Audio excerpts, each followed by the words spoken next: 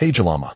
In the sealed space, the figure of Mingren suddenly appeared before the Ninetales, who was watching the show. At this moment, the Ninetales lay with its forelegs crossed, chin resting on them, a very human-like posture as it lounged in the cage, leisurely observing the outside world through Mingren's senses. Most of the Ninetales' attention was focused on the 8-trigram seal on the iron cage that imprisoned it. It was constantly mobilizing its chakra, eroding the seal, striving to break free from the jinchuriki's body and regain its freedom. Thus, it also looked forward to the boy Uzumaki Mingren falling into a frenzy of rage, which would allow it to more smoothly seep its chakra out through the 8-trigram seal.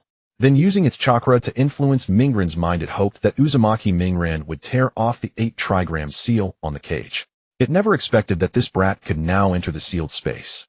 Yet it didn't care much. After all, it had lived for over 1,000 years and had been sealed inside jinchuriki more than once.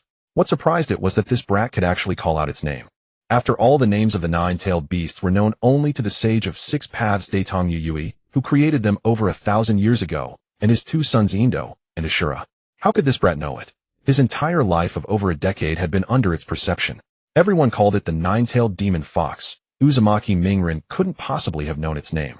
The 9-tail's slightly narrowed eyes flew open, and its 9 tails immediately began to whip around. The instant it heard its name, the 9-tails released its tailed beast's aura, directly pressing down on Uzumaki Mingren before it. It wanted to intimidate Uzumaki Mingren with its aura, to make him spill everything he knew, and above all to seize the chance to regain its freedom. Uzumaki Mingren didn't flinch under the impact of that aura. Pretending. In front of me, a time traveler, what are you trying to act like? Mingren silently grumbled in his heart, but didn't say it aloud. For the sake of his plan, there was no need to provoke that low IQ creature. Brat, how do you know my name? The 9-tails raised its prone body, baring its fangs as it leaned toward the cage. It wasn't that the 9-tails didn't want to stand up. Mingren's body was far too small compared to its massive form. If it stood up, it would be too far away, making it inconvenient to see Mingren's terrified expression, and its intimidation factor would be greatly reduced. It was far too bored in this sealed space, forced to watch helplessly as Mingren was bullied, listening to people curse it as the demon fox. Forget about revenge. Even leaking its chakra out was now a difficult task. Given its temperament, it would have been merciful not to destroy Konoha. After all, it was the 9-tails, known as the strongest tailed beast. Ever since it was grabbed like a chick and deemed too powerful to be sealed, it had lost its freedom and been oppressed by jinchuriki. In over 1,000 years, it had never suffered such humiliation. It wasn't that it didn't want revenge, but it had. A little over a decade ago, it was finally released, but before it could even enjoy itself, it was first controlled by the Sharingan, then cut in half and sealed again into a jinchuriki. Freedom didn't even last a full night, and the rage of being imprisoned had no outlet. What greater humiliation could there be? The only consolation was that it had killed the previous jinchuriki with a single claw, and had also sealed its own tormentor, which eased its heart a little. But it was a pity that it was just a little short. It could have sent that brat away for good, and then it wouldn't have suffered resealing.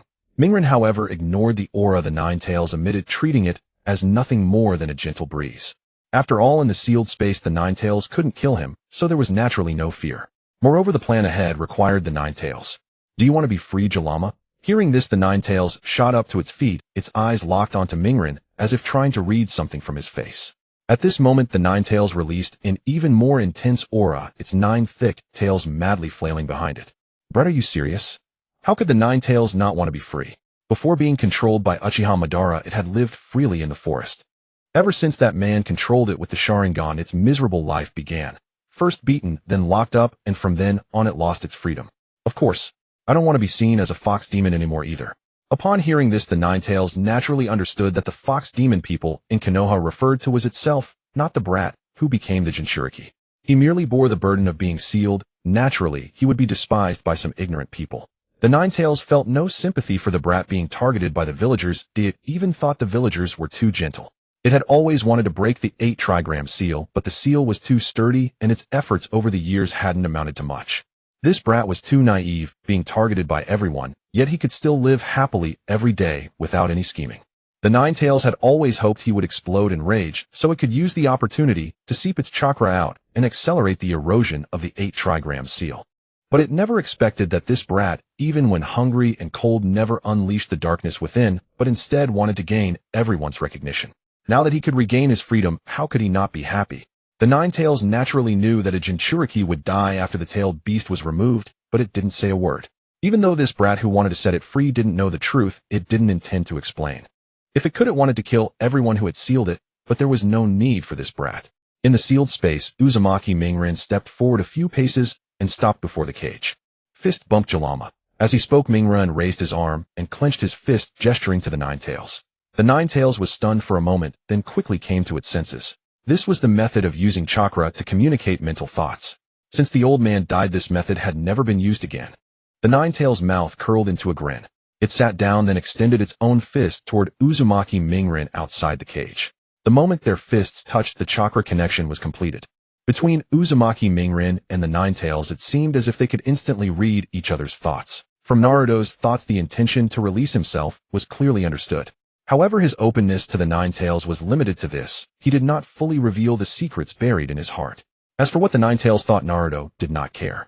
As long as after releasing it, it would not turn around and attack. If possible, he wanted the Nine Tails to spare Iruka, while Mizuki's fate was irrelevant. In the mental conversation, the Nine Tails decisively agreed to Naruto's request. After finishing his instructions, Naruto directly withdrew from the seal space. The moment the mental connection was severed, the Nine Tails was stunned. Wasn't it supposed to be released? Why did that little brat suddenly leave? At this moment, the Nine Tails was burning with rage, believing it had been. It abruptly stood up, roaring at the cage that imprisoned it, its nine tails wildly thrashing behind, as if wanting to tear that brat to pieces. This brat had no sense of honor, sneaking an attack and deceiving this old fox. After exiting the seal space, Naruto put down the scroll of seals he had just learned the multi-shadow clone technique from. Then he glanced at a mark on his palm and made a firm decision. I choose you, Nine Tails. Naruto suddenly stood up, flung the mark on his palm to a spot away from him, and shouted in a very ceremonious. The exposed Nine Tails instantly appeared in the nearby forest. As soon as it appeared, its massive body crushed the surrounding trees, and its 9 giant tails swung, destroying the trees behind, sending wood chips flying in all directions. The Nine Tails' evil chakra instantly filled the space, and the roar of the tailed beast spread in all directions. Mizuki and Iruka, who were confronting each other, were directly frightened to the ground by the Nine Tails' powerful aura and evil chakra. At this moment, Mizuki no longer dared to continue explaining Naruto's background, nor did he want to steal the scroll of seals.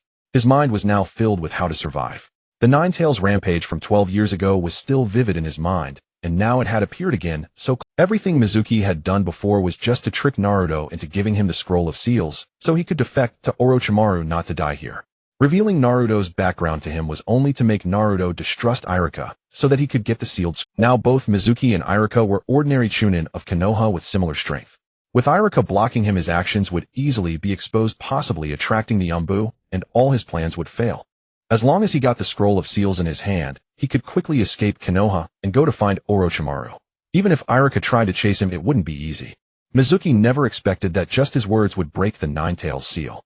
Iruka's performance was also terrible. The sudden appearance of the Nine Tails reminded him of the rampage 12 years ago. His parents had died in that rampage, and he became an orphan of Konoha ever since. Now the Nine Tails had appeared in Konoha again, so close to him, making Iruka's mind go blank and lose his composure. This level of shock made him even forget his concern for Naruto. Iruka had finally managed to let go of his hatred for Naruto, because of the Nine Tails wanting to care for Naruto, who had also become an orphan in the same battle. Now all that was shattered. The question in his mind became, am I going to die? How can I survive? The moment the Nine Tails appeared, besides Mizuki and Iruka, who were closest the strong ninjas of Konoha, also sensed the Nine Tails chakra. Whether they were on missions or about to sleep, they all stopped what they were doing and looked towards the direction of the Nine Tails. Some stood on rooftops, some on treetops, and some activated perception jutsu, all trying to confirm what happened and where the Nine Tails was. The third Hokage, Hiruzen Sarutobi, who had just arranged for ninjas to investigate Naruto's theft of the Scroll of Seals, acted immediately upon sensing the Nine Tails chakra. Just moments ago, he had been worried about whether Naruto would release the Nine Tails, so he had been observing his actions with the telescope jutsu. When he sensed no risk, he sent the ninjas to find Naruto. But he never expected that in just an instant the Nine Tails actually appeared. Originally planning to return to the Hokage's office, relax with the telescope jutsu, and wait for Iruka to bring back Naruto and the scroll, Hiruzen now abandoned that thought. He immediately began organizing the Umbu and other ninjas to prepare to resist the Nine Tails. Earlier, Hiruzen had wanted to use the sealed scroll to find out which aspect of ninja talent Naruto possessed, so he set up this situation through Mizuki. After all, Naruto was the Nine Tails jinchuriki, showing no ninja talent at the academy, but he couldn't waste such a powerful weapon of war, so he decided to test him. Maybe Naruto, who couldn't even learn the 3 basic jutsu, had talent in other areas like Might Guy and could become a specialized jonin.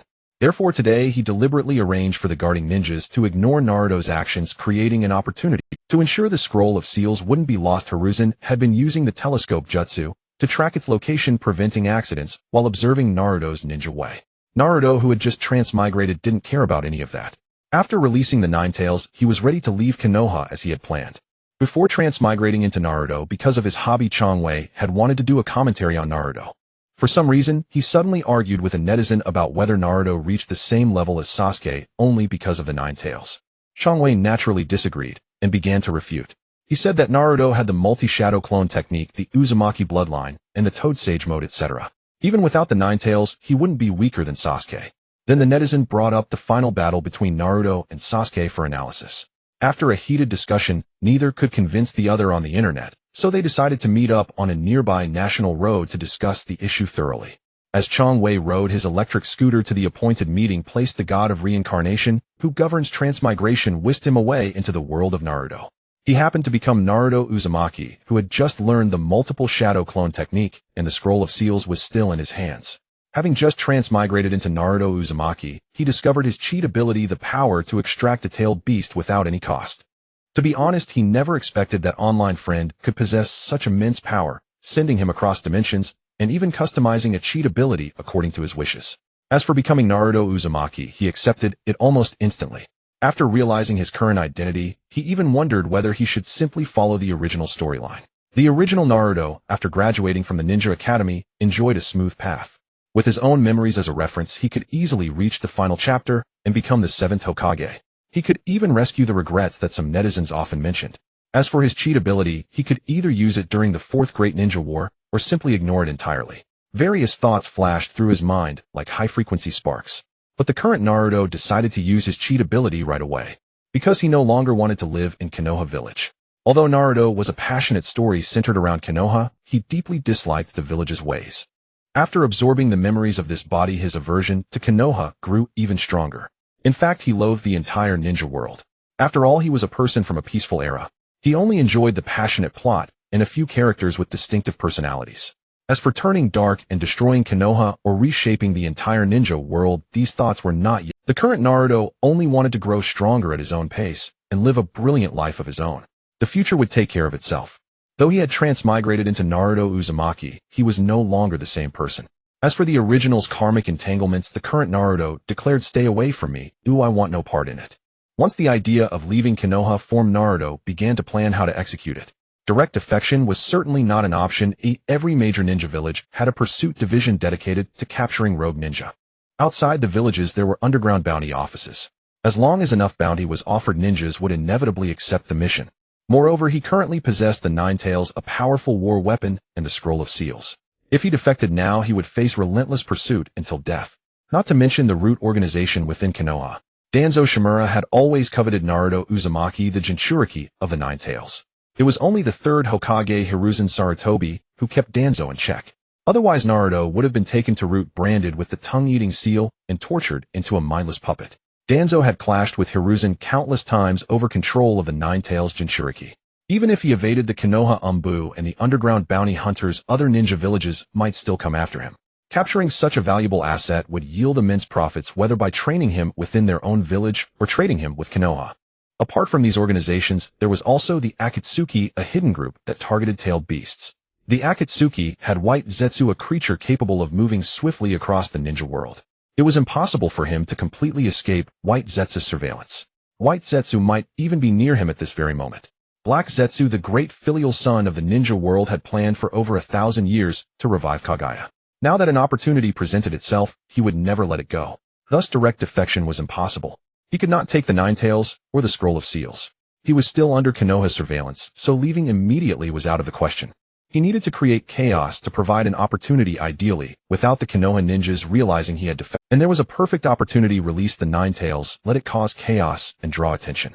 Based on the premise that a jinchuriki dies upon losing their tailed beast, he could cleverly conceal his own survival. After Konoha dealt with the Nine Tails, even if they found Naruto missing, they would likely not care. Since Naruto Uzumaki could not survive without the Nine Tails, there would be no need to waste resources searching. Having made up his mind, Naruto decisively released the Nine Tails, letting it wreak havoc. Yet he felt a pang of reluctance as he looked at the Scroll of Seals. the Flying Thunder God technique, the 8 Gates, the Impure World Reincarnation. All these powerful forbidden techniques were incredibly useful. But clearly he had no time to study them one by one now. Feeling only a slight regret, Naruto dismissed the thought. Taking advantage of the Nine-Tails' appearance, which drew the attention of Mizuki and Iruka, he used the cover of trees to dash away from Konoha. He wasn't sure if he was under the surveillance of Hiruzen Sarutobi's telescope technique. No matter. Since he had already made his decision, even if Hiruzen discovered him, he would now be focused on sealing the Nine-Tails to prevent greater destruction, leaving no energy to pursue Naruto. After losing the Nine-Tails, Naruto felt his body undergo some changes, but he had no time to investigate what exactly had changed. Channeling chakra to his legs and feet, Naruto increased his speed, leaping swiftly across the flat ground and tall tree branches. When he felt he had left the visual range of Konoha ninjas, he paused briefly. Super multiple shadow clone. Naruto crossed his index and middle fingers in a hand seal, forming the boar sign. Instantly thousands of shadow clones appeared. Each clone then used the transformation technique to alter their appearance, scattered in all directions, and ran away from Konoha. Was it his imagination, or did he have more chakra to use after extracting the Nine-Tails? Did the original story? Forget it. He would investigate later. Naruto's current priority was escape. Any matters requiring careful study or recollection of the plot had to be set aside for now. Releasing so many clones served two purposes: first, to scout ahead and detect any ninjas in the direction he was heading. If a clone encountered a ninja, it would dispel itself and send the memory back, allowing the original to avoid the threat. Second, it was a diversion.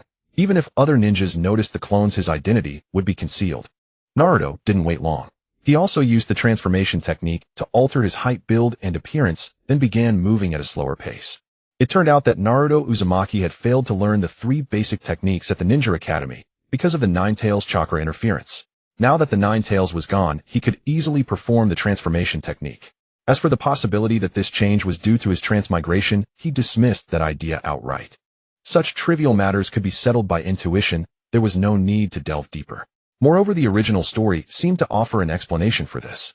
Naruto's speed was slower than that of his shadow clones, allowing him to maintain distance and increase his reaction. When a clone encountered a ninja and sent back the information, the original would have ample time to evade, avoiding exposure of his true location.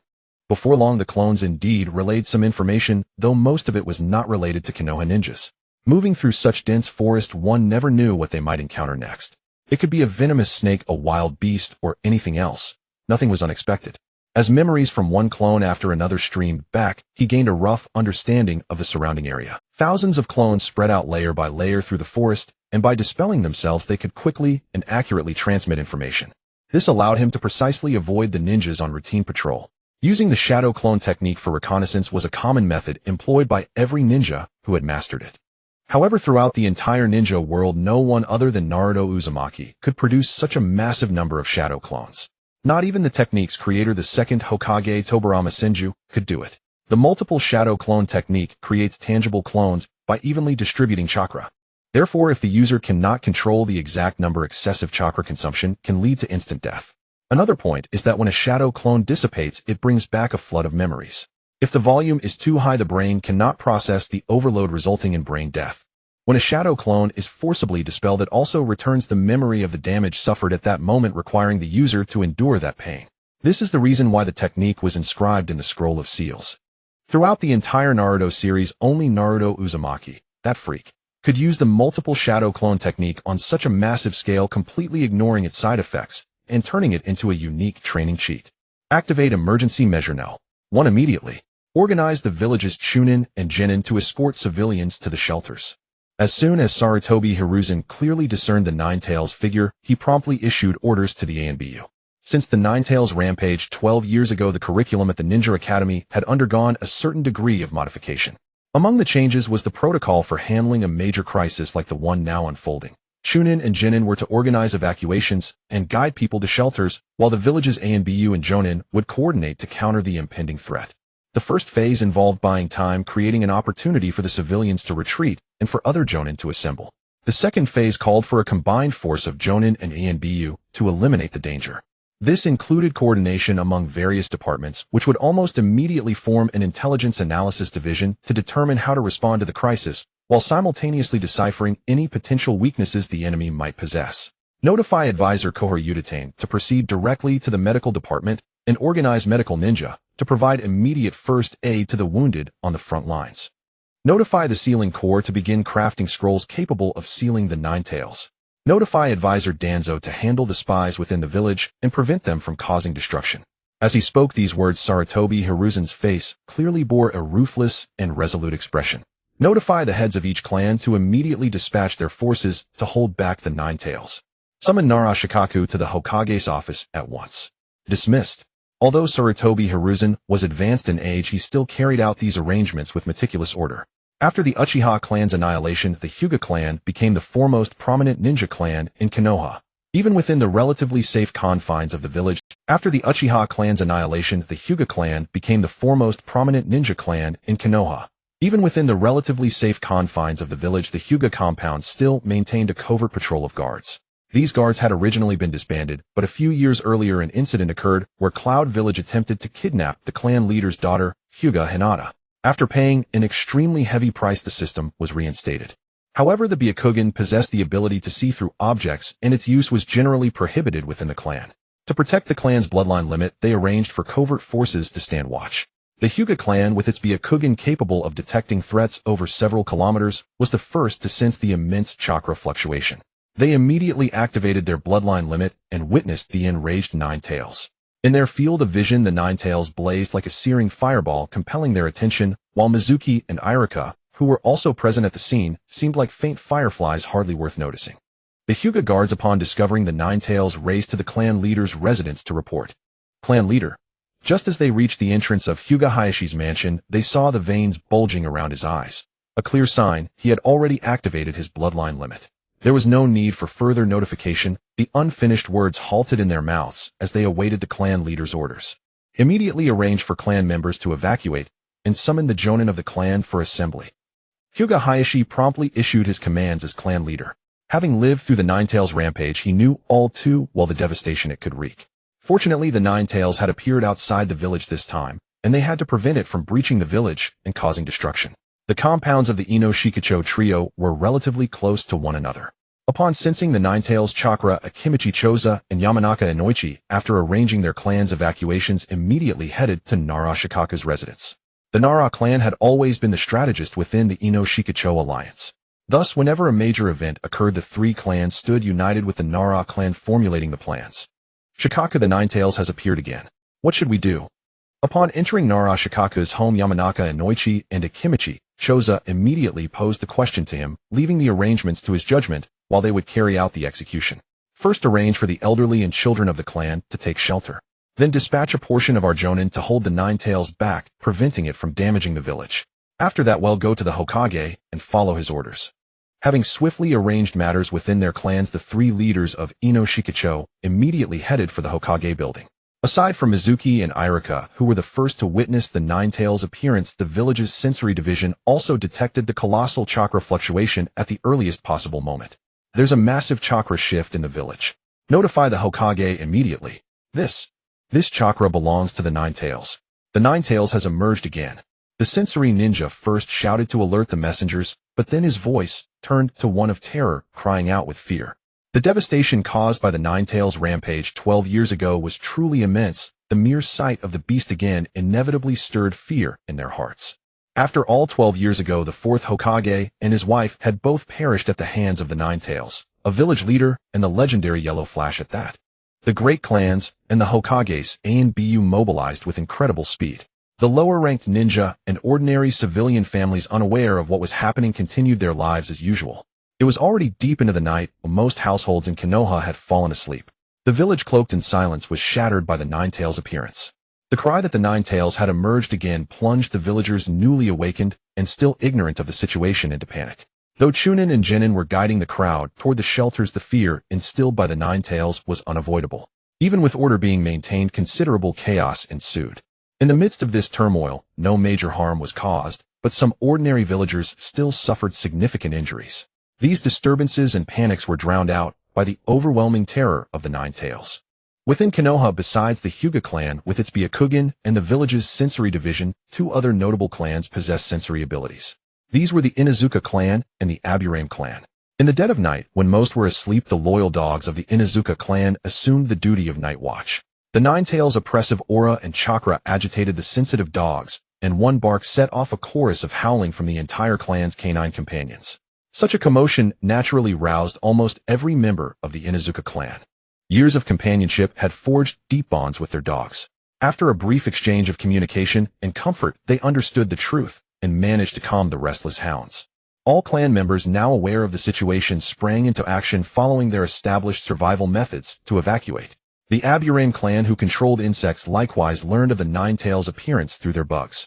Because of their clan abilities, both the Inuzuka and Aburame lived in the outer areas of Konoha, so their evacuation methods differed from those of clans in the village center. Rather than heading to the shelters, they dispersed and concealed themselves in the forests away from the Ninetales. After arranging for their clan members, the leaders of both clans proceeded to the Hokage building. Amidst the village's frantic evacuation, one person seemed to have been forgotten, still sleeping soundly. As the sole surviving member of the once glorious Uchiha clan, after the night of annihilation, only Uchiha Sasuke remained in the entire village. Having lost the clan's powerful members, a 12-year-old child was naturally incapable of sensing the Nine. Moreover, the Uchiha clan had been relocated from the village center to its outskirts following the Ninetales' rampage 12 years ago. After the Uchiha were wiped out, their land lay empty. Furthermore, the clan's reputation in Konoha had been thoroughly tarnished, and ordinary civilians avoided them as much as possible. In such a tense atmosphere, Sasuke was naturally forgotten by everyone. Perhaps Danzo had designs on the last Uchiha orphan, but Uchiha Itachi had specifically warned him before leaving, and Sarutobi Hiruzen had always forbidden him from making contact. Thus, even if he had intentions, Danzo would not risk provoking trouble. In this chaotic situation, Danzo knew what needed to be done. He left a portion of his ninja to guard Root's base, and dispatched the rest to hunt down the spy networks planted in Konoha by other villages. Without Sarutobi Hiruzen's orders, Danzo would have simply withdrawn all his Root operatives to defend. The Ninetales' appearance presented an opportunity for him. The last rampage had claimed the fourth Hokage, Minato Namikaze. If this time it could also take Sarutobi Hiruzen, then in Shimura Danzo's mind the position of the fifth Hokage would be his. The Sannin, the only ones qualified to succeed as Hokage, had all left Konoha. No other ninja had sufficient credentials to ascend to the Hokage's seat. Ever since the Second Great Ninja War, when Danzo lacked the courage to volunteer as the rearguard during Tobirama Senju's retreat, he had lost his chance at the Hokage position. In the subsequent power struggles for the Hokage seat, he manipulated public opinion to bring about Tsukumo Hataki's death, drove Orochimaru away, and during the Ninetales rampage, he ordered all Root members to pull back, watching the fourth Hokage die. Yet despite all his scheming, he never found a path to success. Moreover, as an advisor to the Hokage, he was always constrained by the Hokage himself. Countless times his proposals had been deflected by Sarutobi Hiruzen's simple retort, "I am the Hokage." Left with no choice, he could only vent with a frustrated, "You will regret this." This only deepened his craving for the Hokage's seat. While most people are retreating to avoid disaster, there is always a portion of individuals who swim against the current. Among them are the Umbu, arranged by the Hokage, and a group of ninjas who have organized themselves spontaneously. In order to buy more time for the village to react, they rushed towards the Ninetales without hesitation. The current scene is reminiscent of the Ninetales rampage 12 years ago, taking place in the dead of night. The bright moonlight bathed the earth, providing a faint glow for the ninjas charging towards the Ninetales. The newly emerged Ninetales was still in a fury, but when its body made contact with the surrounding trees, its forepaws sank into the soft grass, and its thrashing tail knocked down tree after tree. It realized it had not been deceived. The Ninetales had truly gained its freedom. Although it did not understand how Uzumaki Naruto had released it without breaking the 8 trigram seal, it no longer cared. In any case, that little brat was about to die, or rather than questioning this issue, it was better to unleash the rage that had been pent up for so many years. The roar belonging to the tailed beast transformed from anger into joy. A massive wave of sound roared across this vast expanse, declaring to the world that the Ninetales had returned. Under the Ninetales' feet, the frightened Mizuki and Irika gradually gathered some courage. They remained vigilant of the Ninetales' movements while slowly backing away. As Chunin trained in Konoha village, they possessed basic ninja qualities.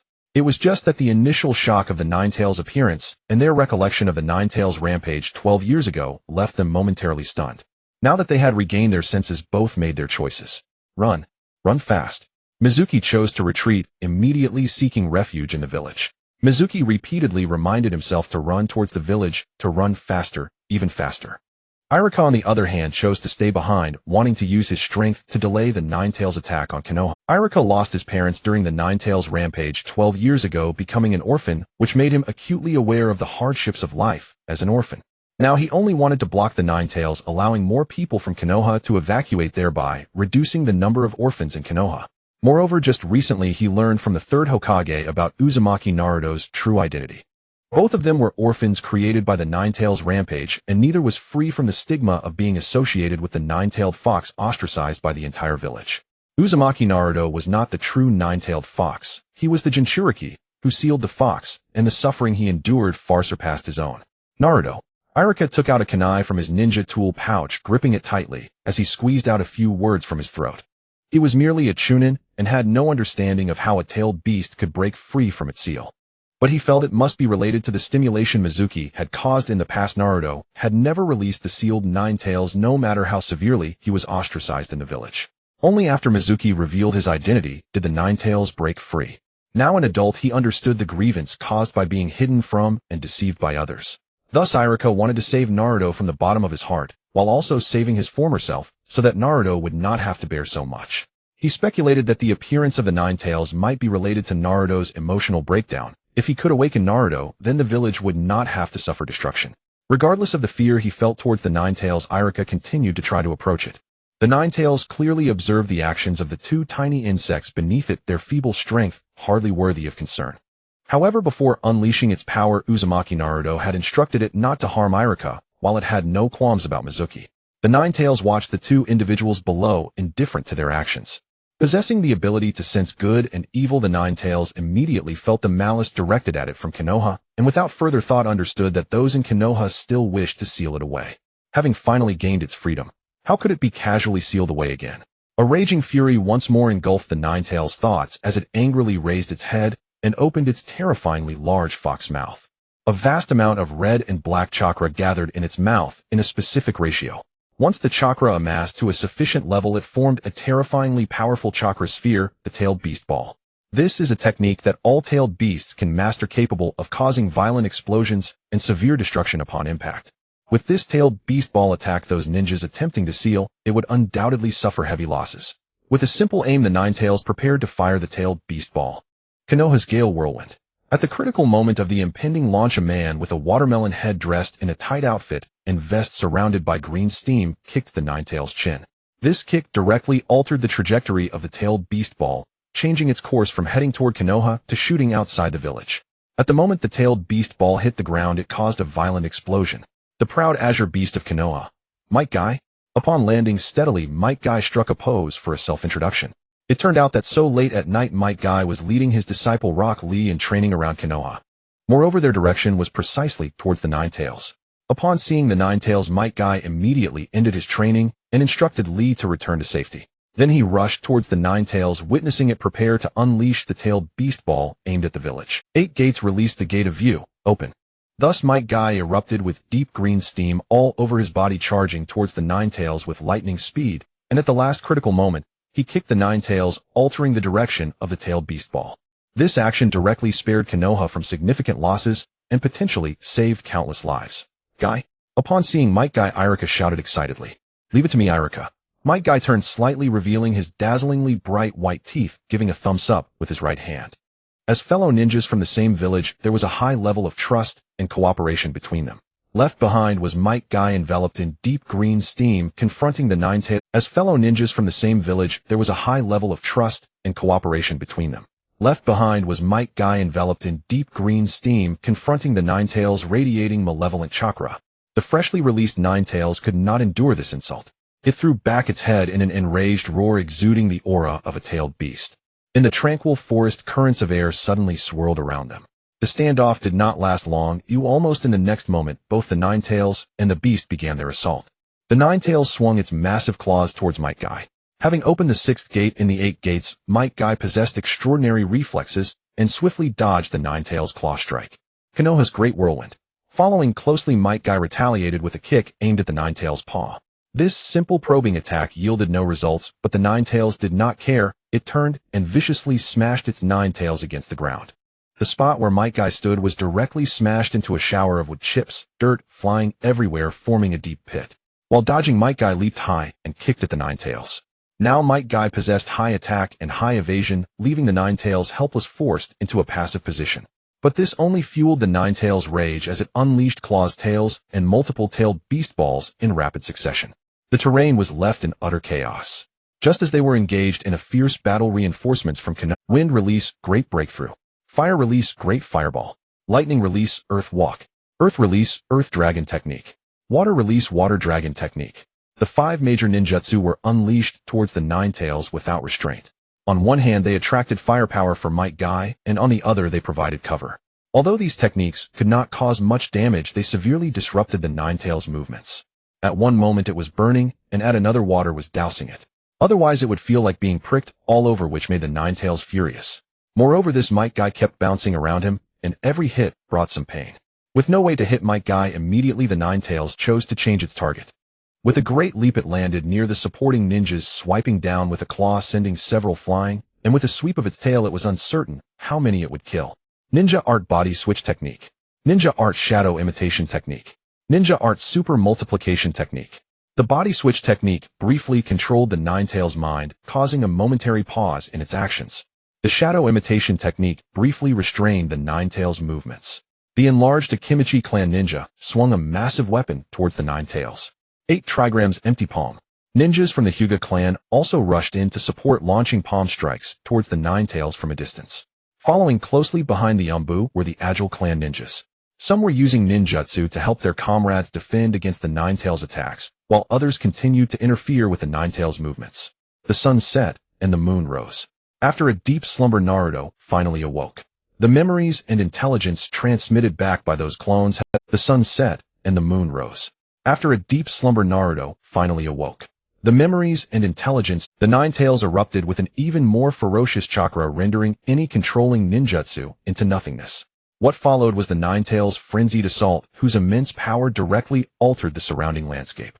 The once lush forest was essentially flattened, the fallen trees were either smashed to pieces or emitting smoke everywhere.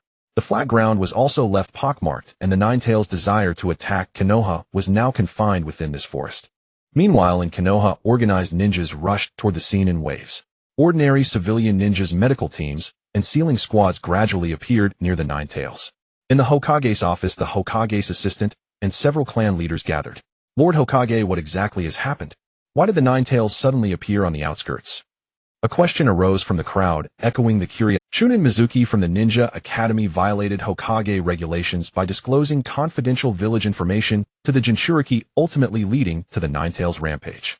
The third Hokage, Sarutobi Hiruzen, did not fully disclose the truth, but only shared his observations and deductions to calm those present. As high-ranking members of the village, they naturally understood what this so-called confidential information entailed, and no one questioned further. Unlike the ignorant villagers, these individuals were well aware of the real situation and did not take rumors. Naruto Uzumaki was indeed the jinchuriki of the Nine-Tails, but he was also the son of the fourth Hokage, not the Nine-Tails demon fox, as the villagers' comments suggested. However, due to the third Hokage's orders, none of those privy to the true information spoke out. Moreover, Naruto Uzumaki had no allies left, the power still lay with the third Hokage, and following his policies was the best course of action. After the death of the fourth Hokage, all of his assets were confiscated by Konoha, leaving no profit for those involved with Naruto. Not targeting Naruto Uzumaki was already seen as a consideration for the fourth Hokage. Only by staying away from the jinchuriki could one avoid the Hokage's ire. The once prominent Uchiha clan was strictly forbidden from contacting the Nine-Tails jinchuriki. If those ninjas aware of Naruto's theft of the sealing scroll were present, the Hokage's office would be even more chaotic.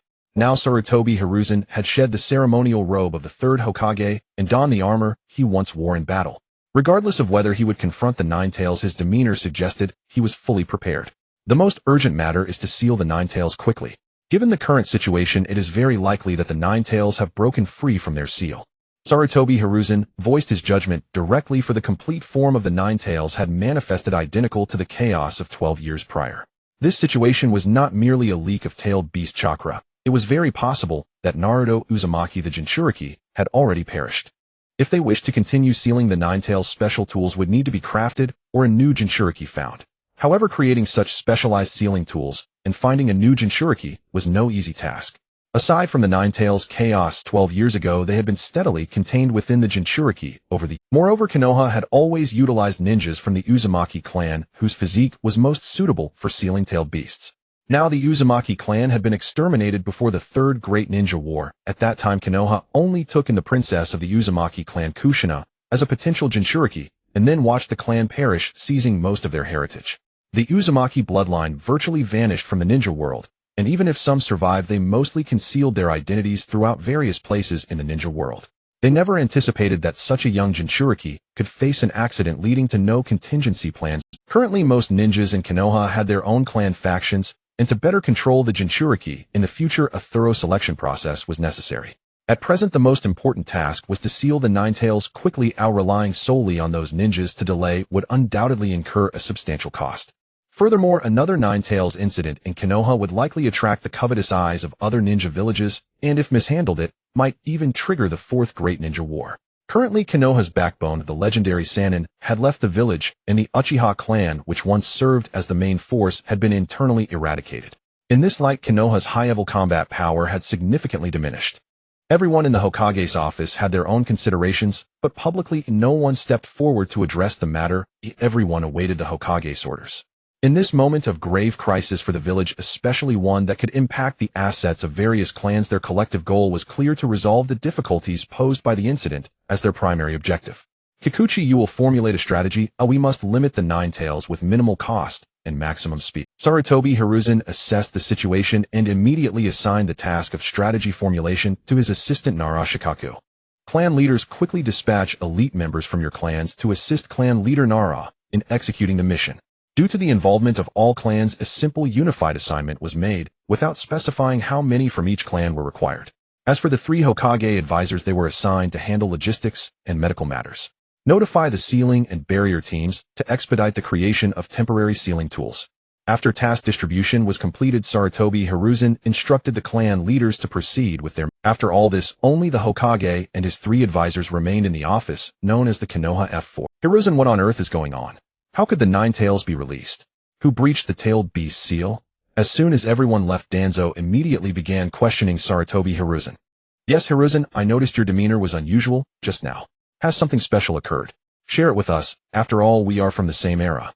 The other 2 advisors also fixed their gazes on Sarutobi Hiruzen, as this was a question they all wanted answered. Unlike the others, Tsunade was a female ninja, and her inquiry might yield a better response. Sarutobi Hiruzen had always kept the Nine Tails jinchuriki tightly under his control, never allowing the 3 of them an opportunity to intervene, even when Danzo repeatedly sought information without success. Having seen the precedent set by Danzo, Tsunade and Mito never pressed Sarutobi Hiruzen on such matter. As long as their own interests were not at stake, Danzo did not promise benefits to them, so they generally remained on the sidelines observing the situation and their relationships with the 4 of them. Additionally, the 4 of them had clearly defined roles. Tsunade and Mito primarily focused on administrative and logistical work, with less need for martial prowess. Having collaborated for so many years, they understood one another well enough not to worry about backstabbing. Seeing his 3 advisors questioning him together, the 3rd Hokage realized this matter could no longer be concealed, let alone from Danzo, who controlled the roots. He immediately expressed his desire to test the jinchuriki's ninjutsu aptitude, using forbidden techniques from the sealing scroll. What? You actually let the Nine Tails jinchuriki access the sealing scroll? What if those forbidden techniques leak? Hiruzen, why didn't you discuss this with us before making such a decision? Upon hearing Sarutobi Hiruzen's explanation, Danzo immediately raised his questions. Hiruzen, this pertains to the sealing scroll. You should have consulted us before deciding. At this point, the other 2 advisors aligned with Danzo, clearly dissatisfied with his actions. I have my own plans. This is to test the will of the Nine Tails jinchuriki, assessing his loyalty to Konoha. Sarutobi Hiruzen provided his explanation, as they would need to continue cooperating in the future, and he could not allow them to remain completely uninformed. I have always said that if the jinchuriki were handed over to the roots, he would have been trained into a qualified weapon, not like now, leading to the Nine Tails rampage. After sealing the Nine Tails this time, I will handle it, or I will definitely not allow the Nine Tails to go out of control. Danzo leaned heavily on his cane, eager to claim the Nine Tails for himself. Having failed to seize it before, he now saw another opportunity, and must grasp it well to bring himself closer to the Hokage position. Impossible, Danzo, I will not hand over the Nine Tails to you. It is an important strategic weapon for the village, and must remain in my hands. Upon hearing Danzo's renewed attempt to claim the Nine Tails, Sarutobi Hiruzen immediately rejected Danzo's claim, without a second thought, just as he had done before, as it had become a habitual response. Hiruzen, the Nine Tails has caused 2 incidents of chaos in your hands. It is no longer suitable for you to handle. Such a situation would never occur in my hands. Having gained the upper hand, Danzo began to press forward as what he said was the truth.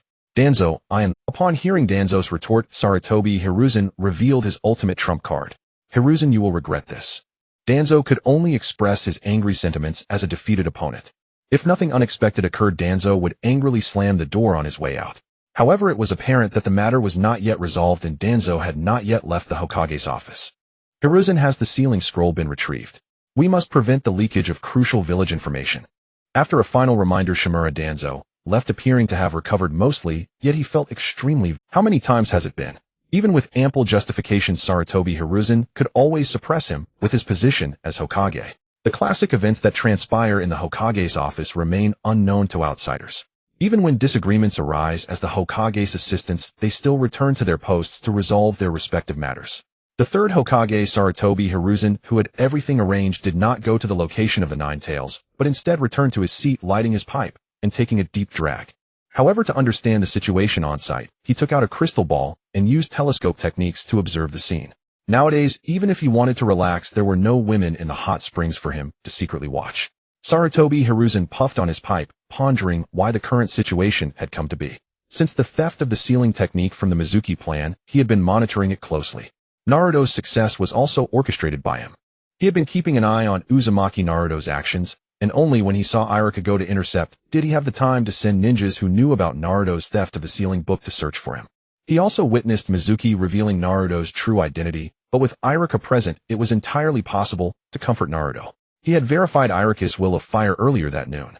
They shared similar experiences, and Iruka had already forgiven Uzumaki Naruto, making it likely that he could guide him back onto the right path. Moreover, Naruto was a child filled with sunshine. The hardships of many years had not altered his desire to become Hokage. At this moment, Sarutobi Hiruzen was completely baffled, and before long the entire Hokage office was enveloped in smoke. Having not fought personally for too long, this former ninja bear had begun to hesitate. With the successful promotion of the third Hokage as the strongest Hokage, he had grown fond of the art of manipulating people's hearts. He sent the village's ninjas to fight on the front lines while he, as the village leader, naturally remained at the rear to coordinate the overall situation. New leaves flew and burned everywhere, providing enough energy for the old leaves to survive longer. Engaging in battle personally would yield a small profit, but now he could simply cut corners and earn much more than he did from previous missions. Nara Shikaku, who received the mission, immediately headed to the command room to understand the current situation. The first batch of Umbu members and the second batch of faster-moving clan ninjas had already begun to engage the Nine Tails. The third batch of civilian ninjas was also about to reach the front lines, with the medical department and command team members arriving one after another. However, the situation on site was not optimistic. The Nine Tails, as the strongest tailed beast, was large, highly damaging, possessed immense chakra, and was basically immune to ordinary ninjutsu, rendering them ineffective against the Nine Tails. However, the damage the Nine Tails inflicted on ordinary ninjas was entirely different. A mere brush from the Nine Tails could injure, and a touch could kill. There was nothing to be done. After all, ninjas are a profession with high attack and low defense. But the high damage posed no threat to the tailed beasts. Only those ninjas who had mastered the body flicker technique could swiftly evade damage, thereby reducing fatalities. Despite this, the Nine Tails had still inflicted significant casualties in such a short time. After understanding the overall situation, Nara Shikaku immediately took command of the battlefield and began formulating relevant tactics. The Nine Tails had fallen into a state of stalemate on the battlefield, completely reminding Uzumaki Naruto. After being separated from the Nine Tails, Naruto immediately began to run, increasing the distance between himself and the Nine Tails and Konoha. Just as he barely distanced himself, he heard a violent explosion behind him. This made Uzumaki Naruto dare not linger any longer. Clearly, he was still within the attack range of the Nine Tails. I don't want to be a casually dead transmigrator, he thought, trying to focus his chakra into his legs and feet to enhance his speed. All the knowledge he had learned in the Ninja Academy that could increase speed was being tapped out at this moment. Unfortunately, due to the lack of family education, Uzumaki Naruto had completely let himself go in the Ninja Academy. Moreover, the interference of the Nine Tails chakra made learning anything more difficult for him than for others, leading him to give up easily. Sleeping in class and skipping classes were common occurrences for Uzumaki Naruto. In practical combat classes, he would only act recklessly, attempting to challenge the top student of his grade.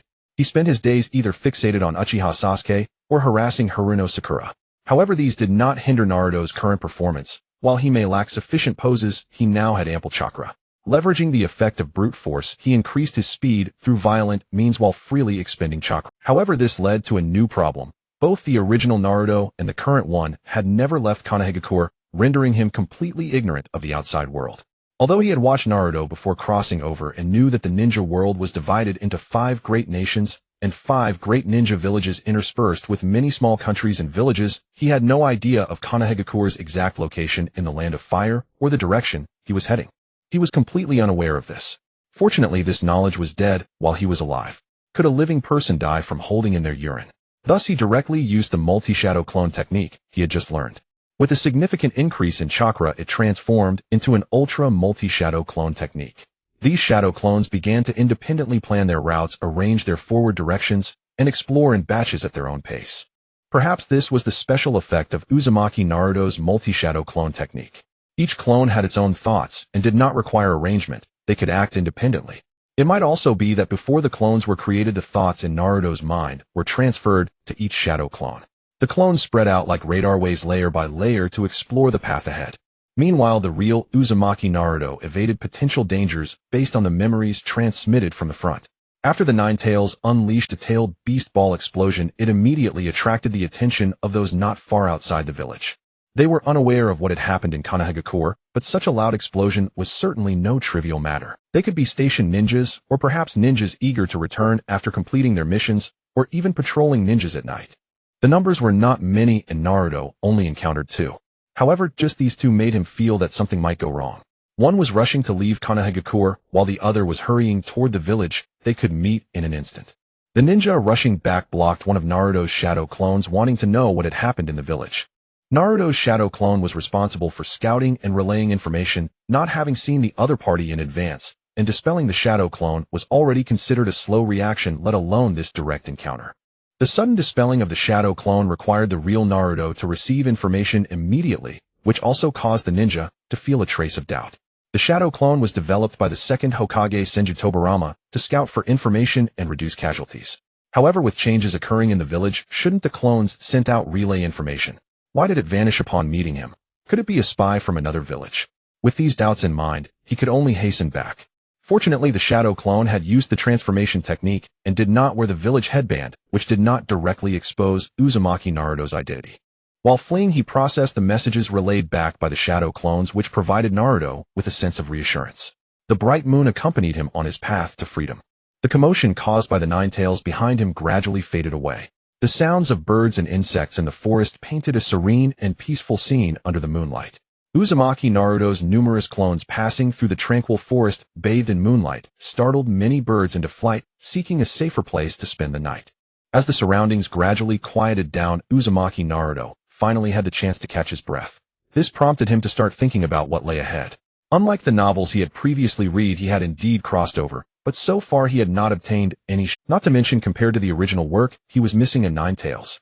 However, he also gained some things. The current him knew the plot, although it had already undergone significant changes due to his actions. Yet it was enough to serve as a reference for planning his future cultivation direction. He would quickly master chakra control techniques, using the multi-shadow clone technique, and then cultivate the Rasengan as his primary means of attack. The next step would be to cultivate chakra nature transformation and develop various elemental Rasengan. In the absence of Jiraiya and Mount Mayaboku, he would attempt to independently develop sage techniques. The specific pace would not differ much from the original work, directly paving the way for himself based on the plot. Moreover, the multi-shadow clone technique was originally a massive cheat. It could accumulate experience at thousands of times the speed of cultivation and could even form an army single-handedly. Once the wind release Rasengan was completed, he could initiate suicide attacks against enemies. Without having cultivated sage techniques, he could not use the wind release Rasen Shuriken, but the multi-shadow clone could compensate for this shortcoming. Furthermore, as a transmigrator, his thoughts were not entirely limited to the original work. If he remembered that he could utilize natural energy to cultivate sage techniques, could he attempt true immortality cultivation? Absorbing natural energy without combining it with chakra directly, using his body to enhance his physical attributes. Was that feasible? Could he use shadow clones to attempt to fuse bloodline limits, or even to create bloodline elimination and bloodline acquisition? Developing Yin release, Yang release, and even Yin Yang release. With the presence of multi-shadow clones, all these ideas could be tested. Uzumaki Naruto's thoughts began to gradually soar. Mingren, you must be alright. Hinata gazed worriedly in the direction of the Ninetales, her hands clasped over her chest, as if in prayer, murmuring the words repeatedly. Although the Hokage had ordered that discussion of Mingren being the Ninetales' jinchuriki was forbidden within the village, the members of the major clans knew the truth of the matter. They merely pretended not to know on the surface, and the children of those clans did not target Mingren like the common villagers did. In fact, they had fairly good relationships with him. Inuzuka Kimichi, Dingxi Nara Luan, and Mingren often slept in class 8 snacks, skipped lessons together, and were always kicked out of the classroom by the teacher. The Ino Shikacho alliance was a staunch supporter of the Hokage. If it were truly a strict prohibition by the Hokage, their children would not have so blatantly defied his orders. And Hyuga Hinata, now the child of the main branch of the village's most prominent clan, had her affection for Mingren written plainly on her face. It was only because Mingren was infatuated with Haruno Sakura that he failed to notice Hinata's special attitude toward him. And Hyuga Hinata, now the child of the main branch of the village's most prominent clan, had her affection for Mingren written plainly on her face. It was only because Mingren was infatuated with her. In this twisted world, bonds seemed to be the most important thing. Uzumaki Mingren. Nara Luan, like his father Nara Shikaku, was extremely lazy yet possessed a remarkably high IQ. Able to analyze the truth from mere details, Luan had already found the answer before others even understood the situation. He still hoped that things would not develop in the direction he feared. After all, they were companions who had joyfully played together at the Ninja Academy. Please don't let anything happen, Mingren. Inuzuka, with his closest dog Akamaru by his side, was also filled with worry. He knew that tonight's disturbance originated from the Ninetales, having heard it from the clan ninjas. Given his current strength, he could not possibly dare to learn the truth. Moreover, their group was farther from the Ninetales' location than the village itself, so he could not see the devastation the Ninetales was wreaking. Although he and Mingren both dreamed of becoming Hokage, and they often caused trouble together, forging a deep bond. As a friend, he was genuinely worried about the other's safety. Mingren, you'll be fine. Next time I'll bring more snacks. Akimichi Dingxi, even when woken in the middle of the night to evacuate, still held a bag of potato chips in his arms, stuffing his mouth with snacks while worrying about his friend's safety. Mingren, though, am always forgotten. Aburame Shino, wearing sunglasses, muttered a string of words that often went unnoticed, but he too was worried about Mingren. As for Uchiha Sasuke, who shared the deepest bond with Uzumaki Mingren, he was sound asleep at home. Ever since Uchiha Itachi had annihilated the clan and cruelly tortured him, his greatest dream was to become strong and seek revenge. Apart from class time, he could only train himself using the methods Uchiha Itachi had taught him. Even if he exhausted himself every day, he never slackened. This slight commotion was nothing to the overworked Uchiha Sasuke. Moreover, his home had long been moved away from the core area of the village. He was the only remaining member of the Uchiha clan in the village, so the Uchiha district was unusually quiet. The unwarranted noise blocked by many obstacles could hardly reach him. Since the Ninetales appeared at night, they were all resting at home and could be immediately taken to the shelters. And since they had not yet officially graduated from the Ninja Academy, they had to follow the arrangements of other ninjas. Being relatively free, they had the leisure to worry about Mingren's situation. Knowing that tonight's chaos originated from the Ninetales, they naturally associated it with Uzumaki Mingren. In stark contrast to their attitude were the common villagers living in the same village. Upon hearing of the Ninetales' emergence again, they were filled with endless terror while cursing the Nine-tailed demon. Such a situation had been achieved because the third Hokage Sarutobi Hiruzen tacitly allowed Danzo to secretly spread the news that Mingren was the demon fox responsible for the Ninetales' rampage. By isolating Mingren from the entire village, the third Hokage could then show him favors, ensuring that Mingren would always be grateful to Sarutobi Hiruzen.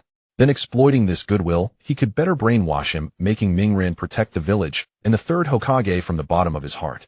Afterward, he arranged for clan members to approach Mingren and forge solid bonds, so that when he grew up he would become the most powerful combat weapon in his hands, firmly under control. Danzo believed that if Uzumaki Mingren was shunned by the entire village, he would eventually have no choice but to submit to him. Danzo and the third Hokage had argued many times, but he never had a chance. The Ninetales will be mine. Shimura Danzo stared fiercely in the direction of the Ninetales, his heart burning with the desire to control it, then forced Sarutobi Hiruzen to abdicate so he could become the fifth Hokage. But he knew it was impossible. Sarutobi Hiruzen would never give him that opportunity. The absence of Sarutobi Hiruzen at the scene made it clear what he was planning. During the previous Ninetales attack, Sarutobi Hiruzen had only used the Monkey King Enma to drive the Ninetales out of the village, then allowed the fourth Hokage and his wife to die in battle. He seized the opportunity to regain power, and this time he simply did not show up. Shimura Danzo knew that he, the root of the village, still had to remain underground. I will become Hokage one day, Hiruzen. Danzo, with a sinister expression, silently stared in the direction of the Hokage's office. One of his eyes, wrapped in bandages, made him look especially malevolent. Of the subordinates he had brought, except for the two guarding behind him, all the others were watching the crowds heading to the shelters, ready to capture anyone who showed any abnormality. All root ninjas were marked with the cursed seal of the tongue cutter, and after selection their emotions were forcibly erased, and they underwent continuous brainwashing to ensure their loyalty. Shimura Danzo hardly concealed his ambitions before root members. He trusted his methods enough to never worry about root members leaking information. The village's high-ranking officials were all aware of Danzo's ambition, and many things were tacitly approved by the Third Hokage. In this twisted world, no one seemed to find anything wrong with it. "Hey Kakashi, are you okay?"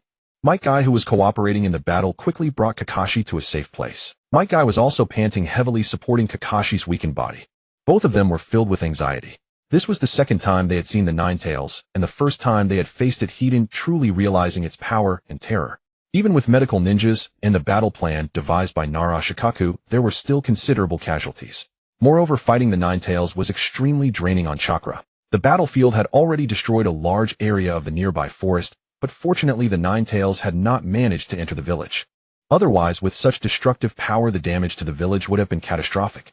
"Don't worry, Guy, I'm fine." Kakashi was very weak, but he would not admit it. Repeated use of the Sharingan and lightning cutter had drained his chakra greatly, and his eyelids were already drooping. "Damn it, you despicable humans." The Nine Tails was still struggling fiercely, but its movements were now largely restricted. The Nara clan's shadow imitation technique and shadow strangulation technique tightly bound half of its body. The ceiling squad scrolls were also being thrown at it without restraint. Earlier it had been constantly harassed by Jinjutsu, which had also consumed a considerable amount of chakra, and many-tailed beast balls had failed to cause any substantial damage. The battle had dragged on from the dead of night until the sky began to lighten, yet the Nine Tails had not been weakened. This high-intensity, continuous battle, however, was taking its toll on the ninjas who did not have the vast chakra of a tailed beast. They had already consumed military rations several times, and for the sake of the village they had to squeeze every drop of chakra from their bodies. "Barrier Squad, go. The rest of you retreat immediately." To weaken the Nine Tails as much as possible and create an opportunity for the Ceiling Squad, they finally constructed a barrier capable of withstanding the Nine Tails' attacks. Only then could the other ninjas catch their breath. Despite the lack of high-level combat power, they had managed to hold the Nine Tails at bay for an entire night and restrict its movements. Perhaps because of the sheer numbers ensuring the Nine Tails' capture, Might Guy had only opened the sixth gate of the 8 gates. The white hue on the horizon rapidly spread across the entire sky. After the darkness before dawn, a new sun finally rose. The sun crawled slowly upward from the edge of the sky, bringing light to those who needed it. Before the Nine Tails, no one dared to let their guard down. They had only limited the Nine Tails' range of movement, not yet succeeded in sealing it. The Nine Tails kept attacking the barrier that confined it, and the barrier squad ninjas struggled to maintain it. After multiple failed attempts to break through, the Nine Tails began preparing a tailed beast ball again. Since everyone had withdrawn from the barrier's range, no one interrupted this time. As the tailed beast ball in the Nine Tails' mouth grew larger, the pressure on the ninjas increased. Some of the weaker ninjas could not help trembling, their hands and feet sweating. The barrier squad members also unconsciously swallowed saliva, instinctively increasing their chakra output to make the barrier stronger. Finally, when the tailed beast ball was large enough, the Nine Tails stopped and suspended it above its head. The next moment, the Nine Tails raised its body and swallowed the entire tailed beast ball, then opened its massive jaws and unleashed a sustained powerful beam of light at the barrier. The beam, with a thunderous roar like a clap of heaven, struck the barrier set up by the ninjas, causing it to expand and deform. Inside the barrier, the Nine Tails' body gradually disappeared into the blinding white light. Outside, the barrier squad members struggled desperately to maintain it. They knew that they had to withstand this attack, otherwise they would all die. Perhaps driven by the instinct to survive, fate seemed to answer them. With a loud bang, a massive pillar of light rose from within the barrier and shot into the sky. The barrier's shape finally restored, and their anxious hearts could finally relax. But to relax now is still too early. Such a violent attack, exploding within a confined space, will indeed cause considerable damage. The energy that has been released creates a commotion that is enough to astonish everyone. For the Nine Tails to gather such a large amount of chakra at once is also a significant expenditure. However, this does not mean that the Nine Tails is completely weakened. Just when everyone relaxed, the barrier began to weaken. A gigantic claw with sharp nails directly pierced through the barrier amidst a tremendous roar. The dust raised by the explosion instantly spread across the battlefield. The joy in the eyes of those ninjas did not last long, swiftly turning into fear and panic. What a surprise! This is... No, this is not surprise, this is shock. Fortunately, their basic qualities as ninjas remained intact, and they quickly reacted. They immediately performed the body flicker technique to create distance from the Nine Tails. The ninjas stationed on the periphery quickly launched an attack on the Nine Tails. At this moment, the Nine Tails was in a state of weakness, and the massive chakra expenditure combined with the majority of the explosive damage it had endured caused its movements to slow down. While those on the battlefield felt a sense of relief, Nara Shikaku, the battlefield commander, did not relax in the slightest. He remained vigilant about the situation on the ground. He might also have fantasized in his heart, is it over? But the experience accumulated on the battlefield told him that the Nine Tails would never be easily defeated. Sure enough, at the slightest movement, he immediately signaled. One could only say that those who survived on the battlefield were not simple individuals. Just a moment ago, they were feeling relieved, and in the next instant their bodies immediately reacted as they should. Even though chakra had been significantly depleted, they formed hand seals to launch another attack. Combined Earth Release, Earth Mountain Technique. A single ninja's strength is limited and cannot contain the Nine Tails, but if they work together, it would be sufficient. Two massive mountains rose from the land on either side of the Nine Tails, directly squeezing it. The recently shaken brain was now buzzing under the pressure of the two mountains. Restricted in movement, the Nine Tails could only tilt its head and roar in anger. Although the Nine Tails was currently in a state of weakness, it still possessed a vast amount of chakra. At this moment, the Nine Tails began to unleash its fury, no longer releasing large-tailed beast bombs, but instead choosing to continuously unleash smaller-tailed beast bombs. There was no demand for precision, only covering fire. Those smaller-tailed beast bombs upon landing triggered a series of explosions. Combined Earth Release, Multiple Earth Flow Wall Technique. Before the Nine Tails attacks could reach them, the ninjas within the area covered by the firepower immediately obeyed orders and activated the Earth Flow Wall for defense. When facing a powerful tailed beast, individual strength is inadequate, thus they resorted to a legion approach, overwhelming it with sheer numbers like a tidal wave. However, on the battlefield, one could only leave their fate to chance. Everyone was prepared for this reality. Wave after wave of ninjutsu surged toward the Nine Tails. As time passed, and the Nine Tails still had not been subdued, those sitting in the office began to feel anxious. They immediately summoned more ninjas for support, this time predominantly Chunin and Jinin, gathering over 10,000 of them. Large sealing scrolls and temporary sealing tools had been prepared by this moment. The ninjas responsible for inscribing the sealing runes quickly brought the completed sealing scrolls over.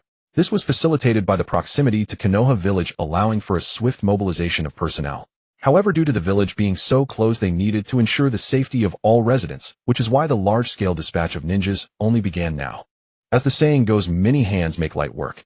This saying is particularly apt in the current situation. Even if these over 10,000 genin were merely a swarm of ants to the Nine Tails, they had now reached a point where they could bite an elephant.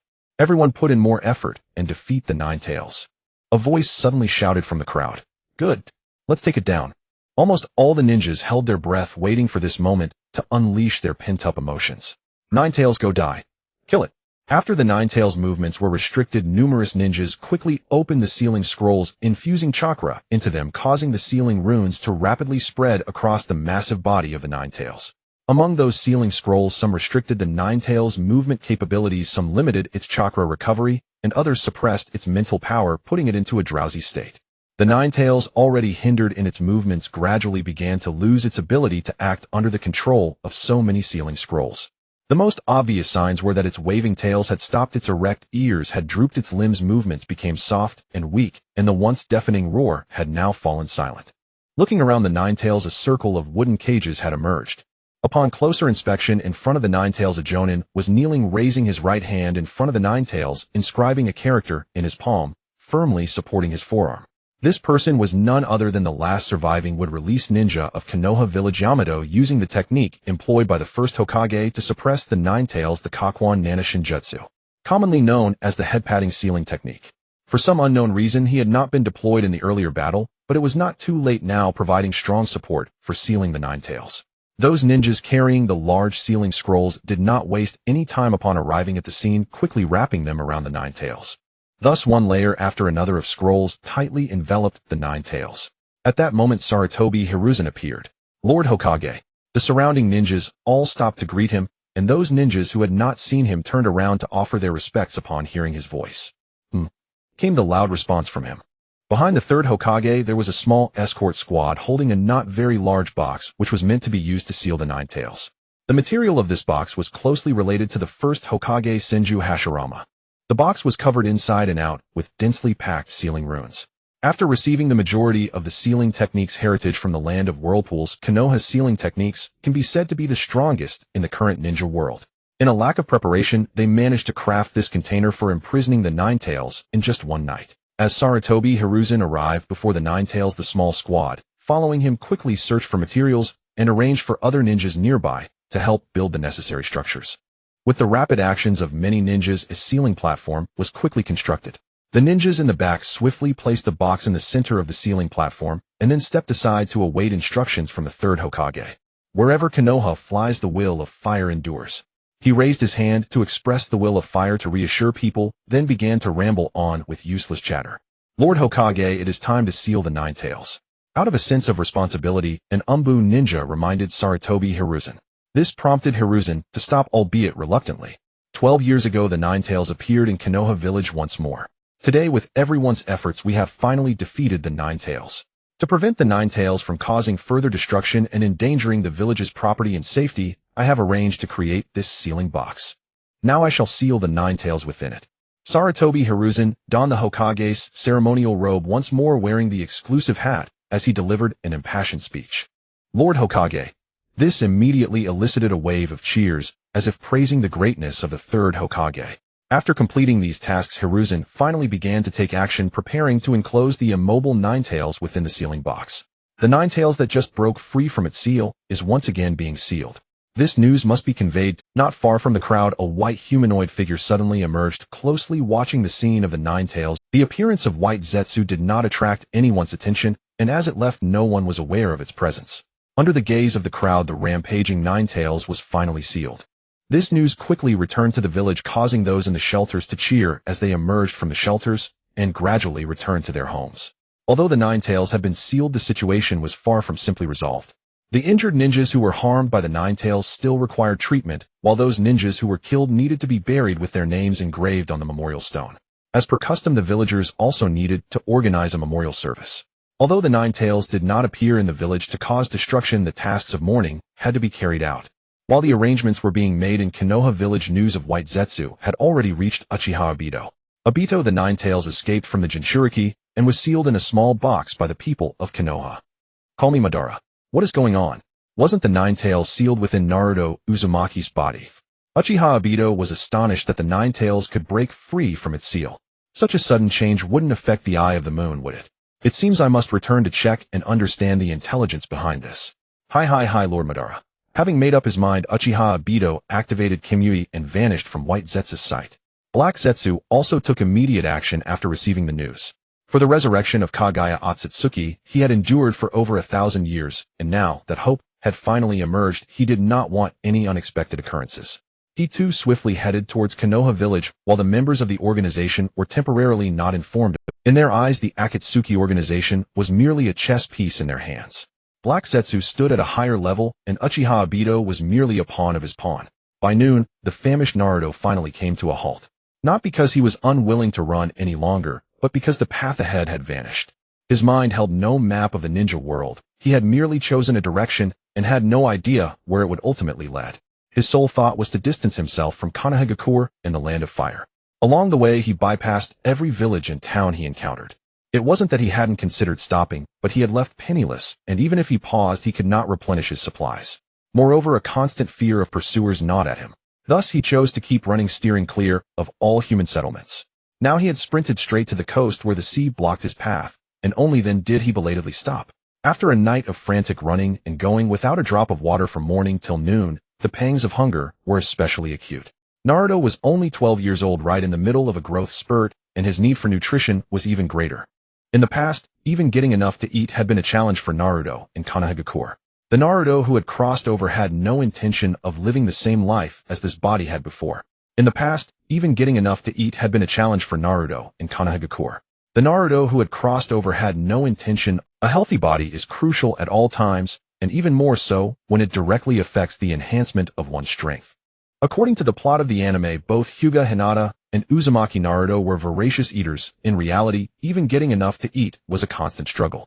Their family backgrounds were vastly different, yet when it came to eating, both suffered from hunger. Hyuga Hinata was a young lady from a prominent family in Konoha where etiquette was strictly enforced. There were specific requirements for her deportment and portion size during meals. To satisfy a big eater like her, a substantial amount of food was necessary. But this clearly violated the noble code of conduct. Overindulgence would inevitably invite scolding. As for Uzumaki Naruto, his living expenses were delivered monthly by the Third Hokage. Moreover, in Konoha there were few willing to sell him food. Sometimes he could not only buy no food, but also faced expulsion and abuse from shopkeepers. Even if someone was willing to sell to him, the allowance from Sarutobi Hiruzen was insufficient to cover a month's needs. The former Uzumaki Naruto had never been taught to cook at home. He survived solely on instant noodles. The memories within this body were truly painful to behold. So it's decided the new life begins with a full belly. Multiple shadow clone technique release. In an instant, all the shadow clones vanished, returning with a flood of memories. The impact of thousands of memories was somewhat intense, but for this body of Uzumaki Naruto, it posed no problem at all. It didn't even cause his vision to go dark. In no time he had sorted through all the memories. Among the vast and chaotic information, he found several extremely useful pieces. Nearby there were villages inhabited by bandits and robbers. Without a second thought, Naruto headed straight for the nearest bandit stronghold. After confirming the distance and direction in his mind, he once again used the multiple shadow clone technique. This time the number was not so large, only a few dozen. They were tasked with locating the stronghold and assessing the number of bandits. Boss, you should treat your clones better. Making us work when we're this hungry. You're worse than a capitalist. Yeah, boss, if you keep this up, we'll end up hanging you from a lamppost. Even clones deserve rights. We're more miserable than beasts of burden. This life is worse than not having crossed over at all. It's been so long, and we haven't even had a proper meal.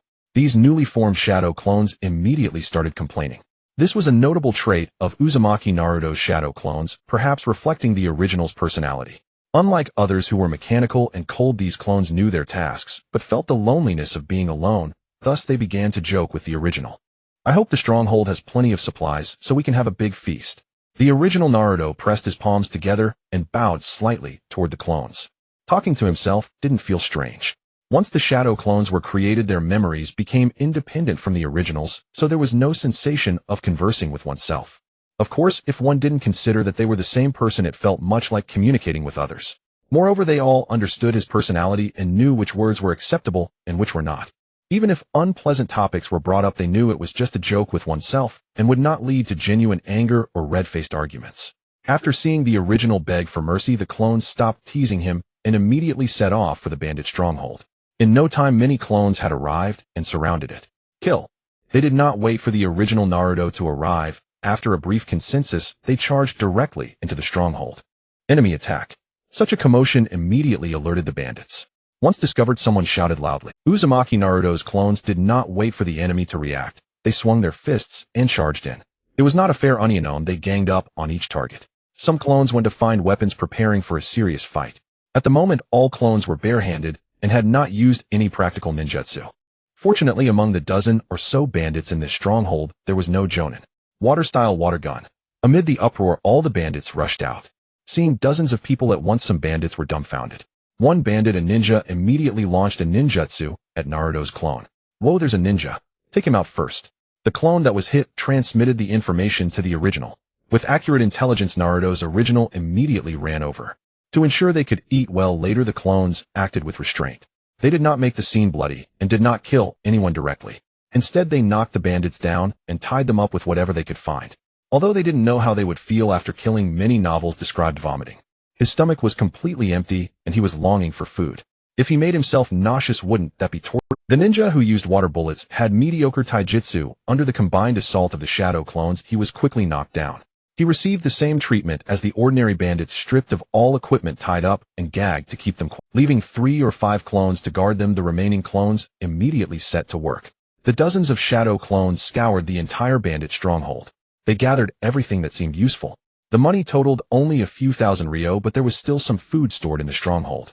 The clones quickly brought out the food and cooking utensils, setting up stoves in the open area. Some prepared the food, others gathered firewood. Each busied themselves.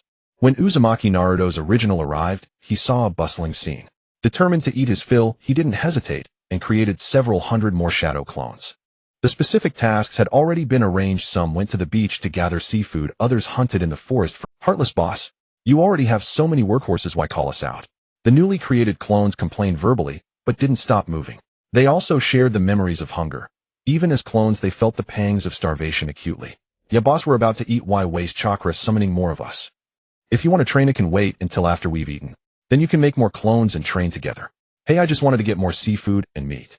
This body needs proper nourishment, lots of protein. Naruto explained to the busy clones. Brothers, let's get a variety of things. Barbecue and hot pot, all of it. Please. To ensure he ate well and fully, Naruto made a modest suggestion after a quick look. Trust us, boss. Oh, we won't let you down. Just rest. ITLL, be ready soon. A shadow clone immediately replied. The stronghold had plenty of tools, including several pots. To fill their stomachs sooner, they used all the pots. At each stove, several clones worked. In the entire Naruto series, when it came to food, probably only the muscle-bound brutes of Kumogakure and the Akimichi clan of Konohagakure stood out. Without proper nutrition, Kumogakure couldn't have developed such muscular physiques. The Akimichi clan, on the other hand, focused on fat accumulation, snacking constantly from childhood, and training the entire family to be portly.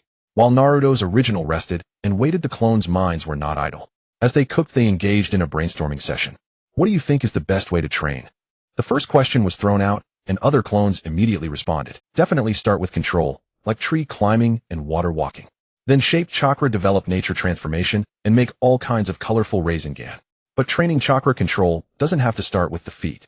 Using hands is easier to control, isn't it? Probably not. The original's physical fitness isn't enough to do a human flag. What are you thinking? You could use your palm or finger to stick a leaf and keep it from falling. That should work similarly.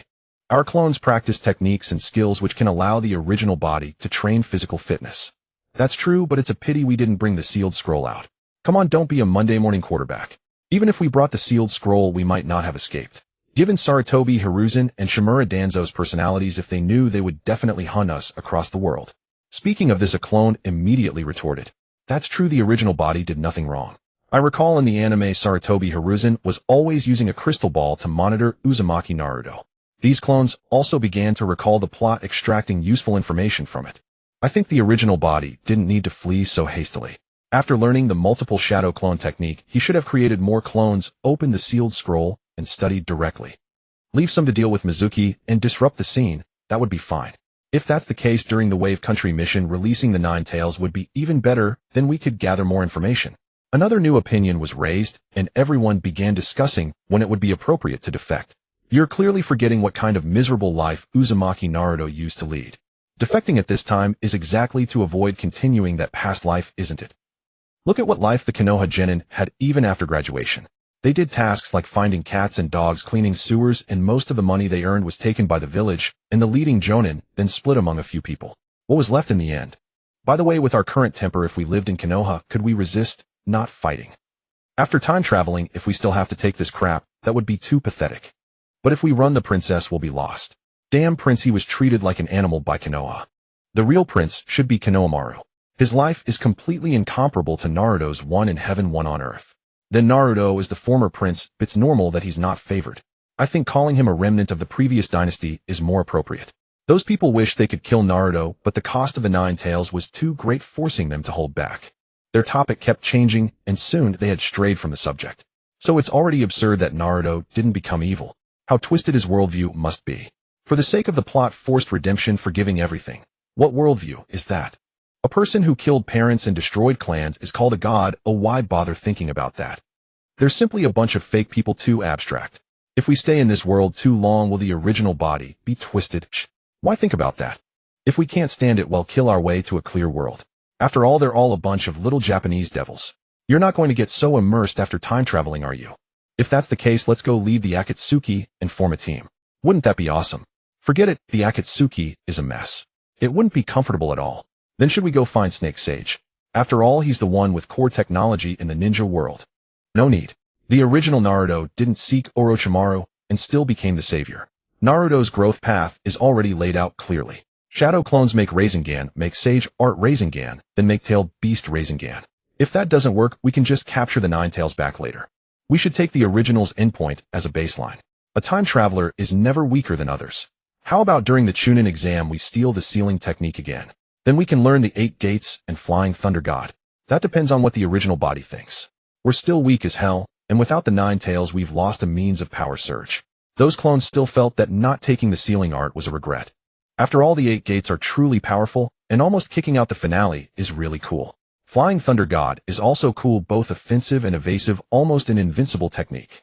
With so many clones discussing it made Naruto feel quite unwilling. Original body time to eat. The original Naruto of this body didn't know how to cook, but now he had decent skills. Not comparable to real chefs, but there's no problem making home-style dishes for himself. Coming, thanks for your hard work, everyone. Naruto joked around, teasing the clones. He leaned over to see that the main dish was noodles. No wonder it was so fast. Stir-fried dishes were also quick, but there weren't many fresh vegetables in the stronghold. However, the second batch of shadow clones was also fast. They soon brought back a lot of meat. Under the joint processing of those clones, they slowly put it into the pot and began stewing. Fortunately, there was still plenty of cooking oil in the stronghold. The fish caught by the clones after quick processing were fried, boiled, stewed, and deep-fried, and soon pots of food were ready. After settling into his seat, the original Naruto began eating heartily. The clones took it upon themselves to serve as waitstaff, quickly serving the original body. Bowl after bowl of noodles went down and dish after dish was brought up, yet no change was seen in Naruto's. Such a large amount of food seemed to be absorbed instantly, not even making his stomach bulge. Some clones watched like spectators, staring at the voraciously eating original Naruto. How much do you think the original can eat? In the anime, Naruto seemed to be the second biggest eater. I remember he ate 40 or 50 big bowls, and he's still hungry. But Hinata is the real big eater. She actually won first place in the contest. Hinata's talent feels wasted. She goes hungry all day, yet still manages to put fat in the right places. It's really hard for her. But Hinata is the real big eater. She actually won first place in the contest. Hinata's talent feels wasted. She goes hungry all day, yet still manages to put. Binge eating isn't healthy, right? Should we let the original rest a bit? We've already time traveled. The body isn't that fragile. Either way, it's better than starving to death. A clone rolled his eyes and said, "Don't think about what kind of life this body used to live. Just being alive is already good enough." Yeah, by comparison, Naruto is the shortest among his peers. How malnourished is he? Now that we have a chance, we need to make up for it quickly.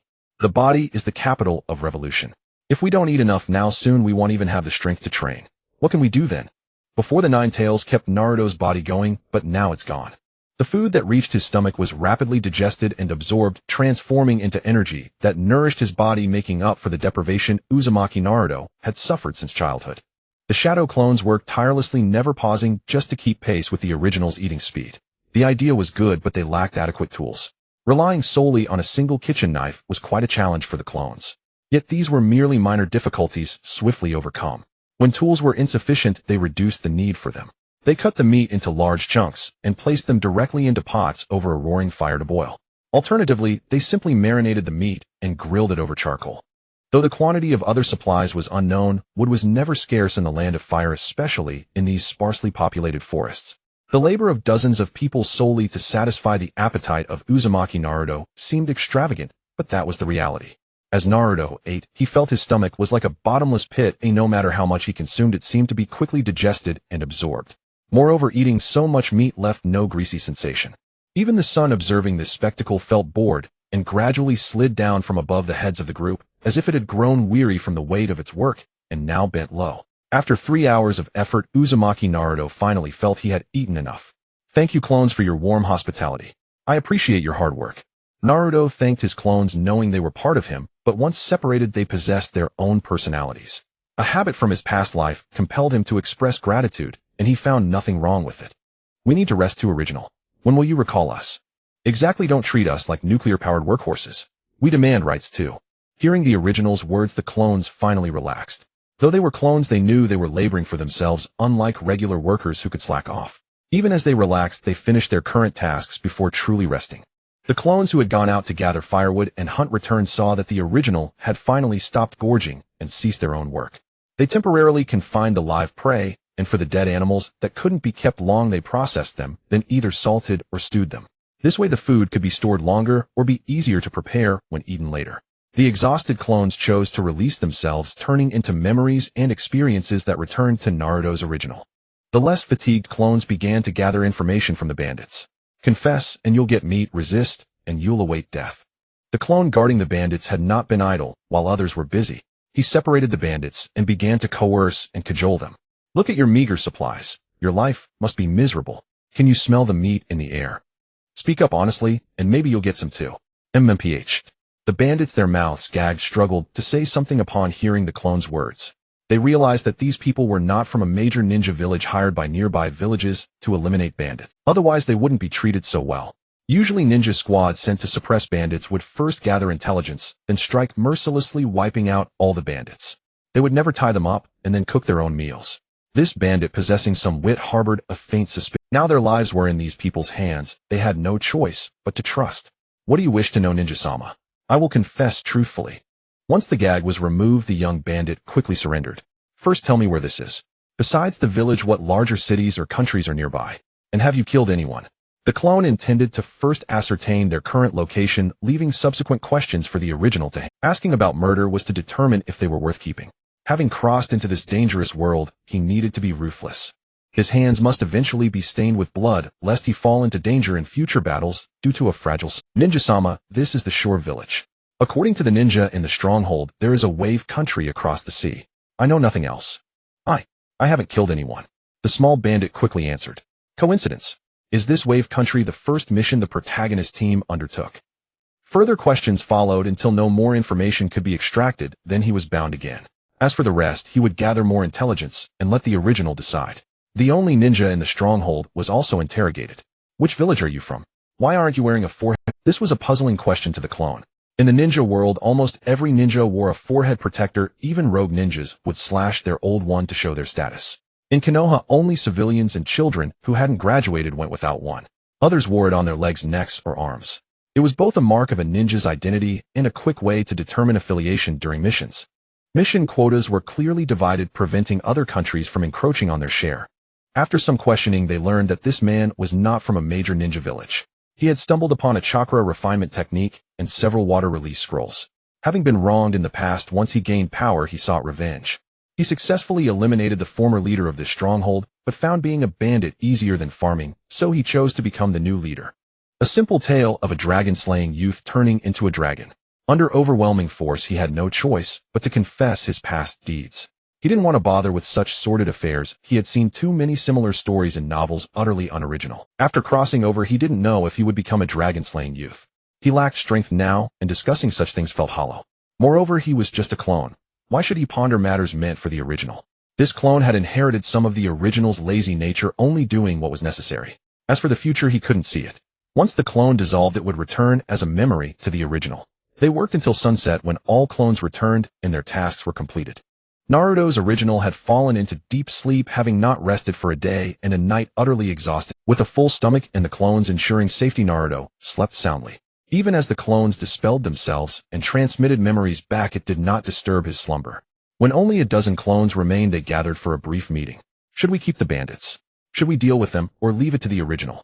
Better leave it to the original. He's resting now.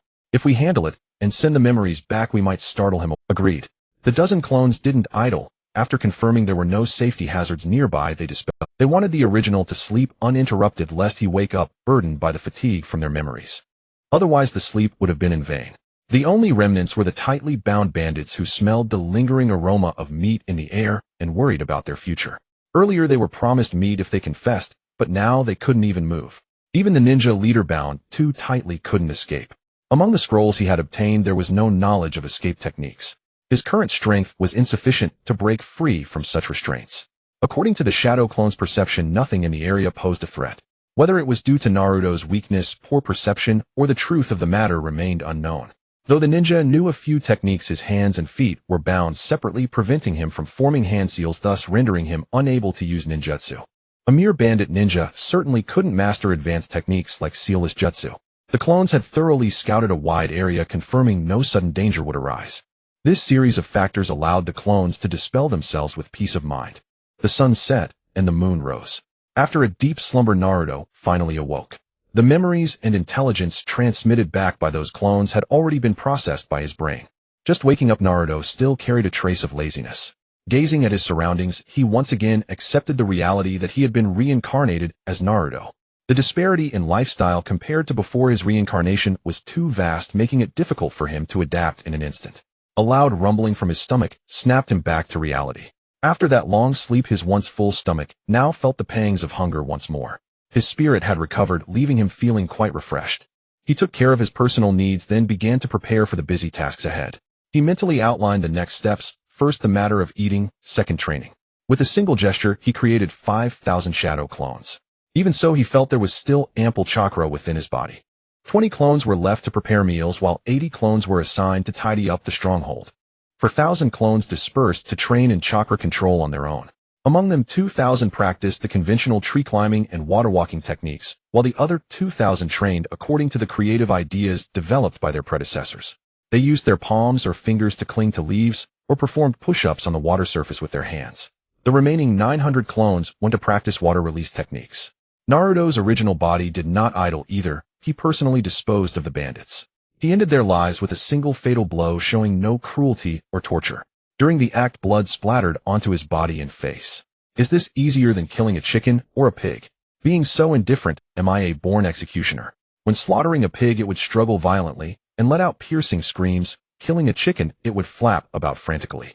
But these bandits, once bound with ropes, seemed resigned to their fate, making the task remarkably effortless. Afterward, he felt no strange emotions in his heart. No nausea, no disgust, nor any sense of unease in his body. How did it feel the first time you killed someone? A clone assisting with the task came forward to ask. Your reaction is off original. You should be trembling in fear or finding a place to vomit violently until you bring up bile. Then you'd have us provide psychological counseling. Another clone, curious, stared at Naruto's indifferent expression, trying to see if there was a psychological issue. Perhaps it was because he knew this was a world where the strong prey on the weak, and what he had just experienced was a trivial occurrence in this realm. After the original had finished, the clones began their cleanup work, burying the bandits to prevent any disruption to their daily lives. The location for the deed was chosen in a remote area to facilitate the final cleanup. After resolving the stronghold's issues, Naruto found a place to thoroughly wash himself, then began preparations for training. The clones responsible for cooking reprocessed the food that had already been prepared at noon, working much faster than before. Before the original even started his training, he had finished dealing with the bandits and washing up and could immediately begin eating. This meal consisted mainly of various meats, which thoroughly satisfied Naruto's appetite.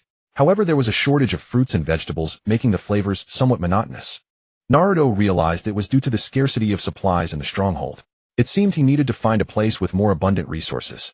Starting from standard push-ups, he moved to wide grip, then diamond push-ups, and finally decline push-ups, each set consisting of 100 repetitions, to prepare food in fixed quantities in the future. Naruto's training began with the basics: push-ups, pull-ups, and squats. He quickly got his blood flowing, accelerating energy consumption. Starting from standard push-ups, he moved to wide grip, then diamond push-ups, and finally decline push-ups, each set consisting of 100 repetitions. Only when he began training did he realize how excellent Naruto's physical condition was. These simple movements posed no challenge whatsoever. In terms of stamina, he was like a tireless monster. Despite engaging in such intense exercise for the first time, his muscles felt no soreness. Instead, his entire body felt warm, especially the areas under exertion, as if soaking in hot water. From his arm muscles to his chest and back, then to his abdomen and waist, and finally to his legs. Under the moonlight, the heat from his sweat rose in steam from his body. The vapor in the cool night air dissipated into white mist. His clones were constantly preparing for logistics. They handed him water-crafted tools, arranged training plans, and monitored the original's physical condition. Though not highly professional for the original, who had handed his brain over to his muscles, these clones served as his external mind, arranging everything meticulously. Apart from the intense training of the original, the most lively group was the traditional tree-climbing team. Some clones cautiously tried walking up the tree trunk, while others used a sprint to run up, then gauged how much chakra to output. Next were the creative group, who attempted push-ups on the calm water surface, causing splashes. Those practicing with leaves nearly stripped the leaves bare. Leaves placed on their palms either tore through holes or scattered everywhere. The quietest group was the one training in ninjutsu, with fewer clones, most of whom were focused on improving their hand-seal speed. Even though he had created 5,000 clones at once, each clone still carried a substantial amount of chakra. To draw out the precise amount needed from such a vast reserve was a considerable challenge for these clones. A careless release of too much chakra was no problem for the clones, but it wreaked havoc on the nearby plants. Some large trees had their bark pitted and scarred, the result of too much chakra being released at once. Those clones jumping from branch to branch were unable to cling firmly to the trunks because of insufficient chakra. The same principle applied to the shredded leaves and those dancing in the air. The group showing the most visible progress was the one practicing palm pressing on the water surface. From initially causing water to splash when placing their palms on the surface, they gradually progressed to as the water surface calmed, they increased the force applied by their palms pressing down, while simultaneously controlling chakra to maintain the water's surface stability and provide greater buoyancy. Relatively speaking, controlling chakra in the hands was much easier than in the feet. Moreover, the feedback from the hands was more sensitive than that from the feet. They started with one hand, aiming to stabilize that hand before extending to both. After accumulating sufficient experience, they would apply it to other parts of the body. Even as the moon hung high in the sky, they continued their fervent training. The air was filled with the aroma of food as the shadow clones were preparing the next meal in advance. The food here can't satisfy the original's needs. Where should we go next? The logistical clones began discussing future plans. This problem was obvious. If they just wanted to fill the original's stomach, it was no issue. Whether by hunting in the forest or fishing in the sea, they could meet his needs alone. But there was a severe shortage of oil, salt, various seasonings, as well as fruits and vegetables. The original couldn't live on seafood and meat alone. His diet had to be expanded. Let's first search for a relatively large town nearby, or make some temporary supplies in a village. This was only a short-term plan. It would inevitably be adjusted later. Once the original's strength improves, we can directly take over the Land of Waves. That Gato must have a lot of money.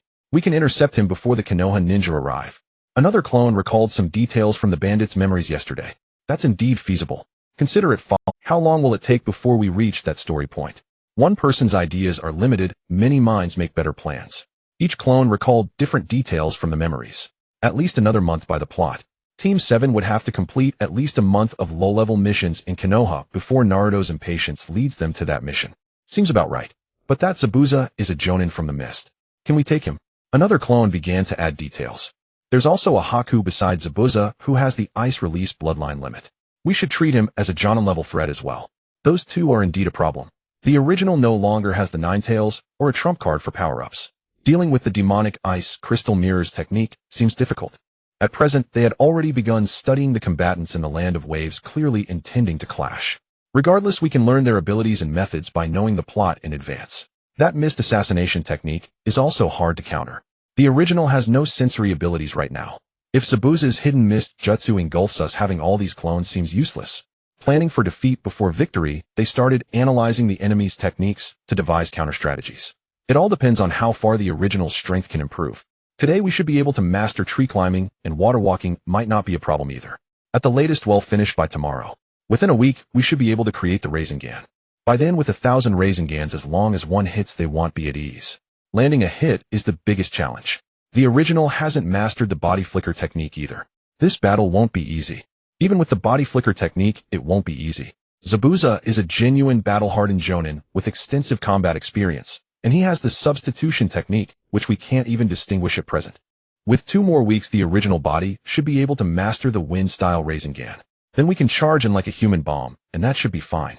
The wind-style Rasengan is the precursor to the wind-style Rasen Shuriken, having already achieved both form and nature transformation of chakra, but it cannot be thrown. The damage inflicted by the wind-style Rasengan also poses a serious problem for the user. According to the story, when Naruto Uzumaki first used the wind-style Rasengan, he destroyed one of Kakuzu's hearts, but also crippled his own arm. If not for Tsunade, Naruto would have lost an arm. Wind nature causes cutting damage, and when added to a Rasengan, it creates countless tiny barbs upon impact capable of destroying every cell. Thus, until Sage Mode is achieved and the Rasen Shuriken is developed, they must rely on these clones to exert force in combat. Fortunately, the Rasengan is a sealless jutsu, easy to activate. During battle, if one gets close to the enemy, it can inflict massive damage quickly. However, without the Flying Thunder God technique, landing a hit on an enemy is a difficult problem. Moreover, once an opponent sees this technique, they instinctively keep their distance. No fool would simply stand still. A swarm tactics won't work well either. We'll be fighting on their home turf. To achieve a one-hit kill, the Rasengan must be developed into an instant cast technique. Slowly forming the sphere won't do. After all the analysis, they discovered that the original body was riddled with weaknesses. He had almost no combat experience, no ninjutsu reserves except for the Rasengan, and even his taijutsu was unimpressive. His only advantage was an immense amount of chakra, allowing him to create numerous shadow clones for swarm tactics. But against true masters, such tactics are largely ineffective. An opponent only needs to unleash a Wideria high-damage ninjutsu to wipe out all his shadow. We don't have to fight them hidden. If we lure away the 2 main combatants, we can directly take down Gato. Another clone proposed a new idea. A bit delusional, isn't it? If we kill their employer, won't they come after us? And given Gato's wealth, we can't exactly transfer it quickly. Then let the original body continue to hire Zabuza or split Gato's wealth with them. Give it up. Want to try Naruto's talk no jutsu. And if we do that after Zabuza kills the original, all the wealth becomes his, and he can do it with even more legitimacy. Then can we recruit Zabuza? A timid question came from a corner. I think it's tough. After transmigrating, the original is no longer that hot-blooded fool. The key is, what do we have to offer for him to become our subordinate? Why would two jonin follow a genin? Compared to using brains, it's definitely easier to just eliminate them. This statement immediately won approval from many shadow clones. When one possesses both superintelligence and superpower, superintelligence tends to directly resort to superpower. All plans become unadorned under the auspices of superpower. The problem now is that they have neither superintelligence nor superpower, but they are in the process of trying to acquire superpower. The original body and his numerous shadow clones continued to strive relentlessly toward this goal.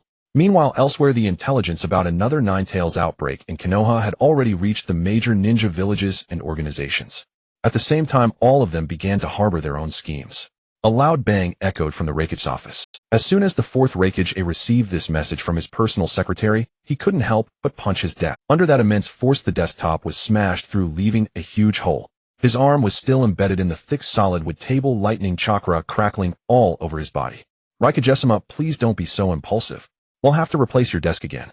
The village's finances aren't meant for this. Mabui complained helplessly. Despite the Raikage's immense power, no matter what she said, he could never break his habit of smashing desks. For the sake of the Raikage's desk, the village had even set aside a special budget. Immediately assemble two Zero Ninja and apply pressure on the Land of Fire's border. As soon as Konoha showed signs of weakness, he bared his fangs. Konoha had been too soft these years. Since the end of the Third Shinobi World War, as the victor, they hadn't demanded reparations from other villages. Moreover, one of their key combatants, the fourth Hokage Minato Namikaze, died in the Ninetales attack. Another Uchiha Shursui, who earned the title Shursui of the Body Flicker during the Third War, also perished in Konoha's internal strife. The renowned Uchiha clan in the ninja world was annihilated by their own people, leaving only a single lonely teenager. The legendary Sannin had also left for various reasons, and one of them was even branded a rogue ninja and hunted worldwide. During a previous probing attempt, they had nearly obtained the corpse of Hayashi Hyuga, the head of another major Konoha clan, the Hyuga, by sacrificing a dying jonin. However, they hadn't expected that Hisashi Hyuga, the clan head's younger brother, would choose to die in his brother's place. A single misstep had cost them the Byakugan bloodline. And now Konoha's tailed beast had gone on a rampage within the village, and it took them so long to reseal it. Wasn't this all sending a message of Konoha's weakness to the outside world? 12 years ago, shortly after the Third Shinobi World War ended, Konoha had experienced a Ninetales rampage, but it was quickly resealed. At that time, the war had just concluded, and all major villages were severely weak and busy licking their wounds and unable to continue the war. Even with such an opportunity, they had to let it pass. Now a new generation had grown up in the villages, and they once again possessed the strength to wage war. Even if a full-scale war didn't break out, they could use this chance to extort benefits from Konoha. The Land of Fire occupied the best territory in the world, vast and resource-rich.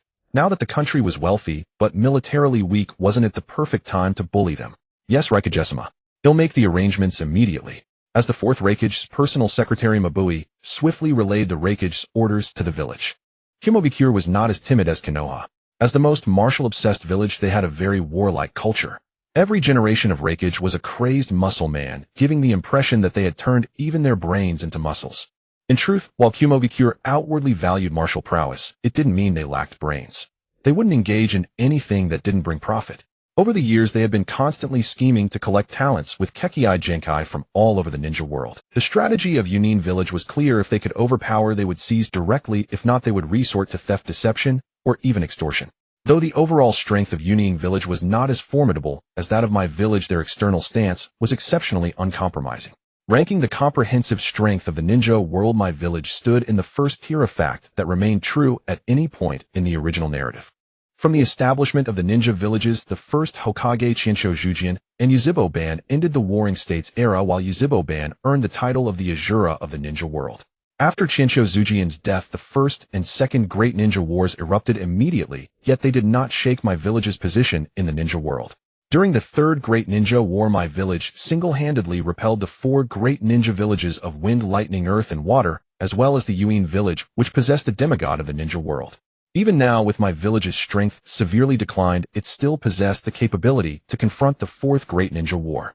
Occupying the second tier were Yunin Village and Yining Village, each possessing two-tailed beasts, both of which could be effectively utilized on the battlefield. Among them, the eight-tails jinchuriki Kalabi was the only perfect jinchuriki in the human realm capable of complete tailed beast transformation.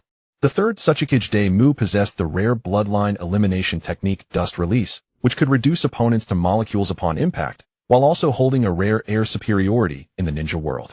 The fourth Hokage AI without the Flying Thunder God technique was arguably the fastest in the ninja world. He also boasted the highly defensive Lightning Release armor, extraordinary physical prowess, and the spear-like one-finger strike, considered the ultimate offensive weapon. The third tier comprised Shang Village and Wuying Village. Shang Village was so impoverished it was nearly eating sand, and Wuying Village had been almost completely decimated by Ebido. Yet they remained major ninja villages under the 5 great nations. Even at the bottom, they were not to be trifled with by smaller villages of lesser nations. The Shao organization of the Rain Country was not included in this ranking. The strongest member Pain could single-handedly annihilate a major ninja village. Conan, with elite Jonin-level personal strength, possessed 6 billion explosive tags, enough to destroy a major ninja village as well. As for the other members, most possessed cage-level strength capable of wiping out a small nation individual. Even the weakest member Zetsu summoned a force of 100 during the 4th Great Ninja War, a number sufficient to wage war against any major ninja village. However, the Shao organization never fought as a full team, and they were plagued by a curse of certain death upon removing their clothes. The 4th Hokage of Yuniying Village was assertive, and his subordinates were no less formidable. Once the Hokage issued his orders, they immediately set to work. First, they reinforced their forces along the border of the Fire Country, applying psychological pressure on my village. Whether or not conflict would erupt, they had already made their stance clear. Simultaneously, along the border between the Lightning and Earth countries, they also increased troop numbers, ordering border ninjas to remain vigilant.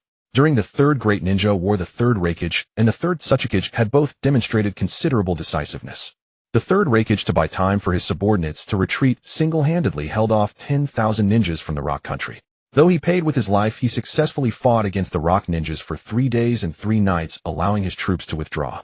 Though the exact extent of the losses was unknown, it was undoubtedly substantial. These 2 villages had forged a blood feud, and they would remain absolutely vigilant against each other's every move.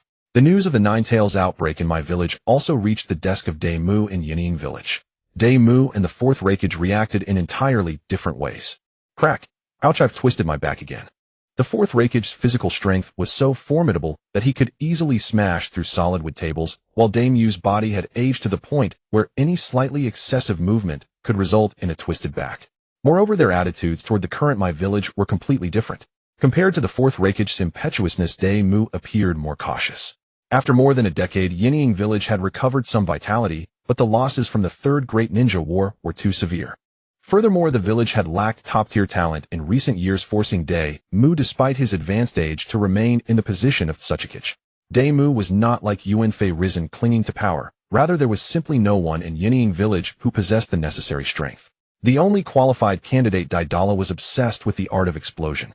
To avoid harming the village's inhabitants, he was kept outside the village. However, he was lured away by a member of the Shao organization, leaving Daimyo feeling even more bereft of successors. To reduce losses during missions, many high-risk or difficult tasks were directly outsourced to the Shao organization, which further slowed the development of Yuniying Village's strength. Naturally, Daimyo wished to seize a share of the turmoil in my village, but the situation in his own village left him feeling helpless. Teacher, please move slowly. Shitu, with a simple and honest face, immediately stepped forward to support Daimyo. Huangtu increased the number of garrison ninjas along the border of the Lightning Country.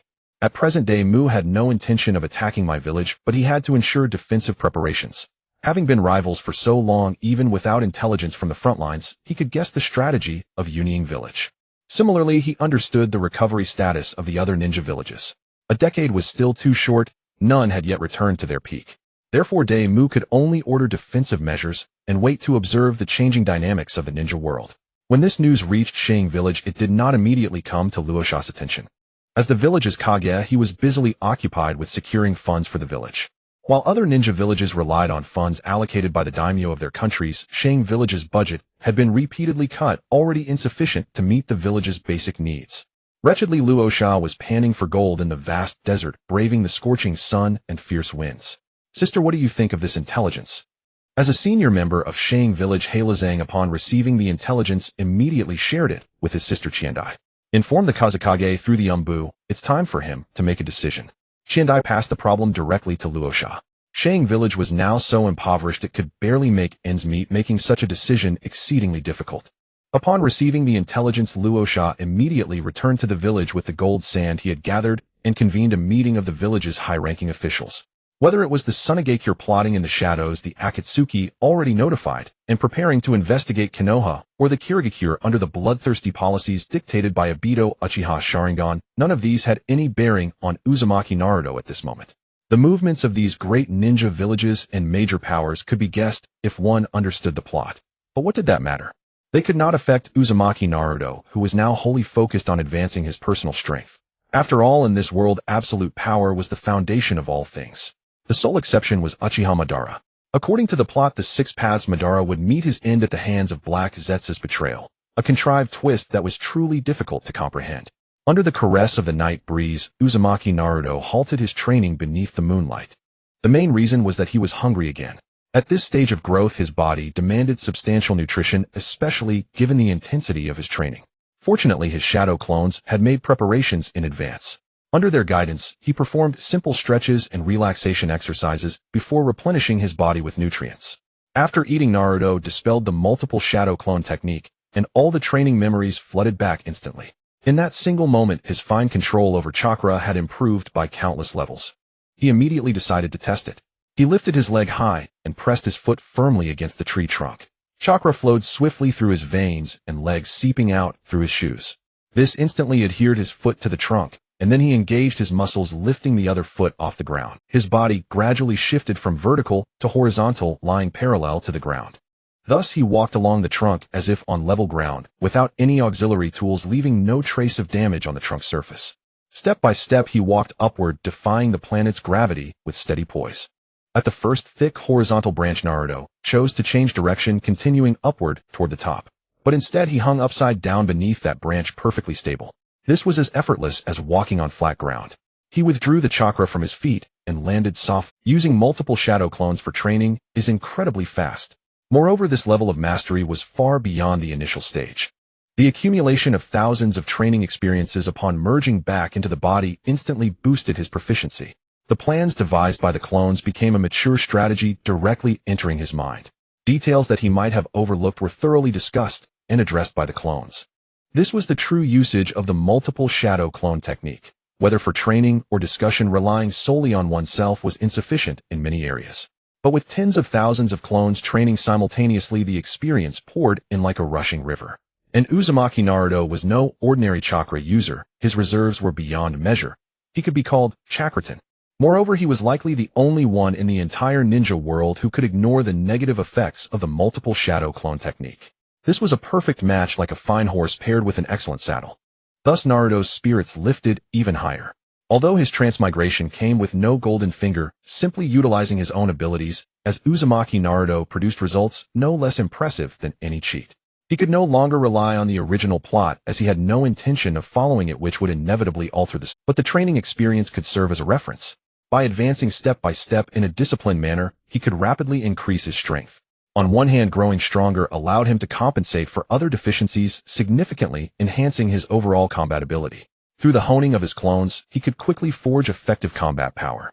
As the night deepened, he began to rest, planning to replenish his energy and mental focus. Tomorrow he would leave this place. A good body requires sufficient sleep. After washing with the hot water left by his clones, Uzumaki Naruto drifted into slumber. Before sleeping, he had no need to fantasize about the future. The very concept of transmigration, once only found in novels and daydreams, had now become his reality. The improvement of strength through training had become almost visibly tangible. He no longer needed to be uncertain about the future. By treading firmly and steadily, he could already see the scenery ahead. Moreover, with the company of his shadow clones, he never felt lonely. Every one of his shadow clones was a talent. In his past life, there were things he couldn't do in front of others due to pride. Now, facing clones who understood him best, he had completely let go of inhibitions. The night passed quietly, and light slowly revived in the world. Uzumaki Naruto gradually awakened as the brightness inside the room increased. The anxiety of the first days of transmigration was gone, replaced by the security that came from steadily increasing his strength. After lying in bed for a few minutes until his mind was clear and his body fully awakened, he quickly got up to prepare for the day's tasks. Without the pressure of work, he felt much more relaxed. You all know today's tasks, right? Continue your hard work, my clones. The glory of the future will not be mine alone. You all have a share of the credit. After a quick wash, Naruto released all his shadow clones again. With improved nutrition, his physical condition had grown even better. Now the amount of chakra he could extract had naturally increased. From over 1,000 shadow clones initially, to 5,000, and now to 8,000. Though each clone contained less chakra, it was sufficient for now. Today's training plan didn't require much chakra, instead the more clones the better. The more clones, the faster the accumulation of experience. Today's task for the clones was to thoroughly master the ability to walk on water. After that, if the original didn't dispel them, they would continue training the Rasengan. Though they had no balloons, they could develop their own training methods. The goal was to master the preliminary steps of the Rasengan and develop Chakra's shape transformation. Out of the 8,000 shadow clones, Naruto left 7,000 for training. The remaining 1,000 clones and the original would relocate to a new training site. He needed to find a place where he could quickly replenish daily necessities without revealing his presence. The main body and the 1,000 clones set into motion, while the remaining 7,000 clones left behind for cultivation didn't waste a moment. They scattered in all directions, swiftly dashing toward the nearest coastline. Unlike the steady flow of rivers or the solid trunks of trees, the sea surface was unstable. The occasional gusts of wind stirred the waves, causing them to undulate endlessly. 7,000 clones advanced simultaneously toward the shore, forming an entirely new stretch of coastline. The creatures foraging along the beach, witnessing this sight, quickly scattered away on their own. Though they possessed chakra, standing atop the constantly churning waves was no easy feat. Moreover, the surf surged relentlessly onto the shore, only to recede with equal swiftness. Under such circumstances, it was clearly impossible for the clones to avoid getting drenched by seawater. To adapt to the ever-moving sea surface, each clone began experimenting in their own way. Some dashed along the shore, keeping pace with the waves, the others waded into the shallows, repeatedly attempting to steady themselves on the water's surface. Amid the crashing sound of the waves, a continuous succession of splashes immediately echoed. As soon as a foot was lifted from the water, intending to rest firmly on the surface, the rapid rise and fall of the sea made it extremely difficult to achieve. When the tide surged, if the foot was lifted too quickly, it left the water entirely. If the movement was too slow, the foot remained submerged. When the descending tide slowed and they placed their feet down too quickly, they would step straight into the water. When the tide moved faster, they might not be able to keep up. Moreover, the ebb and flow of the tide carried a force of its own, making it even more challenging to maintain a stable stance in the shallow waters. In truth, if the water surface had been still, they would have found it relatively easy to stand on it. The experience accumulated from the previous day had already enabled them to accomplish this task, but the constant rise and fall of the sea was an entirely different matter. The closer one was to the shore, the more pronounced this change became. For some reason, the wind seemed particularly boisterous today. The sea surface was no longer a fixed solid shape. It now added a dynamic, ever-changing element.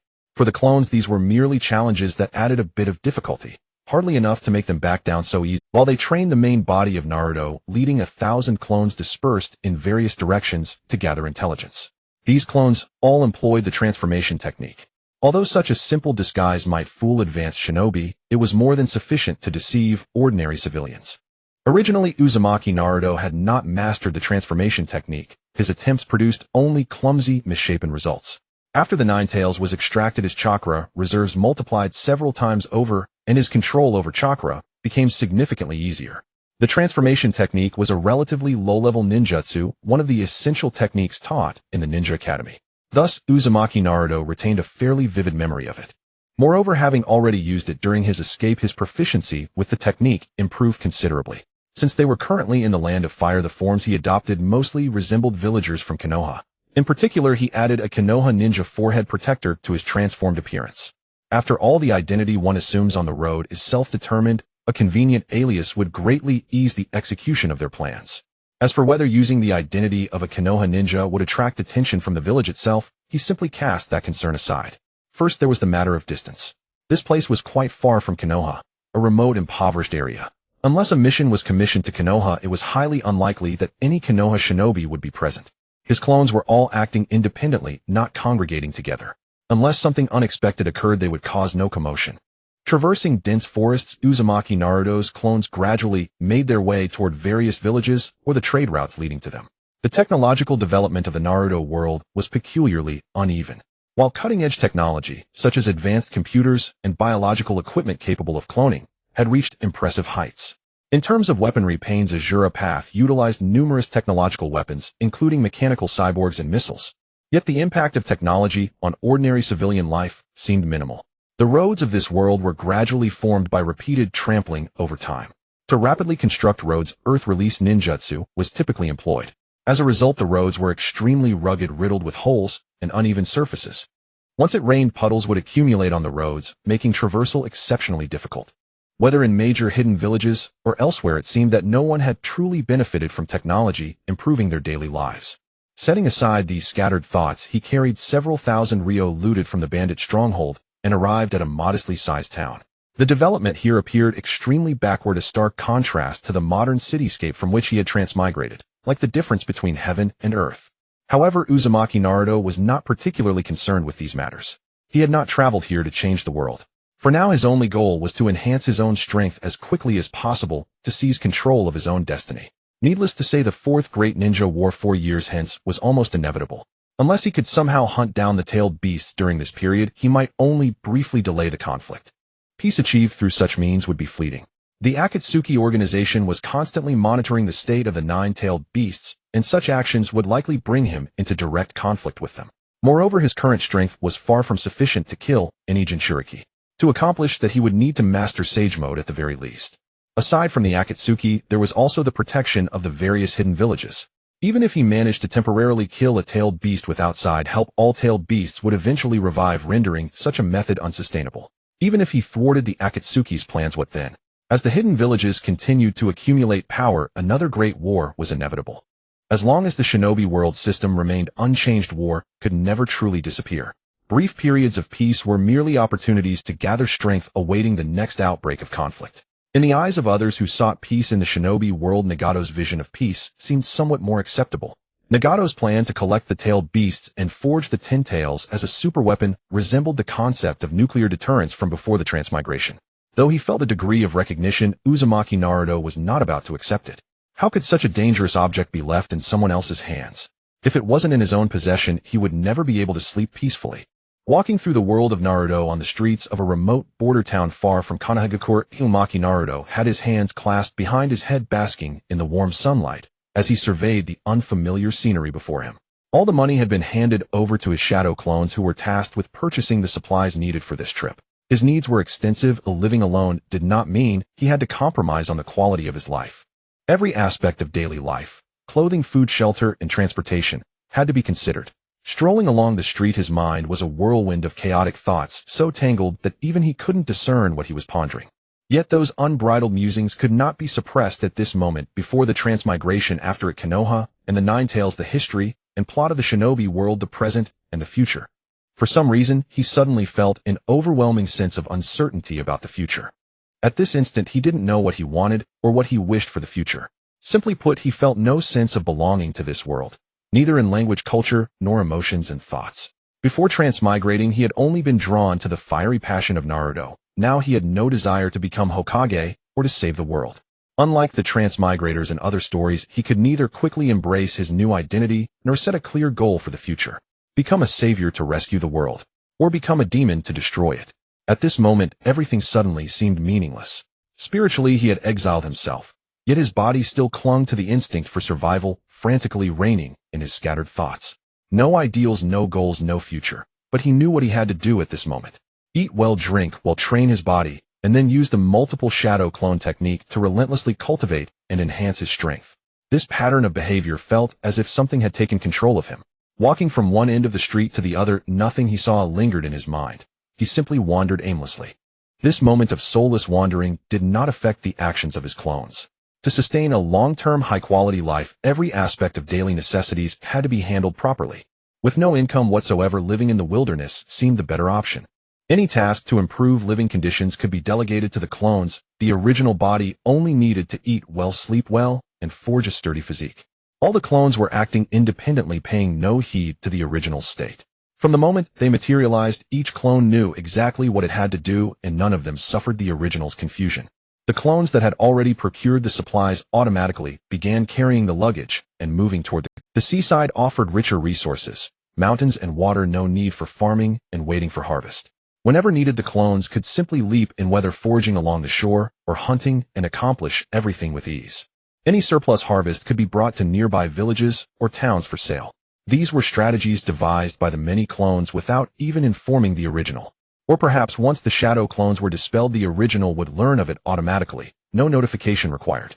The clones understood their fate as workhorses, but with chakra fueling them, they never felt overly fatigued. Every clone believed there was a bright future ahead, and for that goal, they would spare no effort. After finding a suitable location, the clones immediately began felling trees to build a shelter, hunting and cooking, busying themselves with their tasks, until the pangs of hunger returned, reminding Uzumaki Naruto that he was still alive. The clones had not forgotten the original. After selecting a new dwelling, they transmitted the location to him. Nothing matters more than food. At that moment, Naruto's confusion vanished. He dashed quickly toward the new home his clones had built in this world. This procurement had replenished all the tools needed for wilderness survival. The clones had also bought many suitable clothes for Naruto's current physique, finally providing the original with enough changes of clothing. Just as he returned, a clone voluntarily dispelled itself, transmitting a wealth of information to the original. After a brief understanding, Naruto saw that the clones were not particularly busy, so he dismissed all of them. The flood of memories significantly improved his proficiency in chakra control, and he also learned of all the plans the clones had made for the original. At this moment, Naruto even felt that the original was less useful than the clones. He was like a complete waste, relying on the clones to guide his path forward. It was utterly topsy-turvy, yet strangely it felt rather pleasant. After years of hardship, was he finally about to enjoy a good life? Just the multiple shadow clone technique alone allowed the original to live a life of leisure. If this were before his transmigration, life would be too good to be true. Unfortunately, it couldn't be as he wished. Super multiple shadow clone technique. Naruto once again formed hand seals and released 8 of his shadow clones, instructing them to train in the Rasengan on their own. After receiving the memories from the previous batch of clones, it seemed to dilute the confusion in his heart. He stopped dwelling on the troubling thoughts and simply sprinted toward the sea. Whoop! His feet planted firmly on the water's surface as he raced toward the boundless ocean, which truly seemed to broaden his heart. As he ran, he shouted aloud. Each step on the water was steady, unaffected by the undulating waves. The accumulated experience of water walking from the clones allowed him to control the chakra beneath his feet with remarkable skill. Without splashing waves, walking atop the sea, his clothes and shoes would not even be soaked by the seawater. Naruto grew more excited as he ran, his speed increasing. Facing the surging waves, he now charged fiercely. This was a feeling he had never experienced before his transmigration. At this moment, his heart felt incomparably free. The hunger in his stomach was also suppressed for the time being. Wave after wave crashed toward him, and he charged through them again and again. Sometimes he sought the thrill of escape within the waves' embrace. Sometimes he stood atop the crest, sprinting frantically along with the surge. And missing a surfboard. He'll have to try that later. Only after the surge of excitement had passed did his speed gradually slow. He pondered which experiences he could try that had been hard to obtain before his transmigration. Glancing at the coastline that had receded far behind him, and then at the deep blue water beneath his feet, new ideas began to stir in his mind. I could try swimming later. Let the clones learn it first. Remembering that he needed to eat, Naruto no longer lingered and ran back immediately. He genuinely didn't know how to swim. Before transmigrating, he had never systematically learned. He had neither the time nor the money to acquire a skill that might be useless to him. In his childhood, before transmigration, every summer there were stories of children drowning. When summer approached, warnings about staying away from dangerous waters were everywhere. Out of curiosity, he had earnestly studied various swimming stroke tutorials. Thanks to the advanced era, he could access such knowledge at no cost. With another thing added to his list of desires, Naruto hurried back to eat. The multiple shadow clone technique was incredibly convenient. He marveled inwardly, while also wondering when he might learn the Flying Thunder God technique. As soon as he returned to the shoreline, he was shocked by the sight of his clones training with fervent enthusiasm. Some were practicing the Rasengan solo, holding up one hand and trying to concentrate chakra. Others were in pairs or trios, mimicking the way Naruto trained chakra in the anime, attempting to reduce the difficulty of the technique. A lavish feast had already been prepared for him, waiting for his return. After a quick wash, he opened his voracious mouth and devoured the food with a storm-like speed. The clones seemed unaffected by the original's confusion, continuing their own tasks. This is what life should. He seemed to have rediscovered the meaning of life. Barbecued meat and seafood were savored deliciously, though a fizzy cola was missing to make it absolutely perfect. He had his own hobbies. He disliked tobacco and alcohol, but loved devouring large chunks of meat followed by a satisfying gulp of cola. Unfortunately, this world lacked it, but at least the craving for meat was fulfilled. Before his transmigration, his stomach never had such capacity. He would be full before he could eat much. Now the way he ate was immensely satisfying. He chewed heartily, and his bottomless stomach quickly digested and absorbed everything. Awesome. With a tender braised bone in one hand and a spicy grilled skewer in the other, he suddenly shouted. His excitement barely affected the surroundings. The clones' training continued their practice, and those responsible for taking care of his daily needs showed no surprise. After a hearty meal, Naruto began to inspect the clones' training progress. The first stage of the Rasengan was rotation, making the chakra spin rapidly in the palm. Without the constraint of a balloon, they used their hands to form a sphere confining the chakra within. In the Naruto anime, other techniques were not described in detail, but the Rasengan was depicted with meticulous. This allowed him to learn it without a teacher. Otherwise, after defecting, learning ninjutsu to enhance his strength would have been a troublesome affair. But mastering a powerful jutsu would grant him at least a modicum of strength. Then he could leverage it to grow stronger step by step. During the time he had been eating, the clones had already made some progress. In their palms, they had formed stable chakra. Especially those clones working in pairs or trios, they could generate larger whirlpools with higher rotation. And under their combined effort, the shape of the whirlpools gradually became spherical, even beginning to resemble a rudimentary Rasengan. This piqued his curiosity. The clones' talent for training was not low at all. In such a short time, they had already reached this level, leaving him, the original, somewhat astonished. Could it be that the Rasengan is not that difficult to learn? This thought crept into Naruto's mind. Just as he was pondering, a fragment of memory suddenly appeared in his mind. It turned out that a three-person team had failed to coordinate properly while compressing chakra, causing a chaotic chakra fluctuation and a small-scale explosion. This memory made him feel that the Rasengan's training was indeed not that hard. After previous cultivation, his control over chakra had reached a very precise level. With that level of control, the difficulty of learning the Rasengan was significantly reduced. Moreover, he was merely training, not researching or developing the technique, making it even less challenging. Release. All memories merged, propelling his progress in the Rasengan technique by a huge leap. With clones already toiling like beasts of burden to accumulate cultivation experience for him, there was naturally no need for the original body to exert itself. After integrating all the cultivation memories into his mind, he once again performed the multi-shadow clone technique, ordering them to continue training. This time, however, he allotted them only 1 hour. When that hour elapsed, he would dispel them and consolidate all the progress made. This discovery gave Uzumaki Naruto a deeper understanding of the multi-shadow clone technique. In training, he would have each clone conduct research, then the original body would integrate the experiences, directly elevating the overall cultivation progress. Afterward, he would create new clones to train more rapidly on the foundation laid before. Under this model, the accumulation of cultivation experience became far swifter, stepping on one's own feet to ascend. How intriguing. How long did it take Uzumaki Naruto in the original story to master the Rasengan? He rested his chin on his hand, pondering. It seemed to have taken a few days, he couldn't recall exactly. But now his own Rasengan training was down to the final compression step. Once the chakra was compressed and stabilized, his Rasengan would be complete. After mastering the basics, he would delve deeper. The foundation was to perform the Rasengan single-handedly and instantaneously, and then he would branch out, shaping various forms of spheres. Once the basic Rasengan was developed, he would begin training in the various elemental natures, infusing them into the Rasengan to create a multitude of different flavors of spheres. Mini Rasengan, Big Ball Rasengan, then the Planetary Rasengan, a large sphere surrounded by several smaller ones, and the one Ashura developed, a large sphere encasing several smaller ones. These were all variations of the standard Rasengan. The Elemental Rasengan and Sage Art Rasengan, being higher-level techniques, would require considerably more time to develop. The main issue was that the current Naruto had not yet mastered the nature transformation of chakra. According to the storyline, the original Naruto seemed to have only the wind element. Having transmigrated, he couldn't recall clearly. As for the various tailed beast Rasengan he acquired later through the tailed beast, that was still far too premature for him now. How far can I get in 1 month? Uzumaki Naruto mused, now contemplating whether he could take down Zabuza and Haku. He also coveted Kato's wealth. If he could successfully seize Kato's fortune, he could then travel the ninja world comfortably, no longer reduced to surviving in the wilderness. It's all about money. Even after transmigrating, one cannot escape worldly concerns. With enough money, his clones would no longer need to cook for him. He could savor the delicacies of this world, leaving the clones to train diligently. Would anyone else covet Kato's wealth? Konoha. If nothing unexpected happened after Konoha took on the bridge-building mission and dealt with Kato, the accumulated wealth would likely end up in Konoha's hands.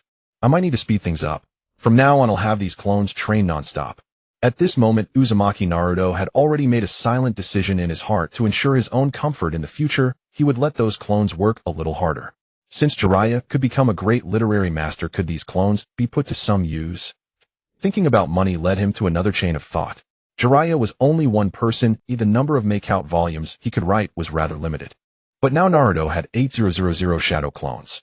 If he had them divide the stories among themselves, each clone writing a few chapters that would amount to a monumental work. He could also get a camera, have the clones practice the sexy technique, and develop the harem technique. Then both illustrations and manga could be produced. This seems like a path to financial freedom. Should I give it a try? The idea spread like a tide. Jiraiya was the only one among the Sannin who had managed to build up his own fortune. As they say, I have an irreconcilable enmity with gambling and vice. That saying holds true.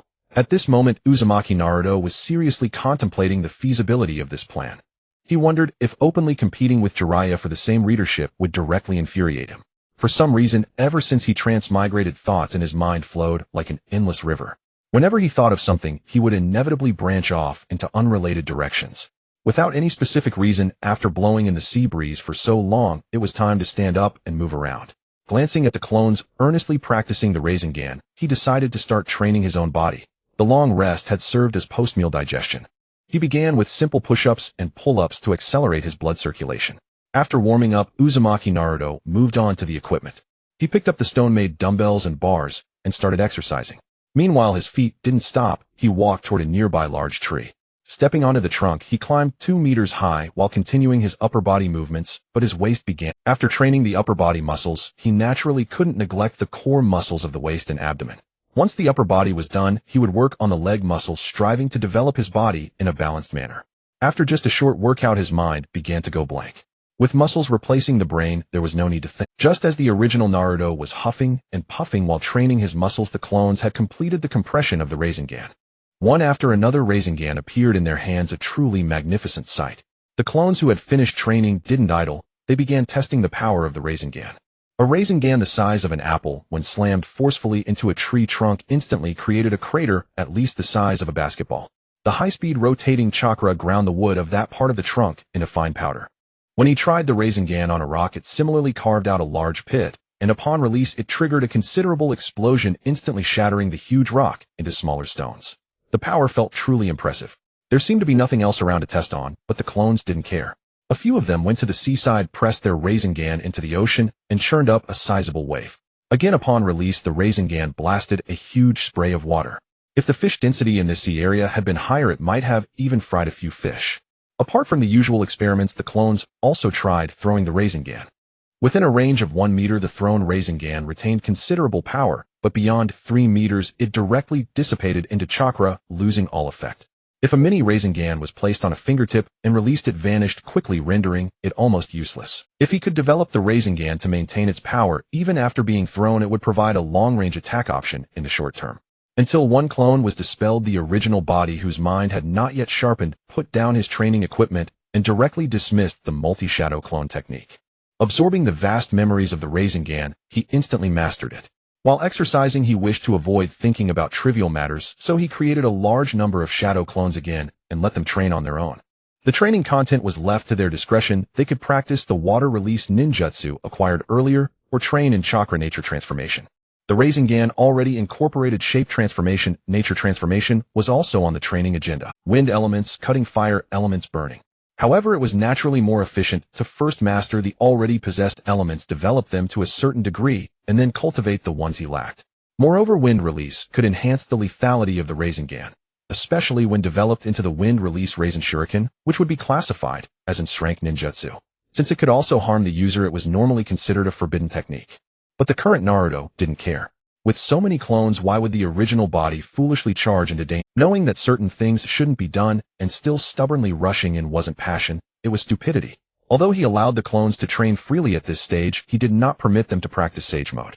According to his understanding of the original story, absorbing natural chakra risked being assimilated by nature. At present, the original body was frantically training, and if an accident occurred, he might not even react in time. Absorbing natural energy could only be done when everyone was free. Furthermore, it couldn't be performed by all clones simultaneously. Before fully mastering it, only a few clones would attempt the absorption. Even if those clones met with an accident, the small amount of natural energy entering the original body would not have a significant impact.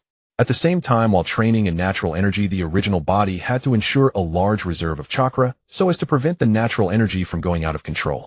However, for now, absorption was not permitted. Only sensing was allowed. After all, in the original story, one needed a special medium to sense natural energy, usually in so-called sacred lands where natural energy was abundant. The original body, who had been frantically training his muscles, was now reveling in the joy brought by dopamine release. Compared to the present original body, the clones seemed to possess greater rationality. They did not rashly start training. The thousands of clones split into several groups. Some studied the water-release ninjutsu acquired earlier, a large majority trained in wind-release chakra nature transformation, and some chose to practice taijutsu. To enhance the original Boda's close combat experience, they once again spontaneously formed teams and began to spar. Moreover, they didn't just pair off in simple twos. They formed groups of several clones, with two fighting while the others observed and summarized the experience. While summarizing their experiences, they also mimicked and narrated the combat techniques they remembered from their memories. The first that came to mind were military boxing grappling techniques and the 18 hands of the Black Dragon. Apart from these moves he had attempted to learn before his transmigration, he also retrieved from his memory the explanations of combat techniques from various martial arts films and television dramas. Accumulating experience in physical combat techniques would normally be a straightforward matter. The clones should not have interfered with the original's training. However, an unexpected incident occurred. Even eye-poking and throat-grabbing had no adverse effects. But these clones, all his own, actually resorted to groin-kicking during their fights. Regardless of the reason, the memories brought back by that clone caused an anomaly in the original's chakra circulation. The damage to the original was minimal, but the impact was quite detrimental. To prevent such issues from recurring, he decisively stopped training and dismissed all clones. After mentally preparing a precaution, he once again released clones and assigned them to specialized physical combat training. The consumption of clones during physical combat was rapid. Casualties began to appear almost immediately. The original continuously received memories transmitted back by the clones. Since the only requirement was to fight, their combat styles were extremely open. The foundation was speed-based duels with no restrictions on the use of ninjutsu. The scene of battle was exceptionally intense. The original did not go to watch, nor did he train. Instead, he found an empty space and furiously absorbed the experiences transmitted back by the clones. He also sought and summarized methods to improve speed techniques. When both sides possess equal power, skill and strategy become the keys to victory. Such direct combat tested muscle memory and instincts. At this point, Naruto's muscles had only undergone a few days of strength and endurance training without forming any special muscle memory. With this realization, he gained ideas for subsequent training. He felt that he lacked combat intuition, or at least that his intuition was still quite shallow. Therefore, it was necessary to intensify combat training using clones to rapidly accumulate experience and enhance the original's combat intuition. The clones continuously transmitted back memories along with a sense of fatigue. Although the fatigue from each individual transmission was minimal, the large number of clones caused his spirit to begin showing signs of weariness. These days the clones had been well fed and cared for, making him noticeably aware that the spontaneously refined chakra in his body had increased. Chakra is formed by combining physical energy and spiritual energy. Normally, unlike the dantian in cultivation or martial arts novels, there is no place to continuously store and accumulate chakra. Generally, chakra is extracted on demand. After learning the chakra extraction technique, and through certain training, it can become a bodily instinct. Thus, it is no longer necessary to sit in meditation to synthesize chakra. Under normal circumstances, the chakra in the meridians is synthesized from the Boda's surplus energy. This small amount of chakra places no burden on the body or spirit. In battle, however, this amount is obviously insufficient. To secure victory, one must begin to extract physical and spiritual energy. Such extraction imposes a severe strain on both the Boda's cells and the spirit and soul. Once it exceeds a certain threshold, it can even cause permanent damage to the body and soul. In more severe cases, excessive chakra consumption can lead directly to death. As in the original story, when pain invaded Konoha, Kakashi died directly from chakra depletion. Therefore, during these days after Naruto's transmigration, he needed to consume large amounts of food at every meal. One purpose was to make up for the deficiencies this body had previously suffered. The other was to enhance physical fitness through food and exercise. Sufficient food provided ample nutrition. Apart from daily consumption, these nutrients could also make his Boda's cells more vigorous. Even though he could now split into thousands of shadow clones, each time this consumption was normal for him. Perhaps due to his Uzumaki bloodline or the influence of the nine-tailed seal, he already possessed an immense amount of chakra. This level of chakra was merely synthesized from the Boda's surplus energy, requiring no additional. Consequently, each shadow clone contained only a limited amount of chakra, insufficient for large-scale ninjutsu, but adequate for daily training. Up to now, he had never attempted to discover the maximum number of clones he could produce with the multiple shadow clone technique when extracting chakra in large quantities. Using the multiple shadow clone technique generally requires a certain trade-off. The total amount of chakra is fixed. To increase the number of clones, each clone carries less chakra, shortening battle duration and preventing the use of large-scale ninjutsu, thus reducing combat intensity. Conversely, reducing the number of clones increases the chakra each clone carries, enhancing combat intensity and duration. Moreover, any unused chakra from shadow clones returns to the original, just as when Naruto used shadow clones to train in senjutsu, the natural energy absorbed by the clones would return to the original. Thus, this level of exertion was no problem for Naruto. Furthermore, he ate well, slept well, and bore no psychological pressure, so he could naturally cultivate a healthy and strong body rather than forging a powerful corpse. As time passed, the frequency of memories transmitted back by the clones noticeably decreased. The number of clones still capable of sustained combat also dwindled. In the later stages, the practicality of techniques became more prominent in those memories. Each clone carried limited chakra. Those with superior techniques instinctively reduced chakra consumption to prolong combat.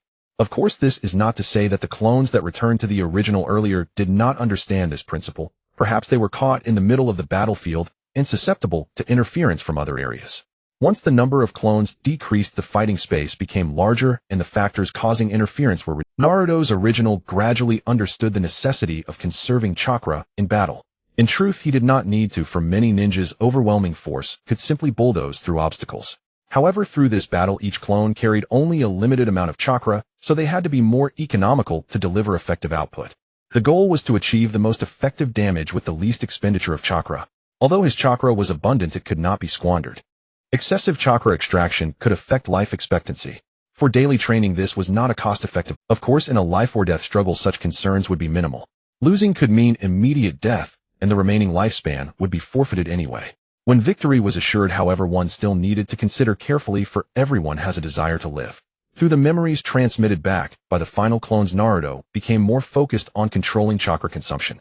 In the end, the remaining clones had developed unique combat techniques, which piqued the original's curiosity. Although he had only been transmigrated for a few days, he always felt that his combat style would eventually differ greatly from the original.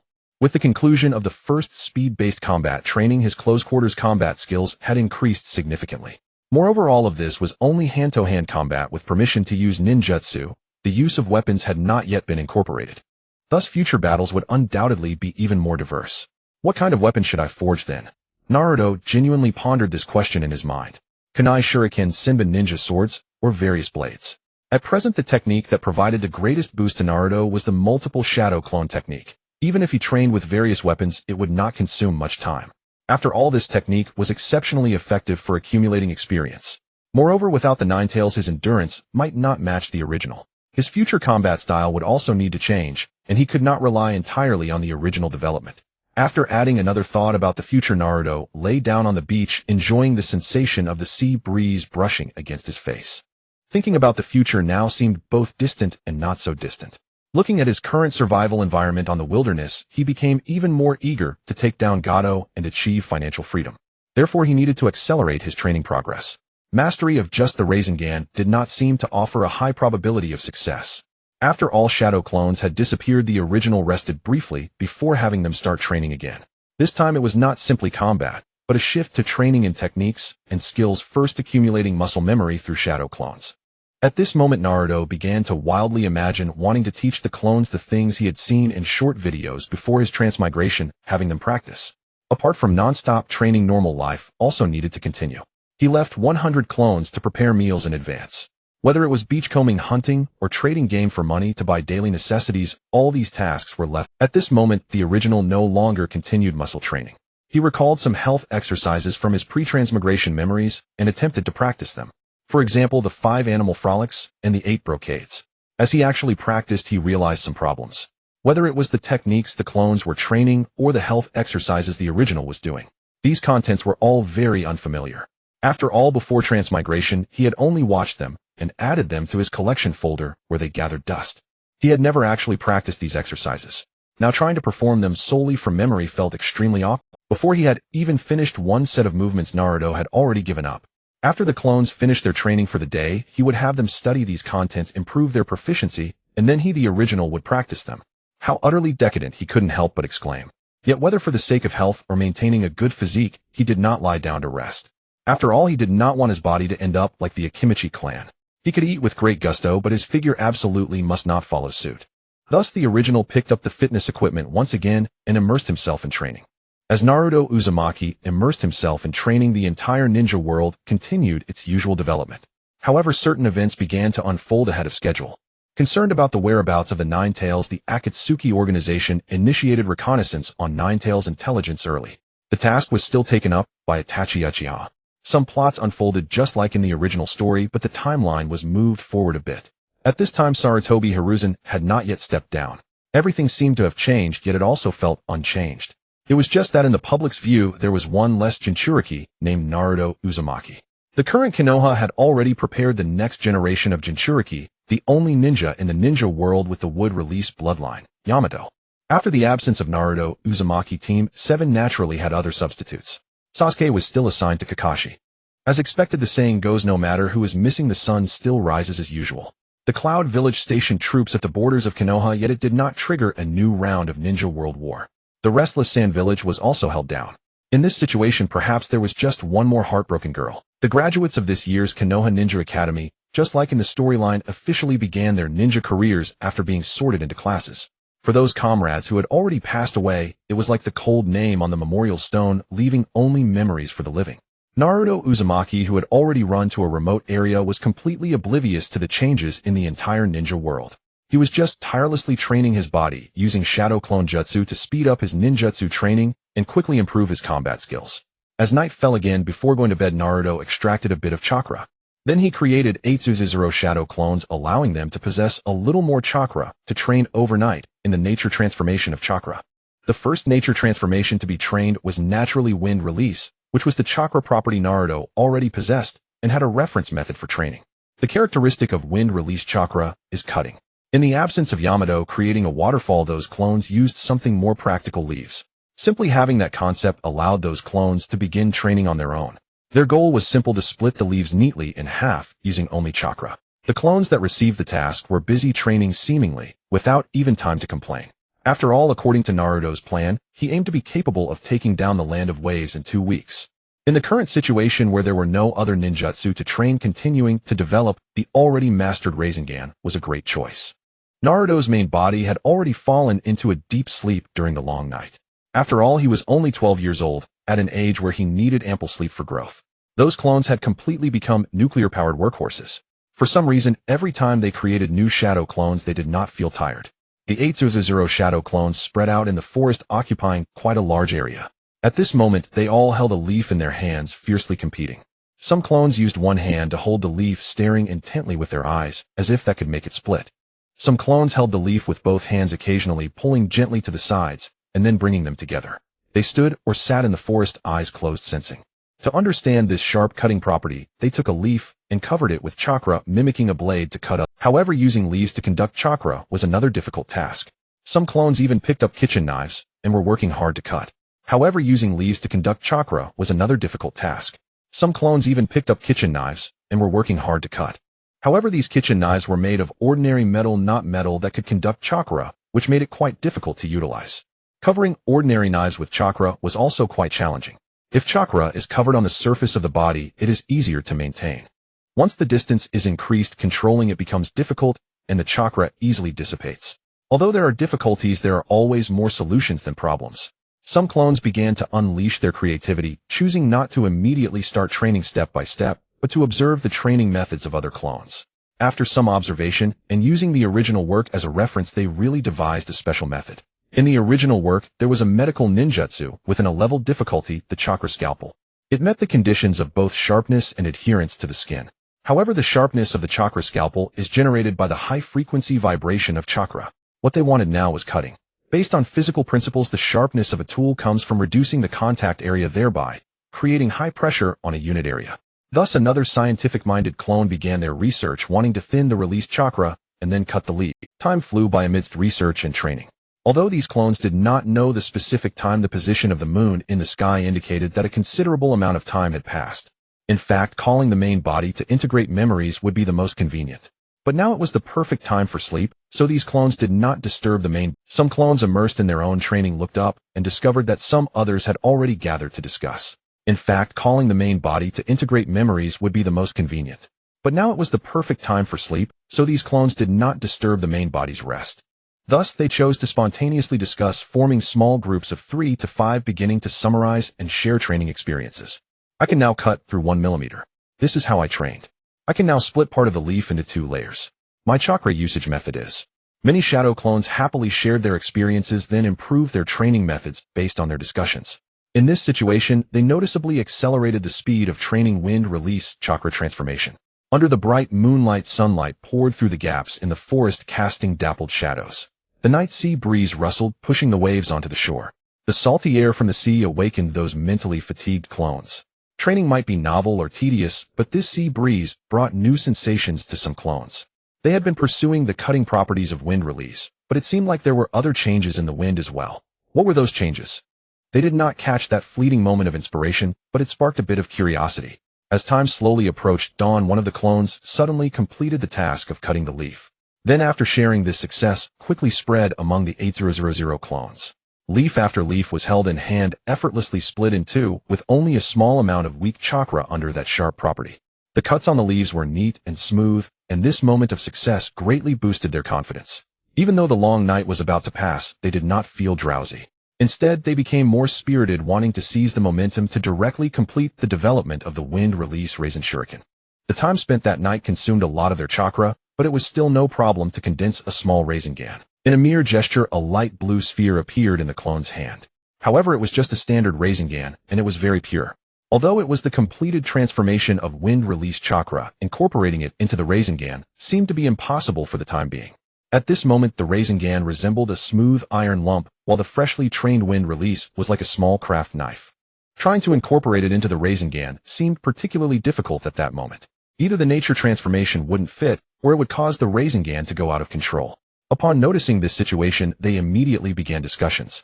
However, they only discovered the phenomenon that the nature transformation could not be incorporated into the Rasengan, and had not yet researched the specific reasons. Wind release chakra is indeed very sharp, but the rapidly rotating Rasengan is like a special balloon with a hard exterior. If they tried to forcibly add it, the result would either be the balloon exploding or the knife being ejected. The Rasengan itself possessed advanced chakra transformation techniques, and was also in a state of high-speed motion. Recklessly adding a nature transformation made it hard to control stably. After multiple experiments showed that success was impossible, they began to discuss why that was. The first choice was naturally to reference and learn from the original work, where after cutting the leaves they cut the waterfall, and only after cutting the waterfall did they consider adding the nature transformation into the Rasengan. Moreover, Naruto did not just roll the Rasengan alone. He chose to collaborate with multiple clones before producing the wind release Raisin Shuriken. So why was there such an arrangement? They began to study and analyze. It should be that our mastery of chakra nature transformation is still insufficient. We have just begun to grasp it and have not reached a particularly proficient level. After some analysis, they ultimately reached this conclusion. This result garnered the agreement of most clones, and they threw themselves into a new round of training. Since they did not master it enough, they needed more practice. Cutting leaves was no longer a challenge, so they could raise the difficulty. Whether cutting leaves or cutting stones, the difficulty increased after the change. Moreover, there was no need to hold it between their fingers and cut it hard as they did with the leaves. They could directly cover their fingers or palms with chakra containing nature transformation, turning them into carving knives or other tools, and begin cutting again. Since they had a reference for training, they could proceed directly according to that reference. The sky was about to brighten, and the main body was on the verge of awakening. For now, it was best to accumulate experience and wait briefly. Once the main body awakened, it would integrate all memories to enhance proficiency before proceeding with further development. The clones were diligently working. As the first rays of sunlight broke through the morning, Uzumaki Naruto had already begun his daily fasting aerobics. His clones had already been replaced once after getting out of bed. Today's task was to develop the wind release spiral shuriken from the wind release spiraling sphere. The speed of progress was reassuring. Time quickly passed, and in the blink of an eye a week had gone by. The rapid enhancement of his strength made him increasingly confident about conquering the land of waves. He sat at a solid wooden table and chairs crafted by his clones in the small house they built, holding a pen in hand as he tallied the abilities he currently possessed. In terms of ninjutsu, he had mastered multi-shadow clone technique, transformation technique, substitution technique, various spiraling spheres, and their variants water, iron cannon technique, and chakra surgical knife. These ninjutsu had been perfected to the point of being unleashed without hand seals, a result of extensive training experience accumulated through multiple shadow clones. In terms of taijutsu, he had not developed any specific techniques yet, but he had gained rich combat experience and cultivated a good sense of battle intuition. Additionally, he had mastered the nature transformation of water, fire, and wind chakra attributes. He even integrated these transformations into the spiraling sphere, but lacked corresponding ninjutsu. A week of good food and drink had visibly changed Uzumaki Naruto's body, with a notable increase in chakra as well. Now during his training, he could unleash 10,000 shadow clones at once. At present, these clones were training their sensory abilities, with the next goal being the cultivation of sage arts. However, with his current sensory capability, he was unable to sense natural energy, which was quite a headache for him. Without the ability to sense, there was no way to absorb natural energy, let alone train. A lack of progress for 3 consecutive days had left Uzumaki Naruto feeling quite helpless. Having experienced rapid training gains before, he had tasted the sweetness of progress. Now attempting to achieve a breakthrough from 0 to 1 in natural energy felt a bit too daunting. But time waits for no one. If he did not make any progress, the difficulty of conquering the land of waves in 7 days would remain significant. During these 3 days of sensing natural energy, the clones felt particularly comfortable. They no longer had to rush through training as before. They could simply sit back and enjoy the relaxing days. In these 3 days, apart from those clones responsible for the main Boda's daily life, Uzumaki Naruto's memory consisted mainly of having restful sleep. Uzumaki Naruto did not wish for this, but to enable the clones to close their eyes and sense the natural energy without distractions resulted in them quickly falling asleep. Even attempting to switch clones after a while was not feasible. From his memories, he learned that entering a focused state required a considerable amount of time. Switching too frequently would only waste time, unnecessarily yielding no results. His main body had also tried to clear his mind, only to quickly fall asleep as well.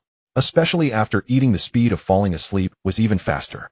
Realizing there seemed to be no solution, he now released a large number of shadow clones after getting out of bed, allowing them to sense the natural energy. With his main body having sufficient sleep, he aimed to keep the clones in a prolonged sensing state, reducing their sleep time. Unless unforeseen circumstances arose, he would not recall the clones extending this period to a day and night. He would check for any gains the next morning before releasing the clones again. Uzumaki Naruto had never engaged in any sensory ninjutsu, so he could only attempt based on his own ideas. Looking at the clones scattered in various locations, he had no better approach. Even if some clones had likely fallen asleep, he did not attempt to wake them. He only hoped they would be in better spirits upon waking to enter a sensing state. If there were still no results by tomorrow morning, he did not wish to wait any longer and would choose to take the initiative, leaving the nighttime hours to them. As day turned to night, another day quickly passed. After once again canceling the clones, Uzumaki Naruto still failed to achieve any results. Today he had new plans to send all clones out to search for any lone wandering ninjas nearby or weaker rogue ninjas from other villages. Hey everyone, I hope you've been sleeping well these past few days. As soon as he released these clones, Naruto made a little joke. Thank you for the hospitality, we've also been living the good life. Finally, the main body has shown some humanity. Perhaps you should minimize hanging around streetlights for a few days. The previous batch of brothers has rested well, but we missed out. Just split from the main body, they knew his thoughts and gladly responded. You all know today's mission, right? It's up to you guys now. In truth, he didn't even need to say this. Once the idea was formed, he could simply use multi-shadow clone technique to have them start working. But life shouldn't be so dull. With no one else around, having so many clones while leading such a solitary life felt somewhat inappropriate. Let's go. With Naruto's command, the clones sprang into action. This time they collectively responded loudly, their voices echoing to the skies. 10,000 shadow clones spread out to gather intelligence, and if the opportunity arose, they would test the strength of their opponents. The main body continued training, then eating, slowly accumulating chakra. Moreover, he wouldn't use sealing techniques, otherwise he would have developed something akin to the Yin sealing technique to store chakra for enhanced endurance. After finishing his meal, feeling his body grow stronger sparked even greater interest in training. He still lacked many things, and not being able to utilize so many clones perfectly felt quite regrettable. How should I train for the nature transformation of Yang chakra? Will it continue to strengthen my body? Uzumaki Naruto pondered slowly. He knew some medical ninjutsu or secret techniques might involve Yang attributes, but acquiring them could be quite troublesome. The unknown also caused some worry in his heart. According to the plot, the one who developed Yang attributes to perfection should be Senju Hashirama. Yet Senju Hashirama suddenly died after the battle with Uchiha Madara. This was somewhat intriguing. Was it due to excessive chakra consumption? Or was there another reason? He did not understand the historical truth behind it, and had no interest in delving deeper. Unlike some other transmigrators who after crossing over were curious about everything and sought to rectify regrets, those were merely plot points and held no relation to him as a transmigrator. Uzumaki Naruto had a clear understanding of his positioning. At this stage, what he needed to do was to enhance his strength as much as possible and find ways to survive the upcoming Fourth Great Ninja War. Only with a guarantee of life could he continue to plan for more things. Otherwise, no matter how many ideas he had, they would merely be futile fantasies. As the saying goes, it is important to have self-awareness.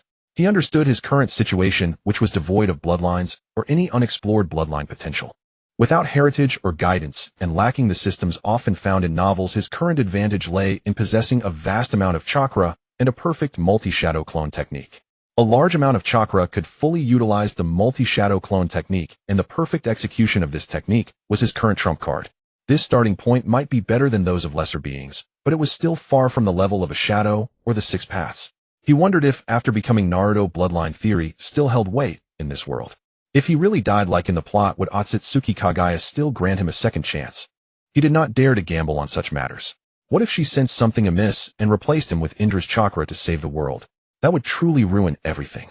Destiny must be grasped in one's own hands. To seize destiny, one must possess greater strength. After eating, Uzumaki Naruto began to recover his chakra, waiting for intelligence from his other shadow clones. His targets were the weaker rogue ninjas, hoping to acquire the ninjutsu knowledge he desired from them. Here it comes. Receiving the memories transmitted back by his clone, he immediately became excited. Uzumaki Naruto trembled with excitement, bending his legs slightly downward, then snapping them straight, pushing off with his ankles to launch his body into motion. While his body was still in the air, one leg had already stepped forward, waiting to land. The next moment, chakra began to distort toward his legs and feet. The trees before him began to shift in an instant, one after another racing away behind him. The wind, raised by his rapid movement, swept across his face and streamed past his ears. Upon receiving this news from his clone, joy flickered in his eyes. He quickly dashed forward in the direction indicated by the memories. Normal travel through the forest was not very convenient. Low shrubs grew densely on the ground. Running on the ground offered a low and shallow field of vision, requiring frequent turns at high speed to avoid the trees ahead. Fortunately, this world was not an ordinary one. With the aid of chakra, he possessed considerable mobility. Since the ground was inconvenient, he could use tree trunks as footholds, serving as pivot points for his air. The chakra control techniques he had practiced earlier now came into perfect play. The faint chakra adhering to the soles of his feet allowed him to firmly attach to the trunk upon contact. When he pushed off, the chakra also prevented his feet from slipping, enabling him to fully exert his strength and leap farther. From the ground to using the surrounding tree trunks, his body height gradually rose. Then, leveraging the interlaced branches in the forest, he swiftly transferred to the canopy. Standing atop the canopy, the obstacles before him vanished, allowing him to move even faster. Under his full-speed movement, he rapidly closed in on the target location. From the moment he received the intelligence from his clone, he had been analyzing it. The bandit group he targeted consisted of over 30 men, and his clone had encountered them robbing a passing merchant caravan. The merchant caravan had hired a squad of Konoha ninja for escort, a squad that likely comprised 3 chunin. The details were unclear, but since no freshly graduated genin were seen, this was the assumption.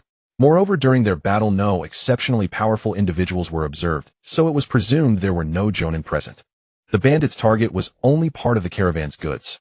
Under the clone's observation, the hired ninja squad, presumably following the caravan's instructions, abandoned a portion of the cargo to extricate themselves. After obtaining the supplies they wanted, the bandits did not continue the relentless pursuit. Among the over 30 bandits mobilized this time, the vast majority were merely sturdy commoners. 5 were ninja, 2 chunin, and 3 genin. The reason for such excitement was that his clone had witnessed several ninjutsu he had not yet mastered. One of the chunin seemed to have used wind release body flicker. If he could acquire this technique, he would have far more tactical options in future battles. In addition to the directly observable intelligence, his clone also conducted a test. After confirming their camp's location, the clone resolutely charged forward. Because the attack was overt, the enemy naturally detected his movement. As one person assaulted the entire stronghold, the 5 ninja immediately responded. 2 fire-release ninjutsu and 1 lightning-release ninjutsu came directly at him.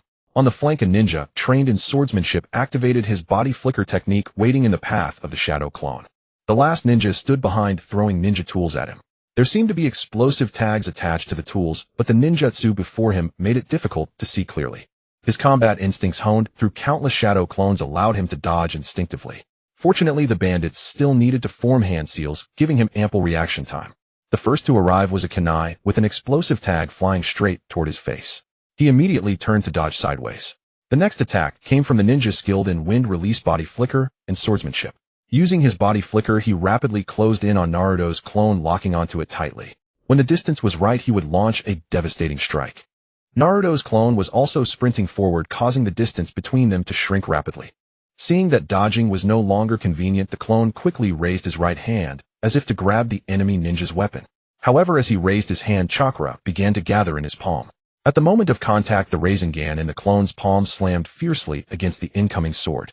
The enemy ninja's weapon was made of ordinary material, not very sturdy, and had no chakra coating. Consequently, with only brief contact, the ninja sword snapped in two. Because the clone had formed the Rasengan almost instantly, without hand seals, the enemy was caught off guard. Nevertheless, being a bandit with considerable experience in raids, he had a fair amount of combat experience.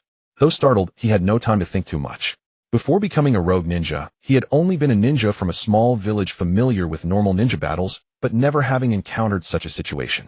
Naruto's clone's other hand was not idle. It decisively executed the water gun technique. A small water ball swiftly formed on his raised index finger and shot out rapidly toward the designated direction. The water ball targeted the original ninja, who had used the ninja tools with explosive tags. After all, one should return the favor. The explosive tag had detonated immediately after he dodged it. Because his body had been charging forward, he only passed by the enemy after breaking the sword. As the clone was about to land, the enemy's ninjutsu had already been formed through hand seals. Lightning release, earth walk. The target was exactly where he was about to land. Since he was in the air and about to touch down, an effective dodge was impossible. But he saw clearly that another fireball was also about to be spat at him. The clone knew he had lost his chance and did not struggle further. To him, it was already a doomed outcome. As his feet touched the ground, he was struck by the lightning release, and then with a puff he vanished in a cloud of white smoke. Eliminated. The bandits hoped that the lightning release had hit the target. No, it's a shadow clone. They saw the clone disappear in white smoke, which gave them a bad premonition. Shadow clone was originally a ninjutsu used for reconnaissance, but its side effects were significant, so few used it, and it was not a technique that ordinary ninja had the opportunity to learn. In the world of Naruto, learning ninjutsu was not that simple. Ninjutsu has always been a hereditary treasure of clans and villages, possessing considerable value. The most convenient and straightforward way to learn ninjutsu is through inheritance between father and son or master and disciple. Ninjas belonging to a village or clan could acquire ninjutsu knowledge through internal means. Additionally, there was a certain opportunity to obtain it from rogue ninjas or renegades. This situation depended on luck. Not all rogue ninjas or renegades carried such knowledge. Of course, if one possessed sufficient wealth, they could also acquire ninjutsu through the underground exchange. As long as one could pay the sufficient price, theoretically any task, be it ninjutsu intelligence or even the lives of certain individuals, could be commissioned at the underground exchange. Apart from learning others' ninjutsu, one could also develop their own techniques at difficulty known only to the Shuanwa Mingren for the time being had no intention of developing ninjutsu. The fastest way to acquire ninjutsu at present was to seize it from others. After seizing a ninjutsu scroll, he could use the multiple shadow clone technique to rapidly increase his proficiency, thereby immediately boosting his combat power. Developing a good ninjutsu on one's own tested both intelligence and luck. What exactly would come of it remained an unknown. For him, acquiring known techniques was more convenient and swift than developing his own. However, sensing natural energy had yielded no results, leaving him somewhat depressed these past few days. So he simply chose to relax his mood, and the ultimate consequence might be that these people would meet their misfortune. After arriving at the outskirts of the stronghold, Shuanwa Mingren halted. Habitually raising his hands to form seals, he instantly added 100 shadow clones. These 100 clones were created while his chakra was at full capacity, possessing far greater combat power than the 10,000 shadow clones responsible for reconnaissance. After successfully surrounding the stronghold, those 100 clones charged straight in. Without thinking about coordination or anything, they employed a human wave tactic for a brute force breakthrough. Outside the stronghold, not a sound was heard. The breakthrough was accomplished swiftly. What tactics were needed for 100 against 5? This was even more unfair than the battle between Uzumaki Naruto and the 5 Hokage during the Fourth Great Ninja War. In that battle, at least it was 5 against 1, then reversed to 25 against 5. Although the combat power gap between Shuanwa Mingren and these bandits did not reach that level, it was still an easy task to achieve a complete crush at this moment. Mind you, his current ninjutsu could be performed instantly without hand seals. For these mountain bandits, it was a sheer naked domination. Those clones were like wolves entering a flock of sheep, effortlessly turning the place upside down. Within the range of ninjutsu attacks, those clones directly raised their hands and used the water iron cannon technique, instantly killing the ordinary bandits who had no chakra. 100 clones had 200 hands, each capable of firing a water iron cannon, and in an instant it caused blood and flesh to splatter. As a mid to short range ninjutsu, the water iron cannon had already been studied by the clones to determine the most suitable attack distance. Although the closer the distance, the higher the damage, under the clones' research, fusing the Rasengan with it allowed for a longer range effect. Moreover, upon impact, it produced a slight explosive effect, thereby greatly enhancing the damage output. Even though those 5 bandit ninjas had some skill, under such abundant firepower, they could not mount an effective resistance. The scene was somewhat bloody, but fortunately the clones had decent psychological resilience. After completing the kills, the clones did not stop. They quickly searched every corner of the wooden huts. Especially the living areas and storehouses were the key targets. The clones also examined the loot from today's plunder, a cartload of soybeans. They had no idea where the merchant caravan intended to transport these goods for sale. Now it would only benefit Xuanhua Mingren. After a thorough search by the clones, they found only one ninjutsu scroll, Lightning Release, Earth Walk. This was right. Under the gaze of many clones, finding only one ninjutsu scroll was quite puzzling. Did you search their bodies? The group of clones looked at the bloody scene before them. It seemed they had not looted the... If it was just looking, it was mentally bearable, but to fumble through their bodies bit by bit was still a bit unsettling. The clones exchanged silent glances. After a moment, one finally volunteered to do it. How is it appropriate for you all to just watch like this? Seeing that the other clones did not move, and even seemed to want to leave, the clone that had started doing the work began to complain. We're all comrades, please. The other clones, hearing the complaint, immediately offered flattering words. They even clasped their hands together and bowed in his direction. The scent of blood began to permeate the surrounding space, nothing like the pleasant depiction in the anime. The onlooking clones did not linger long, and quickly began to transport the goods here. They filtered out everything useful to the original body, set it aside, and would later bring it directly to their residence. With this cartload of soybeans, the original Botus diet could become more varied. These clones still needed no arrangement. They were all busy with their own tasks. When they found the ninjutsu scroll, the clones began to pass it around. They first imprinted the content into their minds, then attempted to simulate hand seals and chakra manipulation. Since they had not yet cultivated the lightning nature, it was naturally impossible to effectively release this technique. After multiple rounds of circulation, when the original body dismissed the shadow clones, these memories would be directly engraved into the original's mind, thus saving the original time on learning. Indeed, after a thorough search, they found quite a few good things.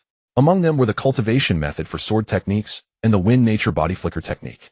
Finally, they also found 100,000 Ryo in cash, 5 shuriken, 3 kunai, and 1 exploding tag. It seemed that the good items had already been used up. Carrying the not simple spoils, the clones began to load the goods and transport them back. Of course, they would not forget to learn the ninjutsu from the scrolls. Once the original body had time to arrange, they could quickly master these techniques. Just as these clones were still cleaning up the battlefield, the original Xuanhua Mingren moved. This time there should be... According to the memory just transmitted by the clones, he couldn't help but speculate in his mind. A lone rogue ninja should have some strength. With an excited heart and trembling hands, Naruto charged forward with fervor. However, to be cautious, he did not rush directly to the position where the shadow clone had vanished. Instead, he stopped 5 kilometers away. After swiftly refining his chakra, he created 100 shadow clones to probe the area. If they could fight, they would. If they couldn't, they would flee quickly, for only those who survive are entitled to continue laughing. Due to his usual habits, Naruto's shadow clones automatically utilize transformation techniques.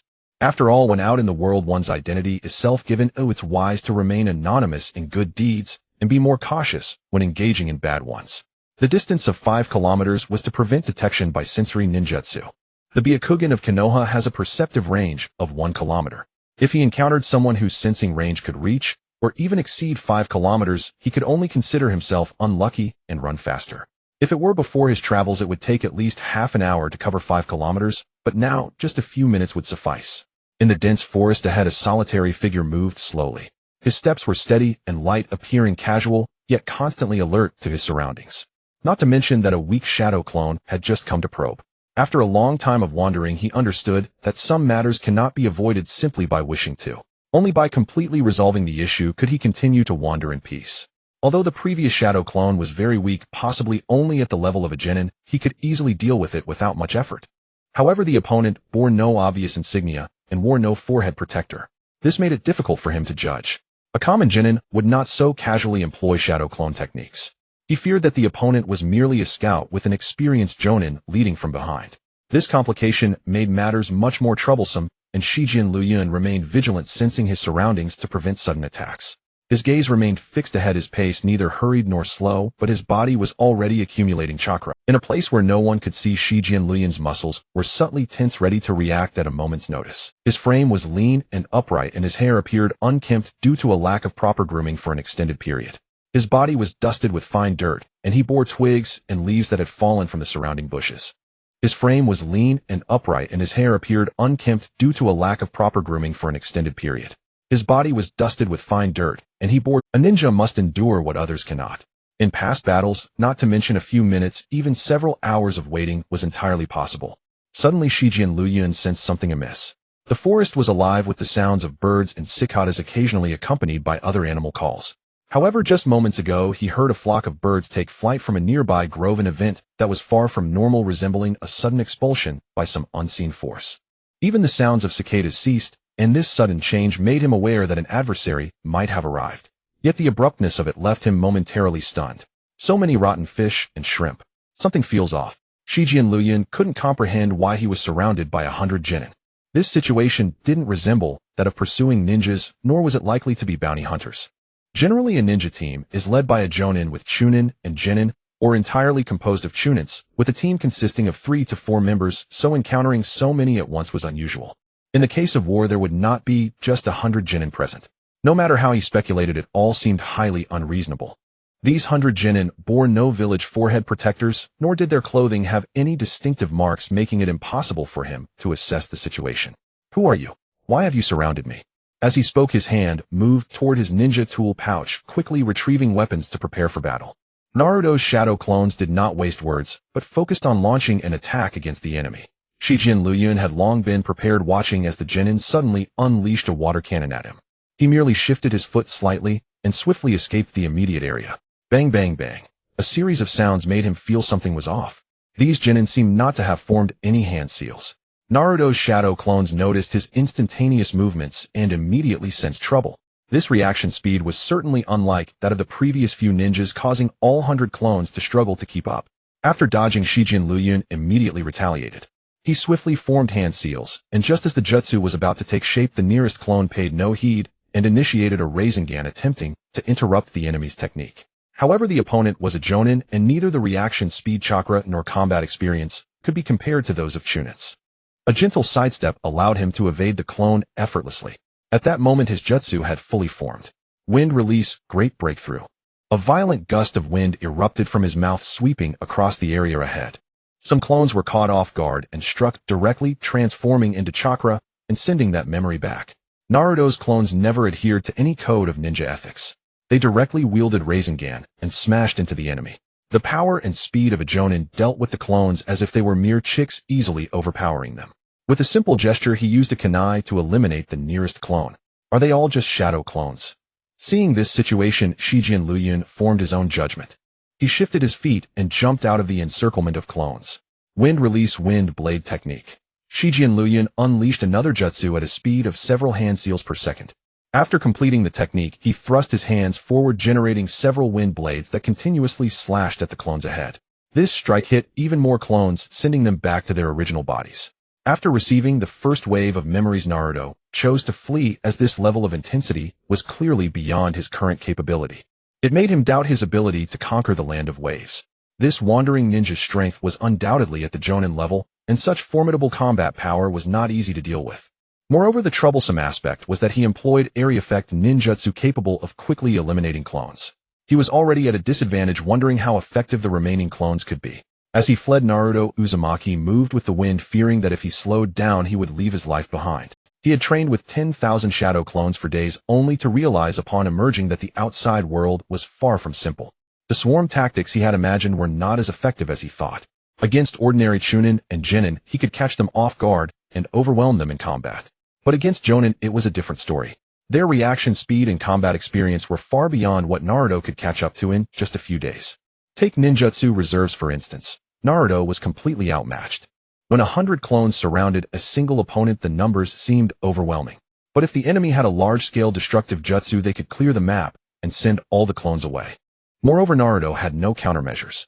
He could only judge the enemy's attack position when they unleashed their jutsu and decide whether to dodge. But by then such a reaction was almost useless against a jonin in the midst of casting a technique. For a jonin their chakra might not match Naruto's when he was a jinchuriki, but against his current self it was far from a weakness. And for a ninja's fragile shadow clones, any attack that landed could inflict devastating damage. A ninja could continue fighting after being injured, but a clone could not. Without defensive jutsu, even simple attacks could break the stability of the shadow clone technique, forcibly dispelling it. As for Jinjutsu, the entire ninja world knew that facing an Uchiha Unknown meant fleeing was the best option. To fight an Uchiha, take Might Guy, the strongest taijutsu user in Naruto for example. He excelled only in taijutsu, and his shortcomings in ninjutsu and jinjutsu were obvious, but his taijutsu alone was enough to cover them. As for Jinjutsu, the entire ninja world knew that facing an Uchiha Unknown meant fleeing was the best option. To fight an Uchiha, at least 2 ninjas of similar strength were required. With 2 people, one wouldn't be trapped in Jinjutsu indefinitely. At least the ally could help dispel it or rescue and escape. However, Might Guy, with his vast combat experience in taijutsu, could read an enemy's attack by watching them. And once he opened the 8 gates, ordinary Jinjutsu could no longer affect him. Even without ninjutsu, he could carve out a new world with his fists and feet. After all, in the 4th Great Ninja War, that kick that nearly ended the story was not something an ordinary person. The difference between a jonin and a chunin may be only 1 word in rank, but the gap in power is like a Even the rank of Tokubetsu Jonin could be granted if one reached jonin level in a single area. To earn the title of jonin, one generally needed to meet the standard in all aspects, or be exceptionally outstanding in one area, so that it compensated for all shortcomings. Moreover, becoming a jonin required not only sufficient strength, but also completing a certain number of missions of appropriate difficulty before being promoted within the village. In the ninja world, rank and strength did not always correspond, especially in Konoha. The power gap among Konoha's genin ranged from heaven to earth. Take Kosuke, a disciple of the second Hokage Senju Tobarama. Because of a mission failure in his youth that led to the death of his comrades, he swore to remain a genin forever and never be promoted. Yet his combat skills were extremely high. He mastered many ninjutsu, and his experience was seasoned. His fighting strength was no less than that of a jonin, yet he remained a genin for decades. Might Dewey, who during the 3rd Great Ninja War turned the 7 jonin-level ninja swordsmen of the mist into the 3 treasures of happiness, was also a genin in Konoha, mocked by many as the eternal genin. Even Naruto, Uzumaki, and Sasuke Uchiha, the saviors of the anime, who possessed the top-tier combat power in the world, were still genin of Konoha. Though they shared the same rank, their combat abilities were worlds apart. In this world, the gap between people was greater than that between a person and a tailed beast. Some could reach the level of a tailed beast, or even surpass it. But for others, what was power? Did they even? After all, in Naruto, bloodline matters more than effort. Those with the Otsutsuki lineage could easily enhance. The simplest examples were the 5 great clans Senju, Uchiha, Hyuga, Kagaya, and Uzumaki. Beyond them, those who developed Kekkei Genkai, or secret techniques, started from a much higher point than ordinary people. In the early part of Naruto, a genius of hard work was portrayed only to have a single moment of glory sealed forever. Even Might Guy almost kicked the story to an end, but before him his father, Might Dewey's brilliant performance was also a manifestation of bloodline. As Naruto Uzumaki fled, he reviewed the battle just past. The experience he had gained from 10,000 clones fighting among themselves felt almost childish when applied in real combat. What he could rely on now was his immense chakra reserves, but in the fight just now he had not exploited that. He had his considerations. After all, the previous Naruto had been severely depleted, and since he was still growing, it was not suitable to overwork his Bodhi cells. And to achieve longevity, he had to start taking care of himself now. Nurturing the body was something that needed constant attention. He couldn't wait until old age, when he was full of hidden injuries, to think about remedies. Besides, the fight just now was not a life or death situation, so there was no need for that.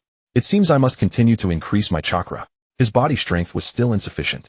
The chakra his body naturally extracted was not enough to sustain a high-intensity battle. In this battle, his strengths were obvious: massive chakra plus multiple shadow clones. His weaknesses were even more glaring. Everything else was a weakness. And his strengths were far from enough to compensate for his weaknesses. Training, I must train hard. Naruto Uzumaki had made up his mind he still needed to keep working hard.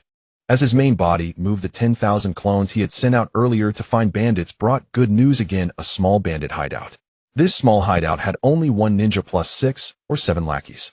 This was a perfect place to boost his confidence. He should take them down directly. At the rogue ninja, he had just left. The enemy had already cleared all the clones, leaving him standing there confused. But he also knew that after a fight, he couldn't stay there. What if behind those clones there was a group of Jonin? He would be done for, dead stiff. After cleaning up the battlefield, he found nothing left behind, but he couldn't figure out the origin of Naruto's clone. Half an hour later, Naruto stopped a few kilometers away and as cautious as ever sent out 100 shadow clones to deal with this small hideout. Who are you? A clone walked openly toward the hideout. It was a clone after all. He had no fear of someone here to claim your lives. The clone was extremely arrogant and charged in alone. Boss in truth, the lookout soldier on duty called out everyone in the hideout. Sir, who exactly are you? We have no past grievances nor recent conflicts. We haven't offended you, have we? The boss of this hideout, the only ninja, stepped forward. The other lackeys held various crude weapons, watching the clone warily. Sending only one clone was intentional on Naruto's part. He had already planned to use the nearby bandits and mountain thieves to improve his combat experience. If one clone failed, there were 99 more behind them. He would send one the first time to the next, and so on until he took them down. Is this a learned bandit? He was curious. Perhaps out of prejudice, he always thought these bandits should just charge with weapons instead of wasting words. As the saying goes, what have you to do with your destruction? There was no need to waste words on some NPCs from a secondary. Naruto's clone raised his hand, assuming an attacking stance. Water gun technique. Without large-scale destructive jutsu, this was a good way to clean up the trash. With a flick of his finger, he could take down one. The ordinary soldiers had no way to dodge. They could only be slaughtered. Whether they tried to attack or flee, it was already too late. Their movements could not evade the ninjutsu attack. In an instant, the soldiers lay on the ground, entering a deep sleep. The ninja leader did not want to watch his men be slaughtered, but his ninjutsu required hand seals, unlike Naruto's clone, which could cast instantly. By the time he finished his seals, his soldiers were all dead. However, his technique could now be aimed at Naruto's clone. Earth release, earth spear. Sharp pillars of earth rose from the ground, stabbing upward from beneath the clone. Naruto's clone immediately countered with water gun, while leaping aside and charging toward the enemy. First suppress with ranged attacks, then engage in close combat, and finally finish with a Rasengan.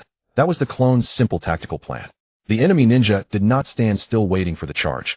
He quickly pulled out shuriken and explosive tags, but since they were near the hideout, there were no traps set. A victory would depend on willpower. 2 shuriken flew toward his left and right, blocking his escape routes. The explosive tags behind the shuriken served as the main frontal attack. The explosive tag was already activated upon release. Its edges were burning, emitting sparks ready to explode at any moment. The clone knew this too, and it seemed he had no way to avoid it. But the battle wasn't over yet. Anything was possible. He immediately dodged to the right, raising his left arm high, as if to catch the shuriken. A melon-sized Rasengan materialized in his palm in an instant, and upon contact with the shuriken, it sent them flying. Then the clone didn't stop. He continued charging forward. Will it work? The ninja wanted a one-hit kill, but reality didn't go as planned. Boom. The explosive tag detonated, but it didn't have much effect. Once the Rasengan was formed, there was no need to wait until he was fully in range for an instant kill. At that moment, the Rasengan's shape changed, becoming a shuriken. It spun at high speed, emitting its distinctive sound. The clone had become a moving bomb. Under the power of this Rasen shuriken, he was determined to take down the Earth Release Rock Fist technique. Shuriken and explosive tags having failed, he had no choice but to engage in close combat, relying on taijutsu to defeat the enemy. His hands flew through hand seals, and a yellow glow formed on his hands, covering them with rock. His hands looked like boxing gloves made of earth, ready to swing with force. His arms were now filled with power, and he had already predicted Naruto's clone's movements. He waited for that one punch to shatter the clone's bones and claim victory. The clone's Rasen shuriken slammed directly into him. Then the clone was hit by the overflow damage of the Rasen shuriken, turning into chakra and returning to the original with memories. Without the clone's control, the Rasen shuriken became unstable. The enemy ninja didn't know what was happening, but his arm was struck by the Rasen shuriken's damage. Half his arm seemed to be pierced by countless sharp needles. The intense pain severely affected him. But it wasn't over yet. The uncontrolled Rasengan exploded at that moment. It turned into a small storm, carrying countless wind blades that cut indiscriminately. Although he gained little from a guy who seemed to be a high-ranking ninja, his actions would not cease. It is said that those who kill and set fires wear golden belts, and he was starting to feel a bit of that sentiment. He continued to sweep through the nearby mountain bandits and robbers, primarily targeting those with ninja forces. As for other things, they were currently expendable, mere trifles. In truth, he had not encountered any particularly wealthy bandit or robber groups. Carrying too much would require numerous clones for transport. Though he consumed a lot, he was ultimately just one person. Moreover, food has an expiration date. There was no need to hoard excessively, leading to waste. Another point is that his current living location is very convenient for fishing and gathering seafood. His primary food needs focus on staples and vegetables. When needed, these items could be exchanged with merchants in nearby villages or towns. His figure darted back and forth throughout the forest, his agile form rivaling that of monkeys within the trees. Since this morning the forest had been in complete disarray, occasionally stirring the flocks of birds within. It started like a shockwave, beginning from a single point and gradually expanding outward, its range growing larger. Then in the areas he had swept through, new growth began to sprout. When it came to ninjas he could defeat, Uzumaki Naruto showed no mercy. For those ninjas he could not defeat, he naturally received intel relayed by his clones from several kilometers away, immediately switching to another location without a trace of longing. The more places he rushed to, the more he felt that running was truly cumbersome. In the forest, wide roads are impossible. Even at a lower altitude, moving quickly was quite challenging. Space-time ninjutsu was not something he could acquire just yet. To change this situation, he had to think of a good plan. Running on the ground was uncomfortable. He thought about finding a way to fly. This was the thought of Uzumaki Naruto, who had jumped from tree trunk to tree trunk all day. Since waking up in the morning, he had only taken a break during lunch and had been constantly on the move throughout the day. Upon reaching a location, he would leave a clone and immediately depart, caring little about whether that clone could handle the tasks. Efficiency was his priority. For those he could defeat, once the clones obtained the ninjutsu scrolls, they would begin learning immediately, with one clone delivering it to their current residence, while the others disbanded and passed their memories back to the main body. After a whole day, he successfully acquired at least one scroll for each of the 5 elemental ninjutsu. As night fell, Uzumaki Naruto sat on a beach chair by the sea, feeling the ocean breeze, holding a glass of plain water and gulping down several large swigs. Without cola, it just feels lacking. After finishing his water, Uzumaki Naruto lay down, longing for the cola from before his travels. While he was relaxing, his clones were hard at work. Today he discovered a shortcoming in himself, but he should be able to compensate for it quickly. That was his inability to make a quick escape. He could only jump around in the forest, a method easily tracked by ninjas with reconnaissance capabilities. Moreover, his movement speed was genuinely a bit slow. Once caught, it was challenging to break free. Thus, Uzumaki Naruto considered the ability to fly. Not only would it not hinder his speed, but flying a bit higher would also allow him to avoid being tracked by traces or scent. Additionally, very few ninjas in this world possessed aerial capabilities that allowed them to fly in the sky, essentially putting them in an unbeatable position. With this thought in mind, he let his clones brainstorm and see how they could develop their own flying abilities. In this regard, he did not continue to reference the anime. After all, in the ninja world, there were very few ninjas. Inoki could float by reducing his body weight, but this method is relatively slow. The 4th Kazekage Raza and his son Gaara likely floated sand or gold using magnetism, allowing them to stand on it to achieve flight. Sasori, Sasuke, and Deidara all flew by standing on their respective birds. Though their mounts varied, a self-drawn one, a captured summoning beast, and one created using clay techniques, they were all quite similar in form. Aside from that, in the ninja world, there were only 2 ninjutsu that allowed for rapid movement while maintaining an inherently unbeatable position. One was the Flying Thunder God technique, and the other was Obito's Kamui. He missed the chance to learn the Flying Thunder God when he crossed over and would have to return to Konoha for it. That day was coming soon, and during the imminent Chunin exams, in Konoha, Orochimaru would launch the Konoha collapse plan. If he could incite chaos throughout Konoha, he would have a chance to obtain the sealing book. As for Kamui, Naruto currently had no way to access it, and his strength was still significantly lacking. Under these circumstances, he would have to develop ninjutsu on his own. Besides the existing means of flight in the ninja world, what other methods could enable him to fly? There might be quite a few, but the most straightforward thought was the wind. After all, there is an old saying, when a typhoon comes, even pigs can fly. This doesn't require developing any complex ninjutsu. Simply controlling the wind would make flying much easier. In order to fly, he did not practice all the ninjutsu he had plundered during the day. The only one he focused on was the wind-style body flicker technique. He treated this body flicker technique as a safety net. After all, whether an attack or retreat, body technique was crucial. Naruto assigned 200 clones to this aspect, while the remaining 800 clones worked on developing the wind chakra nature transformation. During his previous training with the Rasengan, while developing wind attributes, he had already sensed that wind attributes should involve more than just cutting. Now was the perfect time for research, using 8000 clones to study and practice. At this moment, Naruto temporarily set aside the perception of natural energy and prepared to devote all his efforts to other areas. His training in sage arts would have to wait until another time, or once his strength reached a bottleneck again, he would tackle the subject of public relations. At this moment, Naruto temporarily set aside the perception of natural energy and prepared to devote all his efforts to other areas. It would be better to wait until later, when his strength has increased significantly, allowing for a massive surge. While Naruto's main body was relaxing, his clones training the body flicker technique were energetically running around the forest and coastline. Ordinary body flicker technique involves running at high speeds while obscuring one's movement trajectory, making it difficult for others to capture the action, visually creating the illusion of teleportation.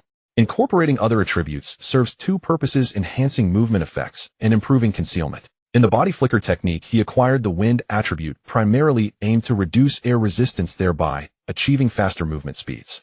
Clearly, the wind attribute could accomplish more than that. With a method to reduce air resistance established, adding propulsion would further speed up movement effects. Moreover, for greater endurance, gravity must also be considered.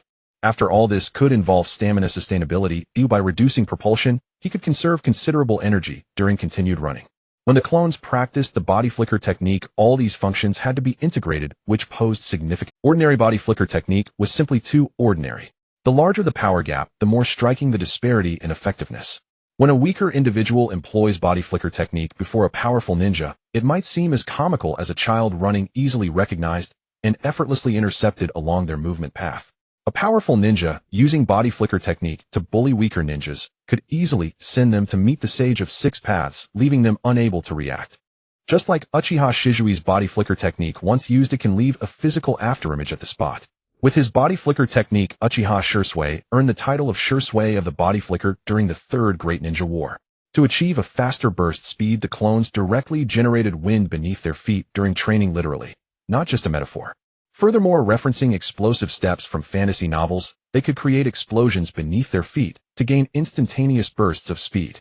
The movements of these 200 clones varied. Some appeared gentle, while others looked quite fierce. Meanwhile, the 800 clones were developing wind chakra nature transformations, continuously blowing winds of varying directions.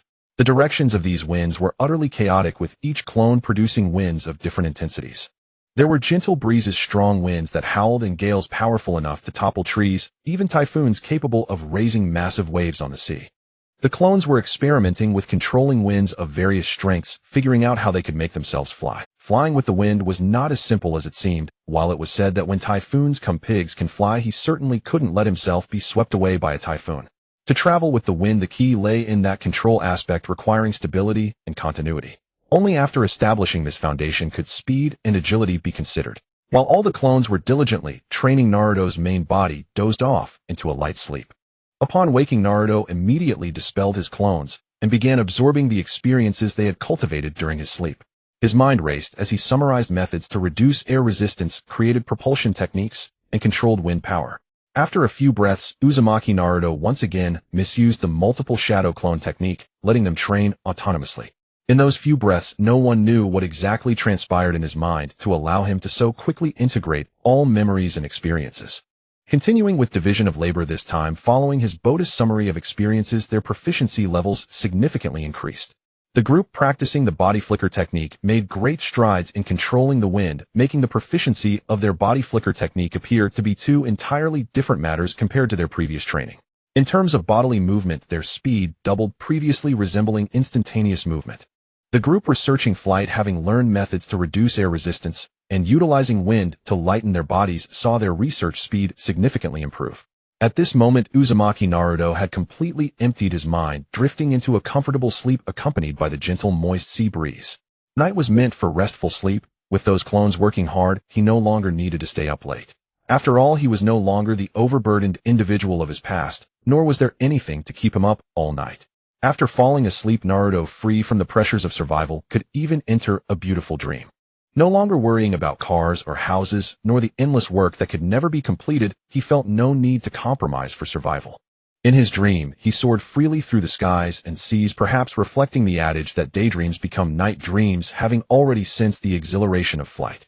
Controlling the winds, he drew breezes from all directions toward himself. Although slow, he successfully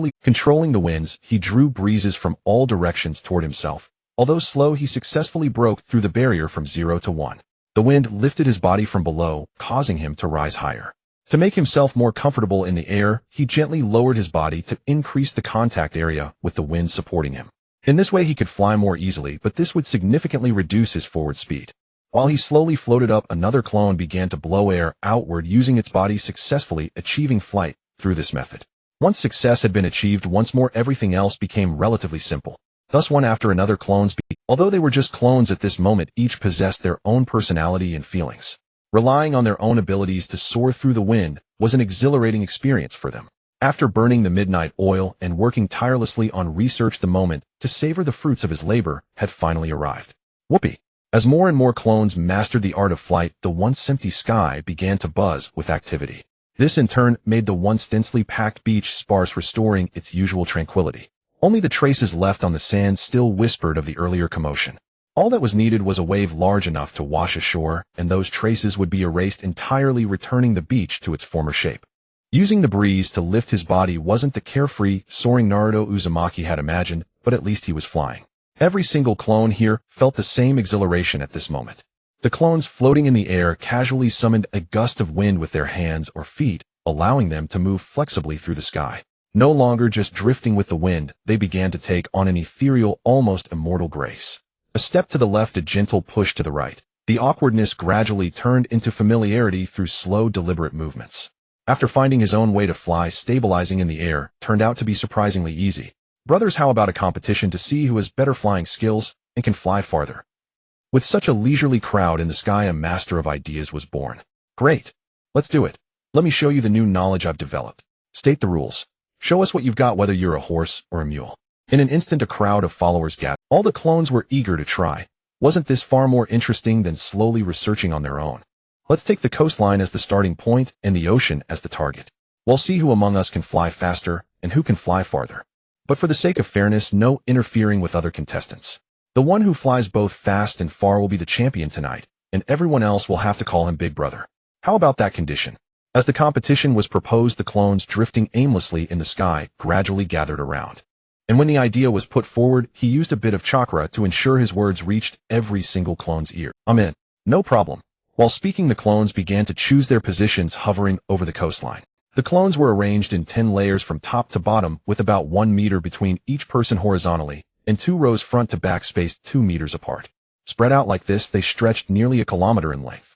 To minimize interference with the front row and avoid being disrupted themselves, the clones in the second row consciously staggered their positions, freely spreading into the gaps of the net formed by the front row. Because the arrangement wasn't particularly precise, some spatial misalignment was inevitable, but the impact was. The clones quickly entered their designated positions and waited for the signal. Ready, go. As soon as the preparatory command was given, some clones had already gathered chakra ready to burst forward. Others were less tense. Though they also mobilized chakra, it wasn't for a sprint, but to maintain a steady speed and fly the farthest distance. Before the start, the clone giving the command glanced left and right to confirm all others were in position with no unexpected issues. Then with a single command, all the clones began to move. At this moment, the sky above the coastline was livelier than the 8 immortals crossing the sea. Each clone flew toward the ocean in their own way. Some chose to tread the wind, lifting themselves with a breeze and adding a push from behind, while each step they took brought a gust from below, allowing them to gain momentum in the air. Some clones simply lay flat in the air, stabilizing their bodies with the wind, then continuously sent gusts behind them to propel themselves forward. Others spread their bodies and charged forward. Just before touching the water, a strong wind would lift them up, and they would continue diving forward. There were also clones who released chakra outward, forming a fan in their palms, then flapped it rapidly to fly slowly forward. Each clone had their own unique trick, but they all remembered to avoid interfering with others. Soon the gap between the clones became obvious. Some had already taken a commanding lead, leaving the others. Those lagging behind were not in a hurry. They steadily followed forward. And from behind, they observed the flying methods of other clones, hoping to incorporate those techniques into their own. This competition measured both speed and distance, requiring consideration of flying skills and chakra endurance. In form, it resembled the sports meets from before his transmigration, but not entirely the same. In sports meets, the pursuit was faster, higher, stronger. After allocating energy, one could charge forward without looking back. But now, without developing special techniques, it was a difficult task. There was simply no chance to sprint. Moreover, unlike long-distance running events in sports meets, one couldn't draft behind a front runner to reduce wind resistance. If you followed someone else now, you'd be eating their exhaust, and might even be disrupted by the clone ahead. The fastest clone lay flat with his hands, each forming an irregular rasengan on either side. He used the rasengan to drive more air backward, thus increasing his speed. With this technique, he opened up a gap of several dozen meters from the second-place clone, and the distance was still growing. The second-place clone adopted the method of treading the void. Each step he took his feet emitted a special chakra that wrapped around a large patch of air, allowing him to stand steadily. His hands used the same method, pushing backward at an angle. The rankings of the fastest frontrunners didn't change much. They all chased the target ahead with their own methods while observing the techniques of the leading contestants to see if they could incorporate them into their own flying skills. The rankings at the back fluctuated more dramatically. Within a short time, a dark horse would emerge and overtake one clone after another. Even though they were at the very bottom, those clones hadn't given up. They still learned from others' methods and integrated them into their own. Perhaps because they were slower, they had more time to think about how to become faster. In this world, very few could master flight on their own, and there were almost no ideas to borrow from. Thus, the only references were the methods from before his transmigration. Watching the first-place clone's technique, the first thing that came to mind was the water jet flying project from his past life. This was a relatively feasible method for now. If he specially modified the Rasengan later, he might be able to generate sustained thrust. From this, he gradually thought of jet engines and rocket engines. These were the pinnacle of human technology and speed control. If he wanted to create them, the difficulty was immense. Another idea was to imitate flying animals using chakra to generate wings and enhance flight capability. But this method was relatively slow, clearly inferior to directly using aero engines. Since he was using chakra anyway, he might as well go all the way. Create a wing based on aerodynamics, then add an engine on top. This would likely involve more complex chakra control and more troublesome chakra forms. It was akin to creating a Susanoo with chakra alone without the Sharingan, and in a special form at that. At this moment, thoughts surged like a tide, making him lose interest in the competition. He slowly drifted down to the sea surface and began to think more seriously about how to fly faster in the future. To obtain powerful thrust, he needed to compress the energy, just like a jet engine. If he couldn't compress the energy, it would at most be like a helicopter, requiring the development of a sufficiently. If he wanted to create a jet engine using chakra as the driving force was still somewhat inadequate. Such a method would consume chakra very quickly. A jet engine needs to absorb a large amount of air and eject it at high speed backward. Fuel was not a concern since he relied on chakra, and carrying a fuel tank would only complicate things. A rocket engine also relies on ejecting high-speed, high-pressure gas, but it depends entirely on the fuel it carries. Through special compression and expansion, it can produce even more powerful thrust.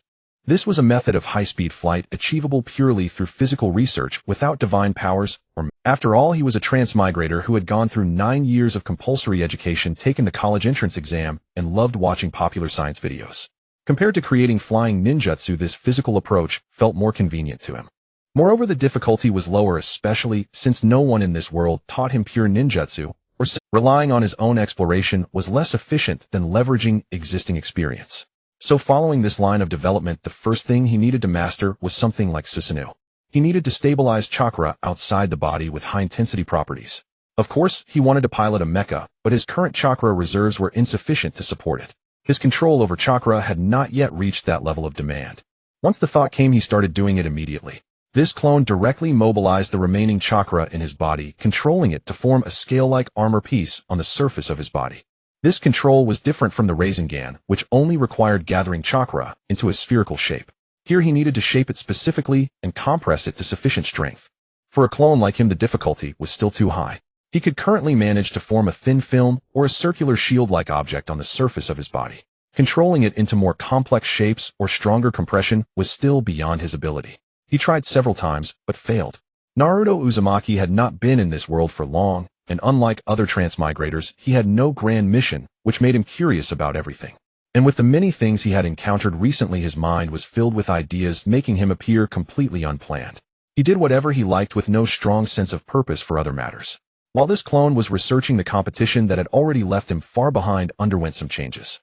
Many clones had already consumed considerable chakra during training, and flying required continuous chakra output plus the initial sprint, all of which left them unable to sustain flight. Throughout the competition area, from front to back, clones were falling from the sky, like dumplings into a pot. Some managed to control their descent at the last moment, landing steadily on the sea surface, but others were less fortunate. They crashed into the water or plunged into the surging waves. After being injured, they directly turned into chakra and returned to the sleeping original body carrying their. The clones watching the falling dumplings also sensed their own severely depleted chakra, unable to sustain flight any longer, so they decisively landed as well. As for the fastest and farthest clone, his chakra was also the most rapidly consumed. He had long since run out and fell into the sea, returning to the original body. The clone still in first place at that moment had been keeping an eye on the situation behind. Seeing that the competition was about to end, he also landed directly. Greetings, big brother. Just as the champion clone was about to walk into the crowd, a voice of recognition suddenly rang out, causing him to pause for a moment. But he quickly recovered and began to revel in the adulation. At the same time, he gave the first clone who acknowledged him a look full of approval. The other clones also reacted at that moment, greeting the big brother in turn. Since they had chosen to participate, they naturally honored the previous bet. How do we get back now? Let's swim back. We don't know how to swim yet, right? This is a perfect chance to learn. Today's main task is already done, so let's all relax a bit. The new idea king immediately proposed his idea. While speaking, he directly controlled the chakra beneath his feet, stopping himself from standing on the water surface. With a plop, that clone sank directly into the water. You guys go ahead. My stamina is too low, I can't handle it anymore. I'll head back first. Another clone also voiced his opinion, and without a second thought dispelled himself. Uzumaki Naruto truly couldn't swim. After the idea king clone fell into the water, he began to struggle violently. Although he had prepared to be submerged, this sudden plunge still caught him off guard, causing panic to surge in his heart. With panic in his heart, his movements naturally became chaotic. According to his plan, falling into the water should have kept his head above the surface, allowing him to breathe smoothly. But what he hadn't anticipated was that gravity pulled his entire body underwater, and the distance to the surface was not something a few flails could overcome. With his entire body submerged, the loss of solid ground beneath his feet and his frantic movements made it even harder to judge. He had intended to stick his head out, take a few breaths, and then slowly start learning to swim. But his violent struggle in the water yielded no obvious results. Instead, it accelerated his stamina depletion and forced the air out of his lungs. This made his situation even more dire. Due to lack of oxygen, his body instinctively craved a breath. But with his entire body submerged in seawater, where was the air for him to breathe? As soon as he opened his mouth, the seawater rushed straight into his mouth and nose. Immediately, the idea king, desperate for air, was choked. This only intensified his already panicked mind, and his body, still unsettled, began to struggle even more violently. The loss of control over his body combined with instinctive reactions caused the clone to start gulping down seawater, while even more seawater flooded into his lungs. The unbearable sensation of drowning forced the clone to dispel itself, thus sparing him from further torment. On the sea surface, other clones were voicing their own ideas. Some clones had also exhausted their stamina, but they weren't in a hurry to dispel, preparing to act as guides and provide emergency rescue on the surface. Since the idea king had plunged into the water so decisively, the other clones were still waiting for him to surface to see how easy swimming was to learn. According to their memories, shouldn't one be able to surface and take a breath within seconds of diving? Why had the new idea king been underwater for so long without coming up? Could something have gone wrong? These clones still on the surface all harbored a bad feeling. Could he be drowning? He's been under for so long and hasn't come out. I think I saw a few bubbles rising from the water and maybe some splashes afterward. These watching clones began to share their observations. But being on the sea surface with its inherent waves made it difficult to accurately judge the situation underwater. Moreover, it was late at night, further impairing their vision. Well, looks like he's gone. After waiting for about a minute, some clones began to draw their conclusions. The nearest clones either echoed the sentiment or simply nodded silently. Those with stamina left, let's go down slowly, no need to rush. A good idea had been proposed, and naturally others followed. On the dimly lit sea surface, many clones were eager to try swimming. As the saying goes, drowning always happens to those who can swim. For this group of novices, such an approach was even more dangerous, yet they felt no fear toward this activity. After all, they were just clones. Their actions wouldn't harm the original boat's health. Besides, some clones remained on the shore ready to provide rescue services and instructional guidance. With the lesson learned from the previous incident, the remaining clones adopted a gentler method of entering the water, first placing their hands on the surface, releasing chakra from their palms to support their entire bodies. Then they gradually reduced the chakra in their feet, allowing one leg to enter the water first, followed by the other leg in the same manner. Thus their lower bodies slowly sank, then their chests began to submerge bit by bit, until only their heads remained above the surface. Once they felt their bodies had acclimated to the water temperature and pressure, the clones slowly withdrew the chakra from their hands, allowing their entire body to float naturally in the water. Seeing this, the other clones began to imitate the technique. After fully immersing in the seawater, the clone started to move slowly. He used his hands to press down on the water, while simultaneously treading water with his feet, generating more buoyancy, so that his nose remained above the surface, allowing him to breathe steadily. His movements were correct, but the ocean was no calm body of water. Although there were no strong winds or waves at night, the succession of small swells proved challenging for this beginner. To cope, he had to work even harder to avoid being submerged by the occasional ripples. You can lie flat on the water surface, sink your hands and feet into the sea, keep your nose above the water, and breathe slowly. This was a clone who hadn't yet entered the water explaining the backstroke to a clone who was already in the water. Spread your palms, keep your 5 fingers together, then slightly curl them. Press the seawater gently downward. When you lift your hands, bend your elbows, and slowly raise them. Yes, that's it. You can flatten the angle of the press a bit, and your body will start to move slowly.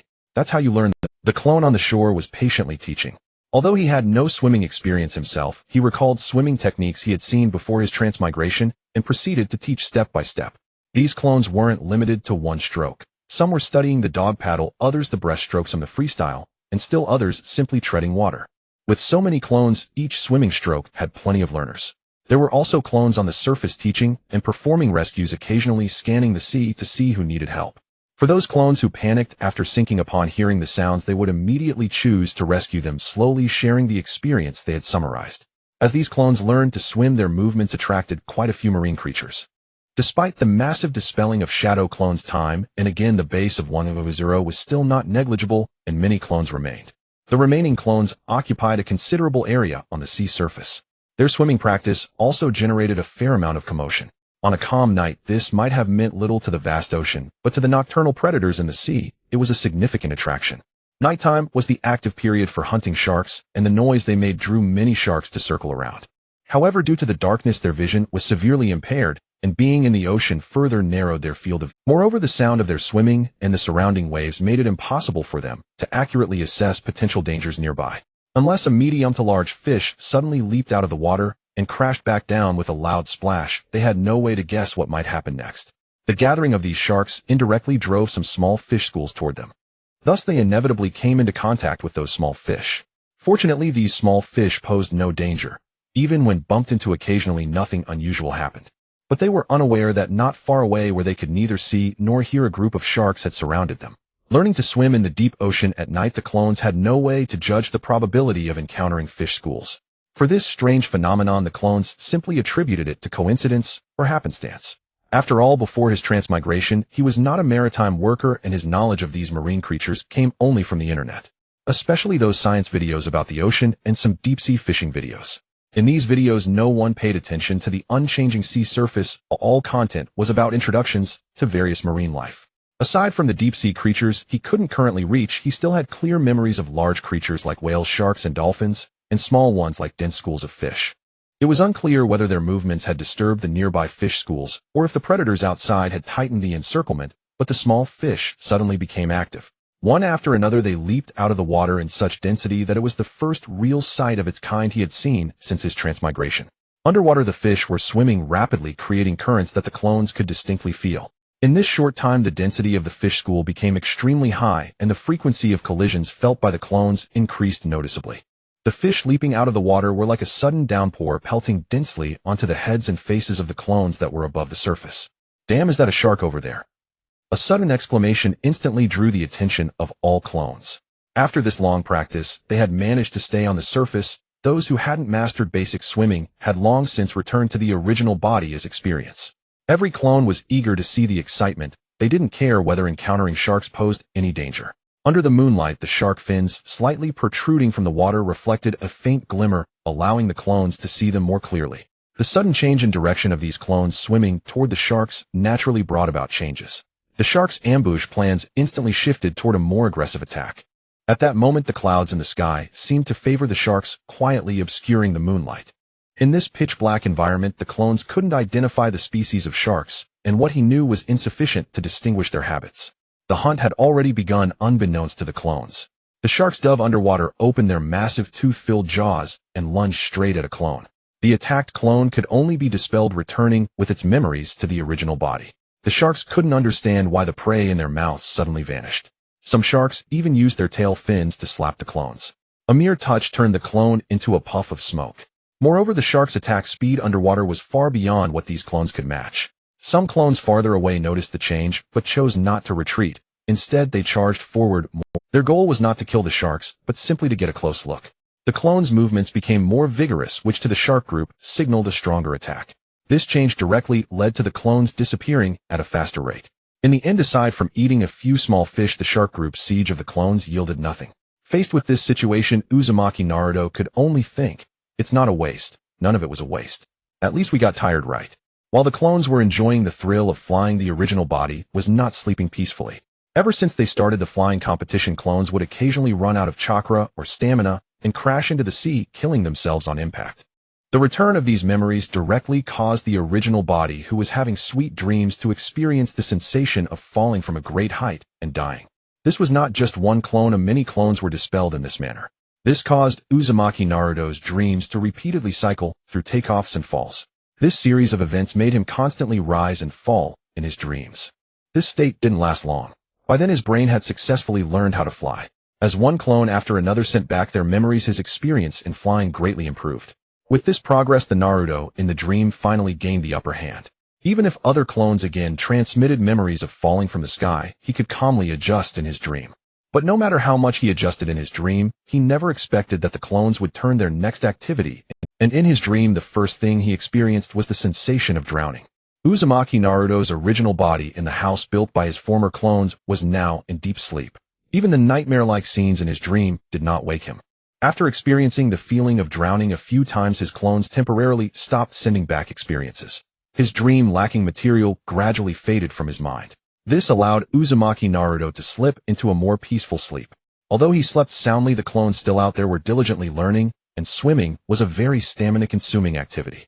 Moreover, these clones had already expended considerable stamina and chakra during cultivation and the flying competition, which shortened their endurance even further. However, those clones did not covet the extra experience. Instead, when they felt their stamina and chakra were no longer sustainable, they decisively chose to dispel themselves. This allowed the original body to raise his proficiency in flying and swimming to the next level. By choosing to dispel actively, they spared themselves the pain of drowning and also prevented the original body from accumulating more painful memories. Though this bit of pain had little actual effect on Uzumaki Naruto's original body. With most of the clones dispelled, only a few remained on the sea surface. For some reason, they hadn't followed the main group, instead studying the ideas in their own minds. After a night of sweet dreams, Uzumaki Naruto opened his bleary eyes in the early morning. Though awake now, his mind seemed not yet fully alert. He lay softly in bed, slowly moving his limbs, still savoring the lingering pleasure. At this moment his mind wished for nothing but to continue sleeping peacefully without a single thought to trouble him. Yet another voice within his mind told him he could not sleep any longer. The response of his body and the habits of physiology now created a subtle conflict. At this moment Uzumaki Naruto began to twist and writhe in bed, his limbs flailing without pattern, his torso bending and straightening in chaotic motion. His muscles occasionally twitched, showing signs of stiffness. Perhaps the sweetness of last night's sleep made him reluctant to rise. After struggling in bed for a full half-hour, he finally broke free from the seal and stood up. Habitually, he dispelled his shadow clones, receiving no extra memories. It seemed that the clones from last night had been passively dispelled or chose to dispel themselves. That was convenient. He didn't need to accept those weary memories early in the morning. Walking to the door, he raised his hand and formed the seal for clones. This time, only 20 appeared, tasked with preparing breakfast. Ever since he had acquired this ability, his original body had never done these chores himself. Drowsy Uzumaki Naruto, like a sleepwalker, began to wash up in a daze. After washing, he walked slowly to the beach, feeling the cool breeze from the sea, watching the sun gradually rise. He stretched his back, yawned widely, and even considered going back to sleep. Naruto was now in a superposition state of having slept enough, yet not enough. To prevent him from making any unwise decisions, his muscles took over his brain, lifting his legs to jog slowly along the coastline.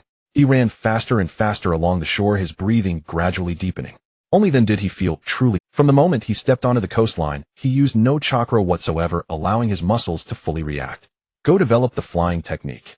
Uzumaki Naruto released 10,000 shadow clones, instructing them to develop the flying technique according to last night's concept. The 10,000 clones instantly appeared by the sea, densely packed, leaving only his original body still running along the coastline. Still using no chakra, he relied purely on his physical fitness to run. Uzumaki Naruto's task for these 10,000 clones was to independently research methods of flight and discuss whether last night's approach was feasible. If feasible, they needed to formulate a precise development route aiming to create a flying technique that was faster and more agile. This flying technique also had to consider the original boat's physical condition. Although the body was being strengthened, it must avoid harming the original. This was a fundamental principle for all clones, and one they all agreed upon. The 10,000 clones did not linger on the beach. They quickly dispersed to find their own research spots and choose their own directions. Anyone want to join me in researching the drone mode? Perhaps finding solo work, too dull. One clone immediately began recruiting. You know, the small four-rotor drones. He also explained his research direction, hoping to attract clones with similar. Those researching the jet aircraft mode gather here. Those working on rocket engines gather over here. Someone started a group, and naturally others followed. Soon many teams were formed. After all, the original body had delegated considerable authority, providing only a rough idea and leaving the rest to the clones. These clones naturally had to take up the banner and complete the task assigned by the original. Over on Naruto's side, after finishing a 10-kilometer warm-up run, he returned to the equipment area and immediately began heavy-weight training, chest, back, and core. He was training with great fervor, but the aroma of food wafting from nearby made his empty stomach rumble. Yet this could not shake his determination to train. He pushed himself even harder.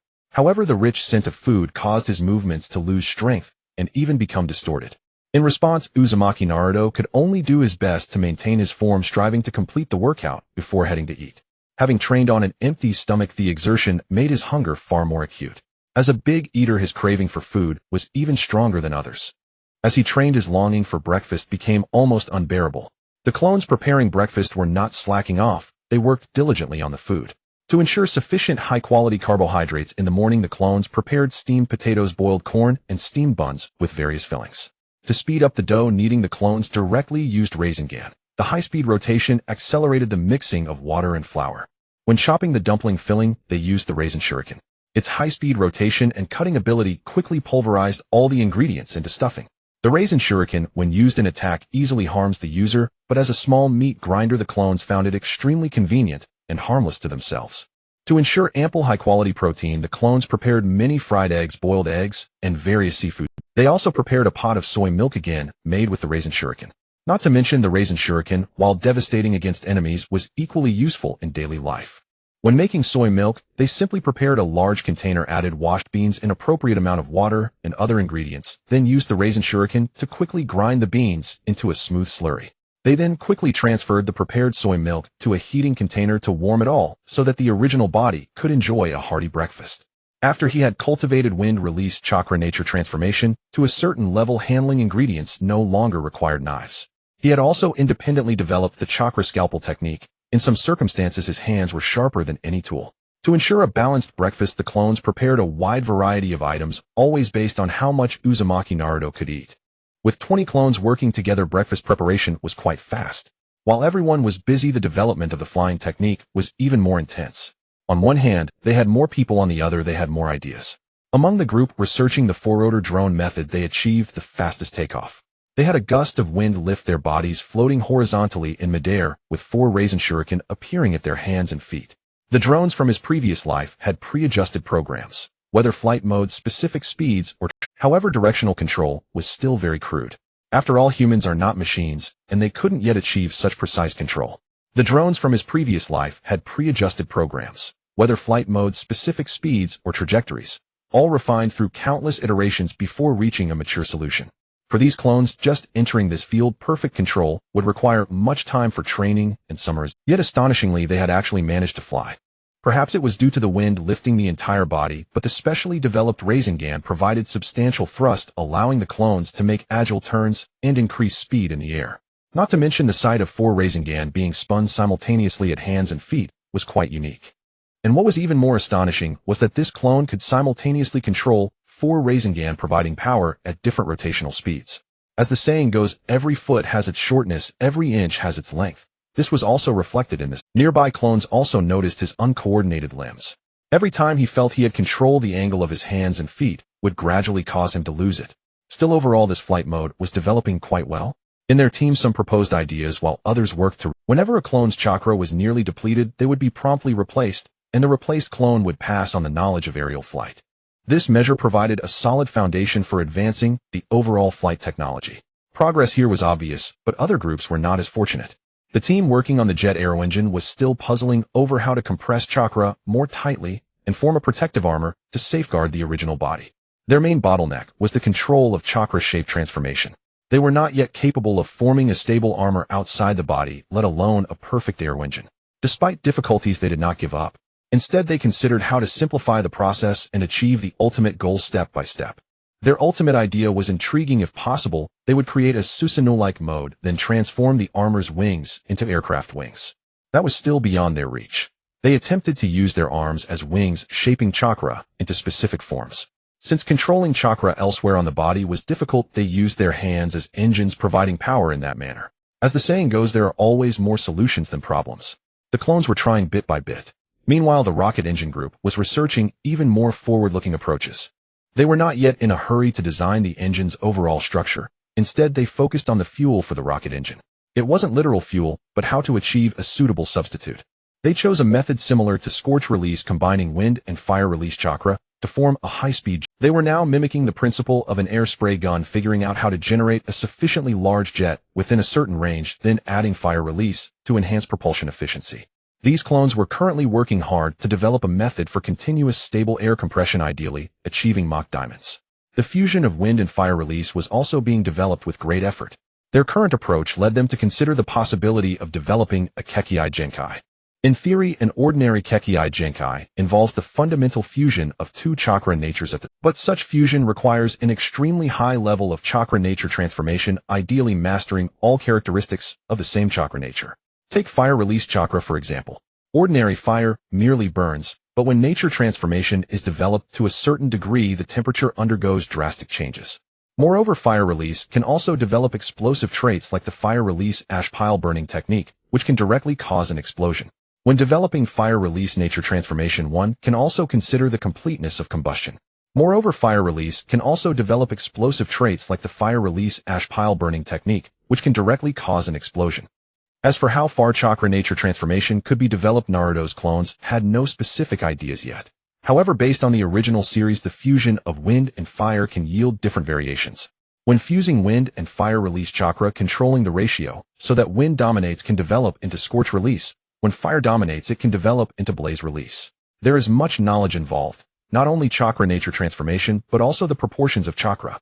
The fundamental fusion of different chakra natures was still a distant goal for these clones. They were currently focusing on how to externally mix chakra to produce a jet with greater thrust. This large group also had members responsible for research and others for experimentation. Their experimental teams consisted of at least 2 people, one controlling wind release chakra, the other fire release, and they fused them together. This created something akin to a composite ninjutsu. At this point, they were not only considering wind and fire, but also water release. Fire can turn water into steam. After combining wind and fire, the heating rate can be significantly increased, and through further manipulation, a more powerful jet can be produced. They were studying the core technology. The formation of a launcher using chakra was essentially waiting for results from other teams. Once chakra control improved sufficiently, they could use it openly, thus reducing the need to develop an engine from scratch. After breakfast, Uzumaki Naruto's thoughts finally returned to normal. I can't keep going on like this all day. He had been in this world for nearly half a month since escaping from Konoha, living alone in this place, without actively seeking news from the outside world. Each day I just act on a whim. All his training these days had been based on instinct, having his clones practice whatever came to mind, without a proper plan for his development. Or rather, even if he had plans, he never followed them step by step. These days had been too free, and the effect of training with clones was too obvious. Many jutsu didn't even take a day to master, and he could even raise their proficiency to a very high level. After extracting the 9 tails, the chakra that had been used to seal it within his body was completely liberated. Combined with the large amounts of food he had consumed these days to compensate for his Buddhist deficiencies, his chakra had grown even more significantly. Not only that, but he had been constantly training his body. Even in just over 10 days, he already felt a noticeable improvement in his physical fitness. The strength of this body was better than he had sensed, and it was even more resilient. He had increased the intensity of his training more than once, but he had never reached his limit, let alone exhaustion. It truly was the protagonist's physique impressive indeed. Because now he really wanted to rob Gato, not only to achieve financial freedom, but also to test his own strength against Zabuza and Haku. After all, with money a man is a man, without money a man is hard-pressed. He couldn't always rely on robbery while traveling. That was too undignified. Better to strike it rich in one go, rob a fat sheep, and avoid further trouble. This kind of thing really seemed doable, and he truly wanted to do it. However, there was a difference between being able to do it, wanting to do it, and actually accomplishing it. Since I've decided to act, it's time to prepare properly. Uzumaki Naruto pondered the specific steps to take next, and what he still hadn't trained to a sufficient level. Recalling carefully, he realized that he hadn't formally trained in the jutsu he had stolen from the bandits and mountain thieves around the area. He he still hadn't fully mastered the 5 basic chakra natures. He could also consider what jutsu he could develop. The Chidori series of jutsu are good. Once I master the nature transformation of lightning release, I can try to develop the Chidori series myself. The 5 elemental ninjutsu, once sufficiently proficient in nature and shape transformation, could be executed directly, with brute force, no longer limited to hand seals.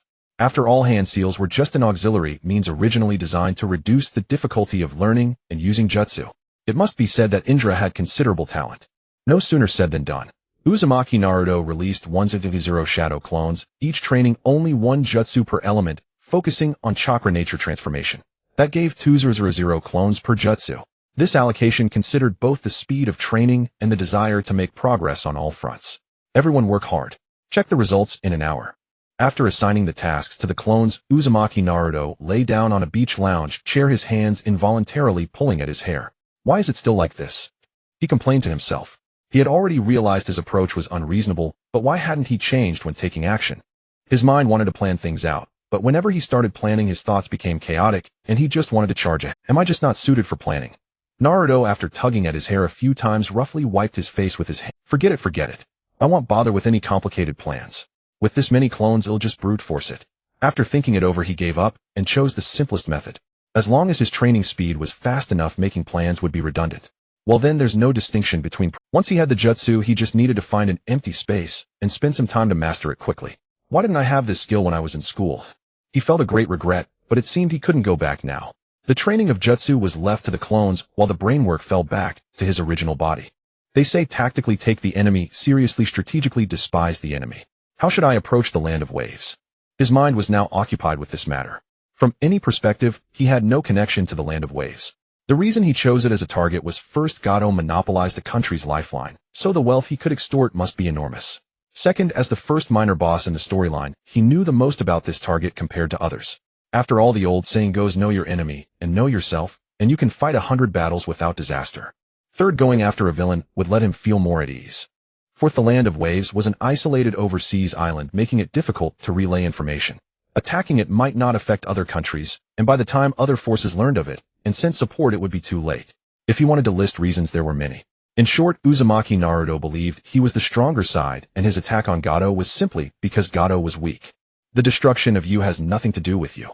This phrase fit Uzumaki Naruto's desire to strike.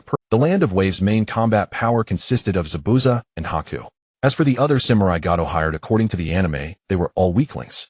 Even a broken Zabuza could easily take them down, let alone his 1000 clones. Each one could piss them into submission. Zabuza's main abilities were the silent killing technique of the mist and many water-release jutsu. If they fought on the sea, defeating Zabuza would be a complex matter. Zabuza mastered the water clone technique, and for Uzumaki Naruto, perception was his weakness. He couldn't make effective judgments. If he used a large number of shadow clones, they could easily be caught in Zabuza's area effect attacks. From this perspective, dealing with Zabuza could use a war of attrition. As for Zabuza's hidden mist technique, the clones were training wind-release jutsu, which could blow away the mist. This would reduce the danger the clones faced. Another difficulty was Haku, who stayed by Zabuza's side and possessed the ice-release bloodline. How should his clones deal with the demonic mirroring ice crystals technique? According to the anime, Uzumaki Naruto only broke that technique with the help of the Nine-Tails chakra. But now the problem seemed not too big. He could gather a few clones together and use a few large wind-release Raisin Shurikens to blow Haku out of the ice mirrors. As for other ice-release jutsu, he knew very little, which was also troublesome. Uzumaki Naruto's imagination was quite optimistic. He felt he already had the land of waves in the bag. But there were still many things hidden beneath the surface, only the tip of the iceberg visible. In that case, directly confronting might be risky. I need to use a flanking strategy. Thus, Uzumaki Naruto wanted to pull a repair the plank road by day, march secretly by night on Gato Zabuza. He could use a few stronger clones to hold off Zabuza and Haku, while other clones directly capture Gato and his accumulated wealth.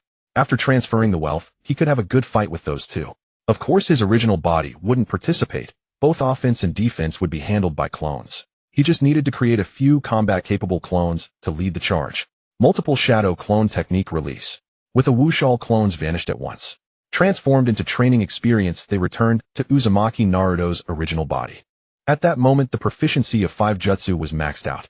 He didn't wait. Instead, he released clones again, ordering them to focus on chakra nature transformation. Out of caution, Uzumaki Naruto kept thinking about how to fight, and what if he lost? In the blink of an eye, another week passed. It had been over 20 days since he crossed into this world.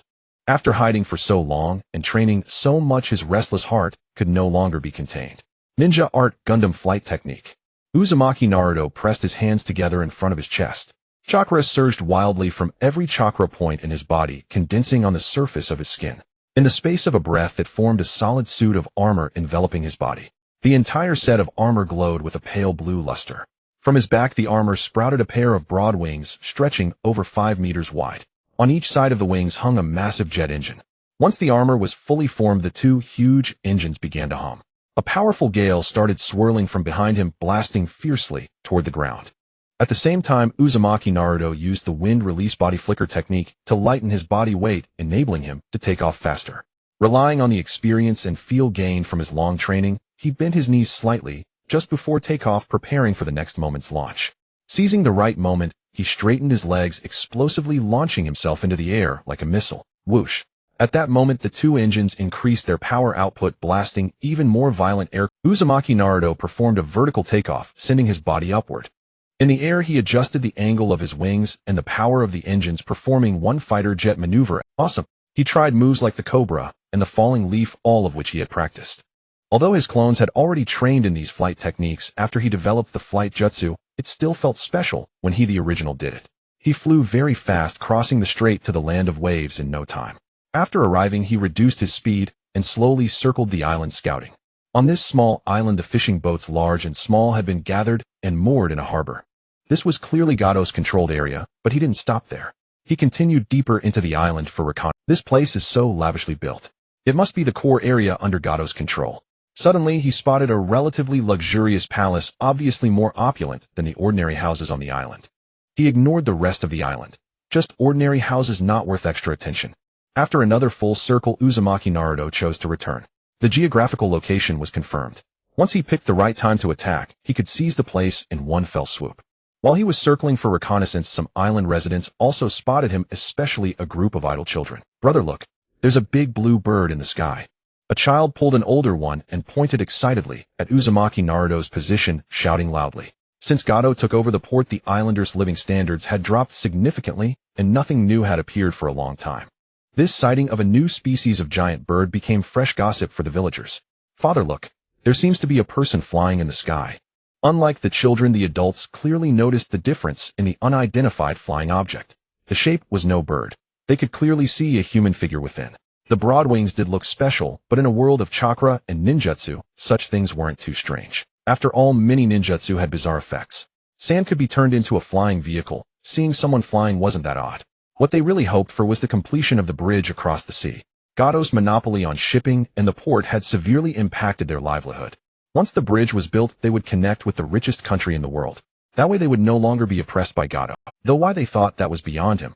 Did they think no one would destroy the bridge after it was built? The people in this world simply had strange ideas. According to the plot, the protagonist team successfully dealt with Gato and his thugs, and had them complete the bridge, a very good outcome. But from the start, this approach was utterly foolish. The successful completion of the bridge was only possible because the protagonist team was too kind. It was Kakashi who wanted to show Team 7 the world of shinobi and the difficulty of crank and above missions. Otherwise, the moment they encountered the demon brothers, Kakashi could have terminated the mission for hiding its rank. Tazuna might have died right there, and the bridge would never have been built. But Kakashi was confident in his ability to protect Team 7. He had earned the fearsome reputation of Copy Ninja Kakashi in the ninja world. Especially after dealing with the demon brothers, he felt the mission wasn't that difficult. And Kakashi knew that in the world of shinobi, battle was the fastest way to grow stronger. With him a Konoha Jonin as a safety net, nothing unexpected should happen. After Naruto Uzumaki flew back, he immediately released his clones to prepare food. After eating, he directly went to sleep, closing his eyes and lying on the bed regardless of whether he could fall asleep. He released the clones again, having them hone their skills while keeping an eye on the time. He planned to launch a night raid on the wave country, attempting to stealthily eliminate Gato.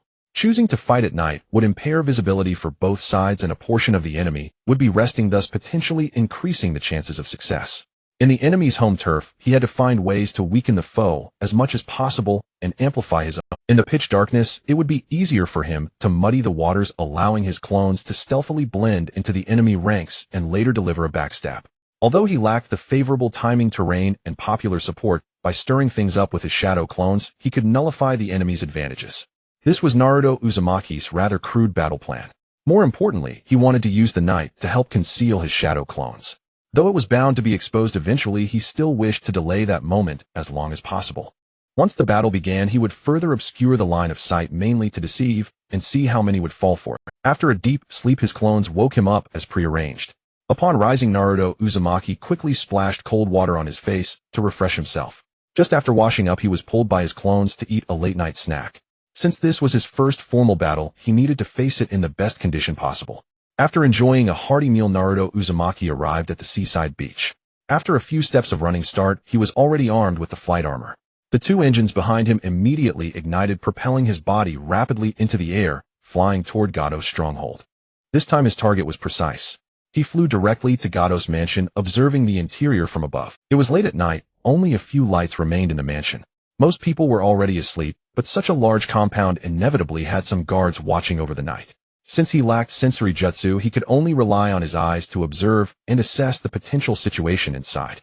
He couldn't be sure of the specifics, but at least initially the risk was not as great as during the day. Once the battle erupted, those people would wake up and join the fight, but by then it would be too late. With little combat capability to begin with, subduing them would only become easier. After patrolling above Gado's mansion, Naruto Uzumaki immediately turned and flew toward the docks and warehouses he had inspected during the day. The lights in these two areas were far more numerous than elsewhere on the island. Through these lights, Naruto Uzumaki could discern part of the personnel distribution. As for the hidden sentries, he had no choice but to wait for them to reveal themselves during the battle. After a thorough reconnaissance, he had a general picture.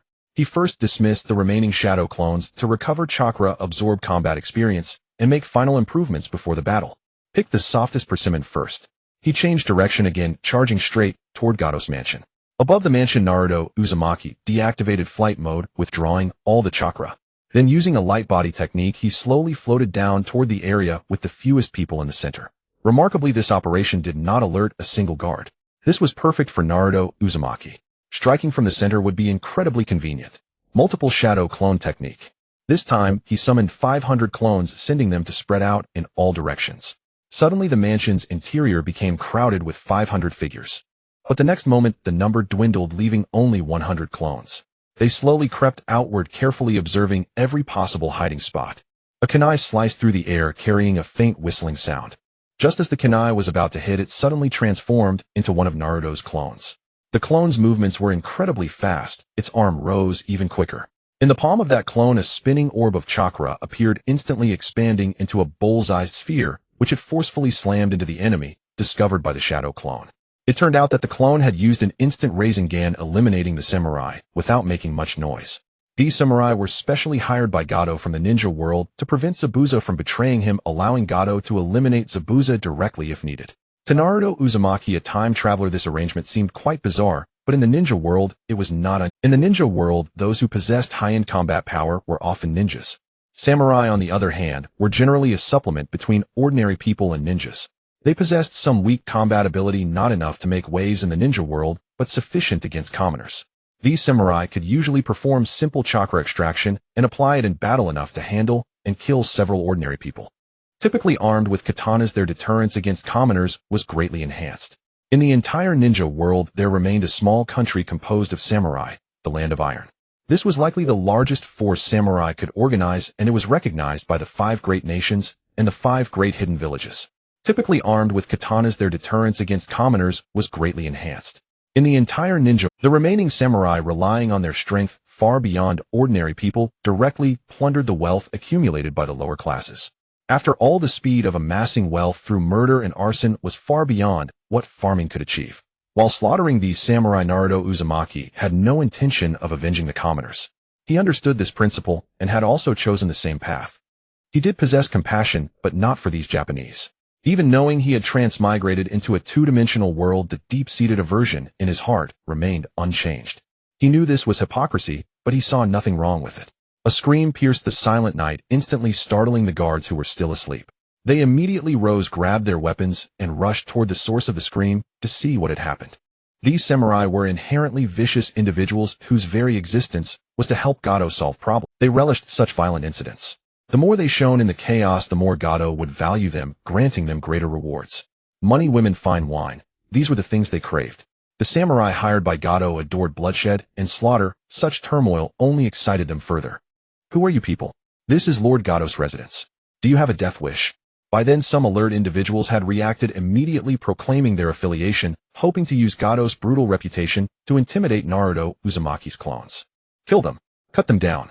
The brutal samurai, after gathering, drew their weapons and charged at Naruto's clone. Accustomed to slaughtering weak civilians, they paid no heed to trivial matters.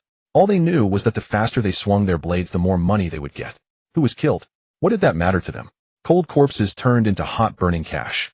As the samurai charged, Naruto's clones did not stand idle. Instead, having spread out in advance, they began to surround and kill these people from all directions. Gato's mansion could not accommodate 100 samurai killers, but Naruto Uzumaki's visible clones now numbered more than 100. With mastery of various ninjutsu and an overwhelming numerical advantage, his clones showed no mercy, swiftly slaughtering the killers. The loud clamor of battle naturally woke Gato, who was already asleep. He was a ruthless character himself, and when it came to his money and life, he was equally decisive and merciless. Without even bothering to dress properly, he quickly threw on a coat and rushed to the scene of the fight. He wanted to once again demonstrate his methods to make sure no one in the Wave Country dared oppose him. He thought this night riot was just the commoners of the Wave Country resisting his exploitation. He had already completely monopolized the entire country's maritime trade, yet those people still dared to think about building a bridge across the sea. To crush their resistance, he had brutally tortured and killed the hero elected by the entire Wave Country. He never expected they would still have the audacity to raid his mansion at night. As a cruel ruler, how could he allow this to happen? He had already decided that after dealing with the rioters, he would pull some hands from the warehouses and docks, concentrate them, and severely punish those involved in the uprising. And their families as well. He needed to leave a deep impression on the entire Wave Country so that no one would ever dare oppose his rule. Kill them all. Cut off their limbs. I want others to see their state. Gato began commanding as soon as he arrived at the battlefield. There was no sophisticated tactical guidance, only wanton release of the evil in his heart. He also wanted to watch how his hired samurai brutally slaughtered those who dared invade his mansion. But when he actually saw the battlefield, it was already one-sided. The number of his kept samurai was rapidly decreasing. Gato shouted angrily, his fat face twisting into a ferocious expression. But this had no effect on the battle. Naruto Uzumaki's shadow clones continued fighting fiercely, eliminating enemies who rushed at them with instant Rasengan, and using long-range jutsu to damage those farther away, weakening their combat capability as much as possible. In this world, most ninjas were fragile glass cannons with high attack and low defense, and the same applied. The clones that were far from the engagement range kept bombarding the samurai with water gun jutsu. Accuracy was not a concern, and with so many clones, they simply laid down suppressive fire. Even if the attacks didn't hit vital spots, hitting non-critical areas still inflicted pain. As long as they hit the target, it would quickly reduce the samurai's resistance, then send them to meet the six-pack. Gato was not spared from this treatment. He shouted and yelled, but Naruto Uzumaki and his shadow clones paid him no attention. What was there to talk about? Nothing. The only thing that mattered to Naruto Uzumaki was the wealth Gato had amassed. The battle did not last long. Using only a few shadow clones, Naruto Uzumaki neutralized Gato and his hired samurai. Next came the time to harvest the fruits of victory. He once again used the multiple shadow clone technique, and thousands of clones immediately covered the entire mansion. Many hands make light work. This was not just an empty phrase. Thousands of clones worked simultaneously, quickly dismantling the mansion. Considering the possibility of cellars, they even used earth release to dig 3 feet deep. Gato was truly loaded. The total amount of loot this time was unknown, but it required 10 clones. Just countless gold, silver, and jewels along with stacks of cash filled several large chests. Naruto Uzumaki even wanted to thank them for packing everything so neatly, saving him the trouble. After confirming the harvest, he left 10 shadow clones to guard the place, and then dismissed the remaining. He still needed to check the warehouses and docks controlled by Gato to see how much wealth remained there and take it all over. With this wealth, he planned to travel around the entire ninja world. Having trained for so long, it was time to enjoy himself. Of course, the clones still needed to continue training. After all, each batch of clones only needed to train once, and the rest of the time they could rest. Moreover, the current timeline was just the beginning of the story. How could he miss the chance to witness it? This was the passionate world he had once loved. I didn't encounter Zabuza. Uzumaki Naruto felt a bit curious at this moment, but upon reflection it made sense. Gato had already been wary of Zabuza. He had deliberately hired so many samurai waiting for the moment Zabuza faltered so he could eliminate him. Yet Gato never anticipated that those mediocre samurai would be utterly incapable of killing Zabuza. Taking the anime's storyline as an example, even with both hands crippled, Zabuza could dispatch Gato and his entire retinue with a kunai clenched in his teeth. let alone when he was in peak condition. The fundamental flaw lay in the sheer weakness of the samurai Gato had hired. His intentions and approach were not inherently wrong. One must admit that Gato was a daring man, daring enough to employ Zabuza, a rogue who had massacred an entire graduating class during his time at the academy. It was merely a case of ignorance breeding audacity. As a ruthless merchant, he could not fathom the might of a jonin, believing that sheer numbers and a few more samurai would suffice to bring down Zabuza. Having hired a subordinate of overwhelming strength without any counterbalance, Gato could not rest easy even in his sleep. After all, he had to constantly fear that Zabuza might one day kill him outright, leaving all his efforts to benefit his assassin. Yet what he never realized was that Zabuza, with no place left in the shinobi world, had never entertained the In the anime, it was only after Gato verbally insulted the deceased Haku that Zabuza's fury erupted, leading him to slaughter Gato and his men single-handedly. After flying to the warehouse area, Naruto did not rush into action. Instead, he found a secluded spot to digest the food in his stomach and rapidly recover the chakra he had expended. To ensure a more abundant chakra reserve, he began slowly refining it. Though he was aware of his exceptional physical constitution and remarkable recovery ability, he did not squander that gift. His movements were almost cautious, fearful of causing any irreversible damage to his body. As the saying goes, man's life is short, yet he worries about 1,000 years. At only 12 years old with his body yet to fully develop, Naruto was already contemplating the matter of immortality. Sensing that his chakra was sufficient, Naruto stopped. Quickly finding a suitable position, he opted for the same battle strategy he had used before. This time, he summoned 500 shadow clones with 400 of them, using the transformation technique to become shuriken, kunai, and other ninja tools. Without the flying thunder god technique, he had developed a similar jutsu on his own. Though it fell short in speed and range, it could still replicate some of the original's effectiveness in combat. The authentic jutsu is far superior. After this mission, he'll go to Konoha for the Chunin exams and grab the sealed scroll again. Looking at his self-developed counterfeit flying thunder god, Naruto mumbled to himself with a tone that clearly indicated he genuinely wanted to support the original jutsu. Moreover, with all the wealth he had amassed this time, he could try the underground exchange to see if he could procure any practical jutsu. Failing that, he planned to steal jutsu from other villages or trade them with a no-hand-seal technique. Of course, this was limited to ordinary jutsu. Trading for the secret techniques exclusive to major ninja villages was clearly impossible. Moreover, once he achieved sufficient proficiency in those jutsu, they would become no-hand-seal techniques for Naruto, though they would pose extreme difficulty for other ninjas. The two no-hand-seal techniques he currently mastered, Chakra Scalpel and Rasengan, demanded an exceptionally high level of chakra shape manipulation. If he attempted to add chakra nature transformation, the difficulty would increase dramatically. Moreover, directly adding nature transformation to such no-hand-seal techniques required an extremely high mastery of chakra nature transformation. For ordinary ninjas, even if given the opportunity, they would find it nearly impossible to learn. Take the Chidori technique, for example. Through the relentless day and night study by his clones, Naruto leveraged his profound understanding of chakra shape and nature transformation to reverse engineer the technique based solely on its manifested form. Through continuous experimentation, he directly developed a no-hand-seal version. When Kakashi taught Sasuke, the latter needed hand seals to execute the technique. Naruto, guided solely by the piercing effect of the Chidori, gathered chakra in his hand and stabilized it, not relying on rotation like the Rasengan. Having understood the nature of the technique, he naturally oriented his chakra shape manipulation toward that direction. He could even develop derivative techniques like Chidori Sunban and Chidori Iso, which required an equally high level of chakra control.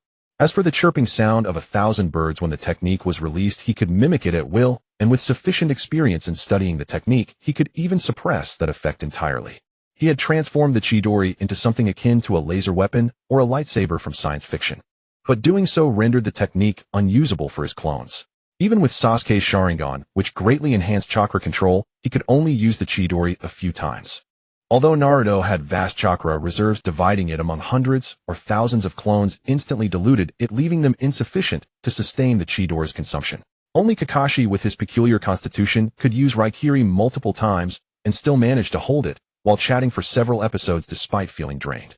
When Naruto's clones appeared in the warehouse area, they were immediately detected by Zabuza, the rogue ninja from Kirigakure, hired by Gato. Though Zabuza was a rogue ninja, he still valued his integrity.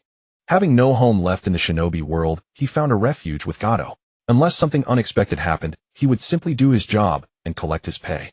Having followed Gato for so long, he knew well the wealth Gato had amassed through underground smuggling, monopolizing shipping, and exploiting the land of waves, yet he never considered killing Gato to take it all for himself. As a rogue ninja, Zabuza was also mindful of his reputation in the shinobi world. He was still influenced by the ninja code taught at the academy, which dictated that one should not concern themselves with the employer's actions. Adhering strictly to the principle of payment for service, Zabuza felt no attachment to Gato, but neither did he harbor any dislike. Ninjas in the shinobi world, when accepting missions, operated on a one-job basis. One party paid for the commission, and the other received payment to execute it. Zabuza was no different, except that his one job had lasted a long time, or rather he had been receiving Gato's sole commission for an extended period.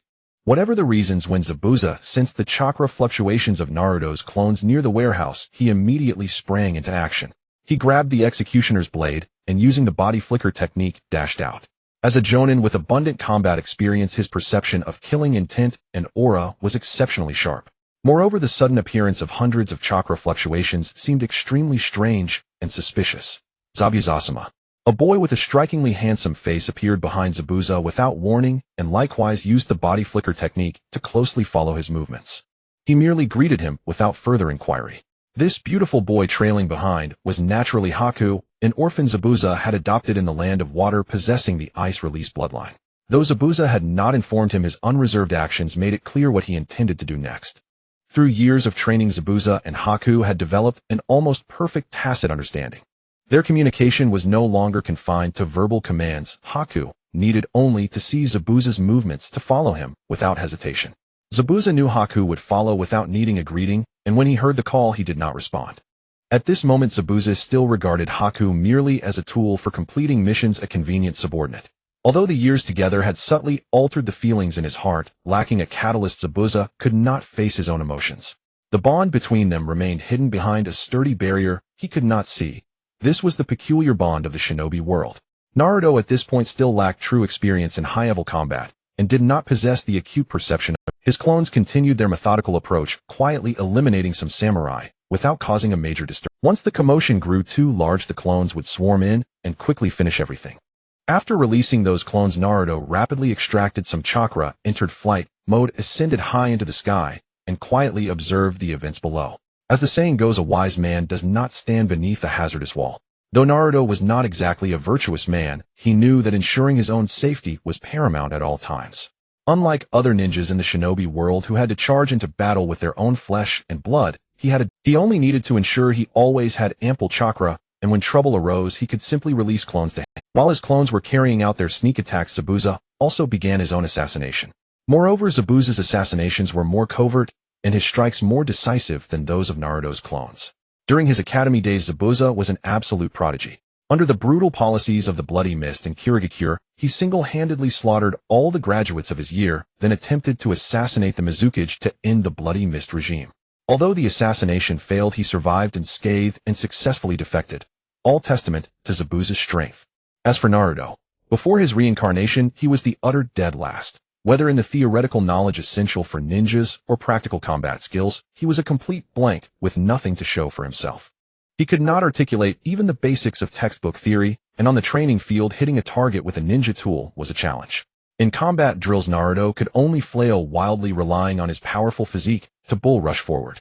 In other words, his only assets back then were his tough constitution, quick recovery, and remarkable resistance. After his reincarnation, the current Naruto had been training with multiple shadow clones, but only about 20 days had passed. Even though he had already mastered many techniques, achieved perfect chakra control, and attained all 5 nature transformations.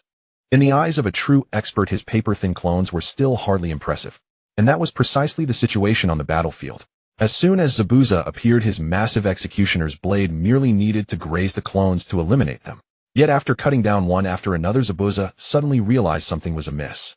Everyone he was cutting with the executioner's blade were shadow clones, none giving the sensation of slicing through flesh and blood. Every swing felt empty and hollow. Zabuza's assassination techniques were highly professional and refined. None of the clones noticed what was happening until the sheer number of felled ones made them sense something unusual. Even the original body hovering in the air felt a bit confused. He received the memories transmitted back from the clones, but could not identify the specific cause of the incident. Each clone had been struck by a fatal blow under inexplicable circumstances. And since his original body was flying high above, he could only see blurred shadows on the ground, unable to discern the details. Hence, he could not locate the exact cause. Knowing that the area below was extremely dangerous, he naturally would not risk descending just to invest. Both Naruto's clones and Zabuza chose to operate quietly, not yet causing a major upheaval. This state of affairs was rather delicate. By Zabuza's side, Haku also played a significant role, his precise Senbon proving deadly to Naruto's clones with every throw. While the silent battle was underway, the flying Naruto quickly moved. He stealthily went to the other side of the warehouse, and for safety chose a distant spot to land. After fully recovering his chakra, he once again used the multiple shadow clone technique, employing the same strategy, but this time not for combat. This time he intended to feint in the east and attack in the west. The battle at the warehouse had drawn the elite forces away, and Naruto suspected it was Zabuza. After all, among Gatos men, only Zabuza possessed such strength. His current clones were to exploit the ongoing battle to swiftly transfer the money, high-value gold jewels, and other valuables from these warehouses. To keep the enemy's attention focused, the clones also needed to create some noise, muddy the waters, and reduce the guards elsewhere. As the clones realized their teammates were diminishing, the remaining clones began to draw closer to each other to avoid being eliminated stealthily. Some of the clones that had transformed into ninja tools reverted back from their transformation, successfully replenishing some visible battle strength. Once they gathered, Zabuza also noticed this situation, making ambushes considerably more challenging. Just when the situation was on the brink of stalemate, one clone suddenly detected Zabuza's movement. Perhaps it was mere coincidence, for with the strength of a clone of Naruto Uzumaki, it should have been nearly impossible to notice Zabuza's actions, yet this unexpected occurrence happened. The clone reacted swiftly, immediately responding when it saw Zabuza swing his blade towards it. A Rasengan was unleashed and collided directly with the approaching decapitating blade, producing a piercing sound between the two. Since the continuous strikes were against shadow clones, it significantly reduced the force behind Zabuza's swings. He was curious to see how many shadow clones he could actually eliminate, and thus needed to conserve his strength. This allowed the clone to successfully confront Zabuza. Meanwhile, the piercing sound also helped Naruto's other clones pinpoint the enemy's position, quickly discerning that they were facing Zabuza due to the distinctive weapon. However, none of these clones showed fear or hesitation. Instead, they quickly charged towards Zabuza, who was easily slicing through one shadow clone after another. Zabuza was surprised to find one that could actually block his blade, causing him to take the situation more seriously and increase his strength. As expected, this clone was eventually shattered by Zabuza's strike, which piqued Zabuza's interest. Based on his prior experiences, these clones felt even more fragile than chickens. A flock of chickens would scatter when in danger. Even to kill them, one would have to chase after them. Yet these suddenly appearing clones did not scatter or run around wildly. A gentle touch was all it took to eliminate them effortlessly. Moreover, the chakra of these clones was at most at the level of a low-ranking ninja. However, the unexpected instant use of a ninjutsu earlier had truly taken him by surprise. Additionally, the force conveyed from the decapitating blade made him realize that the power of that ninjutsu was quite formidable. Looking at the shadow clones charging at him like a bunch of inexperienced rookies, Zabuza began to take the situation seriously. Holding the decapitating blade in one hand, he also charged forward. The short distance between them closed in the blink of an eye. With a swing of the decapitating blade, all the clones touched by its edge turned into smoke, returning to their original forms. With that single strike, Zabuza confirmed that his earlier feelings were not mistaken. Although the clones were numerous, they were still insignificant. He was merely curious about the current situation. Who could possibly use so many shadow clones? Moreover, after so many clones had been dispelled, how come there had been no backlash until now? Although the shadow clone technique was invented by the second Hokage Senju Tobarama in the unique context of the ninja world, various ninja villages had spies hidden among each other, stealing secrets and various forbidden techniques. The highly practical shadow clone technique gradually spread throughout the ninja world, yet no one could bear the consequences of utilizing multiple shadow clones. The effect of that strike caused Naruto's clones on site to calm down, no longer charging headlong like idiots. Those whose minds had been clouded by battle fervor began to think tactically at that moment. Although that strike obliterated a number of shadow clones, in reality, it did not yield any significant results. There were still plenty of clones present. Even though Zabuza had destroyed some, the reinforcements seemed to be endless. If this continued, it would be Zabuza himself who could not endure. The Third Hokage, who could single-handedly battle the Eight Tails, paid the ultimate price during the Third Shinobi World War, sacrificing his life to allow his subordinates to retreat against the one ninjas of Awagakure. Yet Zabuza had not reached the level of the Third Hokage. Every swing of his blade was consuming his. Moreover, the clones he faced were no longer recklessly charging in like before. They had begun to form effective coordination. At this moment, some clones in the front were holding Razengans standing against Zabuza's decapitating blade, while others were distracting and launching surprise attacks with more in the back dedicated to offense. Once these clones began to cooperate, both Zabuza and Haku found themselves in a difficult position. However, Zabuza was not one to sit idly by. He had never been proficient in such brute force confrontations. Realizing that such confrontations were unlikely to yield results, Zabuza immediately shifted his strategy.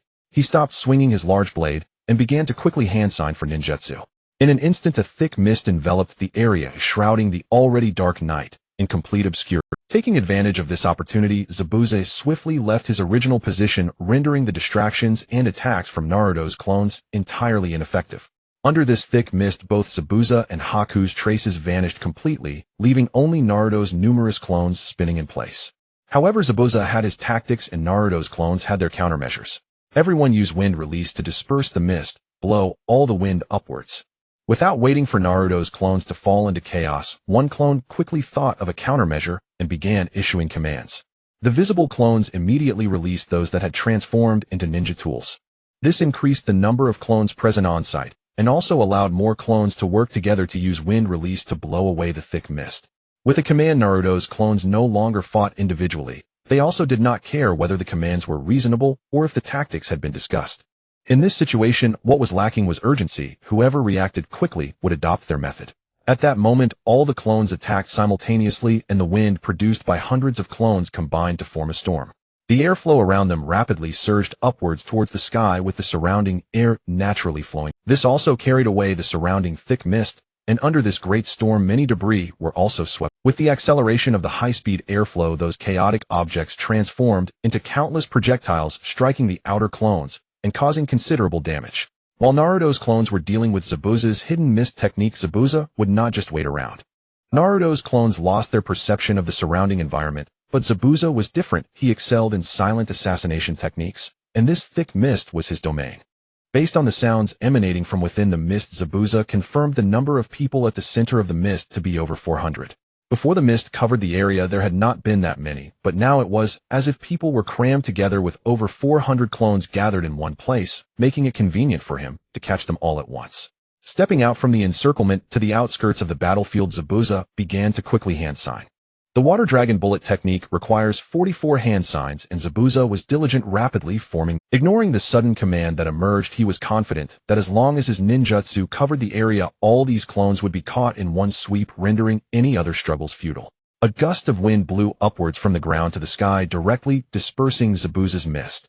Simultaneously, strong winds began to swirl towards the center of the storm, and once this storm passed the central area, had become a chaotic mess.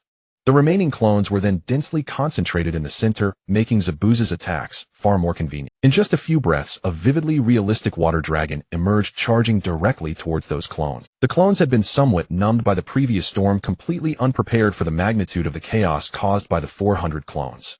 Before they could react, a water dragon eliminated them all. Thus this battle ended quite absurdly, yet the events were far from over. The clones rummaging through the warehouse also sensed the storm that had just blown through. The battle plan was quite clear. Someone needed to attract firepower, but given the current situation, that portion of clones had not completed their task perfectly. Now they needed to send some of their numbers to take on that responsibility. To expedite the scavenging process, the clones acted decisively, no longer leaving behind those clones posing as false flying Thunder God clones, but instead directly sending them into battle. The clones responsible for scavenging and transporting supplies only left behind 50, while the remaining 150 went to obstruct Zabuza's movements, unsure if he had discovered this plan of deception. The supplies in the warehouse were still plentiful, but they were mostly ordinary goods which Naruto's clones did not care. They neither took these items away nor opted to destroy them, simply leaving the goods where they were. Their goal was to seek out significant wealth nearby, with cash being the top priority, followed by any items like gold, silver, and jewels that could be exchanged. They managed to gather 5 boxes this time. Although not as much wealth as in the Kato Manor, it was enough to satisfy those clones. They arranged for 5 clones to transport all these items to Kato's Manor, while the rest joined the battle. Having just endured a storm, Zabuza could see the evident effect. Facing the newly appeared 150 clones, he almost instinctively used the hidden mist technique again. Naruto's clones were no fools. They guessed that those clones might have been completely wiped out due to the earlier storm. However, the current situation was different from before. Previously their positions were scattered, making it impossible to blow the mist away in unison, which was why they collectively chose to use wind release upwards. Now these 150 clones were all facing the same direction, allowing them to blow the mist away directly. Blowing away mist that rose in a small area was a relatively quick method. Everyone blow wind forward. Without waiting to be engulfed by the mist, they made their decision. The 150 clones simultaneously used wind release, creating a powerful gust that dispersed the mist. Their vision quickly returned to a state of night obscurity, allowing them to observe the situation in front of them. Such rapid response caused Zabuza's plan to catch them all to vanish into thin air. Before Zabuza could even form a few seals, the surrounding thick mist had already been blown away and the wind was blowing towards him. Once their vision cleared, Naruto's 150 clones launched a rhythmic attack. The frontline clones wielding Razengans utilized body flicker technique to quickly charge towards Zabuza. Crystal ice mirrors. At that moment, Haku, who was beside Zabuza, took the initiative to confront the enemy. Blocks of ice formed into mirrors that enveloped Zabuza along with a majority of Naruto's clones. Once the ice mirrors fully formed, Haku seamlessly melded into them like a droplet of water blending into a lake, and the mirrors reflected Haku's figure. Neither Zabuza nor Haku nor Naruto's clones in the ongoing battle uttered a word to inquire further. This situation bore no resemblance to the typical hot-blooded anime. No one spoke of their aspirations or lamented their fates. Their common goal was simply to eliminate each other. Seeing themselves enveloped in Haku's secret technique, Naruto's clones immediately devised a countermeasure. This technique was one he had seen in the anime before. Haku could rapidly move within the area covered by the mirrors through reflection. Moreover, while moving swiftly, he could shoot Senbon from his hand or use other ninja tools to inflict damage. With no powerful perception, rich combat foresight, and rapid bodily reactions, the clones could only be whittled away bit by bit. Let alone the fact that they were merely clones akin to a balloon filled with air which would burst with just a touch. Currently, Naruto did not possess such abilities and was utterly unable to mount an effective defense against Haku's attacks, but there was a way to break this ninjutsu. Just like in the original plot, Naruto erupted with the power of the tailed beast, shattering those ice mirrors. Haku could no longer traverse within those mirrors, and the danger within them naturally dissipated. However, the current Naruto did not have the nine tails, let alone the fact that they were merely clones.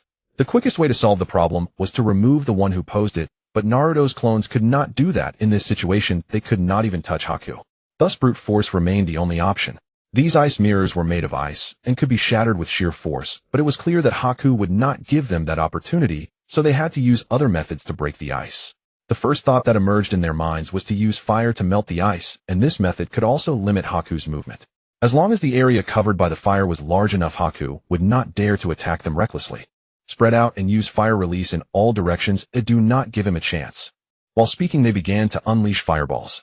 Naruto's clones were not puppets. They all had their own ideas, and at times they acted without needing commands, with some clones directly charging into action. Fireballs darting everywhere once again enveloped them within the ice mirror. However, at this moment, they did not form an impenetrable network. The reason was naturally that while Naruto's clones were defending, Haku was not idly waiting. Instead, before they could react, he swiftly tore several gaping holes in their nearly completed defensive network. With the blessing of the ice-released bloodline, Haku's movement speed and attack frequency were exceptionally efficient at this moment. Moreover, when Naruto's clones first formed their spontaneous defense, it was entirely random. This resulted in some areas being repeatedly covered by fire release techniques, while others were naturally left exposed. Another point was that these clones focused their defense on the midair, leaving severe gaps in ground-level defense. Haku, as the attacker, cleverly seized this opportunity. Striking from low angles, he maximized the losses among those clones.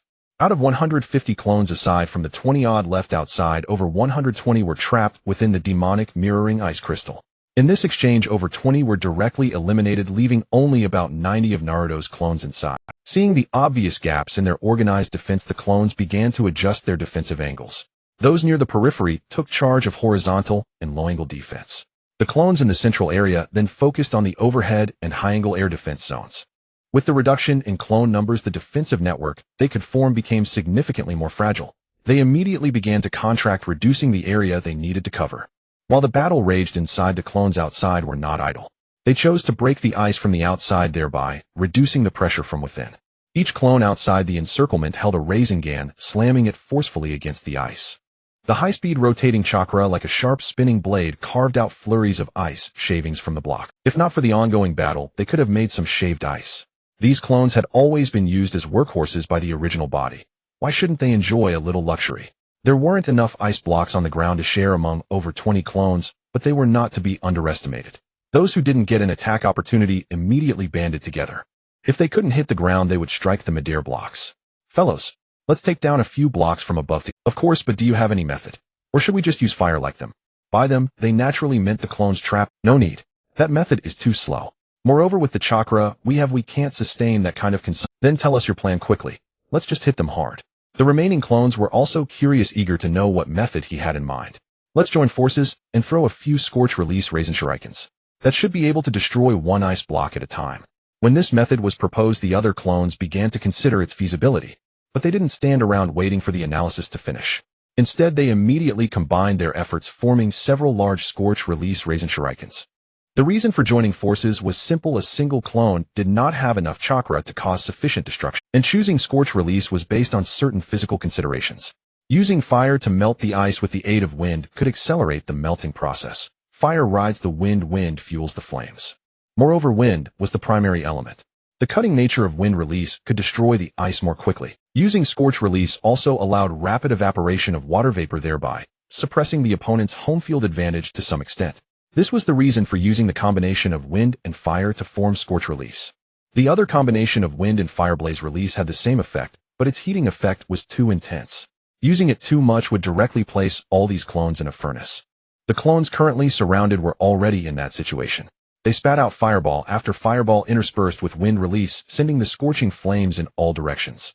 This high-temperature combination within a small area, coupled with rapid air circulation, was equivalent to placing the surrounding ice blocks in a hot oven, causing them to melt very quickly. This all-encompassing fire release forced Haku to halt his attacks. The senbon he threw after being blocked by the fire release had already lost most of their power. The remaining force struck the clones without causing any effective damage. While the clones inside were adjusting the angles of their fire release techniques, Haku did not stop.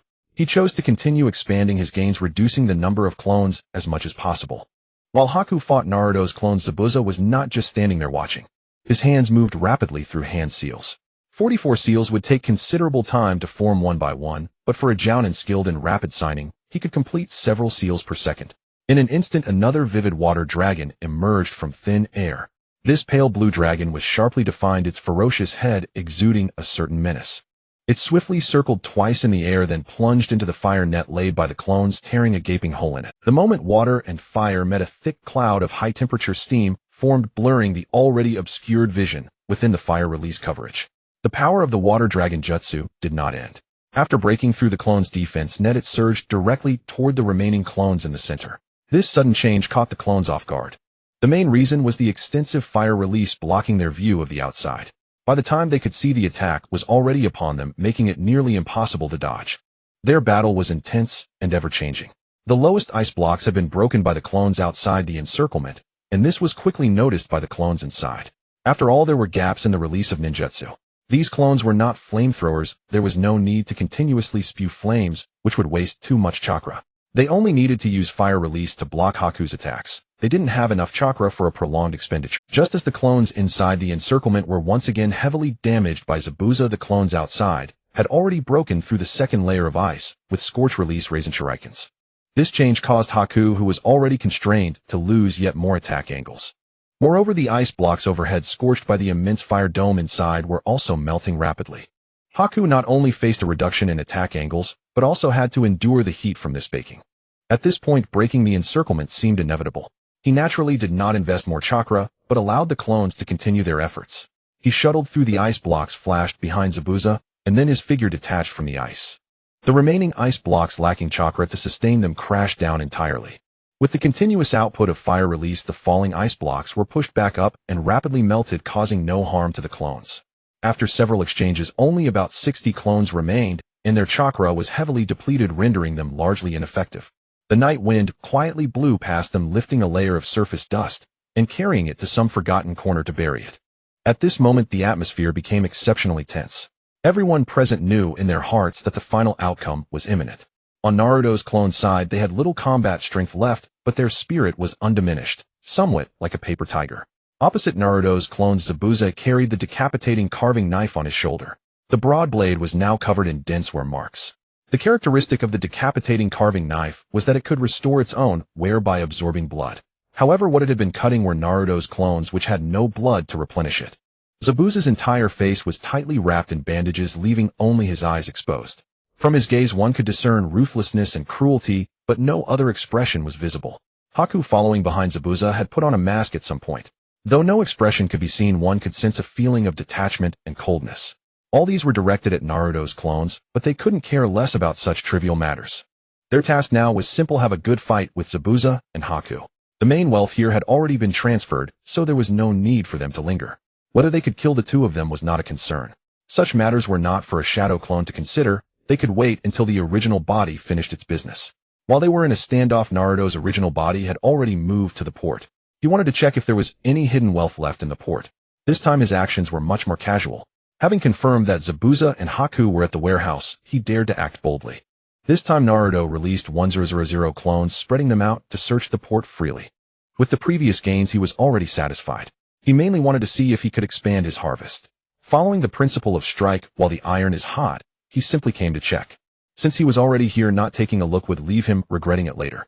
At the late-night port, there were no busy workers, only a few patrolling samurai to prevent commoners from boarding the docks and stealing Gado's wealth.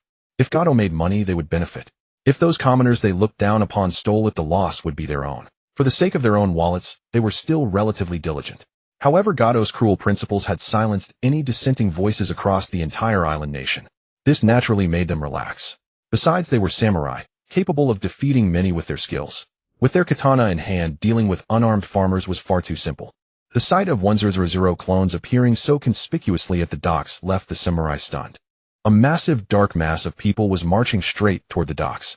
If it came to a fight, victory was on, but the ferocity they had cultivated over years of bullying farmers was now fully displayed. With ferocious expressions they drew their katana and charged viciously toward Naruto's 1000. Naruto's clones could easily deal with these samurai. With their experience fighting Zabuza and Haku, they could handle them even more effortlessly.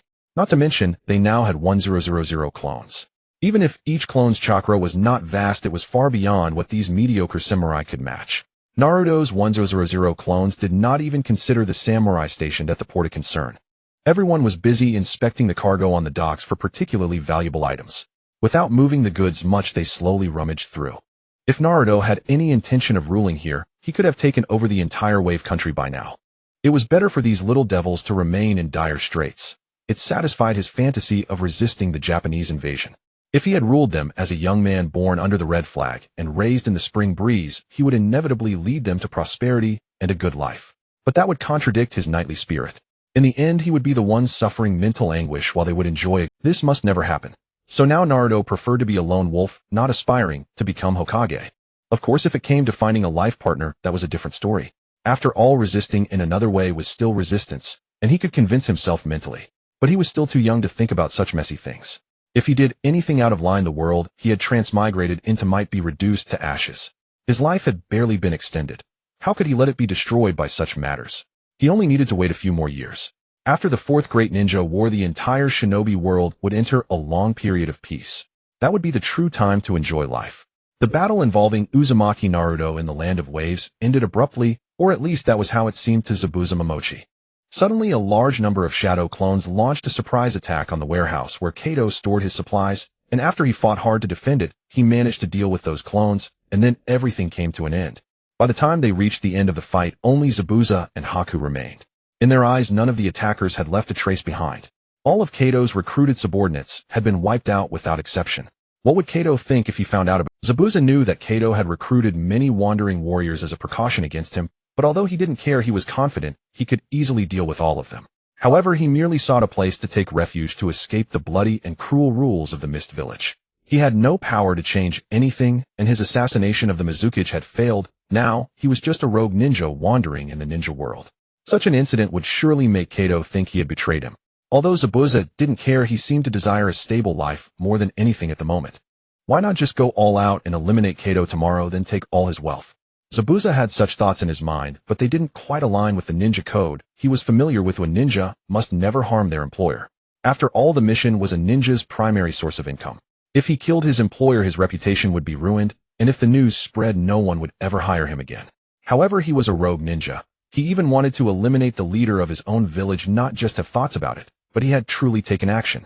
Eliminating one employer was something he could overlook at this point. Not to mention Kato had amassed a considerable fortune, and once he was gone, all that wealth would belong to him. Many thoughts flashed through his mind, and after the battle ended he did not linger, but began to quickly check this. However, around him apart from himself and Haku, everyone else had already been dealt with. Given that the opponent had so many clones who could say for certain there weren't more. Outside the warehouse, it was already a scene of devastation, and there was no need to look further. Inside the warehouse, almost all the supplies showed signs of being disturbed. At a glance, he immediately understood that this was a classic trick to lure him away. His attention had been entirely focused on the battle outside, and he had failed to notice the changes inside the warehouse.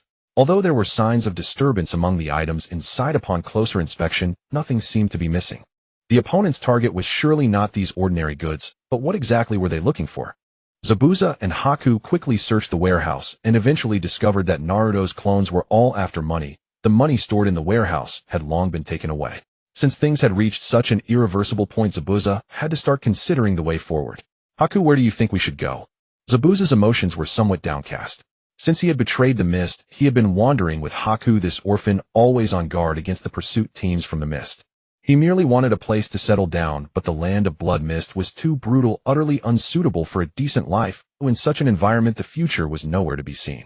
Or rather, he could see the future all too clearly. One day, he might end up dead at the hands of his own comrades due to internal strife. He felt he had already been cruel enough, severing all ties from his time at the Ninja Academy, yet even so he did not wish to continue living in such an environment. Wherever you go, Lord Zabuza, I will follow. Haku, trailing behind Zabuza, gently stated his position. They had no intention of staying in the land of waves. It wasn't that they didn't want to, but rather that they lacked the capability. Both of them were very pure ninjas, and simply couldn't handle the chaotic matters of the world. What they excelled at was taking on others' missions and receiving rewards after completing them. Even if someone wanted them to do something else, they wouldn't know where to start. With their current experience, they only found that pillaging and robbery were faster ways to earn money. Naruto was unaware of their reactions as he released more clones, swiftly transferring all the wealth. After this night's events, Kato's power in the land of waves had dwindled to almost nothing. Who could tell what kind of tomorrow awaited them? Most of the people in the land of waves who were still asleep had no idea their spirit of resistance had been nearly depleted under Kato's oppression. Returning to his residence, Naruto chose to rest. Half the night had already passed, and he could still afford to rest a little longer. The task of organizing the money was left to the clones. He had no worries about that. The lifestyle habits he had developed over these days did not allow him to sleep for too long. Instead, he woke up at dawn and began his usual training. However, he was unaware that just before he disposed of Kato, the shipbuilding expert from the land of waves, Danas, had already taken the money he had gathered and headed towards Konoha to issue a mission. The land of waves and the land of fire were separated by the sea. Under Kato's control, Danas could only quietly row away in a small boat. The distance from the coast to Konoha was not small, and as a mere ordinary person, without chakra, he could not advance as swiftly as a ninja. This middle-aged shipbuilding expert, Danas, could only follow the trade route step by step towards Konoha. If he was lucky, he might catch a ride with some merchant caravans to speed up his journey. Some things, unlike in anime, cannot skip the unnecessary processes to directly see results. The distance has to be traveled by him. This world is also not as small as portrayed in anime. Many things cannot be omitted. After having breakfast, Naruto prepared to look for Zabuza again. He had long harbored the idea of training in swordsmanship, but he had no weapon in hand, so he turned his gaze back to Zabuza. This was a new thought that arose after he awoke. Although the executioner's blade did not suit his current physique, it was different from the swordsmanship he had imagined. However, there was no other option. Right now, the executioner's blade was the most suitable. As for those ordinary swords made of common materials, they were difficult to channel chakra through and lacked strength, thus unsuitable for long-term use. You sneaky guy, not even daring to show your true form, yet you still dare to provoke me. All those clones last night were your doing. Holding the executioner's blade, Zabuza was now furious. The person who had stirred chaos with clones last night actually dared to confront him today. It was incredibly disrespectful. Kato's stolen wealth had all been taken away by him. If it was for money, he had already gained a lot. If it was for something else, then why not act directly last night? Identity. Being able to use so many clones, this guy's strength was not to be underestimated. He just didn't know what he was here for. Kato's stolen wealth had all been taken away by him. If it was for money, he had already gained a lot. If it was for something else, then why not act directly last night? I don't want to stand on a moral high ground and point fingers at you. Right now, I want the executioner's blade in your hand, and I know you won't give it to me. So let's fight first. Naruto directly revealed his stance, and the already tense atmosphere became even more charged with the possibility of fighting at any moment. Huh.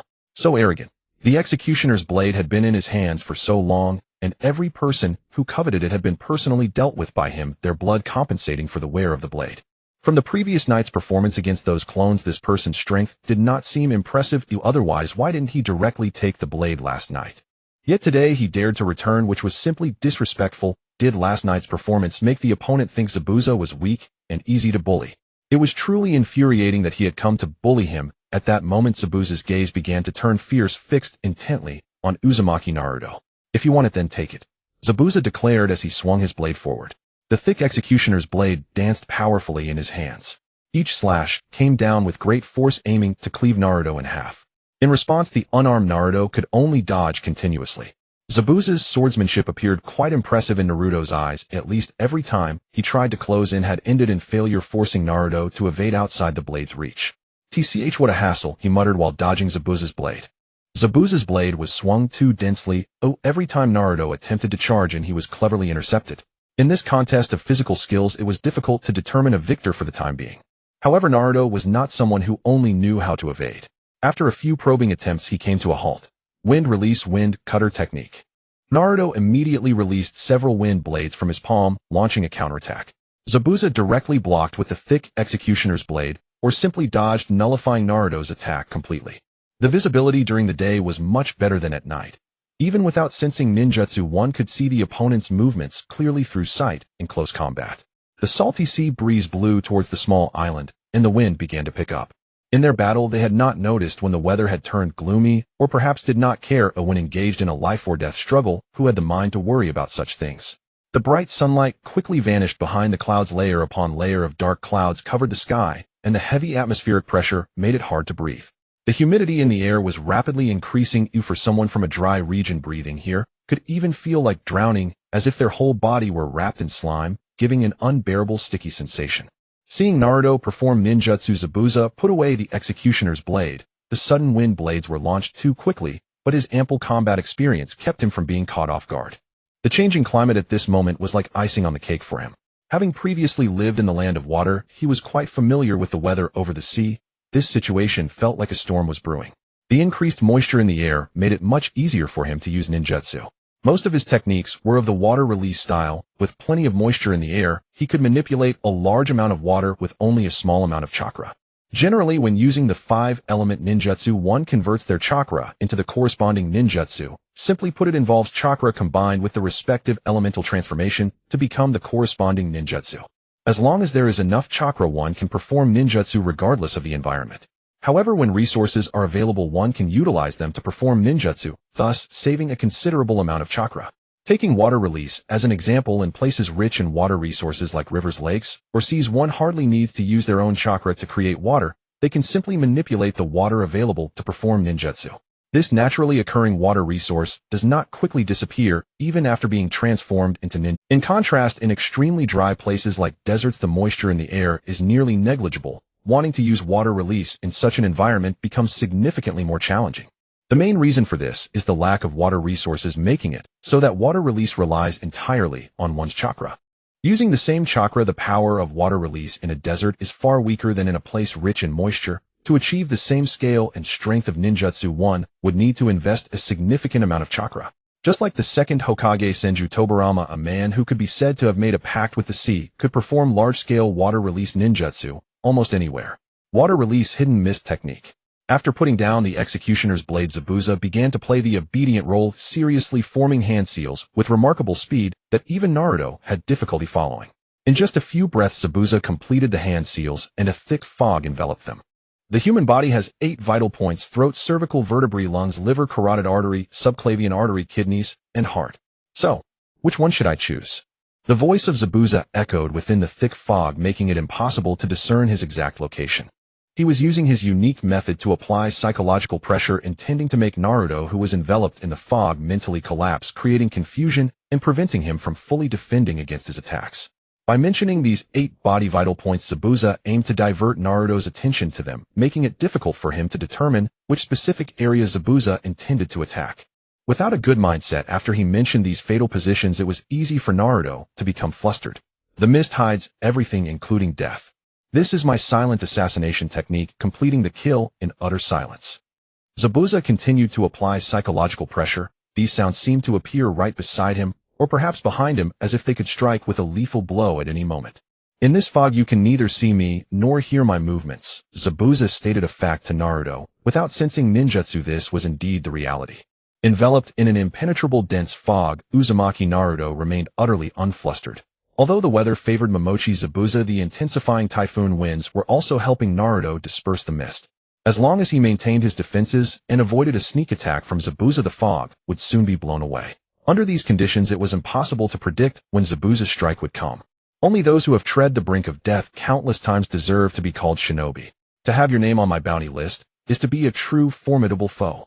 Zabuza, still hidden in the fog, continued his monologue, which Naruto perceived as mockery. And what? So arrogant. Looks like you haven't been beaten enough. Naruto, rarely responding, began to quietly channel his jutsu amidst the howling typhoon winds. Concealed within the mist, Zabuza had indeed masked his breathing, footsteps, and even his heartbeat. The fog he created seemed to dampen sound as well. Naruto had not yet learned how to suppress his own sounds, or hide his breathing and heartbeat. His every move was under Zabuza's surveillance. Even when engulfed by the white mist again, Naruto did not panic or flail. He knew it was Zabuza's intimidation tactic, but paid it no heed. After all, he was merely a shadow clone, one possessing half of the original's chakra. His main purpose was to test his individual combat prowess. Meanwhile, Naruto's original body soared high above, observing the battle while evading danger.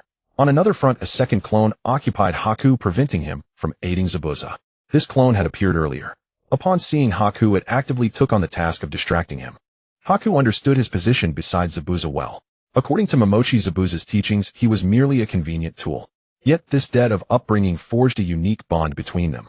Haku stared at the unfamiliar opponent before him, wishing only to finish the fight quickly and return to Zabuza's side. However, things did not go as smoothly as he had hoped.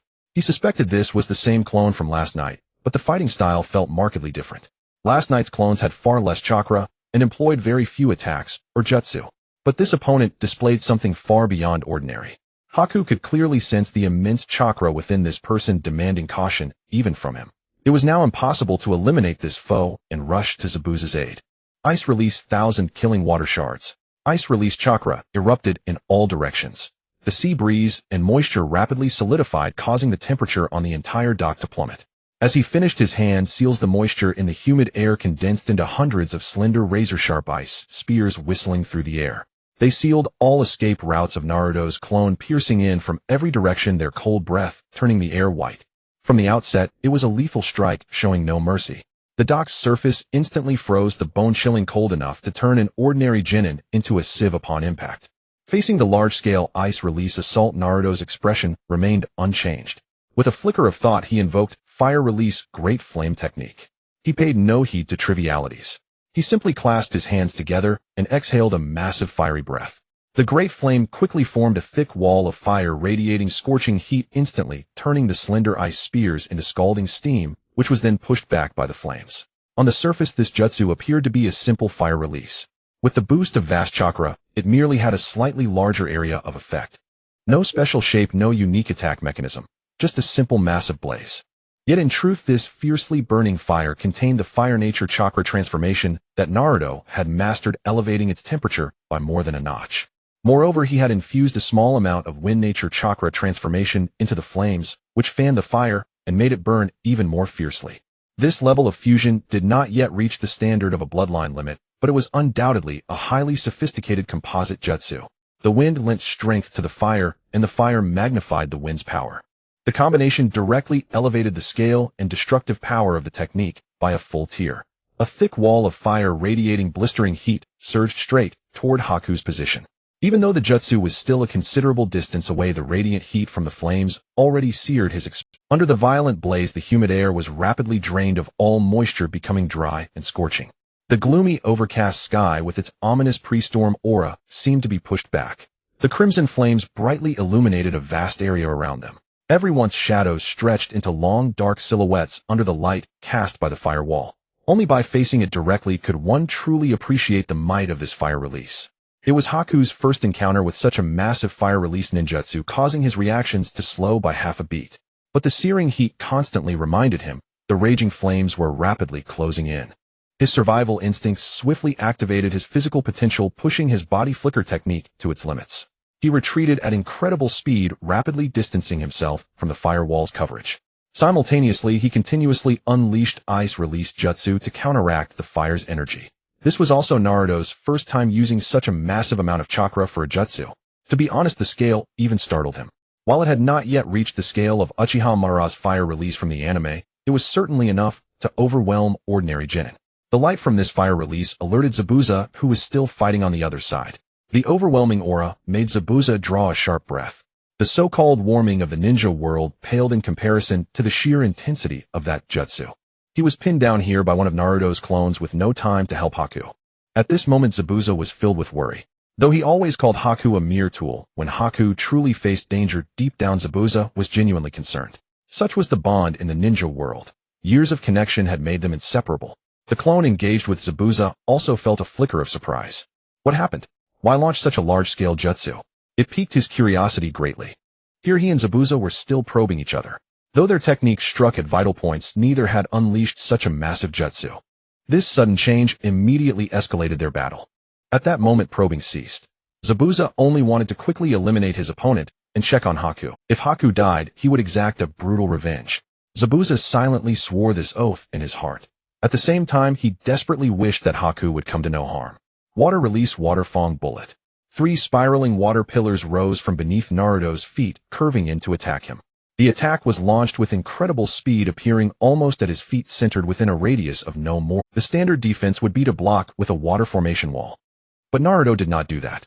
Instead, he quickly dropped his center of gravity, then explosively leaped upward, executing a straight vertical jump to escape the water fong bullet's range. Courtesy demands reciprocity.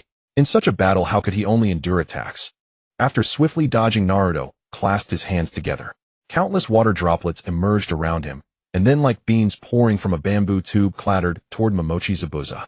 Once one's chakra control reached a certain level, releasing jutsu could skip hand seals entirely. Yet without some gesture it felt lacking. Thus, even though Naruto could now perform jutsu without hand seals, he still chose to press his palms together for a touch of ceremony. There was no need to shout the name of the technique. In the ninja world, shinobi did not yell out their jutsu names during battle. In the anime, it was only for the audience to know what technique was used. Naruto and Zabuza exchanged several rounds of ninjutsu, but each was either neutralized or dodged, unable to inflict any significant damage in the short term. At this point, Zabuza appeared quite anxious. He swung his decapitating carrying blade and charged straight. Naruto showed no fear. He raised his right hand horizontally, chakra rapidly gathering in his palm. A Rasengan over 1 meter in diameter materialized instantly. He propelled himself into the air, hurling the Rasengan towards Zabuza. Zabuza also leaped up, swinging his decapitating carrying blade at Naruto. Both were suspended in midair, closing in at tremendous speed. Their collision would take less than half a second. Zzz. The Rasengan in Naruto's hand transformed into a Rasen Shuriken. The high-speed whirring and cutting sound emanated from his palm. At this moment, both were airborne, their techniques on the verge of colliding. There was no turning back. The decapitating carrying blade made direct contact with the Rasen Shuriken. The violent grinding and cutting sound surged outward from the point of impact. At that instant, the piercing noise drowned out the howling of the typhoon. Simultaneously, the situation underwent a drastic shift. Using the Rasen Shuriken in close combat inflicted severe damage on the user as well. This drawback had not yet been solved by Naruto. He could only use a shadow clone to avoid harming the original body, but that caused the clone to vanish upon attack. The uncontrolled Rasen Shuriken detonated into a small explosion. At such close range with no time to react, Zabuza could not evade. Both were in the air with no solid ground to leverage. Splash! The explosion's impact struck Zabuza directly, turning him into a mass of water. Part of it fell from the sky, while the rest was obliterated without a trace. Unbeknownst to Naruto, Zabuza had quietly used a water clone. The explosion's force disrupted the water clone's chakra flow, making it impossible to maintain. Both clones on this battlefield perished simultaneously, a remarkable coincidence. Meanwhile, Zabuza's original body, after using the water clone technique, had swiftly concealed itself and ran toward Haku. Naruto had no sensory jutsu and was unaware of this change. Since he was only a clone, he chose to. Naruto's original body, flying high in the sky, braved the typhoon winds from the sea while observing the simultaneous destruction of the two clones did not surprise him, but even from above he could not detect how Zabuza's original had vanished. Since Zabuza had disappeared from there, he must be heading to help Haku. That would make it 2 against 1. Without a second thought, Naruto released another clone, also carrying half of the original's chakra, and sent it flying toward the decapitating carrying blade left behind by Zabuza. The intended objective was nearly achieved. There was no need to waste any more time here. Leaving them alive might still lead to another battle with Team 7. Curiosity killed the cat. Naruto suppressed his curiosity and decided to prepare early for the upcoming Chunin exams. Naruto cared not for the exam itself, but for the Konoha crush plan during the third stage. Amid the chaos caused by Orochimaru and Tsunagakure, he would attempt to obtain the Scroll of Seals again and collect more jutsu. Ordinary 5-element ninjutsu, he could gradually develop on his own, but special techniques and secret arts remained beyond his grasp. Jutsu beyond the 5 elements were not solely determined by chakra's shape and nature transformations, they seemed to follow a different logic. Take sealing techniques for example. With no foundation, Naruto could not possibly research them on his own, or rather he did not wish to waste so much effort. After all, Konoha had inherited the Uzumaki clan's greatest legacy and possessed the most comprehensive knowledge of sealing arts. Beyond these, there were many functional jutsu and secret arts he hoped to harvest during the Konoha crush plan. Naruto's clone took the decapitating carrying blade, but the battle on the other side was not yet over. Using his body flicker technique, Zabuza appeared beside Haku and immediately erected a water formation wall in front of them. Vast amounts of chakra surged from his body, expanding the defensive range of the water wall. With this defense, the radiant heat was blocked before them. As for the surging firewall, Naruto ceased chakra output once he deemed the attack range sufficient, so the firewall did not directly collide with Zabuza and Haku. It stopped just a few meters short. Even so, the extreme heat from the firewall had already consumed a considerable amount of Zabuza's water formation wall. A large amount of water rapidly evaporated, forming a white mist that was blown away by the typhoon winds from the sea. On the battlefield where Naruto's clone fought Haku for the first time, Naruto felt the overwhelming impact of such large-scale ninjutsu. The deployment of such a vast and expansive technique filled his heart with a profound satisfaction, evoking a particularly heroic sense of exhilaration. After a burst of flames, he saw Zabuza and Haku both sweating slightly on their backs. In ninja combat, for the sake of lethal efficiency, scarcely anyone would employ such large-scale ninjutsu. This was the confidence born of possessing abundant chakra. In the ninja world, aside from tailed beasts and jinchuriki, very few could boast chakra reserves of this magnitude. Moreover, techniques of this scale were primarily meant for the battlefield. In their current unknown duel, there was absolutely no need to waste chakra so extravagantly. Feeling the chakra he had expended, he pondered how many more times he could unleash such a massive technique. Zabuza and Haku, however, were baffled by Naruto's thoughts. At this point, did he still intend to keep fighting? They had not originally taken Naruto too seriously, but after witnessing such a large-scale technique, they had no choice but to proceed with caution. Having transmigrated long ago, he had spent most of his time in diligent cultivation, training with tens of thousands of clones simultaneously, which left his mind somewhat sluggish, as if he had been teased for reading too much. This was the first time he felt the joy of sheer numbers. All he had to do was pour out chakra forcefully and leave the rest to miracles. Now that he finally had a formidable opponent, he naturally wanted to give it his all. Ninja Art Hurricane Tornado. Seeing that both Haku and Zabuza were still unharmed, Naruto began to initiate another large-scale technique. He raised his hands before his chest, forming a ball-like posture, and a rapidly spinning miniature whirlwind instantly appeared. As soon as the whirlwind stabilized, Naruto thrust his hands towards Zabuza. The moment it left his hands, the whirlwind began to expand rapidly, its rotation speed increasing, and its overall height gradually rose. 5 meters, 10 meters, 20 meters. With the continuous infusion of chakra, the wind force it generated grew stronger, transforming from a small whirlwind into a large cyclone. 50 meters, 100 meters. It grew until it connected heaven and earth, forming a colossal tornado. The raging cyclone overpowered the impending typhoon, its immense force snapping tree trunks and even uprooting massive trees. Many surrounding structures were also destroyed by the tornado, and all sorts of debris were hurled in every direction by the fierce winds. At the base of the tornado, countless objects on the ground were swept up, rising skyward with the rotation of the vortex. Witnessing the sudden emergence of this colossal tornado, Zabuza lost all will to resist. Everyone played with ninjutsu to study how to kill, but this person could control natural disasters. What was the point of playing anymore? The fire style from earlier had already shaken him to the core, and now this spectacle pushed his psyche to the brink of collapse. Having emerged from the blood mist village, Zabuza believed his heart was cold enough, but when disaster truly descended upon him, an unspoken cold sweat still trickled down his back. Run, Haku, run. Zabuza gave the order decisively, his icy voice roaring from his throat, carrying through the tornado's roar to Haku's ears. Their expressions shifted from solemnity to panic. After the fire-style technique they had just witnessed, they thought they had already taken him seriously enough, but they never imagined he could raise the stakes so high. That was a tornado, a true natural disaster. Not only had they never seen a ninjutsu of this intensity, but sometimes they could not even imagine it. In the ninja world, the strongest shinobi they knew of were Senju Hashirama, known as the god of shinobi, and Uchiha Madara, known as the demon of the ninja world. Both were figures of history, and they could only learn of their strength through the words of others. In recent years, Konoha had been touting the third Hokage Sarutobi Hiruzen as the strongest Hokage, but Hiruzen lacked any notable achievements. In recent years, Konoha had been touting the third Hokage Sarutobi Hiruzen as the strongest Hokage, but Hiruzen lacked any notable achievements. How could such a claim be believed? The two ninja who founded the one country and village system had their own achievements suppressed in their own villages. How much of what other villages preserved could still be true? It was highly suspicious. The two ninja who founded the one country and village system had their own achievements suppressed in their own villages. How much of what other villages preserved could still be true? Most of history was passed down orally, and its value to ninja was far inferior to that of ninjutsu. There was simply no need to record it. Kagaya Otsutsuki, who brought chakra 1,000 years ago, had long been forgotten by the world. The sage of six paths Hagoromo Otsutsuki, who founded the ninja sect, lived only in oral tradition. Those who still knew the details were now few and far between, less than the fingers on one hand. One of them could not even be called a person. The pitch-black mask created hastily by Kagaya just before he was the Otsutsuki who toiled for a millennium across the ninja world, scheming to free Kagaya from her lunar prison. The ultimate troublemaker, the true mastermind behind the Shadow's Black Zetsu.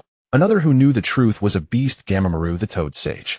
1,000 years ago, he turned Kagaya against her two sons, causing Hagoromo and Hamura to seal her. Like Black Zetsu, Gamamaru was an ancient being who had lived for over a millennium.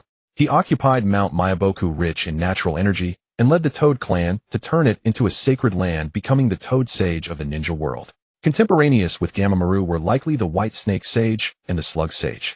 One was a white serpent, the other a gigantic slug.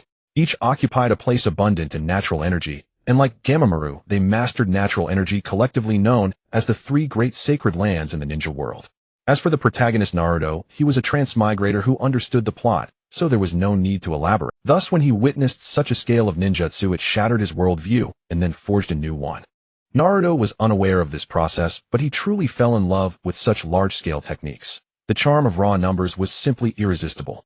Naruto's shadow clone was completely drained of all chakra and dispersed on its own, returning its memories to the original. After Naruto's clone gave the tornado an initial direction, it headed straight toward the ocean. Upon contacting the seawater, its violent suction managed to lift the water, forming a massive water. The tornado appeared immensely powerful, but its duration was limited. Without Naruto's chakra control, it could only consume its own energy. Before long, the towering waterspout crashed down violently. The seemingly world-shaking tornado did not last long before dissipating. Yet the awe it inspired was etched deeply into the hearts of three people, fundamentally altering their perception of ninjutsu. Zabuza and Haku, who had taken cover to the side, no longer had any intention of fighting Naruto. If possible, they wanted to flee far away from this person. If the gap was small, they might still have confidence in continuing the fight, but the disparity was now too vast, causing Zabuza to lose all will to resist. Naruto did not show them any intent to slaughter, so they had no need to fight to the death.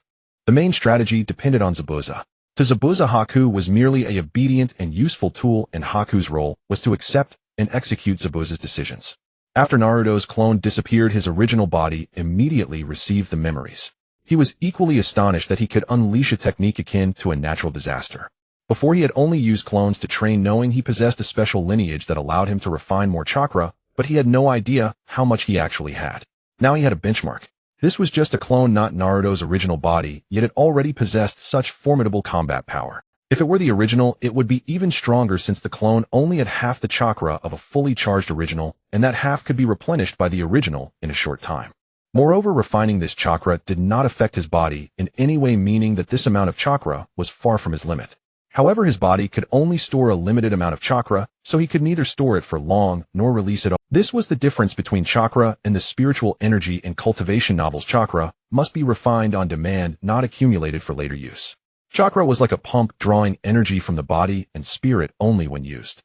Both foundations had limits, and exceeding them directly endangered life. Cultivation, on the other hand, was like building a reservoir within the body, continuously expanding its capacity. The larger the reservoir, the more spiritual energy it could hold, and at certain stages, it could even extend the cultivator's lifespan.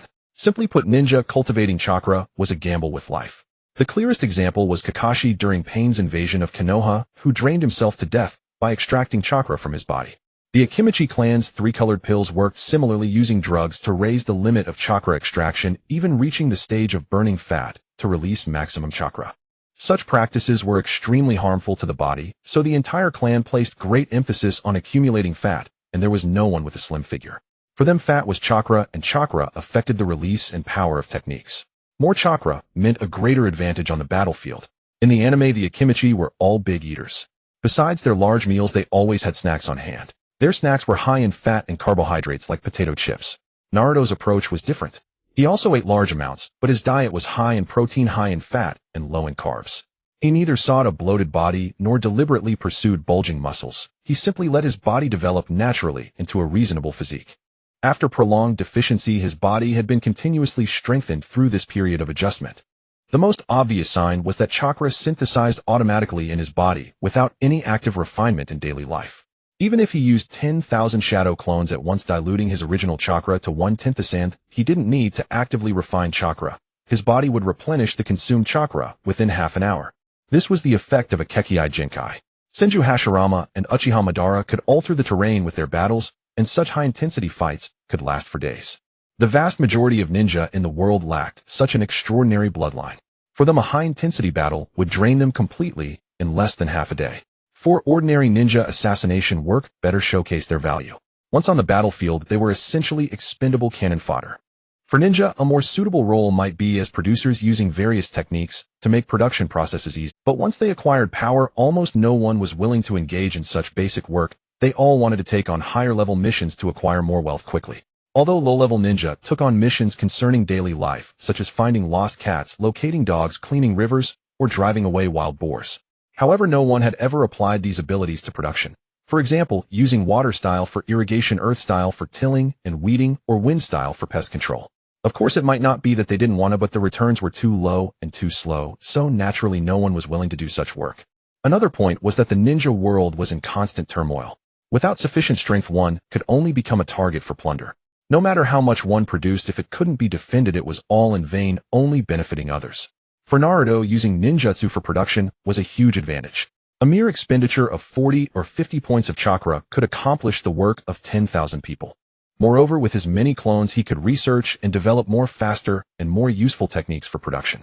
But this was only suitable for a peaceful and stable era like the world he had transmigrated from. In this chaotic world where war could break out at any time and bandits, mountain strongholds, and rogue ninja were rampant, this approach was simply not viable. After realizing the significance of the bloodline, Naruto Uzumaki began to contemplate how to acquire the powerful bloodline limit. In this world, the most formidable bloodlines are those of the Senju and Uchiha clans, with the Senju clan being epitomized by Senju Hashirama. For Naruto Uzumaki to obtain Senju Hashirama's bloodline is practically impossible at this stage, and Hashirama's cells possess a remarkably strong corrosive effect on others. Even Uchiha Madara, who is on the same level as Senju Hashirama, grew a face resembling Hashirama's on his chest after transplanting Hashirama's cells. Let alone others. Orochimaru's experiments, after countless weakening attempts and using an unknown number of infants, yielded very few survivors. The only one who managed to survive was Yamato, whose abilities pale in comparison to Senju Hashirama's wood release. While Hashirama could summon the great Buddha of wood release, Yamato could only use wood release to build houses. Moreover, Shimura Danzo, who could also transplant Hashirama's cells, had to rely on numerous Sharingan in his arms to suppress and integrate Hashirama's cells. Additionally, Danzo's wood release performed poorly compared to Yamato's. In Danzo's case, Hashirama's cells were primarily used to sustain the consumption of the Sharingan and reduce the cooldown of his Izanagi. Once he entered a near-death state, Hashirama's cells began to retaliate violently, proliferating uncontrollably and nearly consuming him entirely, forcing Danzo to sever his right arm to escape. Although Hashirama's cells are powerful, they are unsuitable for him at this time, and the difficulty of acquiring them is also quite high, leading him to eliminate this option. As for the Uchiha clan's bloodline, the Sharingan, it has a high ceiling, but also a low floor. For others, it is generally possible to transplant, but for non-Uchiha clan members, complete control after transplantation is nearly impossible. The activation of the Sharingan is essentially fixed at the moment of transplantation, and the recipient can only sustain the consumption of the Sharingan without any control.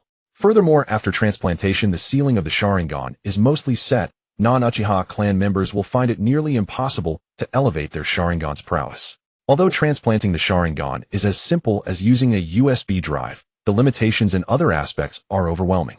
Currently, there are very few Sharingan left, especially considering the near extinction of the Uchiha clan. Obito and Kakashi's dual Kimui count as one pair, while Itachi and Shizui's eyes can be considered another pair. The only surviving member of the Uchiha clan, Sasuke, has yet to even reach the level of the three Tomo. As for the other Sharingan, they are only those on Danzo's arm, Orochimaru's collection, and Obito's, with Sasuke's being the only one relatively easy to acquire. However, extracting Sasuke's eyes would likely provoke the relentless pursuit of Itachi, making it a risky endeavor with little reward. Such an action could directly offend Konoha, making it not worth the risk. As for other bloodlines inherited from Kagaya Otsutsuki, the Byakugan has limited utility suitable only for battlefield reconnaissance and intelligence, and has severely degenerated over generations, rendering it ineffective in combat. Moreover, the Hyuga clan has a system of main and branch families. Members of the branch family are marked like caged birds, making it impossible to extract their eyes without destroying the chakra network within. As the current leading family in Konoha, the Hyuga clan strictly guards their Byakugan. Main family ninjas rarely venture out during peacetime, and even on the battlefield, numerous branch family members protect them, ensuring they don't become easy targets. Since losing a Byakugan during the Third Shinobi World War, the Hyuga clan has tightened their security over the remaining Byakugan. The end of the Third Shinobi World War did not allow the Hyuga clan to reclaim that lost Byakugan from the Mist Village, leaving it as the only one lost outside. Currently, the main family of the Hyuga clan resides within Konoha's territory, delegating tasks to the branch family, living in relative comfort. Of course, obtaining a Byakugan is not entirely out of the question. At this time, the Hyuga clan's little princess, Hinata Hyuga, has just graduated from the Ninja Academy and must perform missions under the guidance of higher-ranked ninjas. If he can ascertain when they leave Konoha, there is a chance to acquire a Byakugan. However, this is not part of Naruto's plan, and to him the Byakugan is merely a useless trinket, tasteless, yet a pity to discard. It wouldn't significantly aid him, and attempting to acquire it might bring trouble. After all, Hinata is Naruto's canonical partner in the anime, a genuine princess, and the little sister of this body, so he naturally won't consider targeting her. Thus, the Byakugan was directly eliminated from his options. Another bloodline inherited from Kagaya Otsutsuki is the Shikatsumiyaku, which, like the Uchiha clan, is also on the brink of extinction. The Kagaya clan, like other bloodlines in the Mist Village, was largely exterminated under the policies enforced by Obito controlling the Fourth Mizukage. The only survivor now, Kagaya Kimimaro, suffers from a severe bloodline disease, or more accurately his entire clan does, but in the past their reproduction rate was faster than the outbreak of the disease, allowing the clan to persist. However, the last remaining heir is now deceived by Orochimaru, intent on becoming his vessel, and if this continues, the Kagaya bloodline will soon vanish from the ninja world. Shikatsumiyaku enhances the bone's capabilities, making it a great choice for improving physical attributes, but its development is rather gruesome. Whether it's launching bones to attack enemies or extracting his spine, it all seems overly bizarre. Bones are vital for support and protect internal organs. Having a strong and sturdy skeletal structure is crucial for enhancing physical abilities and resilience. The Shikatsumiyaku ability allows free manipulation of bones throughout the body, generating hardening and detaching them for offense and defense, showcasing immense power. More importantly, Shikatsumiyaku is a product of the extreme degradation of the Kagaya clan's bloodline, and if the bloodline limit can be developed further, it may be possible to restore it to the level of the Kagaya clan's original techniques, which could even affect Six Paths level beings. Ultimately, the degradation is too severe, and restoring it to the strength of the original bloodline limit is exceedingly difficult. Additionally, locating Kagaya Kimimaro is also a challenging task. It remains unclear in which secret base he is held under Orochimaru's control. Even if found, it would be useless if his bloodline disease cannot be resolved. Another ability that feels like a double-edged sword. I wonder if research on life sciences can yield experience through shadow clones. If so, he might master the means to cure the bloodline disease. However, gaining access to Kagaya Kimimaro is also quite difficult, and there is a chance of attracting Orochimaru's attention. After all, if he can extract the Nine Tails and still live in Orochimaru's eyes, he might be an excellent researcher. If Orochimaru detects his formidable vitality, it is also possible he could become Orochimaru's vessel. For such a meager reward, he does not wish to expose himself to Orochimaru. Knowing there are tigers on the mountain, one should avoid going to the mountain. This has always been his prudent approach. Regardless of the danger, he entrusted those activities to his clones, while keeping his real body in the background, carefully observing the changes in the situation.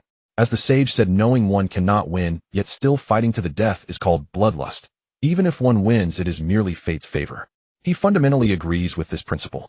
Aside from that, the last bloodline limit related to the Otsutsuki clan is the Uzumaki clan's ability. This is something Naruto Uzumaki inherently possesses, albeit currently in a latent form, yet regardless, he possesses the passive abilities of the Uzumaki bloodline, an immense chakra reserve, and a remarkable self-healing capability.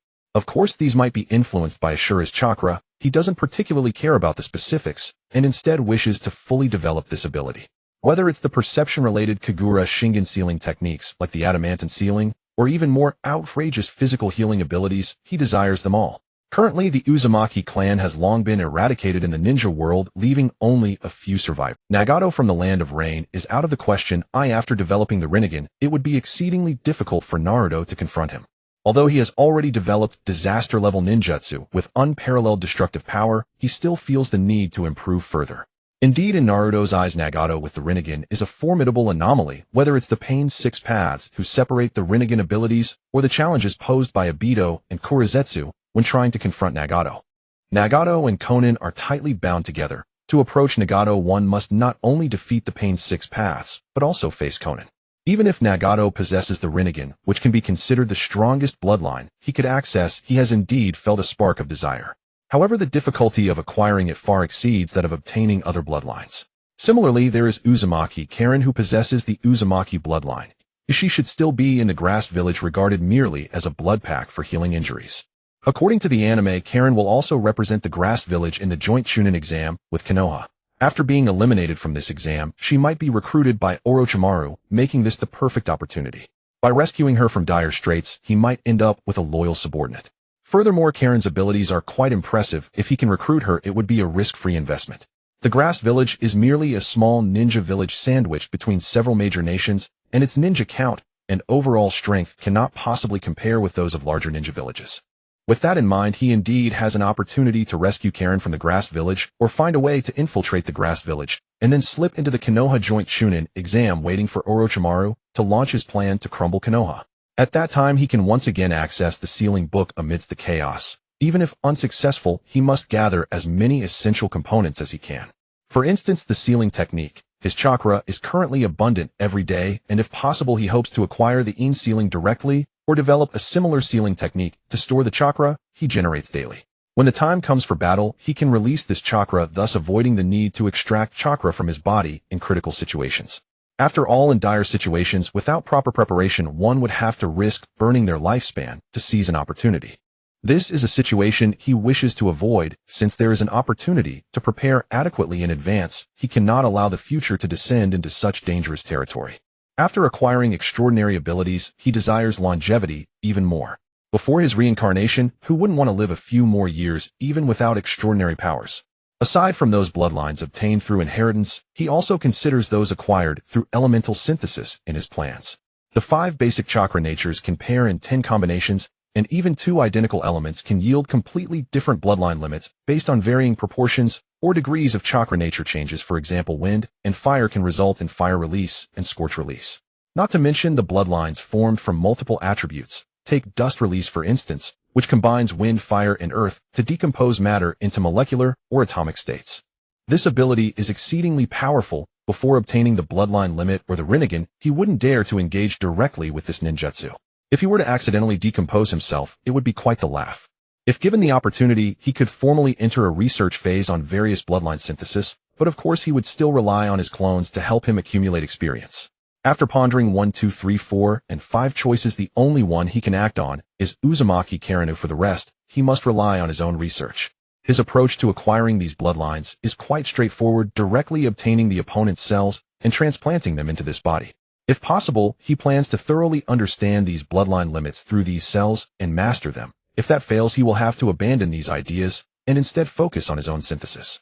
The ability to gain bloodline limits through cell transplantation is inferred from those transplanting Hashirama's or Kurizetsu's cells, as well as the rapid eye-swapping technique.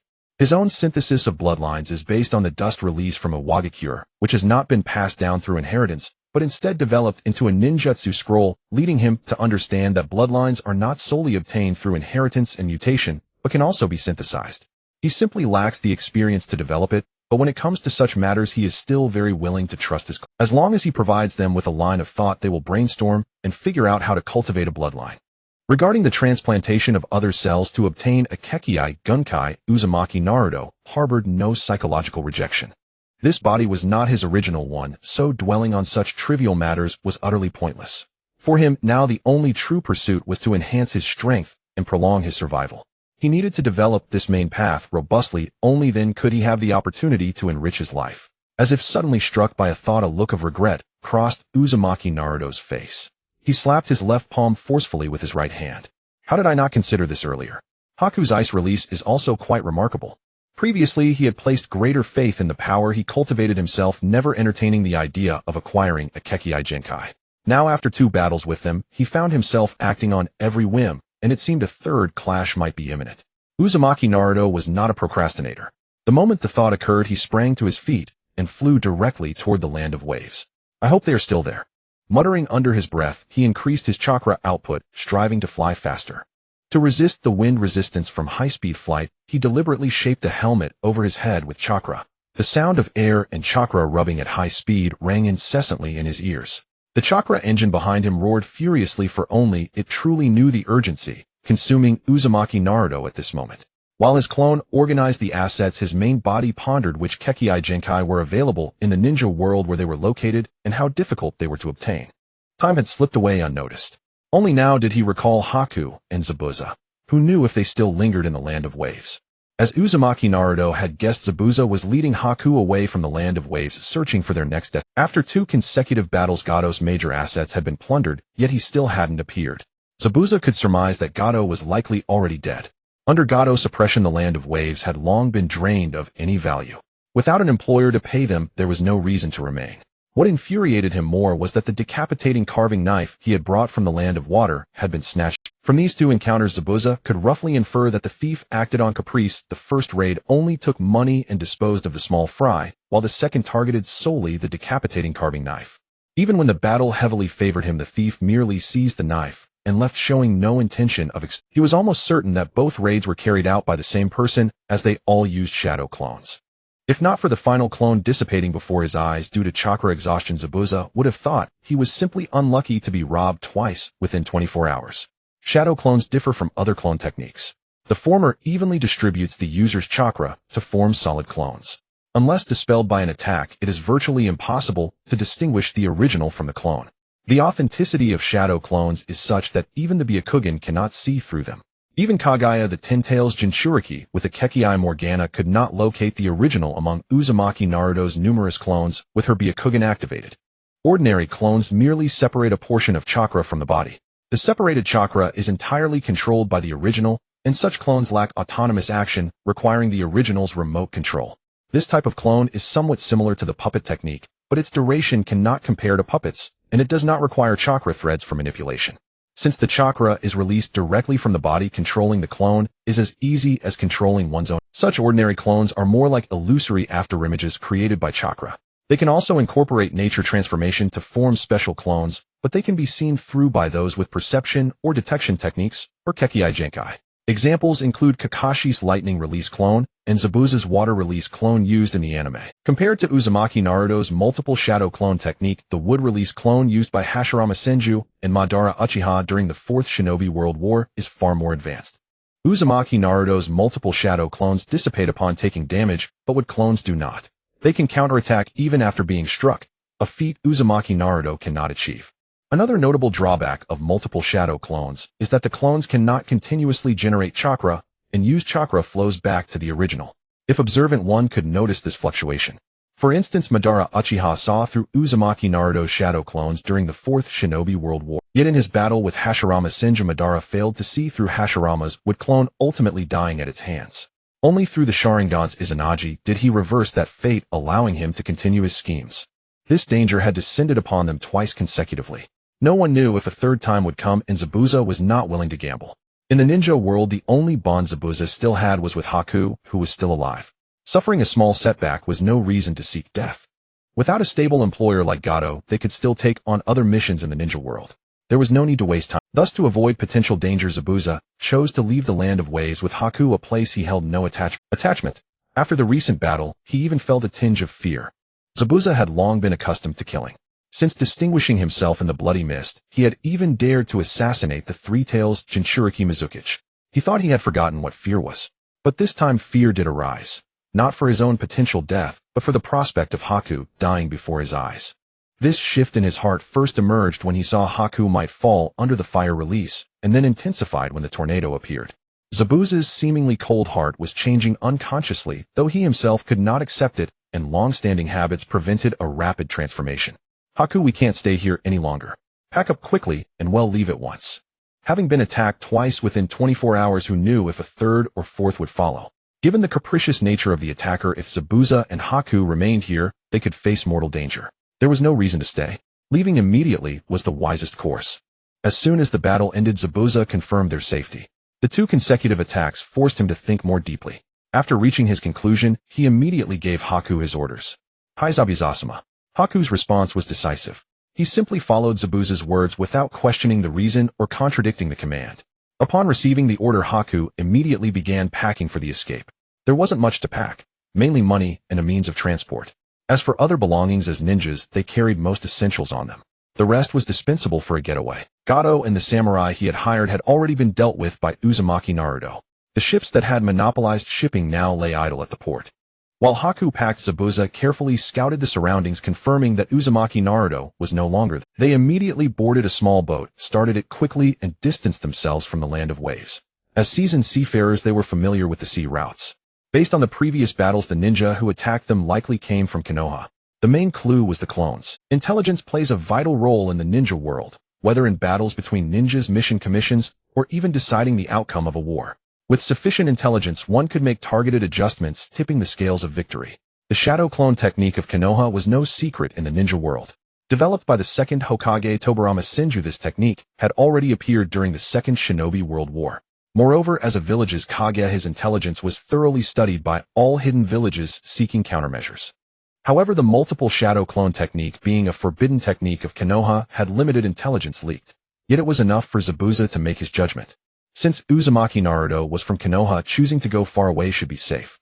Compared to living on the mainland of the Land of Fire, Zabuza was more accustomed to the island climate. Thus, Zabuza chose a route far from the Land of Fire, continuing to seek a suitable place overseas. Haku, what do you think we should do? Where's our true refuge? Steering the small boat, Zabuza asked with a hint of confusion in his eyes. Zabuza-sama, I will always be by your side. This statement seemed directed at Zabuza, yet also whispered to himself. The confusion in Zabuza's eyes did not last long. As a cold-blooded ninja, he had his own goals and knew what he wanted to do. This time he had merely encountered a setback. The root cause was the significant impact of those 2 large-scale. While they were fleeing, Uzumaki Naruto was still plotting to acquire Kekkei Jinkai. By the time he came to his senses, they had already left the land of waves far behind. On the vast sea, Zabuza followed the chosen route, driving the small boat swiftly across the surface. When Uzumaki Naruto finally reacted and flew to the land of waves, the place was already deserted. Undeterred, Uzumaki Naruto divided 1,000 clones to search the entire island. Simultaneously, to prevent Zabuza from escaping by sea, he flew in the air for several reconnaissance sweeps, each time expanding the range. He found no trace of Zabuza and Haku on the sea. When Uzumaki Naruto's main body landed on the land of waves, based on the information from his clones, Zabuza and Haku had already departed. Sigh. Too late. I didn't expect them to be so fast. Uzumaki Naruto slapped his thigh forcefully. Before the regret could fully manifest on his face, his expression began to twist in pain. Hiss. The slap was too hard, causing him to wince in agony. The slap left his thigh burning with pain, and his palm went numb from the force. He had used too much strength. He took a deep breath of cold air, contributing his part to global warming in the ninja world. These days he had been training diligently. If not for unleashing those 2 large-scale techniques, he would not have known how strong he truly was. That slap was somewhat reckless. Wincing, he waved one hand in the air, while vigorously rubbing the sore spot on his thigh with the other. Uzumaki Naruto kept making hissing sounds, trying to alleviate the pain in his hand and leg. The series of provocations had finally come to an end here. It could only be said that Zabuza and Haku were truly unlucky to have encountered a planner as erratic as the current Uzumaki Naruto. Their successful escape might be their greatest victory. No one knew when Uzumaki Naruto might suddenly decide to kill them on a whim. If a planned life is a blueprint, then the current Uzumaki Naruto's mind was a scattered jigsaw puzzle. Whenever he thought of something to do, he would pick up a piece and fiddle with it randomly. As a transmigrator, he was not unaware of the importance of planning. Following a set path would be more stable than his current approach. However, he was not the type to be infallible. He could only outline a vague plan, and during execution, a hot-headed impulse often derailed him from those plans. Under such a behavioral pattern, no matter how well he calculated, many uncontrollable changes would inevitably. After a while, when the pain in his thigh subsided, Uzumaki Naruto lifted his pant leg and saw a bright red handprint. He touched it. The area of the handprint was still slightly warm, and the tips of his fingers felt a faint sting. After a brief respite, he suddenly laughed at himself. Back when he read novels before transmigrating, he knew that when offending someone, one must eliminate the roots to prevent resurgence. Future potential threats should be dealt with in advance. Now, having fought them twice, he had actually let them escape. If this got out, it would be a laughingstock. Realizing it belatedly, it might already be too late to pursue and kill them. In his heart, he thought more about the fact that given his rate of progress, Zabuza and Haku could never keep up with. Moreover, he had some conjectures about ice release, which could be attempted by combining wind and water, the nature transformations of these two chakra attributes to synthesize ice. After confirming there was nothing to be gained in the land of waves, Naruto Uzumaki returned to the beach where he had trained before. Multiple shadow clone technique. As soon as he landed, he directly summoned 10,000 shadow clones.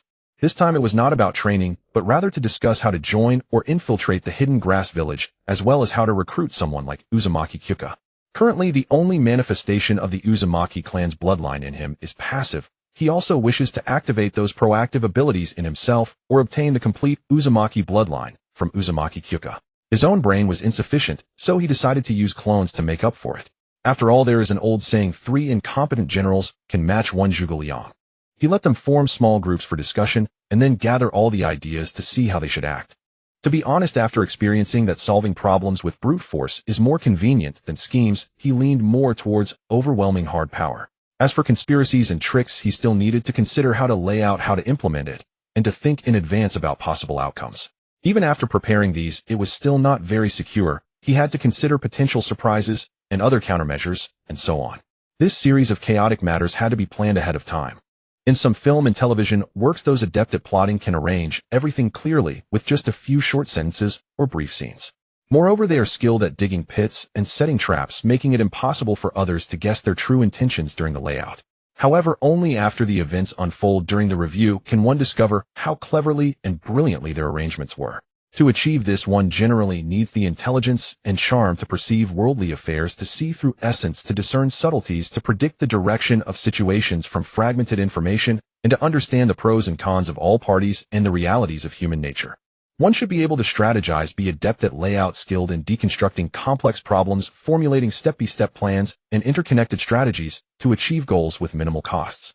One also needs to be quick-witted and adaptable, able to break through crises, rapidly weigh pros and cons during unexpected emergencies, and devise the optimal countermeasures, remaining calm and composed even in dire straits, possessing the decisiveness to turn defeat into victory. In addition to these, one must also possess the personal charm to discern people and understand their hearts, as well as other numerous factors. Thus, having sufficient power seems to require much less.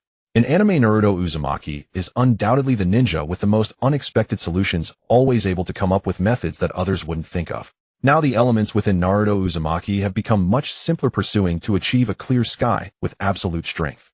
The purpose of this discussion, organized by the group, is to prevent future actions from experiencing situations like today, failing to plan ahead, and encountering trouble 3 times. Lu Guan and Zhang were able to invite Zhuge Liang down from the mountain after 3 visits. Sun Wukong managed to defeat the White Bone Demon 3 times to protect Tang Sung on his journey to the west, and Yu, while managing the flood past his home 3 times without entering, becoming an ancient sage. As for him, Naruto Uzumaki, making 3 trips to the land of waves, directly scared Zabuza and Haku away. Although he took the wealth accumulated by Kaido on the first visit and snatched the beheading sword from Zabuza on the second, the third time, he could only smile. During the first ambush, despite lacking the advantage of time and place, he could have directly taken down Zabuza and Haku using his immense chakra and powerful recovery ability, employing a tactic of overwhelming numbers, especially after resolving the issues with Kaido and the hired wandering warriors. He could have solved all the problems in one go, but for some unknown reason, he was perplexed even now when he had shown no mercy when dealing with mountain bandits and robbers, or when killing Kaido's hired warriors, yet he unexpectedly faced complications with Zabuza and Haku. Could they be the legendary new boss? It would make more sense to deal with them more thoroughly. Since he couldn't figure it out, he decided not to dwell on the relationship. If they had no further interactions in the future, he wouldn't need to concern himself with them. If they were to become enemies later, he would resolve that completely then. He is not the Naruto Uzumaki from the anime. Aside from Haku, he seems to have never killed anyone else. After resting for a while longer, once his chakra was fully restored, he created a clone with half of his chakra and handed the beheading sword he had taken from Zabuza to this clone. He let this clone study and train in swordsmanship. Currently, he only had this one official weapon, an exceptionally large beheading sword, which did not match the image of a handsome sword immortal he had in mind. Let him train for now. Once he developed some skills, displaying the beheading sword could serve as a cover for his identity. When one of his training paths hits a bottleneck in the future, he could gather a large batch of sword-type weapons and use clones to practice sword techniques thoroughly. What he needed to do now was to recruit Uzumaki Kyuka, completely activate his Uzumaki bloodline, and see if he could use the identity of the hidden grass village to successfully infiltrate Konoha and steal the sealing scroll again. I think we can directly take down the hidden grass village. After all, they are just a small village, and with our combat power this shouldn't be a problem. I don't think that's feasible. After all, they are also a ninja village, and such a significant upheaval will undoubtedly attract the attention of other ninja villages in the ninja world. It would be quite conspicuous if we wanted to use this village's identity to infiltrate Konoha. Combat power is also an issue. We can't assume that just because we drove Zabuza back our strength is sufficient. We must be aware that there are countless opponents, and should we encounter some strange ninjutsu, there won't be any chance for regret. Among these clones, some proposed methods, some considered the big picture, and others acted prudently. They all listened and contemplated the ideas of the other clones while sharing their own insights. Naruto Uzumaki was eavesdropping between various discussion groups, using their ideas to form his own. I remember that the Land of Grass seems to have something called the Paradise Box, where there is a quite capable jonin. Does anyone recall? Let's discuss it together. Time has passed too long. I'm starting to doubt if I can remember. Indeed, that's content from the movie. The box seals an ugly monster, and the jonin you mentioned is an antagonist. I don't remember the specifics well, but he has a ninjutsu similar to a fire prison. This group's topic shifted from methods of research to the plot of the movie. Hearing them talk about it, Naruto Uzumaki felt a sense of familiarity, but the related memories were not very clear. He didn't focus on this content. Currently, the intelligence regarding the hidden grass village is rather scarce, making it difficult to draw accurate conclusions. Who knows what he might encounter? Don't be fooled by the heated discussions. How to implement these plans is another matter entirely. The foremost priority should be to infiltrate the grass hidden village, preferably without alarming other shinobi there, and to acquire Karen Uzumaki's cells discreetly to determine if the Uzumaki bloodline can be fully activated. As for how to remain concealed, we should first gather sufficient intelligence before reconsidering the action plan. That's not certain. We don't know if Karen Uzumaki is currently serving as a censor in the grass hidden village. If she provides them with intelligence about the surroundings, our infiltration would be utterly futile. Her sensory range can reach tens of kilometers, allowing her to detect chakra anomalies over a vast area. I don't think that's a major issue. According to the plot, the grass hidden village merely treats her and her mother as blood bags for healing, and they never seem to value her sensory abilities. We can't rely too heavily on the original plot. Since we've crossed into a real world, what we see from the plot is not the whole picture. Who knows what the world is like beyond what the plot reveals? This clone's words served as a cautionary bell. While one could leverage the foreknowledge of the plot as reference intelligence, it should never be overly depended upon. After all, the protagonist of the plot has already deviated from the original storyline. Who can determine how far this world will ultimately evolve? These clones took turns presenting their views, with subsequent ones supplementing relevant information, allowing everyone to consider more details during deliberation. Let me add something from another angle. At these words, everyone's attention shifted from the plot, eager to hear what he had to supplement. I think we don't need to worry too much about Karen Uzumaki's sensory technique. The mind's eye of the Kagura is an active jutsu, and during peacetime, she has no reason to keep it active for long periods. Moreover, Karen Uzumaki seems more like a prisoner held by the grass hidden village. The people there treat her poorly, so I doubt she cares much about their lives. These words provoked thought among the clones. Whether from a lifestyle perspective or otherwise, active sensory techniques indeed don't need to be constantly activated in daily life. Karen Uzumaki is a captive, not a ruler like Nagato. Nagato sealed off the Rain Country to prevent leaks of the Akatsuki's information, constantly monitoring the entire Rain hidden village with the Rain Tiger at-will technique to deter outside spies. If one could put themselves in her shoes, Karen Uzumaki would likely yearn to escape the grass hidden village's control. Even if the village that imprisoned her were destroyed, as long as she survived, it wouldn't be a major problem. I partially agree with that view. Karen Uzumaki probably won't keep her sensory technique active all the time. But being imprisoned is dreadfully boring, and she might use it to observe the outside world and pass the time. The phrase "partially agree" immediately drew the attention of all the surrounding clones. How could he put it that way? Agreement or disagreement should be straightforward. This was a discussion. Even if one was wrong, there was no harm. But partially agree felt peculiar. Yet when he explained his reasoning, it did carry some weight. They could imagine being confined to a small room without entertainment like smartphones. How could one remain patient in such isolation? Using the sensory technique to observe the outside world seemed all the more plausible. After listening to the discussion group, for a while Naruto Uzumaki found they were stuck on Karen Uzumaki. Without interrupting, he simply moved to another spot to hear other groups' debates. In recent days, he had spent all his time training and eating with no such relaxation for a long time. Listening to his clones' discussions now eased his mind. Ever since he crossed over, the tension from striving to improve his strength had unconsciously loosened. Though their discussions were all about enhancing the original body's power, the shift in atmosphere made him feel he was no longer a lone transmigrator training in solitude. Instead, he felt as if he were back in a school seminar before his crossing.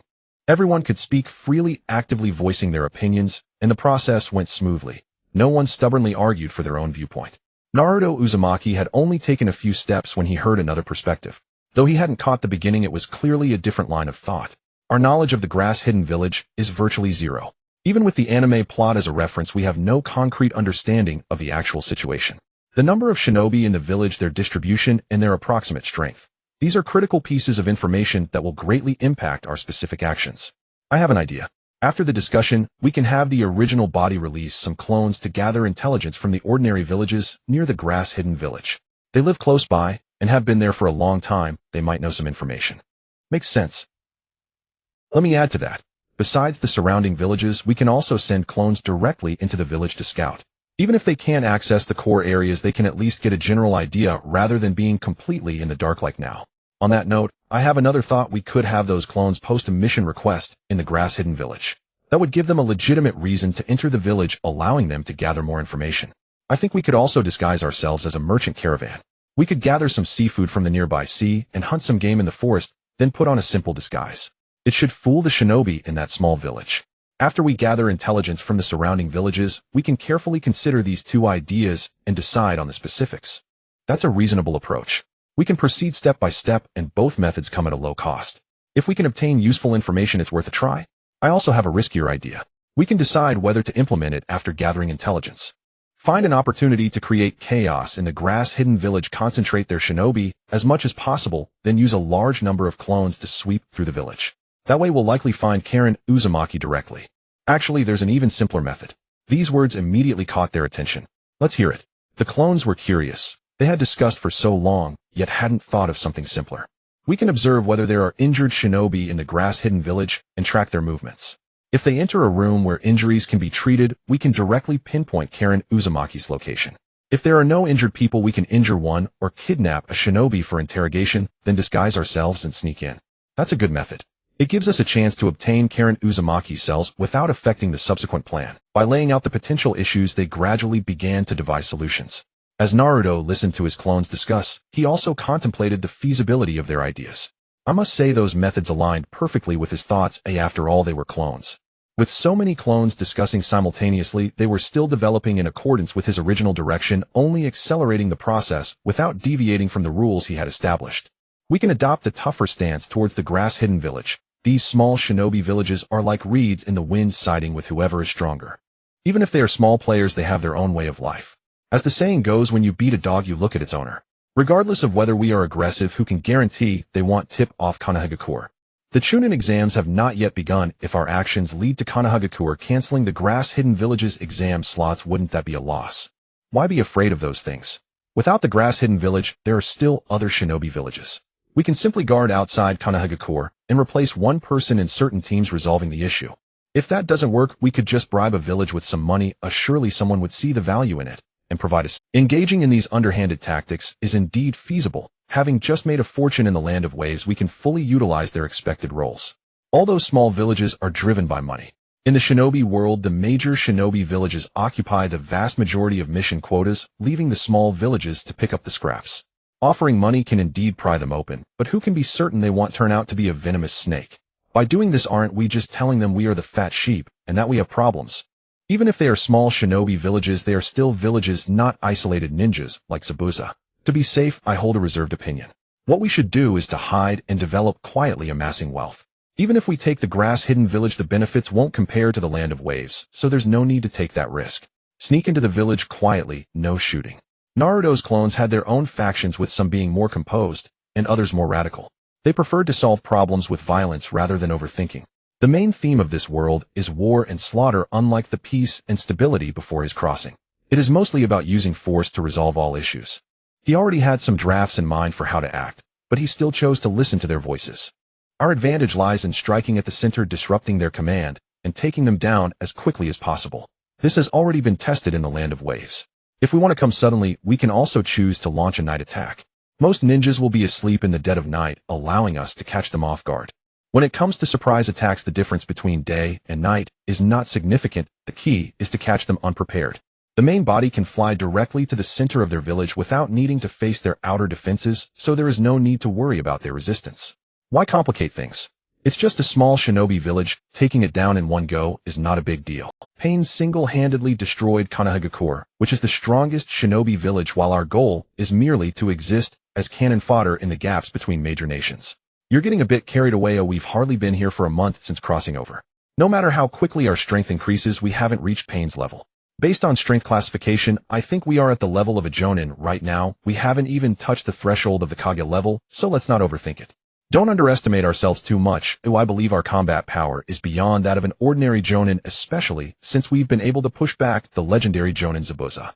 That only applies to ninjutsu. We still have many shortcomings in other areas. For instance, in Jinjutsu, we currently have no experience in learning or using it. If we encounter a swift ninja, we won't even know how to respond. The power of a ninja isn't solely determined by ninjutsu, taijutsu, and jinjutsu. Might Guy has deficiencies in both ninjutsu and jinjutsu. Can you say he lacks cage-level strength? We are discussing the level of the main Boda's strength, not comparing ourselves to other ninjas in the shinobi world. As he listened, Naruto found it amusing to hear his clones bickering about his strength level. He helplessly slapped his own face, then vigorously rubbed it. As clones, shouldn't they be the ones most aware of their overall strength? Why would there be disagreements on this? Naruto had a relatively clear understanding of his own strength in terms of destructive power on a large battlefield. He was at the level of a Jonin, and with his sustained combat ability, he could barely be considered an elite Jonin. However, in terms of overall capability, it's hard to say, especially since there are existing shortcomings. Isn't it said that the water level in a barrel is determined by the shortest plank? If the main body suddenly encounters a ninja skilled in speed, he might just fall. Of course, given his cautious nature, he typically has clones present 24 hours a day to help him monitor the surroundings. If any danger arises, the main body can quickly escape by flying. He was quite satisfied with being able to elevate his combat power to Jonin level in just over 20 days. Given a bit more time, his strength could continue to rise rapidly. After all, the difficulty of increasing from 10 to 100 is much less than that of increasing from 1 billion to 10 billion, and this improvement appears to be much more pronounced. What he currently masters is merely the 5 elemental jutsu enhanced by a large amount of chakra. He has yet to touch bloodline limit, sage art, sealing techniques, and many others. There are many ways to enhance his strength. It's just that the time since his crossing over has been short, so there is no need to rush. The Akatsuki organization has not yet fully recruited its members. They currently lack the capability to capture all tailed beasts and initiate the 4th Great Shinobi War. Moreover, it won't be long before the mist-hidden village in the Land of Water discovers that their Mizukage is being manipulated. By then, the 3rd Mizukage and the 3 Tails will both perish. It will take a few more years for the 3 Tails to revive, and barring any accidents, the development direction of this world will not differ significantly from that of the anime. As for the changes he has made since crossing over, it is currently unlikely that they will reach the isolated mist-hidden village. Even the butterfly effect requires sufficient time to ferment before forming. Any sudden massive changes would not be the result of a mere butterfly effect, but rather a natural disaster. Even the significant change of him releasing the 9 Tails did not trigger a new round of Shinobi World War, and just based on this point, one can already make certain judgments about future developments. The absence of a Shinobi World War could also be due to the fact that the cannon fodder has not fully matured. The 3rd Great Shinobi War was fought too fiercely, consuming too much shinobi power, and they need more time to develop. After all, according to the plot, Orochimaru's plan to destroy Konoha was initiated only after he personally killed the 4th Kazekage Gaara and took his place. Such a significant change did not provoke a coordinated response from several other factions in the Shinobi Shadow Clone Technique release. Uzumaki Naruto did not want to listen to their ongoing arguments, so he directly dispelled the multiple Shadow Clone Technique. The memories from their discussions returned directly to the original body, allowing him to summarize and determine the next course of action. Various thoughts surged in like a tide. Many were repetitive, while most were similar with minor variations. With 10,000 clones tasked to think about how to obtain Karen's cells and use the identity of Grass Hidden Village to return to Konoha, the scope of their ideas was broad enough. In summary, there were several feasible plans. As for the discussions that yielded no results, there was no need to dwell on them further. What he needed to do now was to take action. He would divide into several teams and proceed simultaneously according to the plans devised by the clones. Multiple shadow clone technique. Uzumaki Naruto pressed his hands together and directly released 10 clones, sending them to scout outside Grass Hidden Village. They could form teams or spread out. This time he did not release too many clones, not wanting to make the scale too large and alert everyone, which would cause the villagers to be on guard and increase the difficulty of his operation. With scouts outside the village, the investigation inside the village naturally could not be abandoned. After his chakra recovered, he released several more batches of clones, having them carry as much chakra as possible. This was not to directly attack Grass Hidden Village, but to ensure they would not be easily destroyed. Some of these clones carried money to issue missions, while others prepared to form trade caravans to investigate the specific situation. Although it had been nearly a month since he transmigrated to this world, he was not very familiar with the ins and outs here. However, the saying "the world is a huge makeshift stage" was quite familiar to him before his transmigration. Even if his clones acted unprofessionally, through gradual exploration, he believed they could still gather information. After all, doing this work was not like building a rocket. There was no need to be so meticulous. After sending out the reconnaissance units, the specific situation and actions would await their return of information so that better arrangements could be made for the next step. After finishing these tasks, he also had to arrange training plans for the clones. He could not let them idle, as this was closely related to the improvement of his own strength. With the increase in his chakra, he could now increase the number of clones to about 15,000 each, of which could also release 2 to 3 low-level ninjutsu. Using them for combat might not yield very good results, but using them for training was indeed highly effective. Their main goal was still the shape and nature transformation of chakra, allowing them to conduct in-depth research on the 5 elemental ninjutsu and maximize their proficiency. He wanted his original body to be able to unleash the 5 elemental ninjutsu at will, and furthermore, to form various combined ninjutsu on this basis. He aimed to achieve the level where he could just clap his hands and call forth whatever he wanted. This involved various aspects of numbers, using ninjutsu to form attacks, defenses, and disruption of enemies, and so on. Meanwhile, his original body needed to, after eating and drinking, continue to exercise diligently, improve physical fitness, and increase the upper limit of chakra extraction.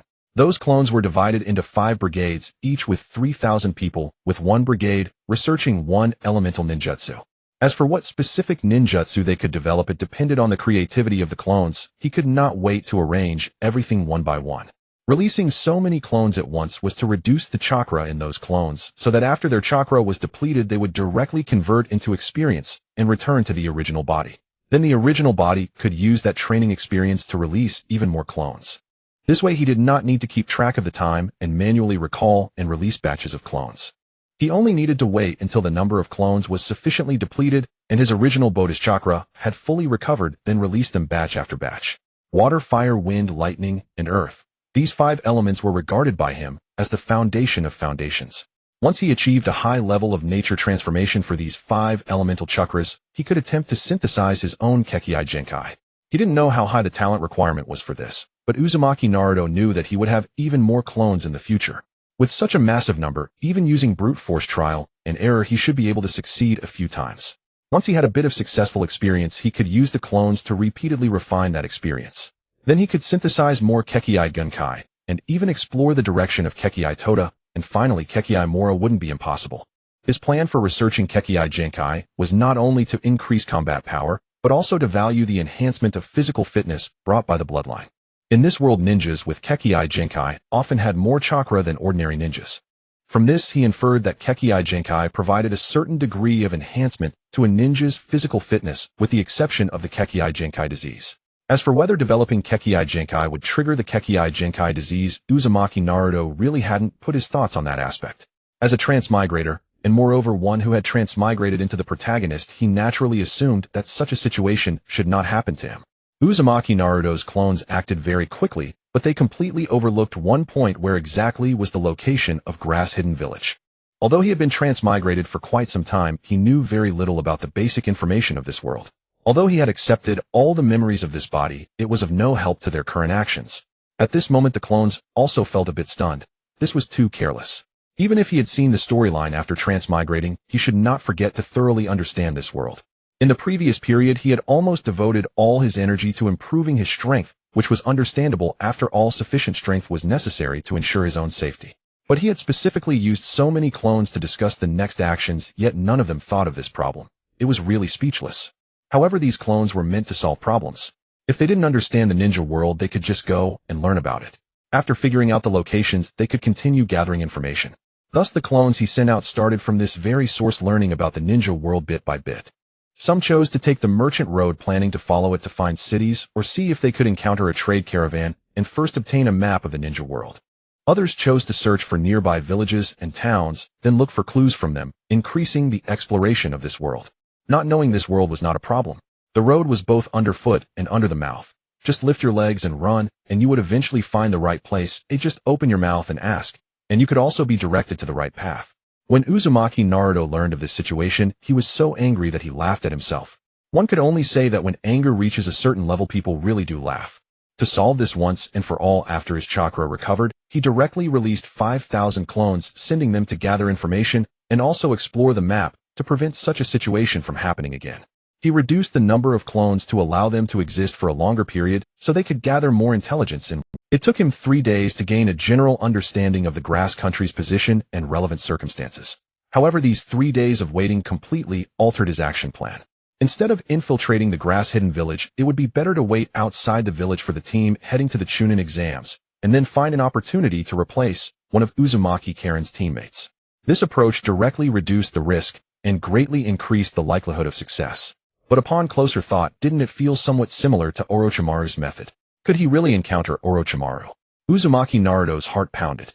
According to the anime's plot, Orochimaru indeed used the disguise technique to replace a genin from the grass village who was going to the Chunin exams. Forget it, I'll just go with this plan. Uzumaki Naruto made a decisive decision. He immediately released a batch of clones, had them hide most of the wealth looted from Gato, and took 1 million ryo in cash along with his living supplies. He then headed straight for the outskirts of the grass-hidden village. In the early morning, a cool mountain breeze swept through the dense forest, stirring up scattered fallen leaves on the ground. Under the gray sky, a small team of no more than a dozen people emerged from the grass-hidden village. 3 standard genin squads, 9 people in total, wearing the uniform of grass village genin, with forehead protectors bearing the grass village pattern. Their auras were mediocre, their strength ordinary. They were the most inconspicuous cannon fodder teams in the ninja world participating in the Chunin exams.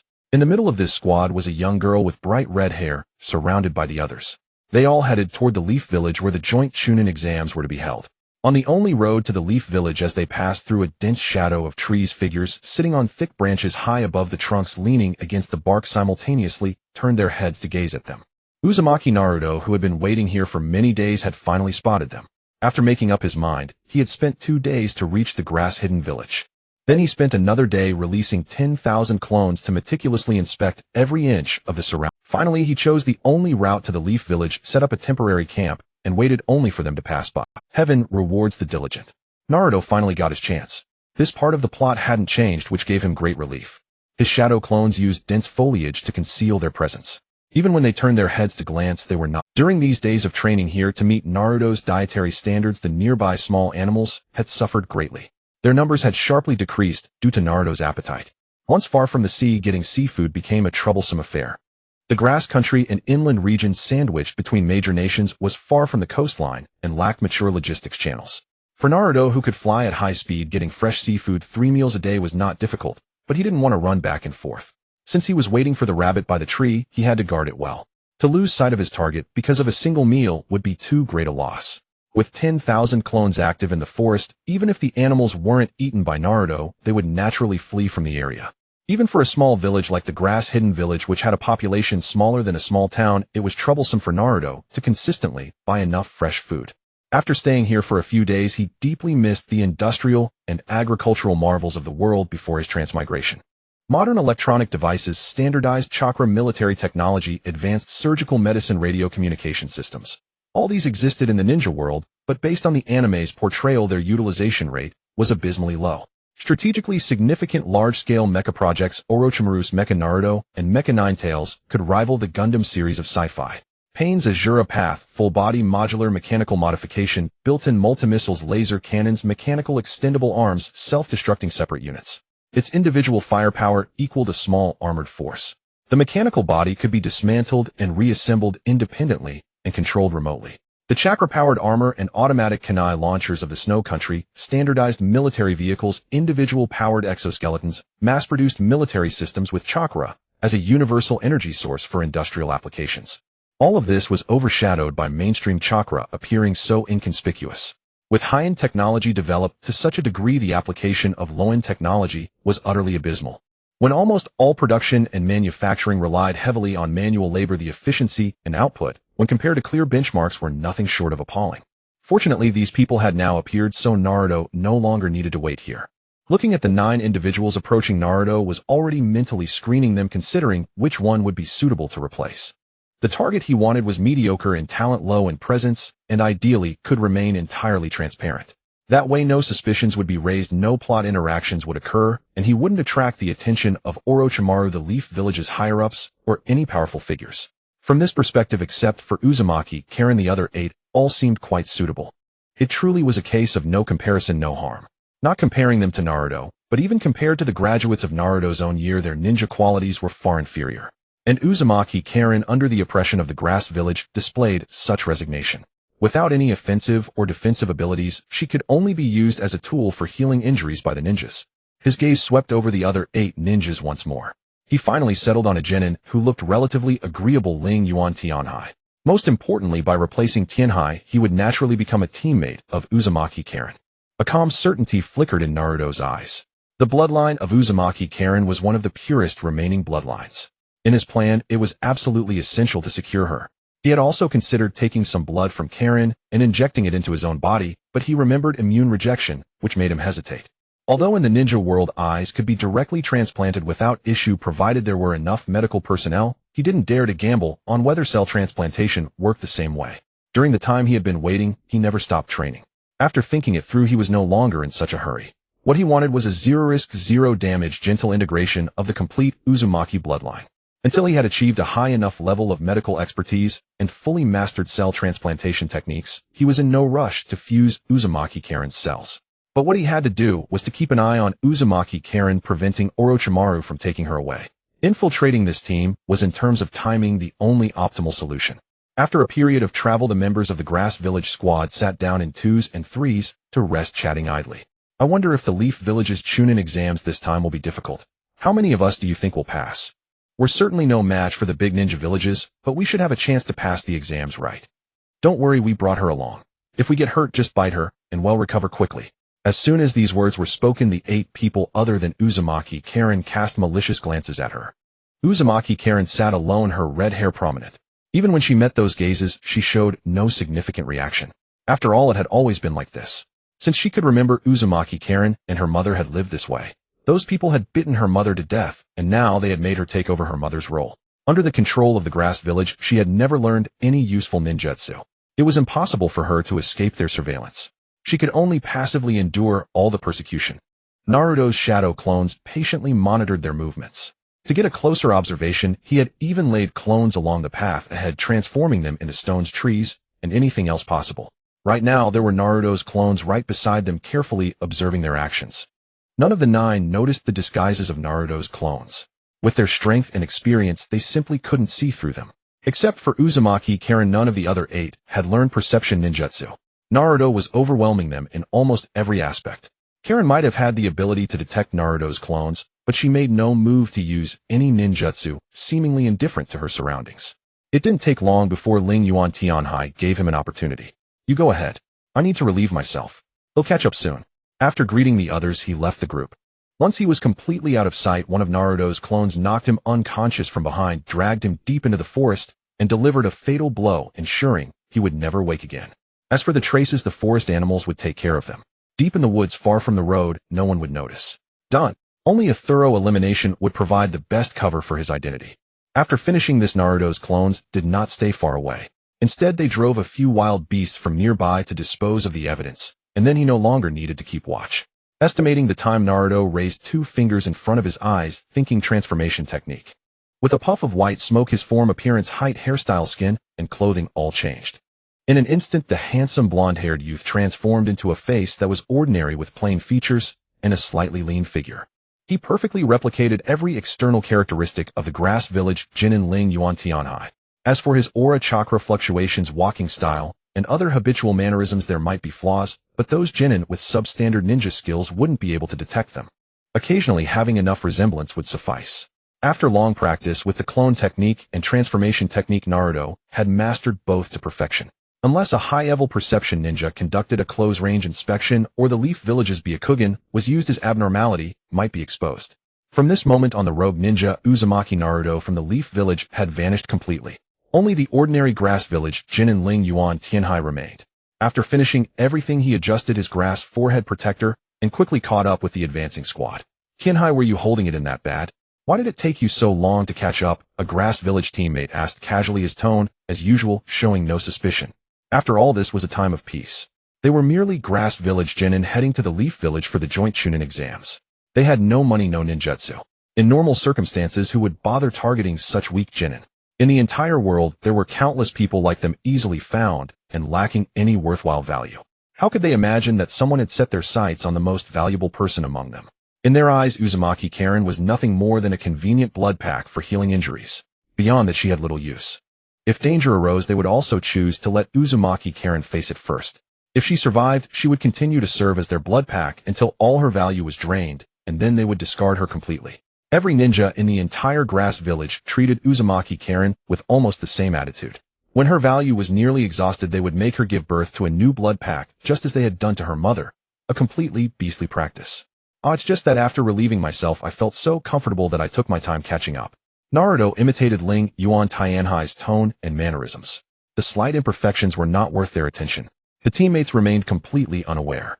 After all, their relationship was not close enough to pay attention to each other's speech patterns or daily actions. As long as it didn't affect them, they couldn't care less about whether Ling Yuan Tianhai had encountered any problems. Seeing that he was not suspected, Naruto felt a surge of joy within himself. Next, they would continue traveling to the Leaf Village. Almost everyone resumed their journey. If anyone might detect Naruto, it would most likely be Uzumaki Karen, given her perception abilities and acute senses were no joke. Having fully integrated into the group, Naruto turned his head to glance at Uzumaki Karen as they advanced, behaving exactly like Ling Yuan Tianhai normally would. Whether by coincidence or due to Karen's sharp perception, she also looked up just as he turned.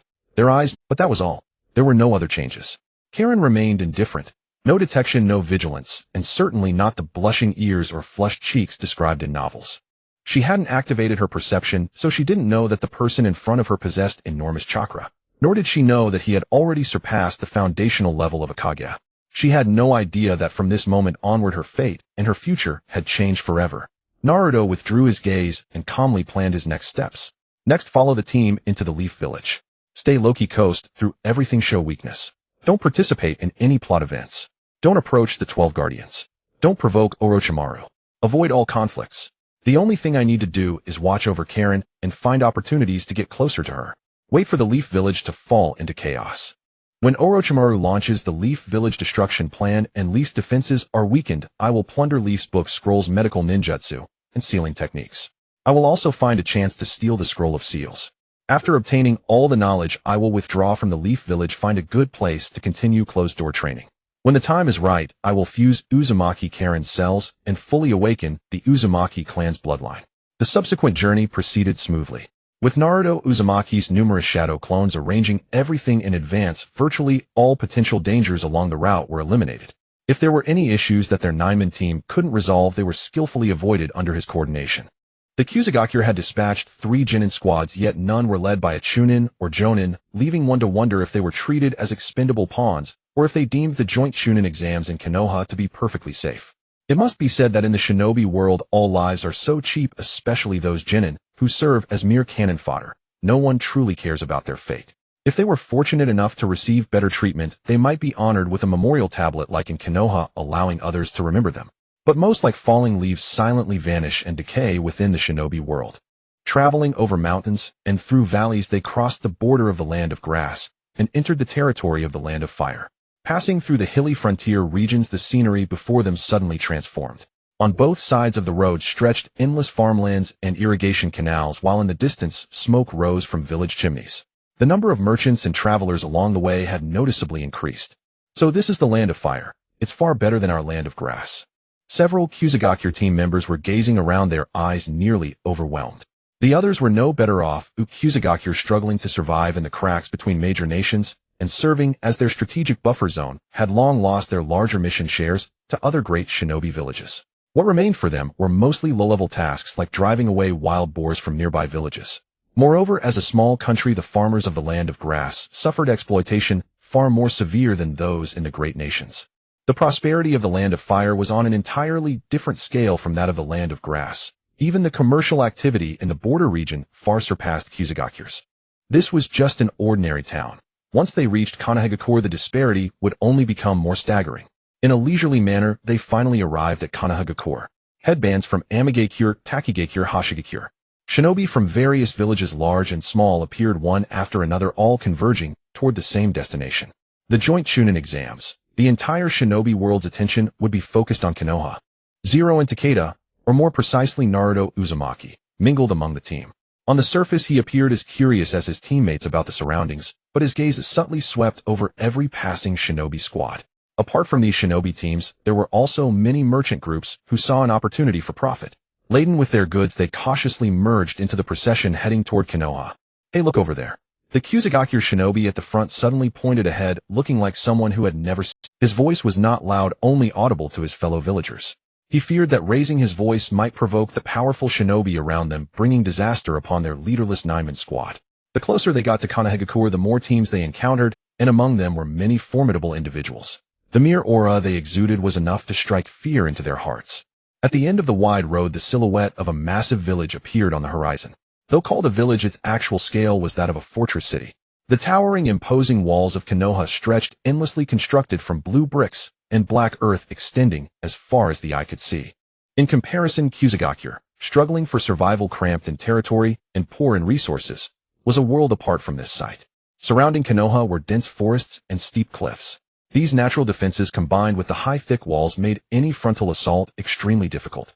At the village entrance, the sturdy gate stood open with the flame-like emblem of Konoha hanging above the frame. Crossing the gate, the faint outline of the Hokage mountain could be seen in the distance. The colossal stone-carved faces of the first, second, third, and fourth Hokages gazed silently over the entire village. Finally, we're here. Days of continuous travel had left these average genin exhausted, and witnessing such a magnificent sight filled them with awe. So this is Konoha. Even the gate and walls are far more impressive than our village. The group chattered amongst themselves, their tones filled with inferiority and longing. Born in a small nation, raised in the cracks, they had spent their entire lives confined to the tiny space of Uzumaki. To them, every brick, every blade of grass in Konoha radiated a formidable foundation that commanded respect. Yet within this 9-man team, two stood apart. One was Karen Uzumaki. The red-haired girl huddled alone at the edge of the team, frail and indifferent, keeping her head down, oblivious to the bustling scenery around her. The liveliness around her and the splendor of Konoha had never been for her. For her, whether in the barren depths of Uzumaki's mountains or at the prosperous gates of Konoha, it was merely a change of prison. She remained the tool whose flesh and blood could be drained at any moment, whose life force could be exploited, a blood pack at the disposal of these Uzumaki shinobi. The world's prosperity could not redeem her numb existence. The other was Naruto Uzumaki, who had replaced Zero and Takeda. He casually went along with them. No matter how prosperous this place was, it couldn't compare to the world he had come from before his transmigration. Moreover, he had memories of Naruto Uzumaki's life here, so he was already somewhat familiar with it. What truly concerned him now were the various knowledge repositories here: the library, the medical building, the archives, the Hokage's office, the ninja academy, and all other places that might contain books and scrolls. After the wave of shock subsided, they prepared to enter. Outside the main gate of Konoha stood a registration area with several long tables set up. Konoha's Chunin were responsible for verifying the identities of the teams participating in the exams. Several teams were already queued in front of the registration area, their headbands bearing various patterns. A subtle tension permeated the air. Guarding the gate were still the two individuals, Kotetsu Hagane and Izumo Kamizuki. Kotetsu Hagane had bandages wrapped around his nose bridge, while Izumo Kamizuki's bangs covered one of his right eye. Both sported different styles of goatees.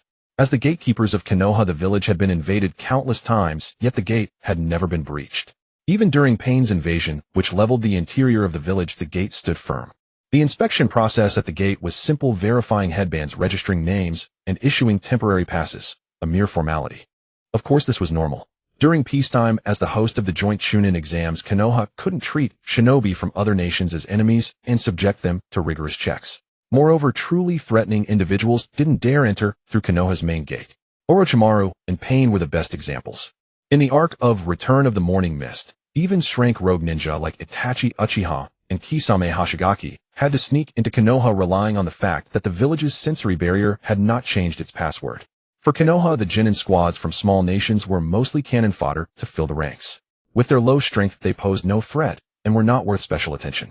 As for the Jonin leading the squads from major nations, they were unlikely to act recklessly in Konoha's home territory. Whether this reflected Konoha's confidence in its own strength or its complete decay remained to be seen. Naruto Uzumaki, for his part, hoped that Konoha was as decayed as possible. It would make his subsequent actions easier. Before his plan was complete, he didn't want to alert his enemies. After registration, they smoothly passed through the barrier at the village entrance and officially stepped into Konohagakure. Upon entering the village, the Kusagakure team was even more amazed. Broad, well-paved commercial streets, an endless stream of merchants and travelers, and a wide variety of shops and stalls. Every corner showcased the remarkable foundation of a great village.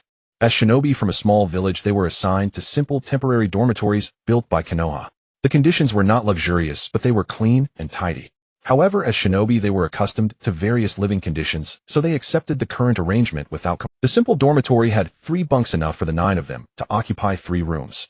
Since they had no Jonin leader, there was no need for separate arrangements. Fortunately, they had already divided into squads before leaving Kusagakure, so no further discussion was needed. They simply chose their rooms at will. Upon arriving in Konoha, there were no immediate tasks. Everyone was filled with curiosity and eager to experience life in the village. Konoha is so prosperous. Do you want to go out and explore? The proposal was met with unanimous. Naruto Uzumaki had originally planned to leave a clone behind to keep watch while his main body went to find some food, but this made it unnecessary. If we all leave, who's going to watch that woman? Leave it to their squad. It's not our squad anyway. We'll go first. This idea was immediately accepted by the others, but it made one of Naruto's teammates extremely anxious. Having just arrived in such a prosperous place, he too wanted to explore and enjoy himself. If all 9 of them moved together, the group would be too conspicuous and attract unwanted attention. Without the squad that had to watch Karen, the remaining 6 formed 2 squads of 3. This allowed them to look out for each other while keeping a low profile. The teammate wanted Naruto to argue on his behalf, but found him completely indifferent. Moreover, judging by Karen's expression, she clearly wanted to explore Konoha as well. Although they had decided to split up, they still didn't trust Karen. They exchanged glances, trying to decide who would stay behind to watch her. Takeda, Karen is your responsibility. Since Naruto, disguised as Zero, and Takeda hadn't participated in their discussion, they directly assigned him the task. Don't worry, he'll take care of her. The other 7 were delighted with this answer. In contrast, the light in Karen's eyes visibly dimmed. The warm sunlight streamed through the eaves lining the streets of Konoha, casting alternating bands of light and shadow on the stone pavement. After the 7 of them disappeared in 2s and 3s around the corner, only the 2 of them remained where they stood. Uzumaki Naruto stood still, turning his head to glance at the Uzumaki Karen beside him. Uzumaki Karen lowered her head, her long red hair obscuring most of her face. When she heard them talking about going for a stroll, a flicker of anticipation had stirred in her heart. Though she was under constant surveillance, she had thought she might at least see a different scenery. Yet from their discussion, it was clear they had no intention of taking her along. She harbored no complaint about this outcome, nor any disappointment, or rather she had long grown accustomed to it. The years in Kusagakure had taught her a single lesson: no matter who guarded her, the result was always the same. It was merely a different person watching over her, ensuring she would not escape, would not refuse to be bitten, would not squander her useful value. Uzumaki Karen. He called her full name, not "Hey" or "that woman," but her complete name, with a tone of seriousness that suggested he had something important to say. Uzumaki Karen's hand clenched the hem of her clothes tightly.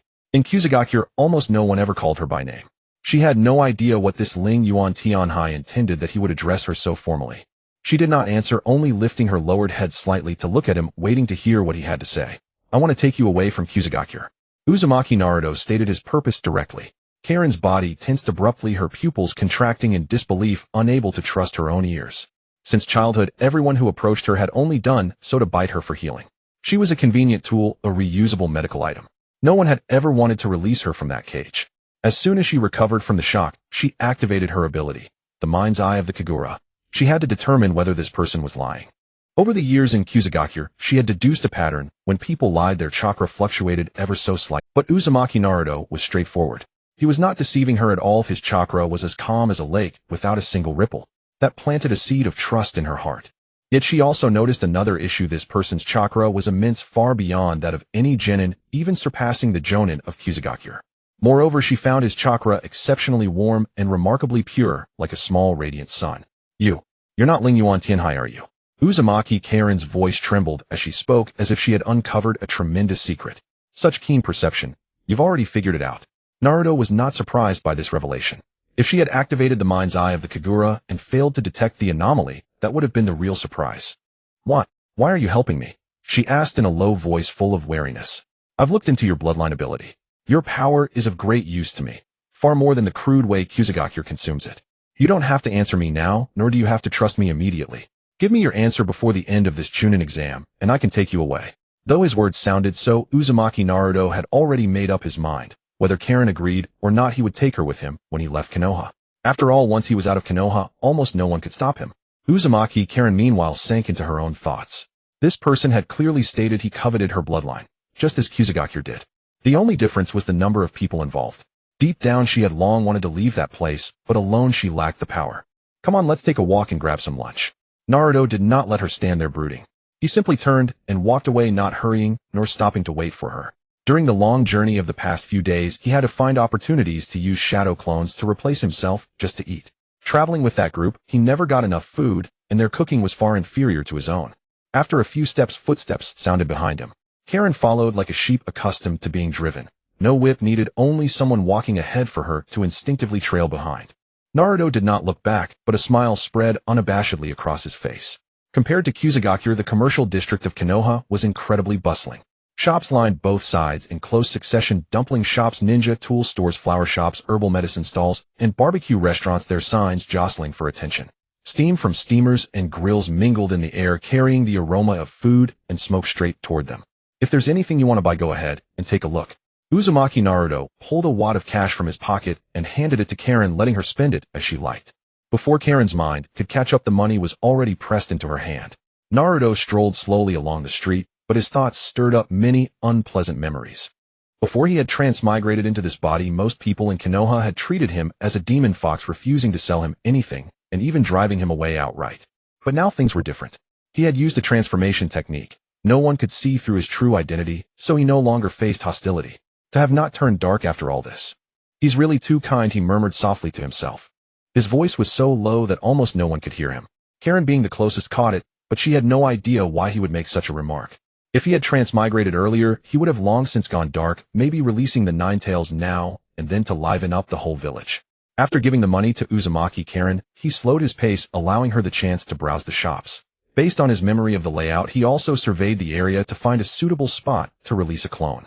He needed to gradually locate where the scrolls were stored, so that when the time came he would not be completely in the dark. If his plan went smoothly, he would have a lot to carry.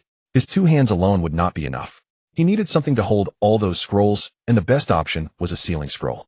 But he did not have one, nor did he know how to make one. So his primary target should be the sealing technique itself, to see if he could learn how to use or even create sealing scrolls during this opportunity. If that proved impossible, he would have to bundle the scrolls into packs and break through from the sky using his flying ninjutsu. But that method was too conspicuous and did not suit his low-profile approach. If his plan went smoothly, he would have a lot to carry. His 2 hands alone would not be enough. Moreover, that method would limit how much he could take. Karen also noticed his change in movement and understood that he was letting her explore on her own. With such a rare opportunity, she was not about to waste it. She stuffed the cash into her pocket and began to wander slowly through the commercial district. Naruto, on the other hand, started following her. But Karen did not mind. With such freedom, she slowly began to feel happy. Let's eat first. When they reached the entrance of the Akimichi clan's barbecue restaurant, Naruto called Karen to a stop and led her inside. As a seasoned foodie, he knew the Akimichi clan had good taste. Though the prices might be a bit high, the freshness of the ingredients and the portion sizes were beyond reproach. The restaurant was not large, but business was booming.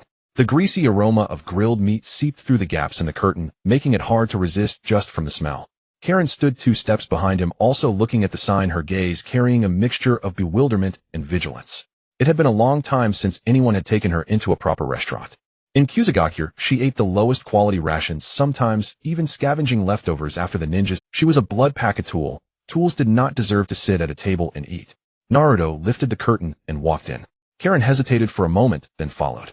The restaurant was about 70 to 80% full with ninjas wearing various armor and ordinary Konoha villagers mixed together. Meat sizzled on the grills, white smoke rose, and the noise of conversation filled the air.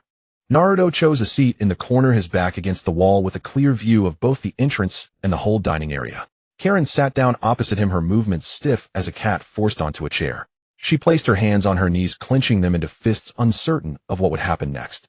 Though the time spent wandering the commercial district had gradually relaxed, her sitting inside this restaurant made her feel inexplicably constrained again. Naruto did not look at her. He simply ordered a table full of dishes from the waiter, mostly meat covering the entire tabletop with more piled on the side cabinet. He was genuinely hungry by then. Naruto quickly arranged the meat on the grill. The charcoal crackled beneath and the smoke and aroma of meat rose between them. The evenly sliced beef quickly changed color on the grill, fat seeping out along the grain and spreading across the surface, emitting a rich, smoky fragrance. Karen stared at the meat without picking up her chopsticks.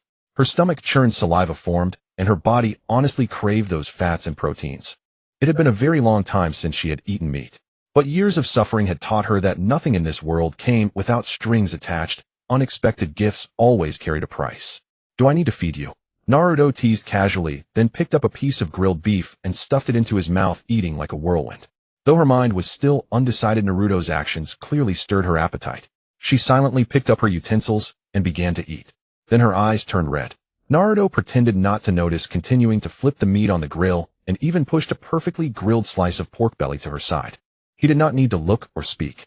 A heart crushed countless times could not be mended by a single meal of barbecue, but at least it could give her a full stomach before she made her decision. "How far have you developed your Kagura mind's eye? That's the technique you used earlier." During the barbecue, Naruto asked Karen a question. Having a sensor-type ninja would greatly aid his future endeavors. Karen didn't know how to respond, merely letting out a soft hum. "Alright, let's bump fists." As if struck by a sudden thought, while flipping the meat, Uzumaki Naruto gripped his chopsticks and extended his fist toward Karen. At that moment, Karen was also puzzled. Why would he suddenly want a fist bump during a meal? Though she didn't understand, she still cooperated and offered her own fist. The moment their fists touched, a chakra link was established. A torrent of memories surged directly into Karen's mind. Among them were Naruto's experiences living in Konoha village, his memories of training after defecting, and the plans he held in his heart. She saw Konoha village. The bustling village she had just set foot in appeared entirely different in Naruto's memories. Cold stares, sidelong glances, ostracism, isolation. A small boy with blonde hair ran through the streets, followed by the undisguised disgust of the villagers. No one sold him anything, no one spoke to him, everyone treated him like a monster. A flood of memories poured into Karen's mind, leaving her unable to react for a moment. "Is this you?" Karen's voice trembled slightly within the link. "It's me. The jinchuriki of the Nine Tails, the demon fox of Konoha." Naruto's voice echoed in her consciousness, cold, as if stating a fact completely unrelated to himself. "Pretty much like you, both used as tools." At the same time, his name, Uzumaki Naruto, also appeared in Karen's mind, a surname that matched. Countless questions surged in Karen's heart, but this was not the time for contemplation or inquiry. Her brain desperately needed to digest this information. But before she could finish processing, the next scene crashed directly into her consciousness. On a similar night, after learning the multiple shadow clone technique, Uzumaki Naruto simply tossed the Nine Tails out with a single motion. At the moment of separation, Naruto did not scream or show pain. He stood calmly in the afterglow of that pillar of light, as if shedding a burden he had carried for far too long. You extracted the tailed beast." Karen could no longer form complete sentences. "Extracted it. No side effects, no after effects." Naruto's voice remained steady. "Then I left Konoha." The images continued to flow. In the dense wilderness, thousands of shadow clones trained simultaneously, climbing trees, walking on water, practicing the Rasengan, performing nature transformations. Every failure and success of each clone was recorded in full, all experiences funneled flawlessly back to the original. That speed and efficiency of training completely overturned everything Karen knew about ninja cultivation. Then came the battle in the Land of Waves against Sabuza. In less than a month, he had elevated his strength to the level of an elite jonin. In particular, the two large-scale ninjutsu, confronting that level of destructive power in the memories, sent tremors through Karen's heart. Next was the border of Uzumaki village, where 10,000 clones conducted a grid search, creating a tactical map precise to every tree and every stone. She saw how Naruto spent 3 days etching the terrain for several kilometers around Uzumaki into his mind, how he laid layers of camouflage along the inevitable path, how he knocked out Tion Hai and disposed of the evidence with wild beasts. Every frame exuded a chilling calm. Not a single hesitation, not a single unnecessary movement. So, you were after me from the very beginning. Karen's voice turned dry. Yes. You possess the pure bloodline of the Uzumaki clan, a resource I had to secure for my plan. Naruto did not evade, nor did his tone waver. But I chose to make you cooperate willingly rather than pinning you down and forcibly drawing your blood. Then Karen saw all of Naruto's arrangements for her. In his plan, she was marked as a core resource, but also listed as a long-term development target. He had mapped out her training regimen, her medical ninjutsu learning path, and the advanced direction of her sensory abilities. She was not a consumable item. At least in his plan, she never was. He had his eye on her Uzumaki bloodline, intending to take her away for research and bloodline integration.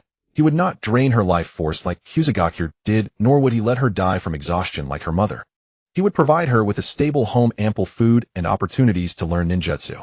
In exchange, she only needed to cooperate with the bloodline research. After the Chunin exams, he would take her away from Uzumaki for good, freeing her from anyone's control. No lies, no embellishments. Even the blunt truth, "You are useful to me," was laid out plainly within the perception. She had imagined countless possibilities. She had expected sweet talk or the same crude greed as Uzumaki's people. But never had she imagined someone would state, using so candidly. So candid that it almost seemed trustworthy.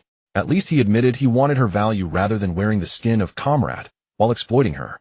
At least he promised not to drain her life. At least he could truly take her away from that devouring place. Karen's breathing grew rapid. At least he promised not to drain her life. At least he could truly take her away from that devouring place. But this person, while regarding her as a resource, also gave her a position, a place to stand and live, not a tool to kneel and be drained dry. When the chakra link severed, Karen's face was pale and she gasped heavily. Her mind had received too many memories at once and struggled to process them. In contrast, Naruto was far more relaxed. He had also seen Karen's and her mother's tragic memories, as well as her development and application of the Uzumaki bloodline. But to him, those memories were merely fleeting slides. Hardly any useful content, just something to take note. Those images were highly compressed and tossed directly into a corner of his memory. After all, his mind could simultaneously receive the memories of 10,000 clones training for an entire night and process them swiftly. Karen's meager memory load was utterly insignificant. While Uzumaki Karen was still processing those memories, Naruto quickly scooped the overcooked meat slices into his bowl, then promptly placed fresh slices onto the grill to continue cooking. It took a long while before Karen snapped out of it. By then, she had already shed the burden in her heart and began to focus on eating the barbecue. The last slice of beef on the grill was seared to perfection, fragrant and crispy. Naruto picked it up and stuffed it into his mouth, wiping the grease from the corner of his lips with a napkin. The tableful of meat had been nearly polished off by the two of them, with most of it going into his stomach. Karen's cheeks were slightly puffed from eating, and the numbness in her eyes had faded, replaced by a hint of vitality. "I will follow you." After finishing all the food, Xianglin finally made up her mind. "It's not because you can take me away from Shaoyin village, nor is it because you treated me to barbecue." She lowered the sleeve that had brushed against her eyes red, but her tone had never been so determined. "But because you didn't deceive me. To be honest, I could very well just force you to go with me." Naruto's tone was very calm, so calm that it gave no hint of threat. "With my strength you cannot resist, and no one in Shaoyin village can stop me. But I won't do that." Xianglin remained silent, waiting for him to continue. "What I need is your ability, not..." Naruto stood up straight, pulling his hand out of his pocket, his expression becoming a bit more serious. "How much stronger do you think this chakra you sense now is compared to the elite jonin of Shaoyin village?" Xianglin bit her lip, hesitated for a moment, and then spoke the truth. "Not even on the same level. Your chakra is more abundant than anyone I have ever seen. And..." She paused, seemingly searching for the right words. "And it feels warm." When Naruto heard this word, the expression on his face subtly changed. Warmth. Every step he had taken after crossing over was to become stronger. Severing the nine tails was to avoid being burdened, fleeing from Konoha was to avoid being restrained, and infiltrating Shaoyin was to seize the bloodline. Everything he did was calculated, motivated by profit, and driven by cold, rational judgment. Yet Xianglin described his chakra as warm. Perhaps it was because the chakra had shed the resentment and hatred of the nine tails, leaving behind only the pure energy belonging to him, Uzumaki Naruto. "Then it's settled. Your answer satisfies me." Naruto extended his fist once more, and after learning all the answers, Xianglin reached out to fist bump him again. This time there was no chakra link, no torrent of memories, no traces of any ninjutsu. It was simply two fists meeting two members of the Uzumaki clan ground under the wheel of fate, completing their first true agreement in an inconspicuous barbecue shop in Konoha. By the time they finished this meal, nearly an hour and a half had passed. Naruto didn't even furrow his brow when settling the bill. He pulled out a few bills from his pocket and placed them on the counter before lifting the door curtain and walking out. The wealth he obtained from Kato had allowed him complete financial freedom, making this expenditure trivial. Stepping out from the shop, the warm afternoon breeze brushed past, dispersing the heat of the cooking inside. Time to go. Those guys from Chaoin should be back soon, and we should head back too. Xianglin quickly followed. This time her following felt completely different from before. Previously she was like a sheep being driven away, but now there was a hint of initiative in her steps. While Naruto and Xianglin enjoyed the delicious barbecue, the few subordinates from Chaoin village were not treated as well. Finally, we don't have to deal with that burden anymore. He referred to Xianglin as a burden. No one objected, nor did anyone think there was anything wrong with this term. Xianglin's healing ability was very cheap and effective in Chaoin village, which allowed him to survive until now. The seven of them walked along Konoha's main commercial street, and after a few steps they were stunned by the scene of the shops on both sides. Chaoin village didn't have a commercial street, but there was only one dirt road with a few shops. Walking from the beginning to the end took less than 3 minutes. Konoha's street was at least 10 times longer than that of Chaoin, and the variety of shops dazzled them. Next to the dumpling shop was a ninja tool store. Opposite the ninja tool store was an herbal medicine shop, and surprisingly next to the herbal shop was an old brand that specialized in selling ninja tool maintenance oil. How much does this kunai cost? A chunin named Tereo leaned up against the window of the ninja tool shop, nearly pressing his nose against the glass. Inside the window displayed a row of finely made kunai and shuriken, shining brightly polished, smooth, and sharp, reflecting a cold metallic luster under the sunlight. He glanced down at the few blunt kunai in his ninja tool pouch. His mouth twitched slightly, and he didn't dare to ask a second time. One kunai cost the equivalent of our total reward for a drank mission. Someone next to him glanced at the price tag and clicked their tongue, causing a moment of silence among the group. In peacetime their lives were somewhat better, but once a ninja world war broke out, they would be caught in the buffer zone between the great nations. No one would care about the survival of their small country, even though Hanzo, a demigod in the Third Ninja World War, could not protect the land of Rain amid the power struggles of nations. Even after defeating Orochimaru Tsunade and Jiraiya of Konoha, he had to stop the war when he saw his already devastated subordinates. Hanzo, using his demigod title, conferred the title of the three ninjas to them, as it was the best way he could think of to preserve the little remaining national strength.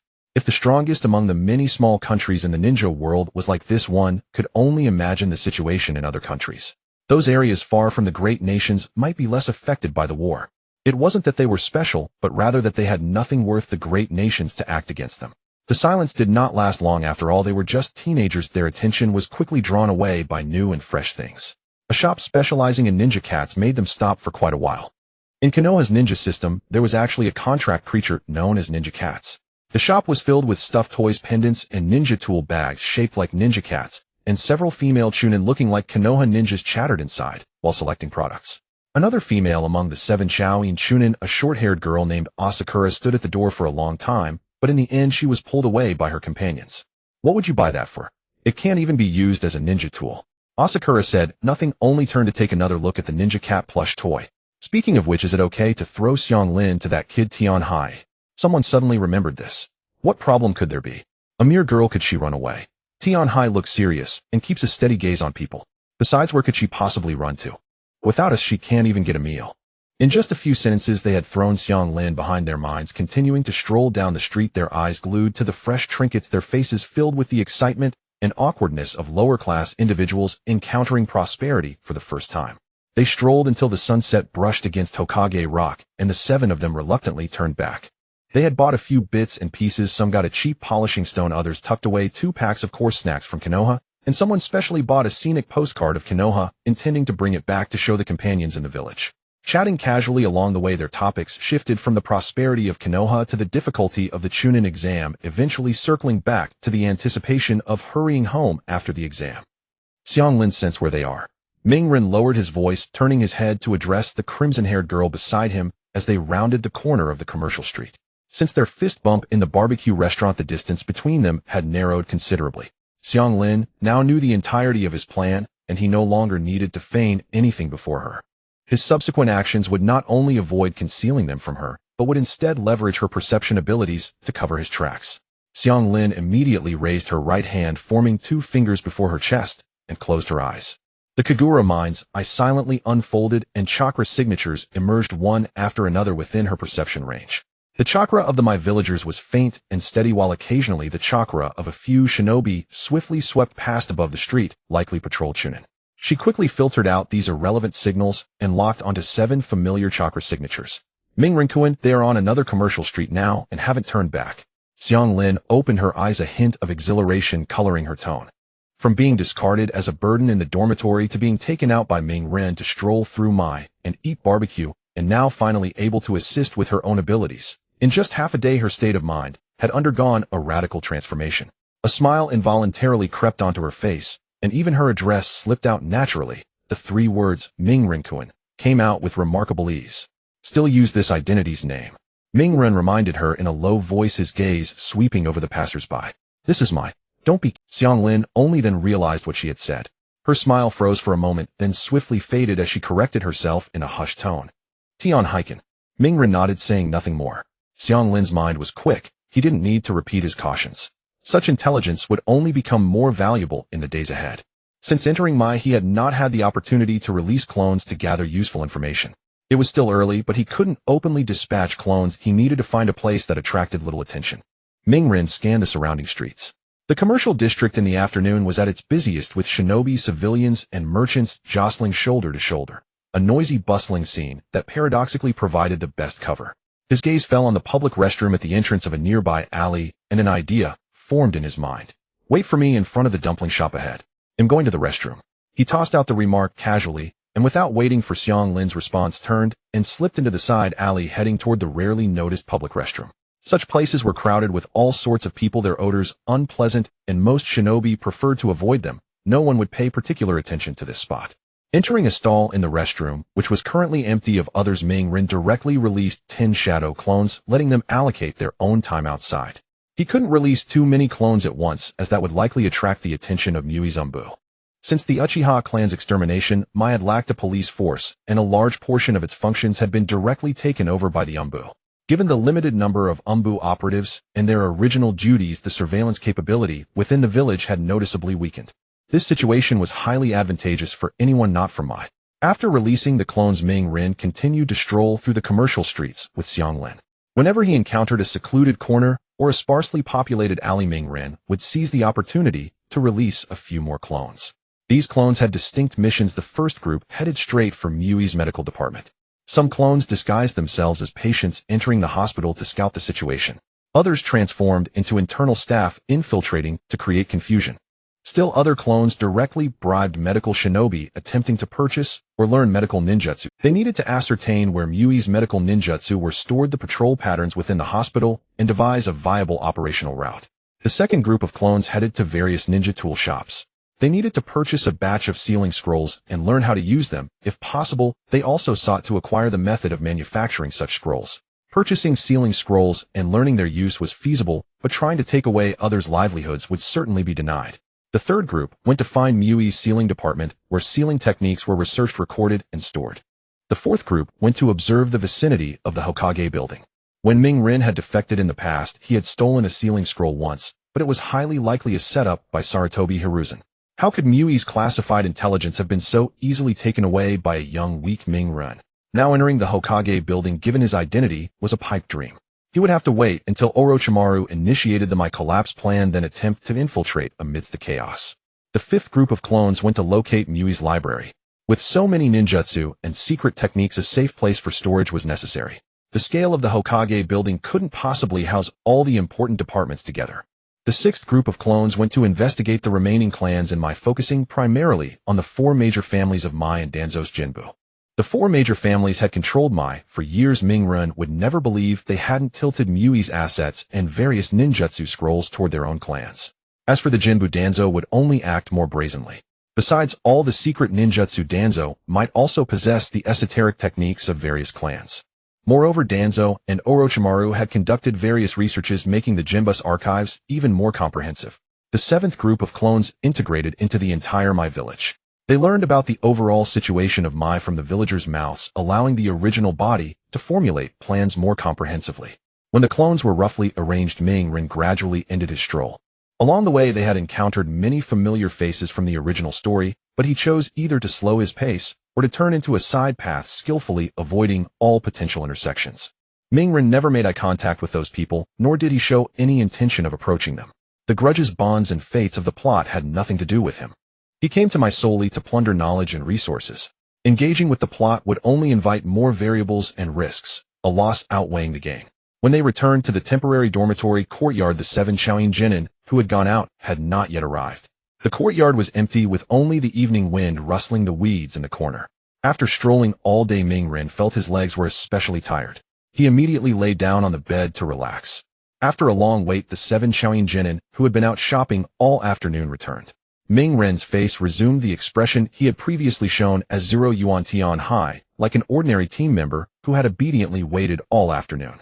Xiang Lin also instinctively lowered her head, reverting to the silent, submissive, red-haired girl. The courtyard gate was pushed open and Terai and the others filed in, carrying odds and ends in their hands, their faces still glowing with residual excitement. "Hey Tian Hai, you're quite dutiful."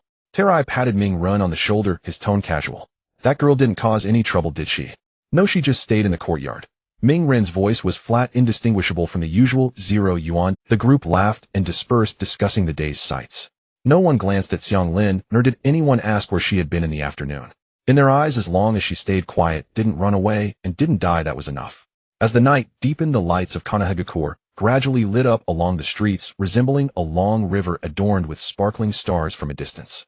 The people who had been busy outside during the day slowly returned to their homes at night. Those foreign ninjas who came to Konoha to participate in the Chunin exams after gathering enough information during the day gradually returned to the accommodations arranged by the village at night. The streets that had been bustling with activity during the day were now becoming gradually empty, with only a few late-night pedestrians remaining. The shadow clones that Naruto had dispatched went unnoticed during the day, but their presence wandering outside at night appeared particularly conspicuous. They had noticed this issue themselves. It was not the time to be exposed. To avoid attracting the attention of Konoha, they began to search for suitable places to dispel the clones. The places they chose were similar to where Naruto had released them, all being secluded corners with few people around.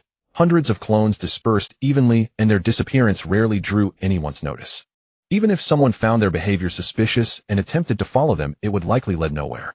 After all, they were merely clones. They only needed to evade sight for a brief moment and dispel, causing any tracking efforts to fail completely.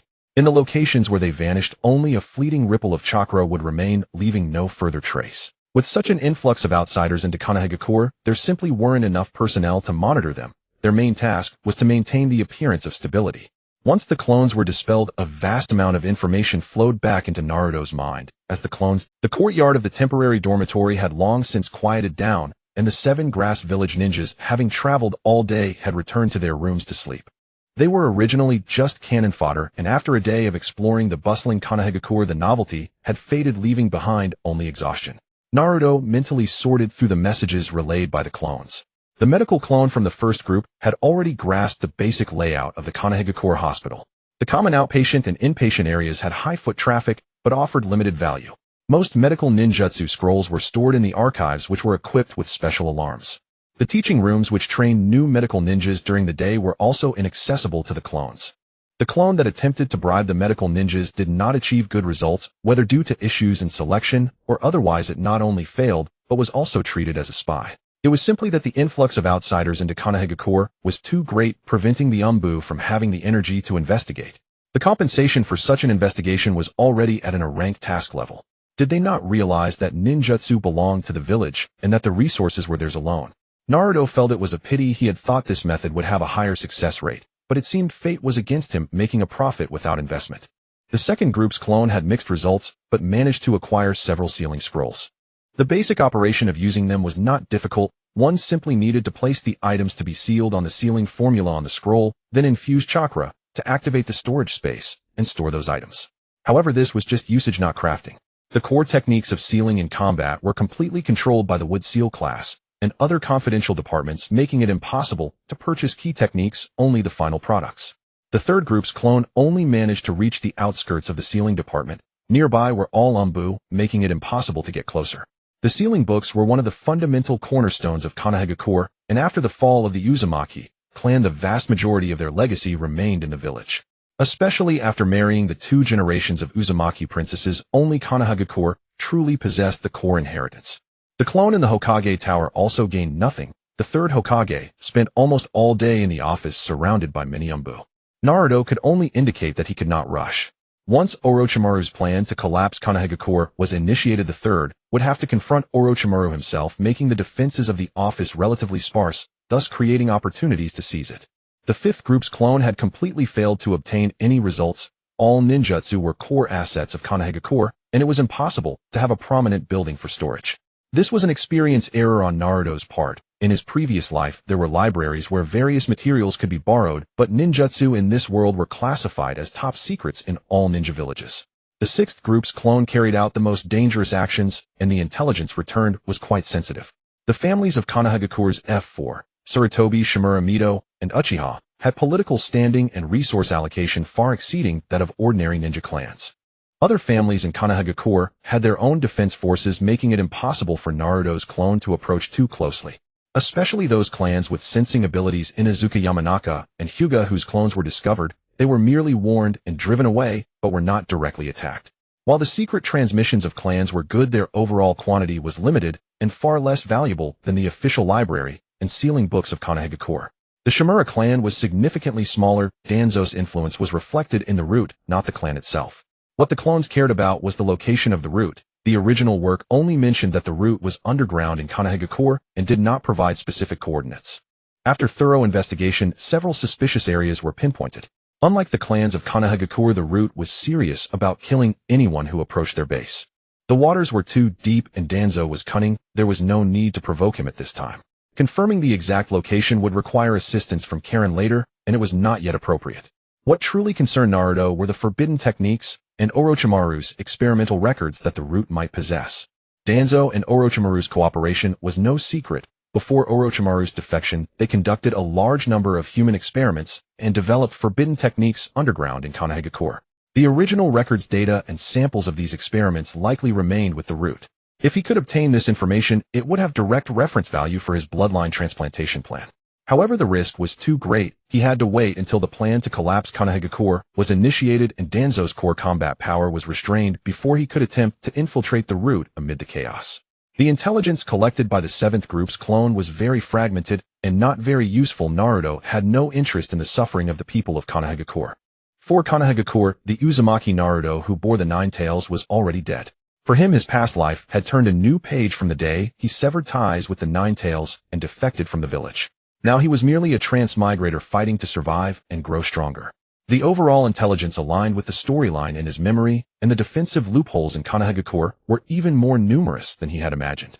After the Uchiha clan's extermination, the security team was practically non-existent, and the Umbu were understaffed. While they appeared harmonious on the surface, there were actually many opportunities to exploit.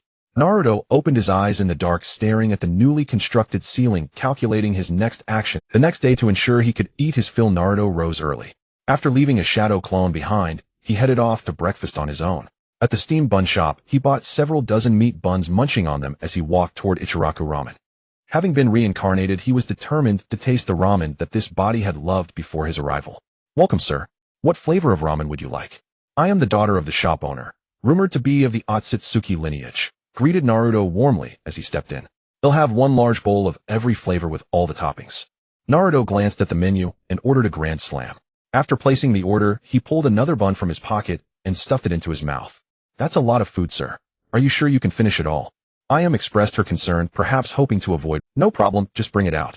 Naruto waved the stack of buns in his hand, swallowing the last bite before. Ayam said no more, as she knew how much a shinobi could eat, so it didn't surprise her. Though shinobi had large appetites, not everyone ate like this at every meal. In daily life, most shinobi only ate enough to maintain basic energy. Not every ninja could afford such lavish meals. Only after receiving mission rewards would they indulge in a feast. "Dad." Ayam called back to the kitchen to relay Naruto's order to Ichiraku. "This customer really has a good appetite." Chef Ichiraku laughed heartily. The shop was quiet at this early hour, so Naruto and Ayam's conversation was clear. Odd. Naruto mechanically chewed a meat bun, then found a seat and waited for the ramen to be served. The food came quickly. By the time Naruto had downed a dozen buns, large bowls of ramen were brought out. Each bowl was piled high with toppings, looking incredibly generous. Naruto pushed the remaining buns aside, ready to savor the ramen. He picked up his chopsticks, stirred the noodles and toppings together, then lifted a bundle and blew on it to cool. The aroma alone was promising. When the temperature dropped, he scooped up a large clump of noodles, and after finishing the noodles, he dipped the buns into the remaining soup and ate them in big mouthfuls. Soon, every last drop of soup and crumb of bun was gone. As for the taste, it was merely decent. Naruto preferred hearty meat and soup. If only he could have a cola. This morning's feast left him slightly drowsy. Having just woken up, the heavy meal made him sleepy. By the time he left the ramen shop, it was already late.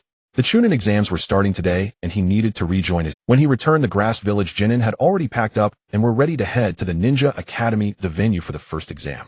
Their own breakfasts had been simple affairs, nothing like Naruto's feast. Along the way, other teams were already heading toward the academy. The 9 of them merged into the flow. What do you think the first exam will be? Why at the Ninja Academy? The village had not yet announced the exam content, only instructing all participating teams to arrive at the designated location by the specified time. Probably a test of strength like the previous Chunin exams. After all, ninjas are hired for missions. Only the strong can become Chunin. They speculated wildly based on past experience. As a reincarnated, Naruto knew exactly what the exam entailed, but he had no obligation to share. Revealing exam content beforehand would seem suspicious. Standing out when everyone else was in the dark could easily label him a spy. Only Karen walked quietly beside him. When they reached the academy, a sign read, Exam location 3rd floor room 301. Early teams were already heading upstairs. On the 2nd floor, they saw 2 leaf ninjas stationed outside room. The 2 gatekeepers of Konoha, Izumo Kimizuki and Kotetsu Hagain, both Chunin, had cast a Jinjutsu demonic illusion, not here technique, at the 2nd floor stairway. They disguised the 2nd floor corridor as the 3rd floor, altering the doorplate to read 301 to mislead examinees into thinking they had arrived. The 2 transformed into ordinary genin, discouraging and harassing candidates to weed out those with poor mental fortitude or jinjutsu recognition. Several genin were already stuck there, but the ones seen earlier on the road were not among them. Those had likely seen through the illusion and proceeded to the real 3rd floor. If someone was distracted chatting while climbing the stairs, they might not notice they were only on the 2nd floor.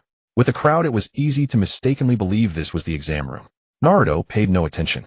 He simply turned at the stairwell and headed straight to the 3rd floor. Karen followed without question. The remaining 7 grass ninja exchanged glances, said nothing, and followed suit. 9 people ascending together was a noticeable sight, causing the genin loitering on the 2nd floor to waver. People are herd animals. Seeing so many head to the 3rd floor, others followed. This swayed the remaining ones, even if the jinjutsu made them overlook certain details. At that moment, it no longer mattered. Entering room 301, they found many genin already there. One immediately recognizable figure was Kabuto Yakushi. He wore thick glasses, and when Naruto suddenly looked at him, he could even see a flash of light reflecting. Kabuto, with an scholarly air, held a stack of cards and was analyzing the information of the examinees for those. His analysis focused on those who already had reputations in the ninja world. When the 9 of them walked in, Kabuto did not mention their information. However, his gaze seemed to linger on Karen for a moment. Naruto, watching him closely, noticed the direction of it, but Naruto didn't care. He found a seat in the back row, and Karen sat beside him. The others exchanged uneasy glances. This Lingyuan Tianhai was doing things without consulting them now. But they were from the same village, so they followed along. Being decisive and reliable in handling matters allows one to quickly gain the trust of ninjas who follow orders. Just now on the 2nd floor, Naruto's actions were not explained in detail, but the results were evident to all. Thus, upon arriving at the actual examination hall, they still followed behind Naruto. Without realizing it, Naruto had subtly taken command of this 9-man squad. Although not explicitly stated, their actions gradually began to revolve around Naruto. At times, they even proactively sought his opinion, as demonstrated now. Kinhai, why did you come straight to the back? Don't you want to go over there to gather intelligence? A Kusagakure ninja asked in a low voice, pointing at the crowd ahead, their hearts full of confusion and curiosity about those people. I don't think it's meaningful. Konoha hasn't announced the exam content. No one knows what will be tested. If you're curious, you can go gather intelligence. They'll watch her. Naruto gave a perfunctory answer while pointing at Karen. At that moment, Karen lowered her head and lay on the table in cooperation. This statement put them somewhat at ease. Since Lingyuan Tianhai voluntarily took on the boring task of watching Karen, how could they have any objections? The action of the 9 of them walking directly to the back of the classroom instead puzzled the group in front. In the ninja world, who doesn't know the value of intelligence? That someone would disregard their intelligence analysis here only piqued their curiosity. Those who acted this way were either fools or possessed such formidable strength that they could handle all the ninjas in this exam, or perhaps they had already obtained intelligence in advance. However, judging by the headbands they were from Kusagakure, a small village in the ninja world famous for selling intelligence. Before they could form various conjectures, 7 of them walked forward, making their actions even harder to predict. After only a brief pause, Kabuto Yakushi continued analyzing the intelligence based on the ninjas who appeared later. Uzumaki Naruto had no time to pay attention to them. At this moment, a huge question arose in his mind. Orochimaru should have used the face removal technique to replace a genin from Kusagakure, but he had noticed no abnormality these past few days. If not for seeing Kabuto Yakushi, he would have almost forgotten about this scheme of Orochimaru's. Before this, he had been thinking about Orochimaru's Konoha Crush plan and how to gain the maximum benefit from. He didn't know whether Orochimaru had already acted, was still hiding, or had not yet made a move. But now focusing on this was no longer significant. He had already won Karen over, all that remained was to wait for the situation to unfold. Naruto silently marked Kabuto as a key person of interest in his mind. This top spy of Orochimaru was now pushing up his glasses, wearing a gentle and harmless smile, chatting enthusiastically with the surrounding examinees, acting like a helpful senior. Naruto knew the venomous snake beneath that facade, and he was also aware that Kabuto's medical ninjutsu skills directly competed with what he planned to do next. But that didn't matter. Kabuto's goal was to help Orochimaru destroy Konoha, while Naruto's goal was to seize things in the chaos. These two objectives not only did not conflict, but could actually leverage each other. The following events seemed to unfold according to the original plot, only missing the scenes that originally belonged to Uzumaki Naruto. Naruto, sitting at the back of the classroom, was not merely waiting for the exam to begin. He knew the rules of the first exam, so he naturally needed to make some preparations in advance. Naruto discreetly released some shadow clones, transforming them into common small objects such as sticky notes and stickers. Controlled by his other clones, he placed them beside the chairs arranged around the entire examination hall, and even on the ceiling. A noisy clatter of footsteps came from the corridor, and another team of examinees entered the classroom. Sitting at the back of the classroom, Naruto could see all the changes in the room directly. The Sand Village trio, Gaara, Kankuro, and Temari, entered through the front door. Gaara carried a gourd on his back with deep-set eyes, and the low-pressure aura he emitted made several examinees in the front row involuntarily shrink their necks. Kankuro carried a puppet tightly wrapped in bandages, his gaze dark as he swept the room. Temari walked last, carrying the 3-star fan, almost as tall as herself, her expression cold and arrogant. Kabuto Yakushi directly pointed out that Gaara had returned unharmed from all high-risk missions he had undertaken. This piece of intelligence was extremely shocking to the genin present. These people were all ninjas, they naturally understood the danger of missions. Even ordinary missions carried the risk of injury, and high-risk missions were beyond their reach. After a while, the 12 standout genin of Konoha entered one after another. As the home team, they were more confident and composed than many outsiders. After Team 7 entered, Kabuto Yakushi revealed intelligence about Uchiha Sasuke, the last Uchiha. Even though these people were only genin, they were still full of interest in Sasuke. Their eyes scrutinized Sasuke without restraint. Some looked on with amusement, some were eager to try, and some even showed disdain, directly taunting him. The Uchiha clan was once in existence far beyond their reach, but now their former glory had turned to smoke. To drag down that reputation, even trample it underfoot, was an achievement many desired. Especially the sound ninjas under Orochimaru, who were personally trained by him. They were eager to test Sasuke's level to see why Orochimaru valued him so highly. This was a task assigned by Orochimaru himself. Now that they saw Sasuke, they were about to attack him. If they could eliminate him before the exam, wouldn't that prove to Orochimaru that they were the better choice? Stop.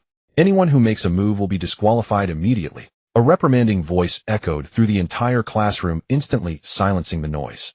To exaggerate slightly, it was so quiet that you could hear a pin drop. Those sound ninjas were highly agitated, but just as a conflict was about to erupt, the Konoha ninja appeared, instantly suppressing their aroused emotions. The killing intent accumulated over years of missions, amplified by chakra, erupted with a formidable aura. It directly exerted considerable pressure on those genin who had never faced high-level missions, causing them to all fall silent. However, for those with formidable strength, especially Gaara, it caused no pressure at all. To him it seemed more like, at this time Gaara was still lucid, aware of his mission, and that this was not the time to act. He didn't even glance back, he just stood there coldly. His sister Temari was also beside him, pulling him to prevent Gaara from acting impulsively. Ordinary Chunin did not possess such a formidable aura.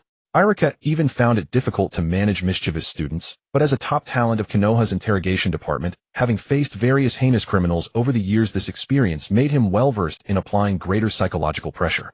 Coupled with the scar on his face, Ibiki Marino brought an overwhelming sense of pressure. It could only be said that there were gaps even among Chunin. Everyone sit tight. Yabiki's voice was not loud, but the entire classroom fell silent in an instant. Soon, all the candidates were seated. The front door of the classroom was pushed open and a group of proctoring chunin entered. They walked directly towards the seats around, encircling all the candidates in the center. With such dense surveillance, every movement could be seen by them. These chunin were not only supervising the order of the exam, but also transmitting answers, creating conditions for the genin to pass this examination. Yabiki began to read the exam rules, his tone as cold and hard, as if interrogating a criminal. The penalty system for point deduction disqualification for cheating more than 5 times the 10th question will be announced 15 minutes before the end of the exam. Each rule struck down, eliciting gasps from a corner of the classroom. Naruto sat in the last row, leaning back in his chair, quietly listening to Yabiki read the rules, relaxed like an old man. Based on the knowledge accumulation of this body, he feared he could only hand in a blank exam paper like in the original story. After all, he replaced Ling Yuantianhai, a genin from the Grass Village, and doing so might lead to the entire team being eliminated. He did not know the specific exam questions from the original story, but he had made sufficient preparations in advance and could fully cope with this examination.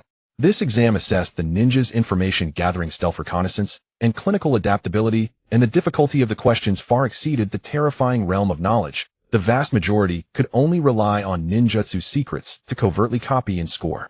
Of course, there were methods like Sakura's who could answer all the questions correctly with sheer strength and achieve full. Soon the exam papers were distributed. As soon as the papers touched the desks, a chorus of gasps erupted within the classroom. 9 major questions covered code, decryption, intelligence analysis, tactical simulations, toxicology, identification, and basic formation, each far exceeding the knowledge scope of ordinary genin. Let alone genin from a small village like Grass Village, even elite local genin from Konoha would be considered exceptionally gifted if they could answer half of them. How is it possible to answer this? Many genin stared at the densely packed characters on the exam paper, their minds blank and unable to conceal their panic.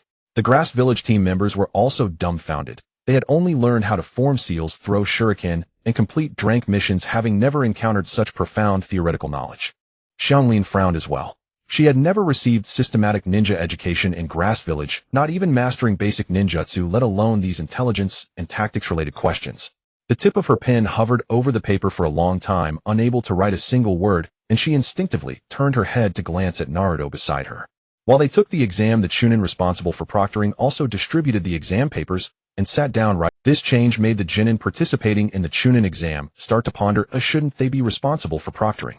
Why were they also writing continuously? What were they writing? Some people's reactions were quick enough to grasp the significance of this exam. They began to show their abilities, probing for information from various angles, and filled the entire exam paper. Others were not so quick-witted, but they did not want to be eliminated right at the start, and began to think of ways to cheat. Various cheating methods emerged. Some were sophisticated, and the proctors turned a blind eye, while others were too crude to endure. For those crude, cheating methods, the proctors issued warnings upon discovery. About halfway through the exam, candidates were successively expelled for cheating more than 5 times, and their 2 teammates would also be implicated. With each person who left, the tense atmosphere in the classroom thickened. Just then, a sticker stuck on the wall behind a proctor suddenly transformed into a cloud of white smoke. The commotion from this shadow clone's dissolution was not loud, but it caught the attention of some, especially the proctor next to it, who was closest and most aware of what had happened. Perhaps none of the proctors present anticipated that someone could be prepared in advance, and when they looked up, they noticed that the entire exam room had many more stickers. However, in order to maintain order in the exam room, they did not take any unnecessary actions, which also aligned with the purpose of this exam. After receiving the memories transmitted back from the shadow clone, Naruto also began to write vigorously, filling the entire exam paper. Next to him, Xianglin, although she had not studied the knowledge on the exam paper, used her sensory ability to monitor the movements in the entire classroom. Xianglin paid no attention to the surrounding commotion, just steadily copying all the answers. Yabiki announced the 10th question with 15 minutes left until the end of the exam. The rules for the 10th question are very simple. Yabiki's tone grew somber. You can choose to answer, or you can. Those who forfeit will be eliminated this round, but can participate in the chunin exam again in the future. Those who choose to answer. If they answer incorrectly, they will forever lose their qualification to participate in the chunin exam from now on. The classroom erupted in chaos. No one expected the 10th question to be such a career-threatening choice. Many turned pale, some stood up to protest, while others directly chose to forfeit. Yabiki paid no heed to the shouting candidates, simply standing there waiting. His expression showed no change, as if he were accustomed to such scenes. As Konoha's Minister of Intelligence interrogation, he had mastered the art of psychological control. After waiting for about 20 seconds with the noise showing no signs of stopping, he slammed his palm down on the podium. After a loud bang, the room fell silent again. What do you think a chunin is? Yabiki's voice was as rough and heavy as sandpaper on iron. A chunin is the leader who leads the team to execute missions. The judgment of the leader affects the life and death of the entire team. When faced with a dilemma on the battlefield, can you say forfeit? Can you make the enemy wait 15 minutes before attacking? No. Tasks cannot be abandoned, comrades cannot be discarded, but you must make choices in the direst situations, and they must be the correct choices. He stepped forward, his gaze sweeping over each candidate's face. Those who choose not to answer the 10th question will be eliminated with a score of 0, but can come back next year. Those who choose to answer but do not answer correctly will lose their qualifications forever. This is the rule of the 10th question. You have 1 minute. Wait, I don't want to answer. A sudden shout came from a central Takigakure Genin, his face pale. His two teammates hesitated for 2 seconds, and then followed suit, running out. They exited, choosing to forfeit this exam. Once this door was opened, a chain reaction was immediately triggered. One after another, candidates raised their hands, some gritted their teeth, and said, "I forfeit," while others said nothing and directly stood up to walk out. In less than a minute, nearly 20 people had left the classroom. What should we do? Kinhai, what do you choose? Someone instinctively turned to ask Naruto. This group had subconsciously taken this silent teammate as their backbone. Let's continue. We must know what the last question is about. Naruto gave his answer, and the others felt conflicted, but ultimately chose to follow. This time, with the absence of the unpredictable Uzumaki Naruto stirring things up, there were slightly more who chose to forfeit than in the original. Time's up. Yabiki's voice pulled Naruto's attention back to the exam room, now announcing the 10th question. Everyone present is qualified. The classroom fell silent for 3 seconds, and then erupted. Some cheered, some banged the tables, and others wore expressions of anger. But their lips couldn't help but curl up. Yabiki rarely smiled, though that smile looked even more frightening on his face. He briefly explained the true intent of the 10th question. It was to test the candidate's decision-making courage when facing the unknown and dire situations. Those who chose to forfeit did not lack strength, but rather did not possess the psychological quality required of a leader. Just as the remaining candidates continued to struggle, Yabiki prepared to announce the end of the exam when suddenly the classroom window shattered. A black shadow crashed in through the window, sending shards of glass glittering like a burst of brilliant stars beneath the fluorescent light.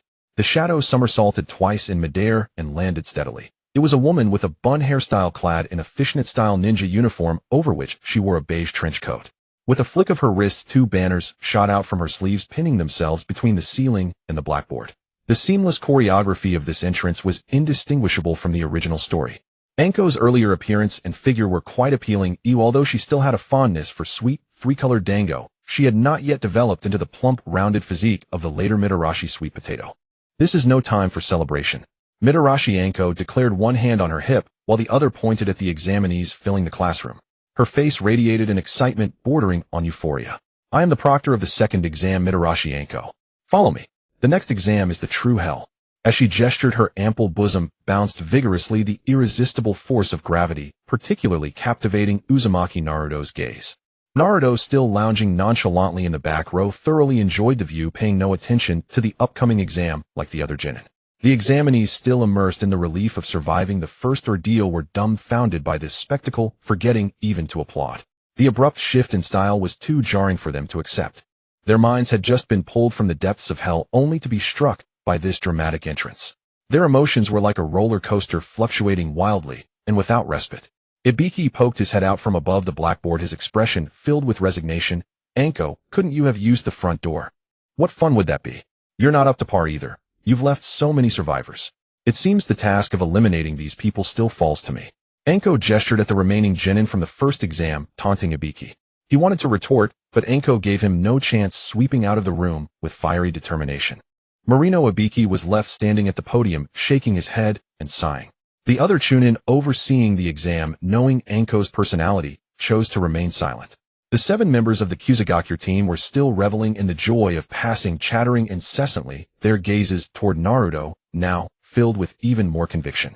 The genin in the classroom, having just endured a psychological ordeal, had no desire to stay any longer. The examinees followed her in a massive procession, marching out of the Ninja Academy and heading east along the main road outside Konoha. Barely recovered from the life-or-death choices of the written exam, the group had no time to catch their breath. The words "true hell" tightened their hearts, and murmurs filled the air, though no one dared to speak loudly. The first exam had already eliminated so many genin. How could this proctor still think it wasn't enough? Did she intend to eliminate all of them? Under Konoha's orchestration, their emotions were stretched taut, and no one knew what would happen next.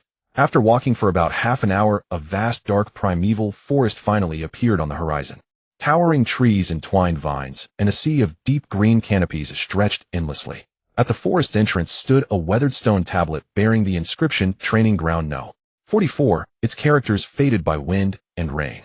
This forest was also known as the Forest of Death among Konoha ninja, teeming with dangers of every kind: poisonous flowers, venomous insects, ferocious beasts, traps, and miasma. Nothing was lacking. Once used for special training, the forest was laden with perilous obstacles. Due to its extreme danger, it was gradually abandoned and left to decay. Ever since encountering Yakushi Kabuto, Naruto had been repeatedly scrutinizing the genin of the Uzumaki team, trying to determine which one had been replaced by Orochimaru. If the plot held true, it should be a female character. Naruto fixed his gaze on everyone except Karen, but found no conclusive evidence. At the entrance of the forest, a row of wooden tables was set up. Mitarashi Anko held a stack of documents in one hand, and an unlit cigarette dangling from her lips. She strode to the front of the examinee line, slapped the papers onto the adjacent table, planted her hands on her hips, and curled her lips into a sinister smile. Anko leaped onto the platform at the entrance, hands on her hips, her clear voice ringing across the entire gathering. The second exam will last 5 days and take place in this forest. Before entering, each team will randomly receive one of 2 scrolls, Heaven or Earth. Your mission is to collect a complete set of Heaven and Earth scrolls within 5 days and reach the central tower to pass the second exam. If your scrolls are stolen, you surrender, or you exceed the time limit, you're all eliminated. In other words, nothing matters except the scrolls. There are no referees, no rescue, and no restrictions in the Forest of Death. You may attack anyone and use any means to steal scrolls. Konoha assumes no responsibility for those who die inside. The air froze instantly. Several genin turned pale, some swallowed hard, while others gripped their ninja tool pouches tightly.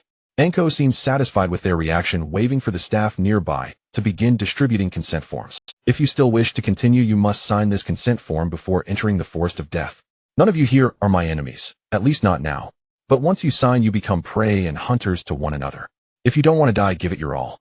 The consent forms were handed out to each examinee, rustling softly in the morning breeze. Naruto took the form, signed it without a glance, and wrote the name Ling Yuan Tian Hai. Karen's hand was steady as she signed beside him without hesitation. The other members of the Uzumaki team, though tense, gritted their teeth and signed after seeing Naruto's decisiveness. Each team that signed the consent form received a scroll with either Heaven or Earth inscribed on different ones. After receiving their scrolls, all teams immediately hid them to prevent other teams from seeing the characters. Anko collected the signed forms, then placed a timer on the table and pressed the start button. The ticking echoed clearly in the silence. Scroll distribution complete. Each team enter the Forest of Death through the designated entrance according to your number. You have 5 minutes to depart. Begin. All the gates in the barbed wire fence opened simultaneously, and 78 genin dashed into the shadow of the Forest of Death like arrows from a bow. The branches and leaves above wove into an impenetrable green canopy. Sunlight fractured into scattered patches of light on the rotting leaves, while the air was thick with the scent of earth and decay. The second exam of the Chunin selection had officially begun. 78 genin rushed into the forest, and in an instant, like fish darting into a lake, they vanished into the depths of layered green shadows.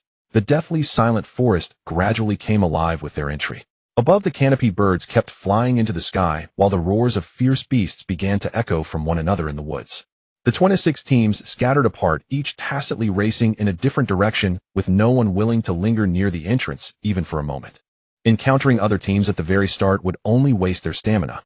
Moreover, Konoha had carefully arranged the entrances, spacing them nearly a kilometer apart, and the tall, dense trees inside the Forest of Death further prevented early skirmishes, allowing each team to first establish a foothold in the forest through their own abilities. When assigning the entrances, Konoha deliberately dispersed teams from the same village to prevent them from grouping together immediately. For most teams from smaller nations, this brief buffer period was a precious chance to catch their breath, and also prevented them from banding together. For Mingren, it was just the opportunity he needed to eliminate his burdens. Xianglin checked the surroundings. Mingren's voice was calm, but his tone was completely different from before. Previously, he was Lingyuan Tianhai. Now he was Xuanhua Mingren. Xianglin raised her right hand, held up 2 fingers in front of her chest, and closed her eyes. The divine music mind's eye silently expanded, chakra perception spreading like ripples from her center, penetrating trees, soil, and rock, as all chakra reactions within several kilometers emerged one by one in her sensory network. No one around. Xianglin opened her eyes, her tone certain. No other chakra within 3 miles, only some wild beasts. Her divine music minds, I was especially advantageous in such complex terrain, as even the faintest traces in the mountain forest could not escape her perception. It seemed their speed and direction were fine. They had distanced themselves from all teams, so they could act according to their own plans. Zhang Xuan heard this exchange and turned to look at them. He hadn't yet figured out why Tianhai was speaking to Xianglin in that tone, nor why Xianglin suddenly reported the surroundings. Wasn't this girl usually silent? How had she suddenly become like Tianhai's subordinate, reporting so promptly and decisively? Mingren's hand had already lifted. In the next instant, lightning began to burst from his palm, accompanied by the sound of electric current, like 1,000 birds chirping. Chidori. In his earlier training, he had already developed this technique using his shadow clones, and could now perform it instantly, without hand seals. In the instant neither of them could react, the electric current in Mingren's palm suddenly changed. It transformed into a laser-like blade that pierced directly through Zhangkun's heart, while the electric current ravaged his body, making him tremble uncontrollably. Chidori sharp spear. Under the combined effect of a heart strike and high-voltage current, there was no chance even to struggle. Zhangkun's mouth opened as if to say something, but in the end no sound came out. Xuanhua Mingren had Zhangkun's mouth opened as if to say something, but in the end no sound came out. In his pupils reflected Mingren's expressionless face. He couldn't understand why his teammate would suddenly kill him. Under the effect of the electric current, his body stiffened rigidly.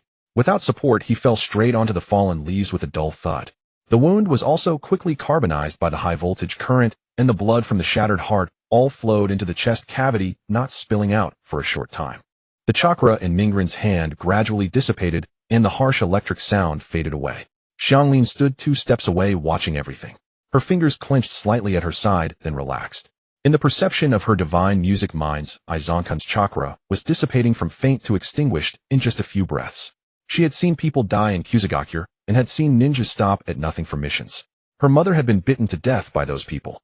But this was the first time she had seen someone act so cleanly up close, without hesitation or unnecessary movements, as easily as crushing 2 ants. Mingren did not look at Xianglin's movements, nor did he care about her feelings, because he knew Xianglin could adjust. She was long past the age of being soft-hearted over a stranger's death. In those years in Uzumaki, she had seen things far more disgusting. Xianglin just hadn't expected Mingren to act so suddenly and directly. Moreover, these two had often used her as a blood pack. Their deaths brought peace instead. For Mingren, the ninjas of Uzumaki had already fulfilled their purpose. Their lives or deaths were no longer his concern. But unfortunately, the person he had to kill was precisely his teammate. Ninja art chaotic burial. Mingren exerted a little force with his right foot, emitting a wave of chakra. The ground where Zhang Xuan had fallen quickly moved, dragging the corpse underground and burying it. Then it shifted some leaves and moss from around to cover the spot, restoring the ground to its previous state, as if no one had ever been there. If not carefully examined, a casual glance would hardly discover that a genin was buried here. After finishing these tasks, Mingren began to look for a suitable place to set up camp. Next, find the scrolls. Mingren tossed the earth scroll in his hand to Xianglin. No need for many, just grab one more to complete the pair of heaven and earth. Target the weakest. Strike fast and finish quickly. Xianglin took the scroll and glanced at it, then immediately closed her eyes, unleashing the divine music mind's eye at full power. Undetectable chakra ripples spread outward, penetrating layers of trees, enveloping all chakra signatures within several miles into her perception. 2 kilometers southwest, there's a team of 3, all with weak chakra. She quickly reported the location. They have Takigakure headbands, and the scroll is the Heaven Scroll. With the support of the divine music mind's eye, it was a complete dimensional reduction strike against others. From several kilometers away, they could discover their positions and assess their strength, then directly strike at them. Shadow clone technique. 3 clones appeared behind Mingren and charged directly in the direction Xianglin had indicated without a word or unnecessary movement. The mission is basically complete. Confirm their movements. Once the scrolls were gathered, they only needed to reach the central tower within the time limit, so there was no need to rush. This would be a good opportunity to make good use of the free days. Xianglin obediently activated the divine music mind's eye to observe the position of the Heaven Scroll and Mingren's clones. Multiple shadow clone technique. Hundreds of clones appeared directly in the forest and then scattered in all directions. This sudden move puzzled Xianglin. If it was for reconnaissance, wasn't her divine music mind's eye better? She was a bit curious and simultaneously sensed the actions of the clones. Mingren had no extra thoughts. Since they were going to stay here for 5 days, he certainly wouldn't treat himself poorly. The purpose of these clones was to hunt, and then prepare plenty of delicious food for the 2 of them. The clones sent to seize the Heaven Scroll moved swiftly, using the body flicker technique directly through the forest. In no time they reached the spot Xianglin had mentioned where that team was still advancing. Mingren's clones examined the tracks and then quickly pursued. This time they used water gun rather than a loud technique like Chidori. They decisively eliminated the 3 genin and brought back the Heaven Scroll. What Mingren's clones didn't know was that their actions coincided with the objective of another team. Right before their eyes, the clones snatched the scroll away. The decisive method made them involuntarily feel fear. They watched the direction Mingren's clones left and decisively chose to leave from another direction. As various teams of examinees surged into the death forest, the first scream echoed through the trees. That person was none other than Orochimaru, the individual Naruto had long suspected. Just as he was preparing to search for Uchiha Sasuke, fate seemed to intervene as a 3-man team from the grass village rushed towards Orochimaru. Upon seeing Orochimaru, the 3 genin were immediately overwhelmed by his imposing aura, rendering them utterly immobile. They were merely cannon fodder from a small country, having spent their lives confined within the borders of the grass village, entirely unaccustomed to such formidable power. The mere aura exuding from Orochimaru was 10 times more terrifying than that of the strongest in the grass village. As he looked at the 3 genin before him, a mischievous thought flickered in his mind regarding Sasuke. "Oh, grass village little brats. You seem to have quite the luck." His voice was hoarse and deep, carrying an unsettling sticky quality that sent chills down the spine. The 3 genin could not even conjure the thought of fleeing. Their muscles froze in sheer terror as they watched him raise his hand. An invisible chakra enveloped their faces completely, dissolving their features. The 3 corpses, now devoid of their skin, collapsed straight down, blood soaking the decayed leaves, the metallic scent mingling with the damp aroma of the forest, attracting buzzing insects. A faint glow of the face disguise technique flashed, and the ordinary, unremarkable face of the grass village genin seamlessly adhered to Orochimaru's face. Aside from the icy slit pupils hidden deep within, he appeared to be an utterly inconspicuous genin. He raised his gaze towards a certain direction deep within the forest, gently licking his lips with his tongue, his eyes betraying unmasked greed and fervor.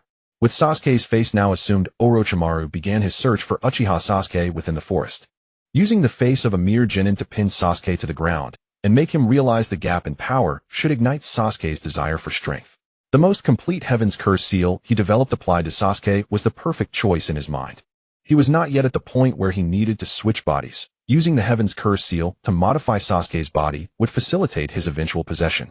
The memory of being defeated by Uchiha Itachi not long ago was still imprinted in his soul, like a The youth, barely in his teens, had sealed all of his chakra pathways with just a glance, and a binding illusion, leaving him no room to fight back. The bloodline of the Uchiha clan, the power of the Sharingan, was extraordinarily enticing, so much so that he was willing to spend years planning just to obtain a perfect vessel. Itachi was too strong enough that he was unwilling to pay such a high price. However, Sasuke was different. That Uchiha orphan, still in his growth phase, green and fragile, bearing the hatred of his clan's annihilation, was the ideal raw gem to carve. As long as he planted the Heaven's Curse seal and gradually guided him through hatred, growth, and betrayal of Konoha, one day he would acquire a body harboring the Uchiha bloodline and glimpse the ultimate secrets of the Sharingan. After years of training in the ninja world, Orochimaru was confident that he would become stronger than Uchiha Itachi after possessing Sasuke. Moreover, it would be exhilarating to confront Itachi while wearing Sasuke's face. Yet he wondered what expression would adorn that face when he faced 7 opponents at once. Certainly the collapse of Konoha was the main course in this plan rather than merely acquiring a vessel. The pawns of the Sand Village were already in position, and the Sound Ninja forces lay in ambush at the forest's outskirts, waiting for the moment the power of the Curse Seal erupted in the finals, marking the beginning of Konoha's downfall. The Third Hokage. A flicker of complex malice flashed in Orochimaru's eyes, quickly replaced by a chilling smile. "I have prepared a grand gift for you." Not long after Orochimaru departed, the gatekeepers, who were also acting as examiners, Shinkitsu Izumi and Kozo Tetsu, discovered the 3 corpses of the examinees. With their faces completely dissolved by ninjutsu, their identities were unrecognizable. They immediately dispatched someone to inform the main examiner, Mitarashi Anko, of the second round. Their master-student bond was profound. Anko immediately recognized this as Orochimaru's technique. Without Naruto Uzumaki's 7th team, the situation against Orochimaru appeared even more dire. This also allowed Orochimaru to successfully leave the curse seal on Sasuke's neck. While everyone was busy, Naruto and Karui found themselves with some leisure time. The 2 scrolls of heaven and earth had been fully collected, and the clones had already started grilling meat over a pot. It was only at this moment that Karui realized why Naruto had released so many clones. The Death Forest was rich in resources, wild boars, deer, mountain wolves, and even bears were plentiful, perfectly solving their food problem. Since arriving in this world, Naruto had never denied himself culinary delights. After leaving Konoha, he had relied on his clones for fishing and hunting, and in Konoha, he had dined out every day, not planning to subsist on hard rations and military supplies in the Death Forest. Next, we will set up camp here for the next few days. Naruto sat down on a raised tree root, taking out a sealing scroll from his pocket, unfolding it, and performing a one-handed seal to retrieve a portable grill, iron pot, condiments, and a complete set of cooking utensils. The task of cooking was entrusted to the clones, who assembled the grill and set up the stove with such proficiency that it seemed less like a last-minute decision and more like a well-planned camping process. Bamboo skewers, iron nets, charcoal, and oil brushes were taken out from the sealing scroll one by one, arranged neatly beside the tree root. These everyday items were hard to bring in from outside Konoha, so he had to have the clones purchase a new set back. It's worth noting that the second round of the Chunin exam takes place in the Death Forest, thus necessitating the repurchase of these items. Additionally, having acquired the sealing scroll made transportation much easier. Moreover, over these next few days in the forest, I will teach you some ninjutsu. Naruto glanced at Karui. You didn't learn anything in the grass village, so take this opportunity to catch up on the basics. What is your chakra affinity? Karui was quite inexperienced. The grass village had never taught her proper ninjutsu, and she was only half familiar with the most basic body flicker technique. However, her talent was exceptional, especially in chakra control and sensing, far surpassing that of ordinary ninjas. The Uzumaki clan's bloodline was evident, though as long as someone guided her, her progress would be rapid. Naruto needed to start with the basics of precise chakra control. Karui paused for a moment, then shook her head. She didn't know her chakra affinity. The grass village had never conducted a chakra affinity test for her, and no one had even asked her about it. This is chakra test paper. Inject chakra into it, and you can determine your affinity based on the change. Naruto took out a piece of chakra test paper from the sealing scroll and handed it to her. Karui took the paper, glancing uncertainly at Naruto, then pinched it between two fingers and injected. As the paper made contact with her chakra, it began to change. The one half became moist while the other half gradually crumbled. It seemed that her chakra possessed both water and earth attributes. In the ninja world, the properties of chakra could be developed through training, but having an innate affinity could significantly reduce training time. Yin and yang attributes cannot be measured on ordinary chakra test paper, hence cannot be determined, but based on his Uzumaki bloodline, it surely possessed a yang attribute. Naruto also knew that her most suitable role was that of a sensory and medical support ninja, and with her talent, she could learn a sealing technique. Rather than learning various elemental ninjutsu to serve as the main attacker, she definitely needed the ability to protect herself. Since fist bumps could transfer memories, why bother with slow teaching? Naruto clenched his right fist and suddenly slammed it into his left palm. The abrupt motion startled Karen. Come on, fist bump. Naruto raised his fist toward Karen. Having already seen all of Naruto's memories, and having spent these days with him, Karen wondered why he suddenly wanted to fist bump again. But she still cooperated, raising her fist and gently tapping it against his. Once the chakra connection was established, Naruto directly sent a compressed package of experience on chakra control and the Rasengan training method. A massive influx of memories assaulted Karen's mind, instantly draining the color from her face. The last time in the barbecue restaurant, she had been seated with a table to support her, so her reaction wasn't as obvious. A massive influx of memories assaulted Karen's mind, instantly draining the color from her face. A massive influx of memories assaulted Karen's mind, instantly draining the color from her face. The last time in the barbecue restaurant, she had been seated with a table. Sigh. I'll have to take it step by step. Naruto couldn't help but sigh. Such a good method, yet Karen could. However, using fist bumps to communicate was more accurate than verbal commands, though it risked privacy. After these two attempts, Naruto had mastered the technique of transferring specific memories. He would try sending fewer memories next time to see if it would work. After helping Karen to a flat area to rest, Naruto began to contemplate her training plan. Meanwhile, the clones he had dispatched began to return one by one. The first to return were the hunting clones. 2 clones carried a medium-sized wild boar already bled and cleaned, wrapped in large leaves. Another team of clones brought back 3 wild rabbits and several fish caught downstream from the ravine. There were also clones gathering firewood, digging wild vegetables, and picking mushrooms, each returning with their harvest. Although the Forest of Death was dangerous to Naruto's clones, these beasts were no different from ingredients. Naruto's clones began to process the food. The wild boar meat was sliced into evenly thick pieces and marinated with salt and pepper. The bones from the boar were thrown directly into a large pot to boil. The rabbits were skinned and gutted, their bellies stuffed with edible mushrooms and wild vegetables gathered from around the lowlands, then skewered on thin branches and placed over the grill. The fish meat was the most tender, sliced thinly It only needed a brief pass over the charcoal fire to change color and be ready to eat. Soon the aroma filled the camp and the sound of fat dripping onto the charcoal crackled softly. After a long while, when the food was ready, Karen gradually recovered. Naruto handed her the first piece of grilled boar meat on a clean leaf. Karen took it, blew on it a few times, and took a bite. The meat juices burst in her mouth, perfectly salted. The large wild boar and a few mountain chickens were cleaned and roasted over the fire, the fat sizzling in the charcoal, the meaty fragrance quickly filling the entire cave. Naruto sprinkled on the seasonings he carried, turning the meat until it was crispy on the outside and tender inside. He tore off a leg and handed it to Karen, then hugged half a side of boar meat and ate with abandon. Holding the warm haunch of venison, Karen's eyes grew slightly hot as she took the first bite. She had never eaten such fragrant, such plentiful meat in her entire life. In the hidden grass village, she could barely get a full meal, let alone a whole roast like this. Back at the barbecue restaurant with Naruto, she hadn't dared to eat her fill, unsure of his intentions at the time. Once Karen understood, her mind was in a daze, and she had little appetite. Besides, most of the barbecue had gone into Naruto's own stomach. Eat slowly, there's plenty, Naruto said without looking up. The forest has plenty of beasts, we won't go hungry. Karen hummed in response, buried her head, and ate heartily, not caring about the grease on her lips. The charcoal fire crackled in the temporary camp, the aroma of meat mingling with the dampness of the vegetation, creating a rare sense of peace. In the following days, the forest of death was filled with lethal danger.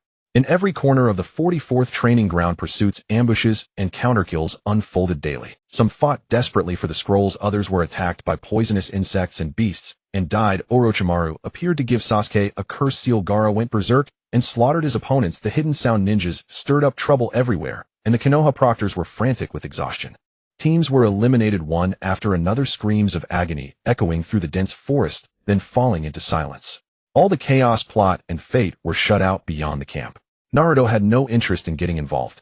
Each day he did only 3 things: have Karen scout the area around the camp for safety, polish his own chakra control and elemental fusion, and take time to teach Karen ninjutsu. Karen studied earnestly, almost desperately, absorbing knowledge she had never dared to dream of before. She knew this was her only chance. Only by becoming stronger, only by becoming useful, could she stay by this person's side forever and completely escape the days of being at others' mercy. These days Naruto held nothing back, teaching everything from chakra control to basic ninjutsu, and then to chakra's shape transformation and the spiral sphere. Naruto taught her step by step according to her progress. The teaching method was mainly oral, occasionally supplemented by fist bumps to analyze details, and before bed, he would transmit a small amount of training memories to test the maximum capacity Karen could handle. He didn't need a mere blood pack that only knew how to bite. He needed a support with expertise in sensory and medical ninjutsu. For the subsequent bloodline transplant, Karen needed a solid medical foundation to reduce the risk. Perception isn't just all on or all off. On the 4th day, Naruto began to guide her in the divine perception. Narrow the range of perception, focus it on a single point, and the penetration will be stronger. Or spread it wider, sacrificing precision to scan a large area. Different situations call for different methods, which saves a lot of chakra. Different situations call for different methods, which saves a lot of chakra. Karen tried adjusting as he instructed, and indeed her originally limited range of a few dozen miles, when contracted into a line, could detect chakra fluctuations over 100 kilometers away. The look in her eyes as she gazed at Naruto shifted from trust to admiration. It seemed he knew everything and could do anything. The look in her eyes as she gazed at Naruto shifted from trust to admiration. It seemed he knew everything and could do anything. During these 4 days, in addition to training, the meals never stopped. The clones hunted different beasts every day, roasting them in various styles, occasionally gathering wild fruits and mushrooms from the forest to accompany the meal. Life was even more comfortable than in the temporary quarters at Konoha. Karen's complexion visibly improved, her cheeks filled out a little, and her eyes, no longer numb and hollow, gained vitality and brightness. She gradually grew accustomed to having this person by her side, to hearing him calmly arrange everything, to training, eating meat, and sleeping peacefully every day without fear of being bitten, beaten, or not waking up the next morning. On the morning of the 5th day, Naruto slept until sunrise. By then, Karen had already gotten up early. He asked Karen to report her sensing results. Some teams had already entered the tower in the middle of the forest, while others were still waiting around the tower, lying in ambush. Time to go. He stood up, brushing the dust off his clothes. Let's head to the tower and end this exam. Karen immediately got up, packed her things, and followed behind him. In 5 days, the outside world had turned upside down. Some had died, some were crippled, some sank deeper into. But in the camp they had built, they had cleared the obstacles, obtained the scrolls, practiced ninjutsu, and eaten their fill, steady and sure, without a single misstep. As they walked out of the camp, the morning light filtered through the leaves, casting a faint golden glow on Karen's. She looked up at the back of the young figure walking ahead, and in her heart, she was absolutely certain that following this person her life had truly changed. After breakfast, the clones by the campfire had already begun packing up the camp's equipment. The grill and iron pot were cleaned and resealed into scrolls, while the charcoal ash and bones were buried directly into the ground using an earth-release ninjutsu. The surface was then covered with fallen leaves and moss, blending seamlessly with the surrounding terrain. Naruto-kun. Karen opened her eyes and leaped down from the tree, trunk, her red hair tracing a sharp arc. She had been monitoring the entire area from above with her mind's eye of the Kagura, and now she walked up to Naruto to report her sensory findings. There are no other teams between here and the central tower. Around the tower in the middle of the forest there are chakra signatures from 5 squads, but none of them have collected their earth and heaven scrolls. Some don't even have a single scroll. This exam is almost over. The teams that could pass have already entered the tower.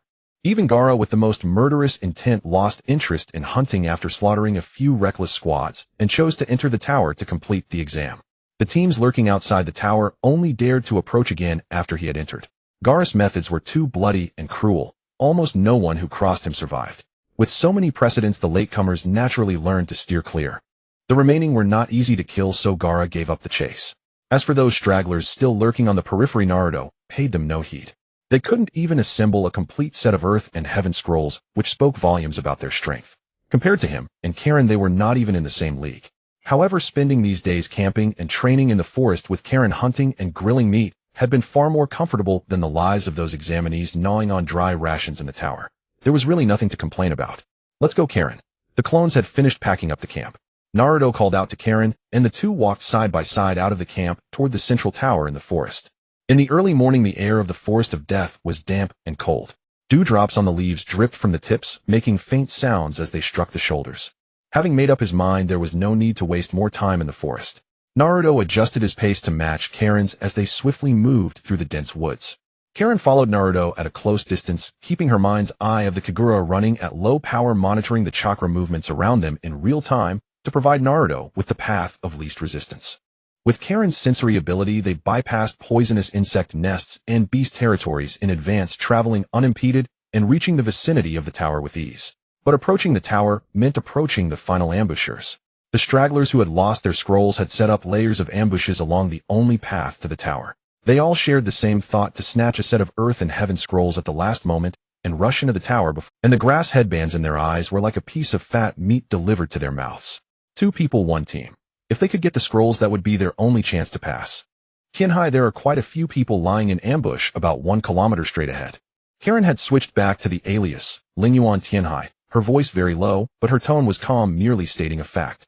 Stay close to me. Naruto uttered only those 3 words, slightly quickened his pace, and headed straight for the main road, showing no intention of detouring, charging directly into the center of the ambush circle. The genin hiding behind bushes and rocks saw this, and almost simultaneously thought, fools. 2 people boldly charging toward the tower. They must have the earth and heaven scrolls. Outnumbered yet so arrogant it was like handing over the scrolls. Some had already tightened their grip on kunai, others began to form hand seals, secretly waiting for them to step into the ambush zone. Several squads exchanged glances, each clutching their kunai ready to swarm the moment the 2 entered the kill zone.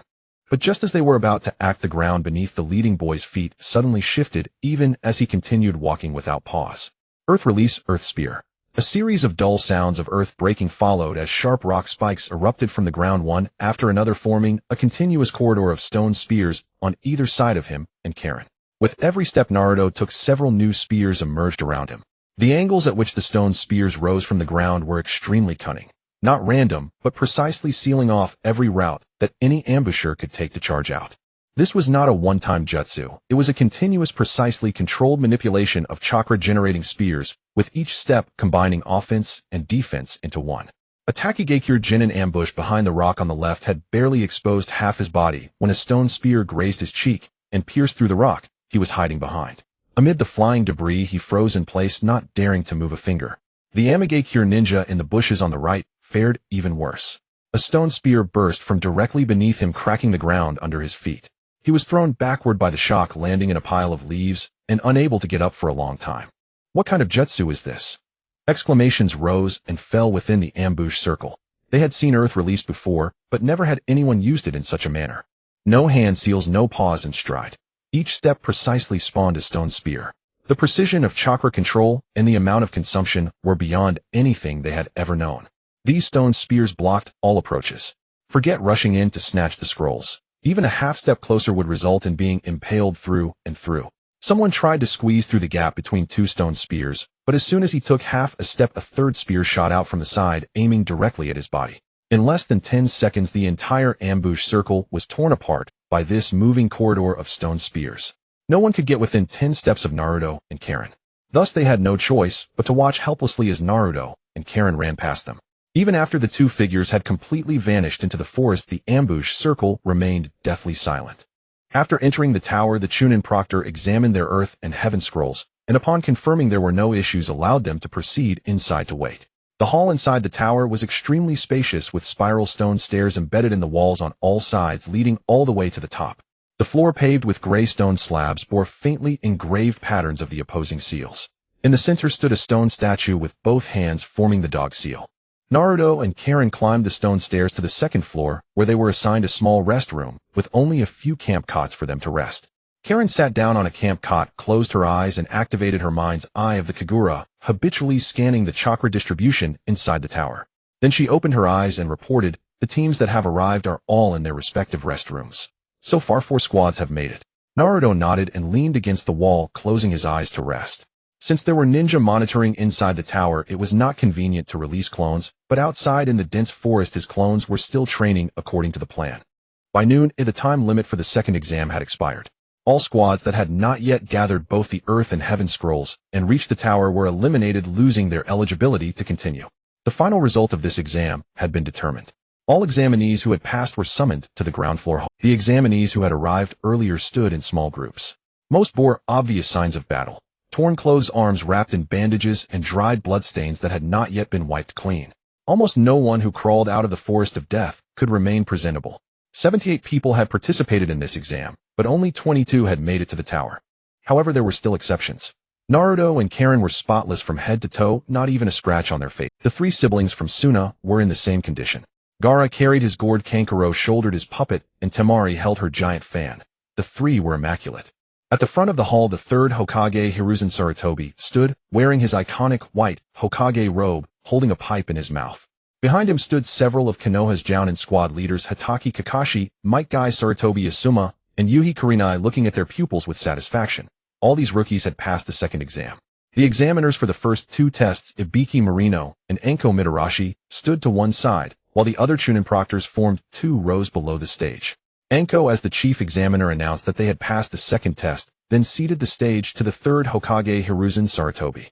The third Hokage stepped forward, his gaze sweeping over the genin who had passed the exams in the hall, and began a customary speech. Hiruzen Sarutobi stood on the stage, his voice thick with smoke, as he explained the true meaning of the Chunin exam. It was not merely a contest of strength, but a display of military power among the nations, a vital means of maintaining the balance of the shinobi world during peacetime. Now then, regarding the specific arrangements for the third test. Before the third could finish, a figure suddenly emerged from the shadows beside him, interrupting his speech. Perhaps he too could no longer bear Hiruzen's lengthy rambling discourse. Hey, Gecko, a Tokubetsu Jonin from Konoha, a young man, with a pale complexion, deep-set eyes, and a persistent cough, would serve as the referee for the third test. With his half-dead tone, he petitioned the third Hokage, stating that he needed to explain the rules for the upcoming preliminary round. Because the number of participants was too large, he needed to prepare a preliminary round for the third test in order to reduce the number of contestants. After all, the third test would be watched by many distinguished guests, so the matches could not be dragged out, and there were also time constraints. If possible, he naturally wanted to persuade some of those injured in the second test to withdraw, making the subsequent operations much easier. However, with Gecko's incessant coughing, he looked even more like someone in need of rest. Unsurprisingly, after Gecko's persuasion, Kabuto raised his hand to withdraw from the preliminary round. After all, Orochimaru was already here, so there was no longer any need for him to continue gathering intelligence. The preparations for the Konoha Crush plan had entered the final stage, and Kabuto's role shifted from the front lines to the shadows. Moreover, this was not the first time he had done this. To continue infiltrating Konoha, the lower his profile, the better it suited his identity. Then the preliminary round officially begins. Gecko turned, pointing to the wall on one side of the hall. The electronic scoreboard lit up, 21 names rapidly scrolling across the screen before finally stopping. First match, Sasuke Uchiha vs. Yuroi Akato. Naruto, standing at the back of the crowd, tilted his head slightly and glanced in Sasuke's direction. Sasuke was clutching his neck, the pain of the curse mark causing cold sweat to bead on his forehead, but he gritted his teeth and walked toward the arena. Naruto had no expectations for this match. He had long seen the strength of the sound for in the original story. Yorwa chakra absorption would not last long against Sasuke's fire release and taijutsu. He was more concerned about another matter. As a transmigrator, shouldn't there be a butterfly effect? Why did it feel like nothing had changed at all? Naruto watched the subsequent preliminary matches one by one. Kankuro effortlessly defeated Misumi Tsurugi with his puppet technique. Shino Aburame used his destruction beetles to seal the wind holes in Zaku's arms, causing a sonic backlash. Sakura Haruno and Ino Yamanaka both collapsed from exhaustion and were eliminated simultaneously. Temari's wind scythe scattered all of Tintin's projectiles. Ishikura Nara used shadow imitation technique to make Kin collide with herself. Even if he no longer had a deep memory of the details of the preliminaries, the scenes before his eyes seemed identical to the original plot. The matchups and outcomes had not changed at all, which made him doubt the reality of the butterfly effect. After watching several intense, passionate battles, it was finally Naruto's turn to go down. His opponent, just like in the original story, was Kiba Inuzuka with Akamaru. The moment the electronic scoreboard froze on Uzumaki Naruto versus Kiba Inuzuka, Kiba's excited shout rang out from the stands. Finally my turn. Kiba leaped down from the stands, landing firmly on the arena. A name he had never paid attention to, and judging by the headband on the opponent's forehead, he was from a small ninja village. Kiba's lips curled into a confident smirk. This match was his for the taking. Naruto didn't respond. He simply walked quietly to the opposite side, stopping about 10 paces away from Kiba. His expression was neither warm nor cold, neither humble nor arrogant, like a face in the crowd brought up to fill the stage. When it came to fighting, Naruto disliked useless chatter. The original Naruto could talk his opponents down, but now he preferred to use raw strength to silence them. He had taken the lesson that villains die from talking too much to heart. Even though he wasn't sure if he was a villain, now keeping quiet was never a problem. The match begins. Hey Gecko coughed once and retreated to the edge of the arena. Beast imitation technique, four-legged technique. Kiba didn't even bother with probing. After setting Akamaru down, he formed hand seals, dropped to all fours, his nails extended instantly, and a pale blue chakra radiated from his body as he charged straight at Naruto like a wild beast. His sprinting speed was among the top for Genin his age. The distance of a dozen paces was covered in an instant, his claws tearing through the air with a sharp whistle aimed directly at Naruto's face. Naruto moved at the same time Kiba initiated his charge.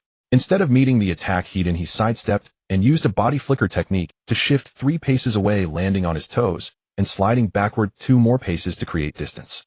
Kiba's claws grazed past Naruto's clothes, missing completely. His limbs scraped 4 shallow white marks on the stone floor, but he reacted swiftly, adjusting his direction midair and pouncing again. Naruto began forming hand seals as he retreated. He deliberately slowed down his hand seal speed, making each cross and fold of his fingers clearly visible, ensuring that every jonin with observational ability in the stands could fully record his hand signs. In truth, he could instantly release low-level lightning release without any hand seals, but a genin from the grass village unleashing a jutsu without forming seals would only invite trouble. The moment Kiba's claws were about to reach his chest, Naruto completed his hand seals. He slammed his right hand onto the ground, channeling chakra through the cracks in the stone slabs into the earth. Lightning release, earth walk. Blue-white electric currents surged from Naruto's palm, spreading forward in a fan-shaped pattern along the stone floor, like slender electric serpents darting through the gaps between the stones. The speed of the lightning was far faster than a person's footsteps. Kiba's limbs had just touched the ground, landing exactly on the path of the spreading lightning net. The current shot up from his soles to his calves, straight to the crown of his head. Kiba's body stiffened abruptly. The muscles in his limbs went completely out of control at the moment of contact, and he pitched forward under inertia, his chin slamming hard onto the stone floor with a dull thud. A suppressed gasp rose from the stands. The concern of the Konoha ninja, the genin, worrying about how badly. They all saw that the power of this lightning release was not great. The current had already weakened significantly by the time it reached Kiba's feet, at most paralyzing his muscles for a few seconds without causing substantial damage. What truly caught their attention was not the power of the jutsu, but the timing of the user. That grass genin had already pressed the lightning release onto the ground before Kiba landed, essentially setting a trap in advance and waiting for Kiba to step into it. Such predictive ability in a genin was worth a second look. Sure enough, Kiba got up after less than 5 seconds on the ground. His hair was slightly singed, a few residual arcs of electricity crackling on his arms, dust from the stone floor smeared at the corner of his mouth. He looked somewhat disheveled, but the fighting spirit in his eyes burned even brighter. Not bad. Kiba flexed his numb fingers, a grin spreading across his face, but it didn't last long. He had realized that his opponent was no pushover. Continuing to probe would only waste stamina. To win, he had to go all out. Akamaru. With a loud shout, he ran towards his little dog. While running, he reached into his ninja tool pouch and pulled out a pill, swiftly flicking it into the dog's mouth with his thumb. The dog Chawan gulped down the pill with a sound, its small body beginning to tremble violently. Its fur stood on end, changing rapidly from pure white to crimson as a low growl emanated from its throat, making it appear fiercer. He swallowed a military ration pill himself and then dropped back onto all fours. Chiwan needed no call out. It jumped onto his back, its tiny paws gripping tightly onto his clothing. He clasped his hands together to form a seal chakra, energy erupting between him and the dog. Beast Mimicry Ninja Art Beast Clone. With a loud bang, white smoke dispersed, and Chiwan transformed into an identical form of Ya. The two Inuzuka Ya lay stacked on the arena on all fours, their claws extended, the muscle lines on their bodies slightly bulging under the chakra's influence, low growls echoing between them. Up and down, two pairs of beast-like sharp eyes locked onto Naruto simultaneously as both figures sprang into action. One charged straight ahead, while the other flanked from the side, their paws hitting the stone floor with rapid thuds resembling two real beasts hunting a solitary prey. Their claws intertwined, one in front and one behind, completely blocking Naruto's retreat. If Naruto's reaction faltered even slightly, he would be struck directly. Naruto dodged continuously under the onslaught of the two figures, each time narrowly avoiding the edge of their claws. His steps were steady, his breath calm, displaying a mastery of the situation. What you considered effective attacks appeared to Naruto as child's play. How attacking a jonin in such a manner would only expose numerous flaws. Still dodging while forming seals, Naruto even chose to leap into the air to create a more favorable opportunity, exposing his own vulnerabilities to bait them into attacking. Jumping into the air meant sacrificing mobility. Without a point of leverage, a ninja could not change direction or accelerate to evade, making them the easiest target. This vulnerability was too obvious, evident enough that any experienced genin would not let it pass. You would certainly not let it slip. Beast body technique, Yas tooth to tooth. The two beastly figures spun rapidly, forming a gray-white tornado that swept towards Naruto from both sides simultaneously. The whirlwind spun faster, kicking up dust on the arena and creating a visible airflow channel between the two tornadoes. This technique was fast and powerful. Ordinary genin could not evade it. Those ninjas in the stands sensed the situation and believed Yo was about to win the match. He thought the same. He had been waiting for this moment. His earlier leap into the air was not to create his own vulnerability, but to lure them in. Suspended in midair, Naruto had completed the hand seals, directing his hands towards the incoming attack. In the next instant, blue-white arcs of electricity suddenly spread from his palms. Lightning released, dispersing blossom.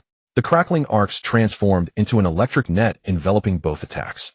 The arcs split into dozens of tiny electric snakes in midair, piercing through the swirling airflow, breaching the defensive form of the beastly Chawan, accurately striking both targets.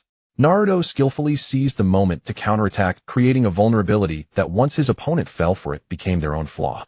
Chiwan could no longer withstand it. The beast clone form exploded under the electric shock, reverting back to a small white puppy the size of a palm, yelping in agony as it fell from midair, landing on its back with its little legs twitching.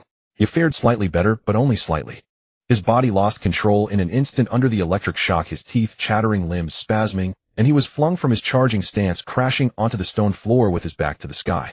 His hair stood on end, remnants of electric arcs crackling on his skin, wisps of smoke rising from his mouth, his body involuntarily twitching a few times before his eyes rolled back, losing consciousness. Naruto adjusted his posture in midair, his legs slightly bent, landing steadily on the arena. His breath was slightly hurried, his chest heaving a few times, and tiny beads of sweat appeared on his forehead as Tsukiakatsuki rushed to Yas' side. He crouched down, placing two fingers on Yas' carotid artery for a moment before checking Chawan's breathing and heartbeat, finding that the issues weren't too severe. Two medical ninjas in white coats rushed out from the waiting area, carrying a stretcher to remove Ya and Chiwan from the arena. Other ninjas from Konoha appeared somewhat agitated, fearing serious danger.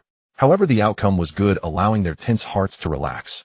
Naruto's release of ninjutsu did not require hand seals, but a genin mastering such a technique seemed unreasonable.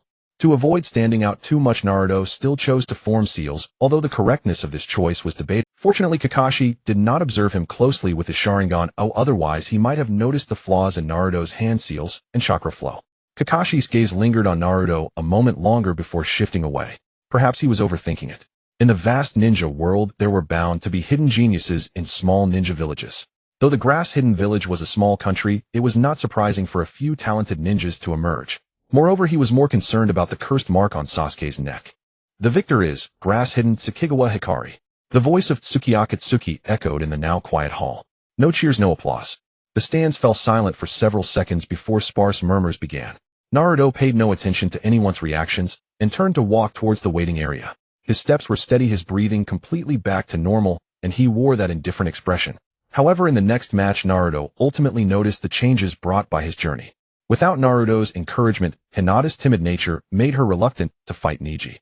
She recalled many things, including moments from her childhood when Neji protected her father's stern gaze, and the high wall between the main and branch families of the Hyuga clan that she had never truly understood. Moreover, that blonde-haired, blue-eyed boy disappeared from her sight just a day before the graduation class division at the Ninja Academy during the Nine Tails disturbance. Throughout this past month, scenes of Naruto kept resurfacing in her mind. Although there were other sources of encouragement, she ultimately chose to give up the match. Now Naruto also felt fondness for Hinata. After all, a girl who gazed at him so adoringly, aside from the daily exposure to the Byakugan, had an impressive figure appearance and character along with a respectable family background. But he wanted to live more freely and had to temporarily distance himself from her. Next up was Gaara against Rock Lee. This was the most intense and inspiring match of the 10 preliminaries. But that had nothing to do with him. His path was different from everyone else's. He didn't need passion bonds or anyone's approval. He only needed power. Power that was strong enough to crush everything. That kind of power he would acquire in his own way. The preliminaries were now over.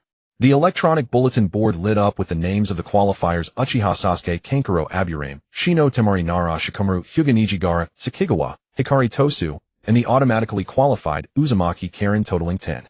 As for the upcoming finals draw, Naruto didn't dwell on it. He had long been prepared to forfeit in the finals. During this month of free time, he needed to prepare well, as he intended to emerge as the biggest winner, reaping a bountiful harvest. The things he had done were all to ensure he could reasonably stay in Konoha until the collapse plan began.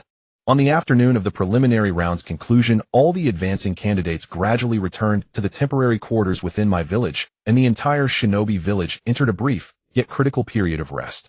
The third official finals were scheduled a month later. During this time, the participating teams from various nations remained in Mai for recuperation, and all finalists were required to stay within the Land of Fires, my territory, prohibited from leaving the village for extended periods to avoid unnecessary disruptions to the finals. As for the eliminated teams, they could either stay temporarily in the Mui's unified guest house for foreign visitors or return to their respective shinobi villages after obtaining permission. For all the participating shinobi on the field, these 30 days were a golden training period to fill gaps, polish techniques, and sprint for the final rankings. Whether it was the native prodigies of Mai or the elite genin of Sunagakure and Otogakure, every one of them kept their nerves taut and prepared with full force. For Naruto, it was a window of opportunity for action.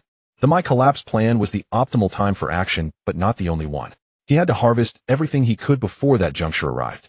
He knew better than anyone that the impending Mai collapse plan was a prime opportunity for a shift in the shinobi world's landscape, but it was by no means the only timing for a strike. As chaos loomed, variables abounded. Orochimaru's schemes, Sunagakure's unrest, the vigilance of Mui's high command, and the lurking root operatives in the shadows. Any one of them could disrupt the plan. Therefore, before the great turmoil descended, he had to gather as much useful knowledge as possible, and then leverage the bug-level ability of the multiple shadow clone technique to thoroughly comprehend and master it all.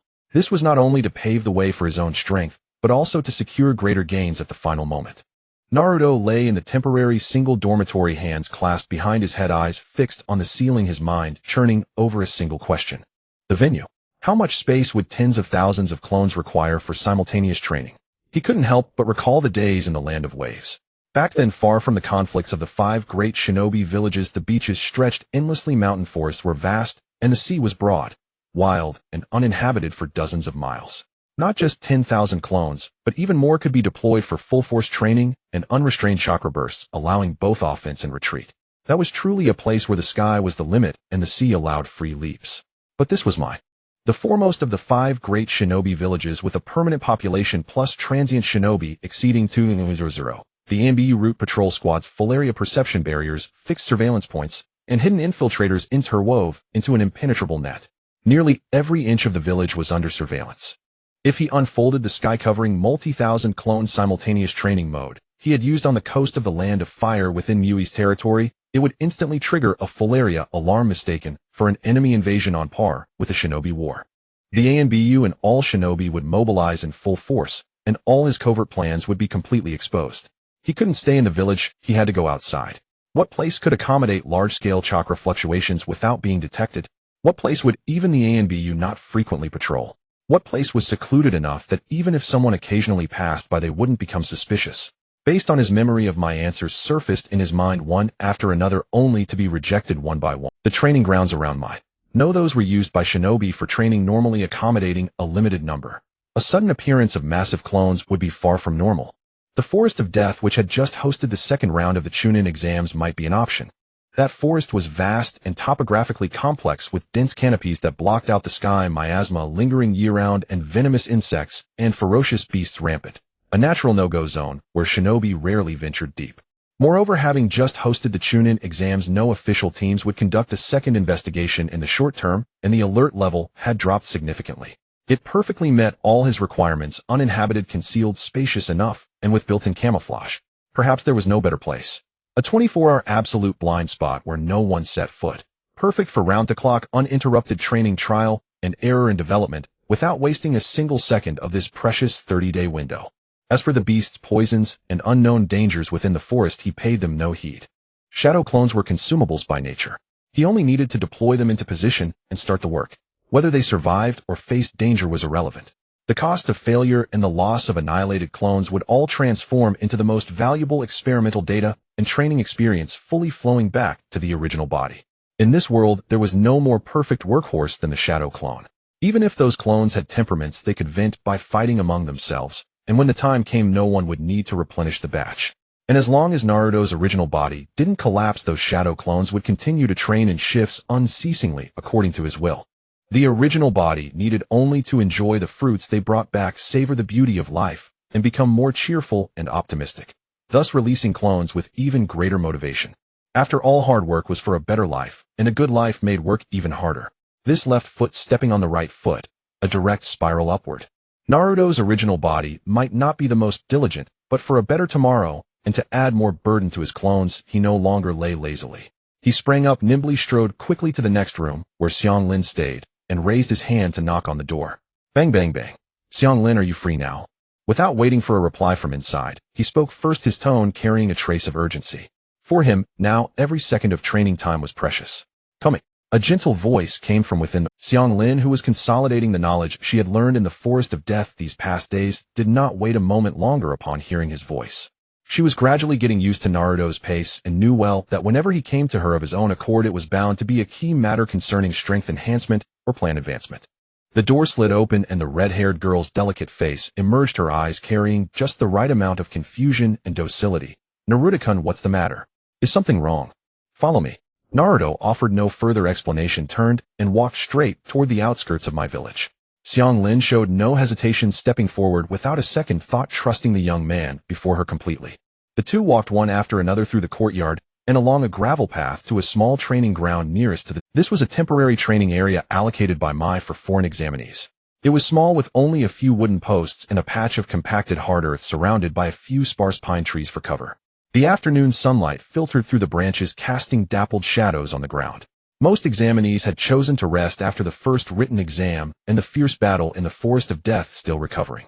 Only those with true ambition would still be soaking in the training ground at this hour. As the saying goes, a whetstone on the eve of battle makes the blade shine. After a period of adjustment, none of the shinobi participating in the finals would waste this precious month. They were all doing their utmost to enhance their strength, going all out for the finals a month later. Sasuke was training in the deep mountains under Kakashi's guidance, mastering the use of the Sharingan. Kakashi would also impart his self-developed technique Chidori to ensure Sasuke had the strength to protect himself and break through in the final match. Even as a member of the branch family without access to the main family's advanced gentle fist techniques, and despite his style being incompatible with Might Guy's hard fist, Niji Hyuga remained in the training ground, repeatedly studying the gentle fist and rotation, painstakingly advancing through self-exploration. Shino Aburame cultivated new species of parasitic insects in the clan's insect chamber. Shikamaru Nara played shogi daily with Shikaku Nara, honing his mind and tactical reasoning through the game while being urged by his father to practice the Nara clan's inherited shadow techniques, steadily solidifying the family's hidden assets. Sunagakure was also seething with undercurrents. To better ensure the success of the Konoha collapse plan, Kankuro meticulously maintained the puppets he carried. Baki closely monitored Gar's mental state and chakra levels, guarding against any tailed beast rampage or emotional imbalance, ensuring no flaws emerged before the plan commenced. Under Orochimaru's orders, the Otogakure ninja obediently remained in Konoha village to train. There was also Tuo Seijun, a ninja of little strength, unremarkable background, and ambitions to stir trouble. Without the original Naruto Uzumaki, he was eventually crushed by the volatile Gaara, ending silently, without leaving even a trace of commotion. Everyone was preparing for the final match 1 month later. No one in Konoha knew that a storm was brewing against them, and even fewer knew that Naruto was planning to harvest the village amidst the chaos. Naruto sat cross-legged on the grass under a tree, patted the ground in front of him, and motioned for Karen to sit down. "Come sit." The grass of the training ground was warmed by the afternoon sun. The scent of earth and grass mingled, carried into their nostrils by a gentle breeze. After days of collaboration in the forest of death, she had grown accustomed to this routine. Whenever they sat facing each other and touched fists, it meant Naruto was about to transfer his cultivation experience and optimize her ability system. Given the surroundings, it was clear that training would follow the memory transfer. Karen did not mind this. In fact, she felt a subtle anticipation. Every time they touched fists, her strength jumped noticeably, as if someone had lifted the stone slab, pressing down on her head, allowing her to see the true sky for the first time. Though she also carried the Uzumaki clan's bloodline and possessed immense chakra reserves, her mind could not withstand the overwhelming flood of memories. The first time Naruto poured a torrent of memories into her, she was dizzy for half a day. The second time, when he sent a compressed package of training memories, she still struggled to endure it. But such a convenient cultivation method could not be wasted. After multiple attempts, Naruto roughly determined the amount of training memory Karen could absorb at one time. From then on, Naruto followed Karen's progress, transmitting only small portions of memories each time, allowing her to maintain a rapid pace of improvement. Before Naruto could speak, Karen had already extended her fist, her posture skilled and docile. Her slender fingers with distinct knuckles looked exceptionally pale under the afternoon sun. The moment their fists touched, an invisible chakra link was instantly established. Consciousness merged, perception shared. Without words, a torrent of information flowed. Karen envied Naruto's training method. Although she also possessed vast chakra reserves and had tried training with multiple shadow clones, she could not withstand the immense memory impact. But she never imagined that Naruto could directly transfer his perfect training experience to her through the chakra. "Karen, activate the mind's eye of the Kagura and share what you perceive with me." Naruto's thoughts transmitted directly through chakra, more precise than any words. Almost simultaneously, Karen's sensory imagery flooded into his consciousness. First, they confirmed the safety of the surroundings. No Umbu were watching them. After all, they were merely genin from a small village like Uzumaki. Even if they harbored ill intentions, the damage they could inflict on Konoha was extremely limited. Even if they dared to cause destruction in Konoha, a few more genin from the village could defeat them, let alone the numerous Chunin and Jonin. Kiba Inuzuka's loss to Naruto only proved his individual strength was insufficient. The Konoha higher-ups still had great confidence in the quality of ninjas trained by their own village. Even if all the ninjas who came to Konoha for the Chunin exams attacked simultaneously to create chaos, they were fully confident in quelling the disturbance. But that would likely reignite a great ninja war, a consequence no one was willing to bear. In the original story, when Orochimaru's Otogakure and Tsunagakure launched the Konoha collapse plan and someone had already initiated the fight, none of the other great ninja villages chose to join. Seeing this, after both sides realized everything was Orochimaru's scheme, Tsunagakure decisively surrendered. The two of them were not even worthy of consuming Konoha's precious Umbu reconnaissance resources. With that time, it would be better to complete more mission requests and capture more spies. Expand the perception range to the maximum. Karen complied, and the image in her mind suddenly spread out, encompassing chakra reactions within dozens of kilometers, from the core of Konoha village to the outer forests and hills. But the extreme expansion sacrificed clarity. Distant chakra sources were only blurred outlines with varying brightness, like distant lights seen through frosted glass. This long-range perception was a considerable burden on Karen. Her breathing had already become more rapid. This level of perception should not have caused her much pressure, but when Karen needed to synchronize it with Naruto, Karen's normal perception was like open eyes, taking in all information within her line of sight at once, requiring only appropriate adjustments to select what she needed. But to transmit it to Naruto, she needed to process all the content appropriately. Narrow the range switch to a fan-shaped depth probe, prioritize extending the detection distance, and don't overexert your mental energy. Naruto adjusted the instructions in time to reduce Karen's strain. Through the fist link, he simultaneously conveyed his intent. He did not need omnidirectional perception, but a fan-shaped scan covering a larger area in a single direction. He was well aware of the current limits of Karen's mind's eye of the Kagura and never deliberately drained her body or mind, only seeking precision, efficiency, and stable endurance, ensuring she could complete reconnaissance tasks each day while steadily training and growing stronger. At this moment, Karen was Naruto's human radar, helping him detect every blade of grass around them. The perception image began to change. The omnidirectional perception network tightened into a narrow fan shape, like a giant searchlight, scanning their surroundings in a circle. With Karen's perception assisting, Naruto began to examine the available sites inside and outside Konoha village one by one. Inside the village, the population was too dense, definitely not an option. The training grounds around Konoha all had people moving about, varying only in numbers, and could not accommodate tens of thousands of shadow clones training in secret. Under Karen's large-scale scanning, any location far from Konoha could serve as a suitable training site. This included the Forest of Death, where they had just participated in the second exam. A location was found, but a problem arose. Konoha had a barrier. In Karen's perception image, Naruto clearly saw a massive spherical barrier enveloping the entire village. When he first left Muyi, he had exploited the chaos wrought by the Nine Tails to slip past the notice of those in Konoha. But now orchestrating a large-scale disturbance was far from easy, and he lacked the freedom to come and go at will. To enter and exit silently and unnoticed was a feat nearly impossible to achieve. Unless he understood the method of traversing the Muyi barrier or knew of its existing vulnerabilities. Unfortunately, Ming-Rin possessed neither. His plan to train around the clock with tens of thousands of shadow clones could not be deployed within the village. Yet the night might still offer an opportunity.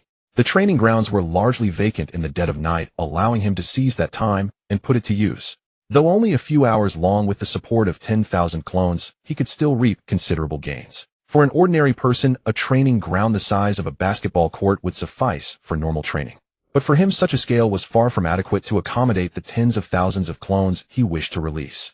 His cultivation relied heavily on numerous shadow clones. Abandoning this advantage would send his training efficiency plummeting, squandering the golden window of this month. To reach the Forest of Death or other venues outside the village, he would have to cross the Muyi barrier. This turned him into a rat trapped in a cage. Though he possessed a myriad of training methods, an invisible wall confined him within.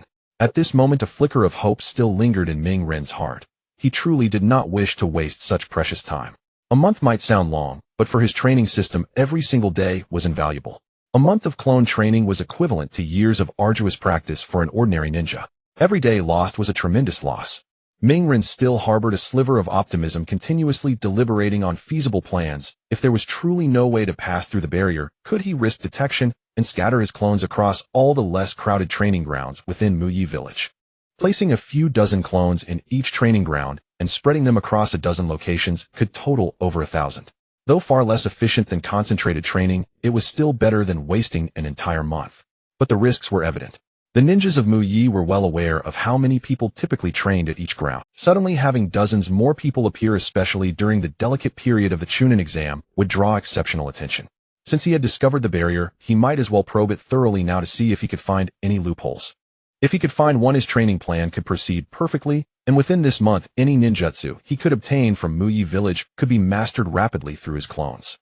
If no loophole existed, he would need to seek another way. At that moment, a question suddenly occurred to him. How had Shiwan managed to infiltrate and return to Muyi after his defection? In the original story, Shiwan moved freely within the Forest of Death, and on the day of the Muyi collapse plan, he directly appeared on the rooftop of the central tower to confront the Third Hokage. How did he cross the barrier? Had the barrier's identification method never been updated, so Shiwan still retained his former access privileges? Or did the barrier itself possess a flaw that even Shiwan could exploit? If it was the former, Ming-Ren was powerless. But if it was the latter, he might be able to find the same loophole. Could it be that Tuanzong had revealed the method of crossing the barrier to him, given that the two had long been in cahoots? But now that Shiwan intended to destroy Muyi, did Tuanzong know about this? Shiwan's goal was to eliminate the Third Hokage Yuan Fei Rizhan, while Tuanzang's deepest desire was to become Hokage. However, Yuan Fei Rizhan had clung to the position, never giving Tuanzong a chance to ascend. Even after the fourth Hokage Bofeng Shuemin died, Chi Mu Shuan Mao had committed suicide. Shiwan had defected. Gang Shou had chosen to leave the village, and Zilai Yi was traveling the ninja world. Tuanzong should have been the most likely candidate for Hokage. Yet unexpectedly, Yuan Fei Rizhan took the position once again. Becoming Hokage had become an obsession in Tuanzang's heart. As long as Yuan Fei Rizhan lived, he would never have a chance. Though Tuanzong and the Third Hokage held differing political views, what he sought was the position of Hokage, not the destruction of Muyi. De Shiwan's Muyi collapse plan was aimed at the Third Hokage. Tuanzong could sit idly by and watch the Third Hokage be killed, then seize power, but he would never actively help De Shiwan destroy Muyi's defensive forces. Muyi was Tuanzong's foundation. If the foundation crumbled, what meaning would the position of Hokage hold? Therefore, De Shiwan's method of infiltration was likely independent of Tuanzong. And a method independent of Tuanzong meant that anyone who understood the barrier's weaknesses could potentially replicate it. Apart from the Muyi barrier, during his earlier perception, he had also discovered a suitable hidden location within Muyi village. The Muyi emergency shelter. That was the village's core emergency infrastructure, only opened during times of war, natural disaster, or crisis. Normally, its gates were tightly locked, unguarded, and untrodden. The interior was spacious with multiple levels capable of accommodating tens of thousands of shadow clones for dispersed training. Moreover, it was safe and secluded, undisturbed 24 hours a day. However, the problem was that although the shelter was currently empty, it was still a crucial piece of Muyi's infrastructure, opened only in emergencies and certainly not permitted for anyone to enter and cause damage. Breaking in without authorization once exposed would inevitably invite an investigation by the Umbu. Though the shelter could accommodate his tens of thousands of clones, it would not allow them to train with full freedom. For training various techniques, the most important thing was extensive practice, and most practice required sufficiently large spaces. In comparison, the forest outside the Muyi barrier remained the optimal choice. Regardless of how De Shiwan had entered Muyi, he wanted to know whether the Muyi barrier truly had a flaw. Ever since he entered Muyi a few days ago, his training rhythm had been severely slowed. Before this, his clones could spread out across the wilderness like a vast canopy, making noticeable progress every day. But after arriving in Muyi, various constraints had tied his hands, making even maintaining the most basic training volume difficult. At present, his mastery over the shape and nature transformation of chakra was extremely profound. He could wield the 5 basic elemental ninjutsu with ease, and with his vast chakra reserve, he could At present, his mastery over the shape and nature transformation of chakra was extremely profound. He could wield the 5 basic elemental ninjutsu with ease, and with his vast chakra reserve, he could even unleash effects comparable to strength techniques. His conventional combat power was sufficient to contend with elite jonin, and he could hold his own against any opponent below the cage level. Moreover, with his flying ninjutsu and the multiple shadow clone technique, he was essentially invincible from the start. He could send clones to fight, and even if they lost, it wouldn't affect his own escape. But when it came to strength, one always aspired for more. Satisfaction never existed. The current Ming Ren was still far from the standard he had in mind. The standard of being able to survive safely in this world. He felt that the fourth great ninja war was imminent, and he had transmigrated into the protagonist who would ultimately resolve the final problem. Ming Ren had no desire to change fate or make up for regrets, but the schemes of Heiju and Yujibo Ban would directly affect him in the near future. When the nest is overturned, no egg remains intact. Not for others, but for himself, he needed to continuously and unceasingly enhance his personal strength until no one in the heavens, the earth, or the universe could threaten him.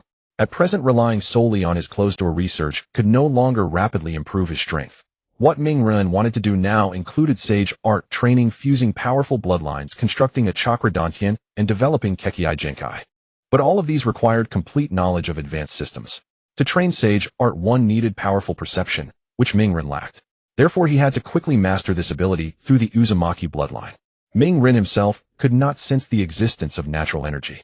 He had tried using Xiang Lin, the human radar, but her perception precision was far from sufficient. She was currently unable to detect natural energy.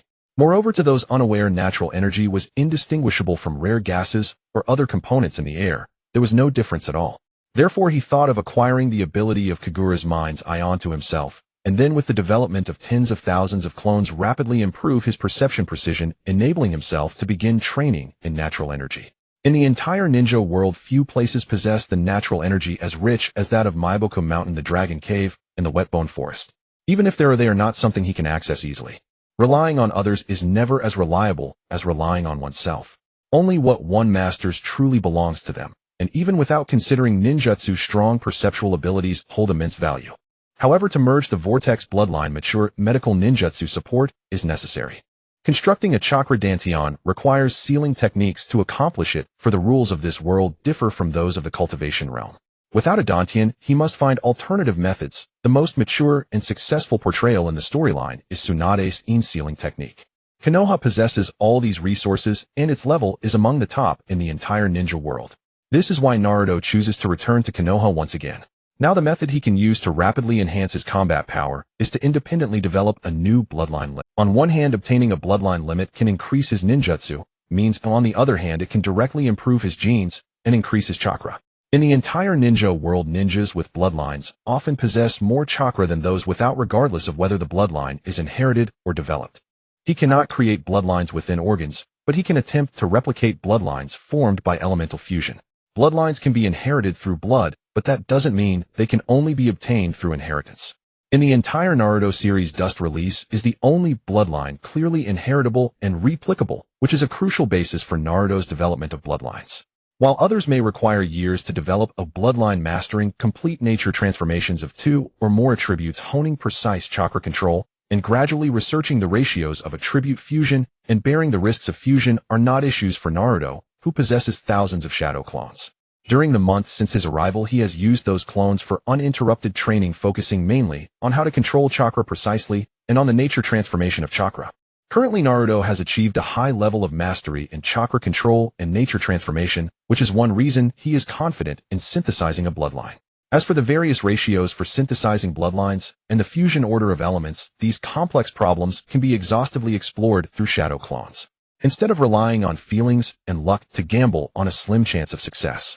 Moreover, what Naruto desires is not a specific bloodline, but to gain experience through bloodline fusion, leading to future bloodline elimination or even collection. Anything that he can study through his clones can be attempted for cultivation.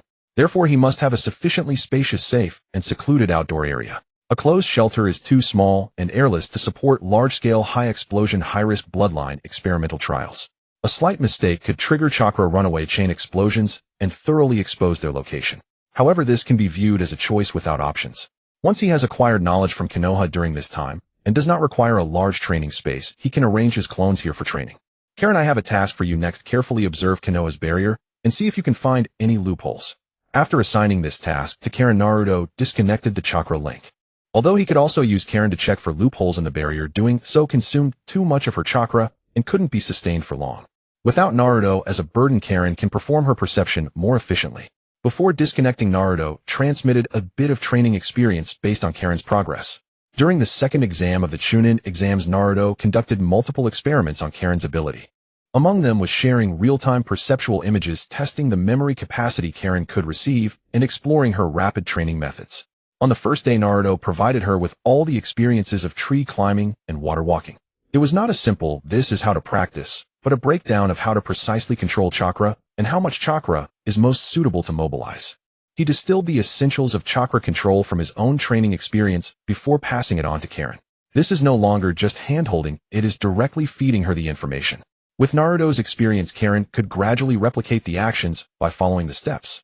Karen mastered the 2 basic training methods in less than an afternoon. That evening, Naruto transmitted all the core details of the body flicker technique to her. Practicing late into the night, Karen grasped content that would normally take ordinary ninjas months to complete. The next day, Naruto began teaching her chakra nature transformation. He did not start with the Rasengan, but instead spent an entire morning with his clones breaking down the key points of practicing with water balls, rubber balls, and balloons. He explained how to adjust the force of the hand for each stage, control the rhythm of chakra output, and how to correct when the rotation direction is disrupted. He condensed all the trial-and-error experiences of his clones into a precise teaching memory, passing it on to Karen through a fist bump. Karen achieved an explosion of the water ball in just 2 hours. By evening, she could already make the rubber ball display noticeable rotational deformation. Although there was still some distance from a complete Rasengan, this speed was enough to astonish any Jonin leader in any ninja village. On the third day, Naruto shifted his training focus to the Byakugan. Medical ninjutsu requires a more solid foundation of chakra control, which cannot be rushed, but perceptual abilities are an innate talent of Karen, making it more efficient to enhance. What he transmitted to Karen was not theoretical knowledge, but a complete set of perceptual adjustment techniques. How to seamlessly switch between fan-shaped scanning and all-around perception, how to reduce the perception range for higher precision, and how to maintain focus on key targets while tracking multiple targets. By the 5th day, Naruto began introducing her to elemental ninjutsu. Since Karen inherently possesses 2 chakra attributes, she would directly train in corresponding water release and earth release ninjutsu. Naruto did not have Karen start with hand signs, but instead transmitted the chakra flow paths of several basic ninjutsu and their corresponding attribute changes through a fist bump. Each jutsu's chakra operation was meticulously marked with corresponding meridians and acupoints. If Naruto's own training was like cramming, then Karen's training was like receiving high-concentration nutrient injections directly. In just 5 days, Karen accomplished many feats that would typically take several years for lower-ranked ninjas. Though her power and proficiency still required time to hone, her efficiency in chakra flow and transformation already surpassed that of ordinary genin. Moreover, as a descendant of the Uzumaki clan, Karen naturally possessed vast chakra, thus she already had considerable combat strength. Asking Karen to find loopholes, Naruto moved a little further away to avoid disturbing her. Lying on the grass, Naruto began to contemplate a very important question. While the prerequisites for training bloodlines can be delegated to clones, how can the results of this training be transformed into a true bloodline? Two different attribute ninjutsu combined together to create a more powerful jutsu is not a bloodline, but a compound ninjutsu. A true bloodline limit is the deep fusion of chakra's inherent attributes, giving birth to a unique new attribute. This new attribute is no longer any of wind, lightning, fire, water, or earth, but a brand new exclusive power system. Temporary chakra fusion is merely a technique. Only by thoroughly engraving the new attribute fusion laws and energy operation logic into one's own cells and bloodline genes can it be considered a completed bloodline. Achieving this means that there is no need for deliberate hand signs or precise control, as the body instinctively generates the new attribute, and even his descendants may awaken it, marking the true formation of a bloodline. It seems I may have to visit a Wagakure in the future. Bathed in the mottled sunlight filtering through the leaves, Naruto muttered to himself. Mingren, time to wake up. The sun had quietly slipped below the horizon. As dusk was about to fall, Xianglin approached Mingren and gently poked his shoulder with her finger. "Moi, what's wrong?" Just awakened Mingren was still unclear about what was happening. "Mingren, it's getting dark. Maybe you should go back to sleep." Xianglin thought that Mingren must have been exhausted to sleep so soundly. For the months since leaving Konoha and returning, he had been training with clones non-stop for 24 hours a day. It was truly grueling. Growl, his stomach rumbled before his mind fully cleared. "Let's go eat first." His still-booting brain issued the command to eat without delay. Mingren sprang up with a carp-like leap, landing steadily on the training ground's grass, then stretched widely and yawned long. He moved around a bit to loosen his stiff muscles from sleeping. "Mingren," Xianglin, standing beside him, wore a look of deep guilt, as if she wanted to say something but hesitated. "What's wrong? If you're not eager to eat, there's something wrong with your head." Mingren turned to glance at the troubled Xianglin, puzzled by her expression. "It's just that I couldn't find any weak points the whole afternoon." This time Xianglin stopped hesitating and answered Mingren's question decisively. Since she stopped associating with those genin from Kusagakure, Xianglin's quality of life had soared. She felt embarrassed to go eat with Mingren after failing to complete the task he had given her. After a moment, Mingren was fully awake. "You searched the entire barrier in one afternoon." He wasn't surprised that Xianglin found no flaws in the barrier, given Konoha's top-tier expertise in this field. What amazed him was that she managed to scan such a vast hemispherical barrier thoroughly in just one afternoon. Hearing Xianglin's words, Mingren's first reaction was shock. His second was wondering if she hadn't scanned carefully enough, missing some small weak points. Sensing Mingren's astonishment and confusion, Xianglin couldn't understand why. Shouldn't he be reproaching her for failing his task? Why was he still taking her to dinner? That was clearly a reward. Xianglin, who had spent the afternoon intently searching for flaws, suddenly felt as if she had reverted to her time in Kusagakure. Though she had been happy with Mingren these past few days, it felt somewhat unreal. Old habits surfaced unexpectedly far beyond what these few days could change. "Mingren, I only covered a third. I didn't finish." She paused for a moment, then realized she was no longer in Kusagakure, but in Konoha, and the person beside her wasn't those scumbags, but Mingren, the warm little son who had led her out of suffering. In Xianglin's eyes, Mingren was exactly that. His chakra was bright, pure, and warm, and he had given her a happiness she had never dared to imagine. Xianglin followed behind Mingren, not daring to walk too close, yet afraid that if she stayed too far he wouldn't hear her. "You haven't finished searching, so isn't it normal that you didn't find any weak points? Don't trail behind. It's inconvenient to talk." Mingren had no idea what she was thinking. He only knew he wanted to hurry up and eat. "Oh, okay." Hearing Mingren's words as he turned to speak to her, Xianglin quickened her pace and walked beside. A smile spread across her face, which Mingren found a bit jumpy.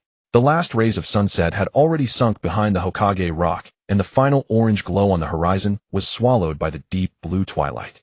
The pine trees around the training ground swayed gently in the evening breeze, their shadows stretching longer and longer until they merged into the dimness of the ground. Lights flickered on one by one in the distant commercial street, glittering points of brightness filtering through the sparse trees, as if someone had scattered a handful of gold dust on the night curtain. The evening scenery was so beautiful, but Mingren had no mood to appreciate it.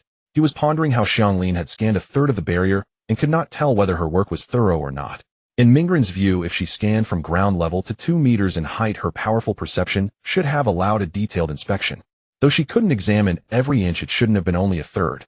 Their words were not on the same wavelength, although they shared a topic, each had a different understanding. Let's go. Hurry up and eat. Mingren's mind had already moved on from the topic.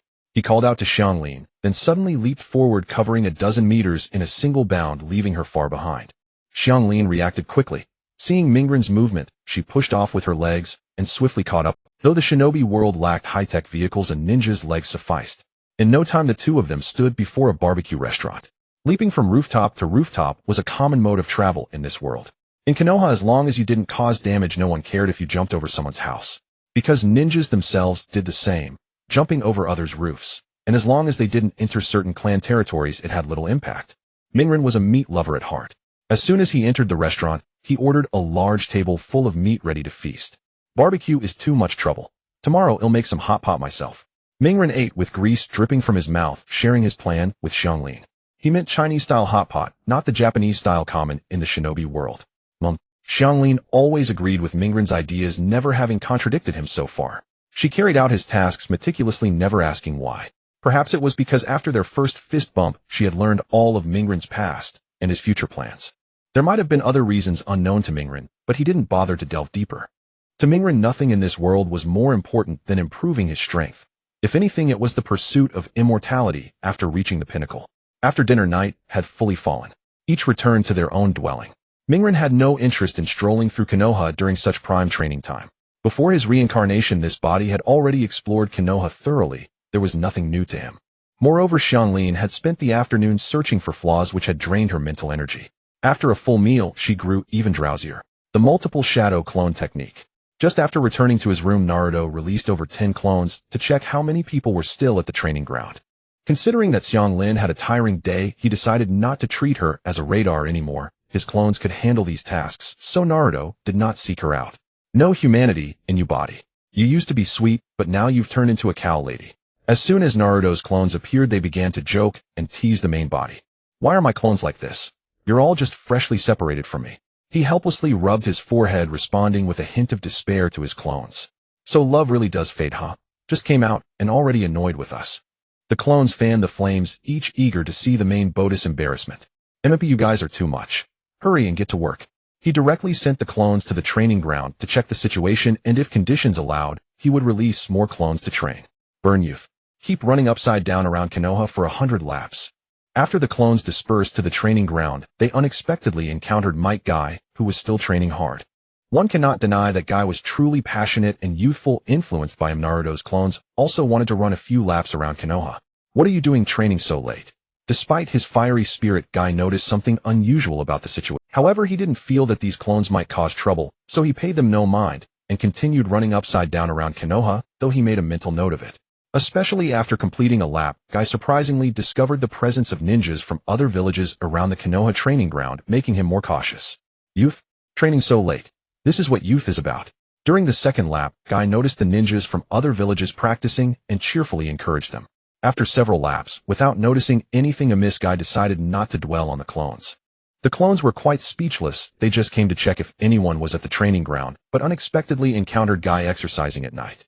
After a few clones relayed this information back, Naruto was also quite helpless. It appeared that Konoha's training grounds were temporarily unusable. Just like watching a hawk, Naruto's clones waited for Might Guy to finish his training, while Guy also wanted to see when Naruto's clones would return to rest. As time slowly approached midnight, and still seeing no opportunity, Naruto chose to recall the clones. So it's shadow clone technique, yet they're quite diligent training so late with clones.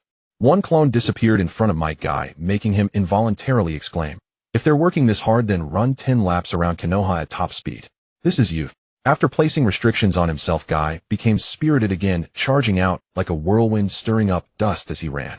Might Guy's training was unenhanced by chakra. He relied solely on his physical abilities to maintain. Guy was still at the training ground, which posed no problem for Naruto, as he had clones to check on Konoha's emergence. During the day, he had learned about the situation here through Xianglin, and at night, he just needed to think about how to enter without alarming Konoha. Upon arriving, the clones found that the method was actually quite simple. Though alarms were set at the main entrance, the shelter itself was built relying on special geographical features. He only needed to dig a hole or use earth jutsu to get in. The interior of the shelter was reinforced to some extent, but it did not cover the entire structure, and there were no alarm devices or strange runes etched on the walls. Not even Xiang Lin could sense chakra fluctuations. Although he found no opportunities outside Konoha, he did not expect such a clear chance within. After casually disguising himself to appear more like a nighttime wanderer, he headed toward the shelter. Once he got close enough, Naruto left a clone behind, and the main body followed the route taken by the clone directly into the shelter. Super Multiple Shadow Clone Technique. After refining a substantial amount of chakra, Naruto released tens of thousands of clones, allowing them to organize themselves and begin training. Seeing this outcome, he felt a surge of joy, finally continuing the training of the clones. Leave the training to us, we will surely astound you. Brothers, let's go all out, this is youth. Influenced by Might Guy, the clones also began to feel spirit. This time things are finally going to be normal. How can clones always put pressure on the main body? Doing well for himself was the greatest affirmation for the clones. Even if they joked, he would just laugh it off. Upon returning to his residence, Naruto did not stop to rest, but slowly recovered his chakra, waiting for every time his chakra was fully replenished, he released a clone, then continued to recover his chakra. Do you think the main body has changed his heart? Such a good girl like Hinata, he can bear to leave her in Konoha. Isn't that obvious? The main body has never cared for her. Next door is a golden house with a hidden beauty. He looks at the stars and the moon. Why should the main body enjoy such good food? We should be suffering like beasts. If you're so strong, why don't you go deal with him? Right. You go deal with him. The freshly released clones with visibly more chakra gathered around Naruto's ears, chirping. Clearly too idle, combined with the small room's stifling atmosphere teasing the main body, became their greatest joy. Physically surrounding his ears, they watched Naruto recover his chakra. He had no time to care for them, while concentrating on replenishing chakra, behaving quite unrestrained. Fortunately, Naruto's clones did not rebel, otherwise it would only add to his headaches. Enough of you all. Have you all matured? All of you are taking advantage of this. Which of you has a good life? Do I have to fight myself?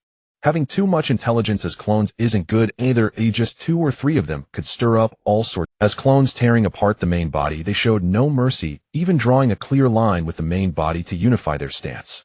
Sometimes Naruto felt quite speechless. His clones knew him best, and those guys never hesitated to stir up. As it approached 2 or 3 in the morning, when everyone was in the deepest sleep, Naruto's clones began to target Ninja Hospital, collect as many ninjutsu scrolls as possible, and if not discovered, it's best to learn on the spot, while maintaining the original state. Only this way can he minimize the probability of being discovered by Konoha, and create more opportunities for future actions to absorb Konoha's knowledge. In fact, he didn't even need to give this task, the clones knew what to do. However, issuing orders was still more effective to dispatch them quickly. Action! The clones who had waited so long finally could move, and they were a bit impatient. If the pre-crossing Naruto could have been a night owl, after crossing he had lived a very regular life, sleeping early and rising early for a whole month. Staying up so late without needing to train, the clones could hardly hold on. They needed something to pass the time, making the quiet, recovering main body their best choice. Bringing up old stories from before the crossing was no novelty, and without new topics to discuss, talking about their own matters became the best way to stay awake. Moreover, as clones having drawn a line with the main body, they consumed the main body's resources, holding the latest, most complete information. Without worrying about interpersonal relationships, perhaps the main body would adopt their ideas in the future, which was simply perfect. They finally dispatched, and the ears could enjoy some peace. Based on the information gathered by Naruto's clones and the intelligence sensed by Xiang Lin, Naruto's idea of nighttime stealth learning gradually formed. His target was not the scrolls, but the medical knowledge written on them. If detected during this operation, the clones might not be able to take the scrolls, so it was better to digest them on the spot. If possible, he still did not want to alert the ninjas of Konoha. Naruto lay down to rest, yet ripples stirred throughout the entire village of Konoha. To avoid gathering together and causing a commotion, the clones scattered, hugging the shadows of buildings as they swiftly advanced toward Konoha Hospital. Each of them operated as an independent unit, and should an accident occur, it would not compromise the overall operation. Their footsteps were exceedingly light, barely making a sound on the stone pavement, and their chakra fluctuations were deliberately suppressed to an extremely low level. To prevent stepping on a stone or a twig, as in the stories, the clones carefully surveyed the ground beneath them before tiptoeing forward. During their movement, they repeatedly checked their surroundings for any onlookers. Somehow it felt particularly like thievery. Perhaps that was the guilt of a thief. Like rats, they scurried through the alleys and streets, all converging on the same destination, Konoha Hospital. Their behavior was utterly inconsistent with the swift and decisive nature of shinobi, They neither leaped across rooftops nor ran with wind swirling around them. Despite their caution, a village of hundreds of thousands would inevitably have night patrols and sleepless individuals. A thief. As a Chunin Takeshita, you spotted one of the clones and immediately assumed it was an ordinary. After all, he detected no chakra fluctuation from the clone, and it was engaged in such petty dishonor. In his eyes, Konoha shinobi held a noble profession. They could live comfortably by taking on mission requests and would never resort to theft. Only ordinary people without chakra would stoop to such deeds. In Konoha, where the will of fire permeated, everyone being caught doing such things would forever leave one with a bowed head. Since the Uchiha clan's annihilation, the security in Konoha had deteriorated. Daytime troublemakers increased, and now even thieves appeared at night. Schwa. The friction of clothes against air reached the clone's ears due to rapid movement. No, that's not my sound. Have I been discovered? The clone glanced around, and indeed spotted a dark figure on the rooftop behind him. Since he was discovered, he abandoned his covert approach to the hospital. Who are you? What are you skulking around for so late? Takeshita, you stared at the clone who, after being caught, stood tall and faced him without the panic of a mouse caught by a cat. Naruto's clone pondered how to neutralize the opponent without causing a disturbance. Such blatant confidence either stemmed from foolish ignorance or from strength. The opponent's position on a rooftop clearly indicated he was a shinobi. As they faced off, Takeshita's hand slowly crept toward his ninja tool pouch. In a flash, he hurled 3 kunai to block the clone's retreat routes. Not content with that, his hand seals left afterimages, seemingly intent on denying the clone any time to react.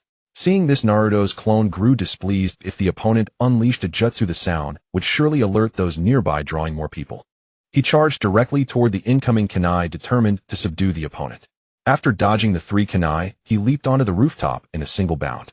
Just as the clone was about to reach Takeshita, the latter completed his seals. The Hell Viewing Technique. A jinjutsu that strikes the target's deepest fear, manifesting terrifying illusions to exert mental pressure with no physical restraints, weakening the enemy's resolve through psychological shock alone. The clone's mind was suddenly pulled to the national highway before his transmigration. Bang! The horn of a heavy truck thundered in his ears, the sudden blinding light making his eyes narrow. Holy crap! By the time he realized, the truck was already right before his eyes, leaving him no time to act. Just as the clone's mind was about to endure the impact, the Chunin Takeshita swung his kunai and slashed the clone's throat. Acting so decisively, Takeshita judged the clone to be a spy from another village. The speed of the clone was far beyond his ability to handle. Had his jinjutsu not succeeded in controlling the opponent, the one to die would have been Takeshita himself. Eliminating the target completely was the right course of action. Initially, he had intended to capture the spy and hand him over to Konoha's interrogation department, but now the intelligence in the target's mind could be extracted by the Yamanaka clan. After the slash, he felt no blood spray, instead the figure before him turned into a puff of smoke. A shadow clone. At that moment, there was neither joy of victory nor fear of near death. Only the regret of losing a reward. He had already envisioned handing the spy to the Hokage and enjoying a fine drink with the prize money. But everything vanished with the smoke. Yet out of shinobi instinct, he quickly headed to the Hokage's office to report this intelligence to the ANBU on duty. Upon receiving the report, the ANBU immediately dispatched several squads to patrol Konoha, hoping to seize this opportunity for merit. Back in bed, Naruto's original body shuddered from the memories transmitted by the clone. His heart rate skyrocketed and adrenaline surged wildly. This almost made Naruto think he was about to transmigrate again. He even felt the phantom pain of the collision. To think I was bested by jinjutsu. With trembling hands, he picked up the water cup on the table and took a sip to calm himself. He had long accepted the fact of his transmigration, yet it had unexpectedly left him with psychological trauma. Reliving the moment of transmigration cast a shadow over his heart, making it pound wildly. Not only did this fail to tire him, but it left him even more alert. Meanwhile, within the hospital, the other clones had already slipped in silently. Nighttime security at the hospital was lax. Only 2 Chunin and 3 Genin took turns on duty, mostly dozing in the guardroom. The clones worked in perfect coordination. 2 circled behind, one released a faint chakra to draw attention, and the others struck instantly.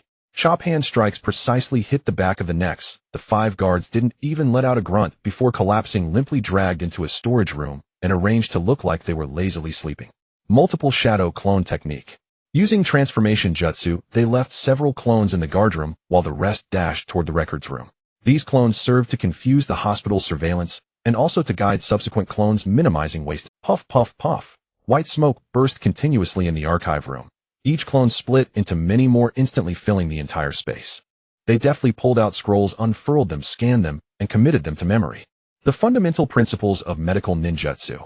healing and repair, surgical dissection, poison treatment, self-regeneration group, therapy, special bloodline medicine, and offensive defensive medical techniques flooded into their minds like a tidal wave. Common medical ninjutsu such as healing technique, hemostasis technique, mystical palm technique, fine illness extraction technique, and life regeneration technique were also rapidly recorded. The clones absorbed every piece of knowledge stored in the hospital like a sponge, cramming into corridors, perching atop bookshelves, utilizing every available inch of space. When the archive room overflowed, they spilled into hallways and empty patient rooms, studying and practicing those jutsu. Other clones kept watch, serving as lookouts both inside and outside the hospital.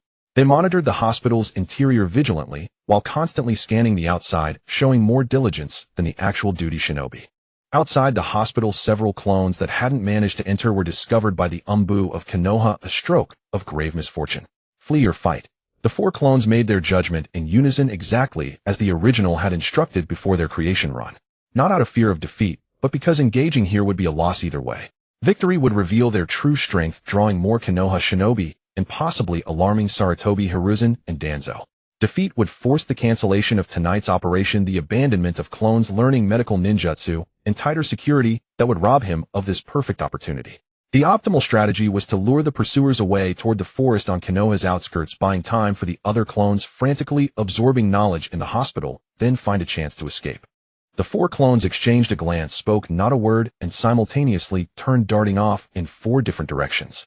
The 4 clones exchanged a glance, then turned and shot away in 4 divergent paths.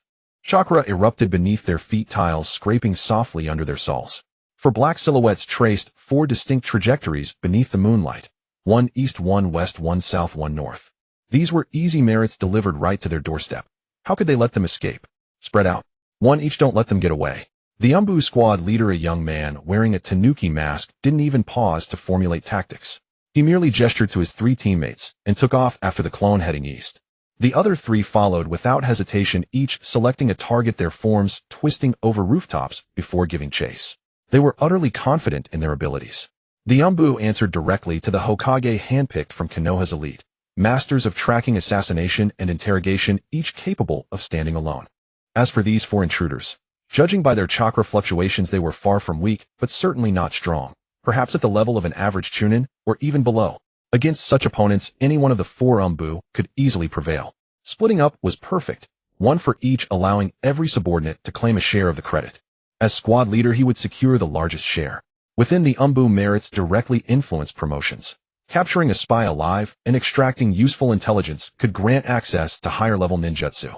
If they could unearth something valuable from these 4, like which village sent them or what conspiracy lay behind, the credit might even earn them a personal commendation from the Hokage. Take them alive. Must take them alive. A corpse could be dissected, but the most valuable intelligence always resided in a living mind. The shinobi world had countless methods to destroy the brain upon death, even to erase memories with a sealing technique before consciousness faded. A living captive could yield information several times more valuable than a corpse. A fire burned in every Umbu's heart. Opportunities for merit weren't daily occurrences, especially solo pursuit missions that seemed effortless and carried minimal risk. In their eyes, these 4 intruders were like pies falling from the sky, waiting for them to open their mouths. Yet none let their guard down. The fact that they had crept undetected to the hospital's outer wall already proved they possessed some skill. The chase erupted across Konoha's streets and rooftops. 4 black shadows fled ahead, 4 Umbu clung close behind. Wind howled past their ears as the residential quarters slumbered below, unaware of the life-or-death race overhead. Though these clones possessed only half of Naruto's chakra, that still amounted to a vast reservoir for ordinary shinobi. Moreover, his mastery over body and chakra had reached its zenith. Deprived of a chakra source, they couldn't continuously refine it, limiting their endurance compared to the original. But that didn't mean their combat prowess was negligible. The faint chakra fluctuations emanating from these clones were merely the result of his deliberate suppression. This strategy reduced the chance of detection while allowing the enemy to underestimate them. If the Umbu grew complacent, so much the better. Even if not, the mission would succeed once the clones inside finished memorizing all the texts. In simple terms, it was a classic ruse of playing the pig to eat the tiger. Success would be ideal, failure meant losing just a clone. On the eastern ridge line, the Tanuka-masked captain pursued most fiercely. He was the fastest and most skilled swordsman in his squad, closing the distance to 30 paces within a few. Before even leaving Konoha's residential district, the clone had been overtaken. It had failed to lure the Umbu squad leader with the Tanuki mask any farther. If he kept running, given the shinobi's incredible speed, the tanuki would eliminate him within the next one, but this distance was likely sufficient. Once they engaged in combat, this Umbu would be unable to monitor the hospital situation. Naruto halted on a rooftop.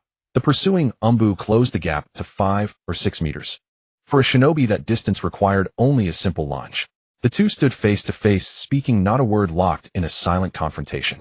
The Umbu, Tanuki, had already rested his hand on his sword, chakra spreading along the blade. His next strike would be a full-power thrust of Konoha-style swordsmanship. The midnight wind brushed past them, carrying a few leaves across the rooftop. The clone glanced at the opponent's blade, taking its measure. Swordsmanship was admittedly Naruto's weak point. After acquiring the decapitating blade, he had trained only a single clone in its use, and hadn't brought it along. Close-quarter swordplay would be fighting at a disadvantage. Then he would not close in. Fire-style Great Fireball. No hand seals, not even a visible sign of charge. A scorching orb of flame over 2 meters in diameter erupted from his mouth, rolling toward Tanuki with a wave of searing heat. Firelight illuminated the entire rooftop. Tiles crackled under the intense heat, and the air itself warped from the temperature. This was not the Great Fireball technique passed down through the Uchiha clan. It was Naruto's own version, forged by sheer manipulation of chakra's shape and nature transformation.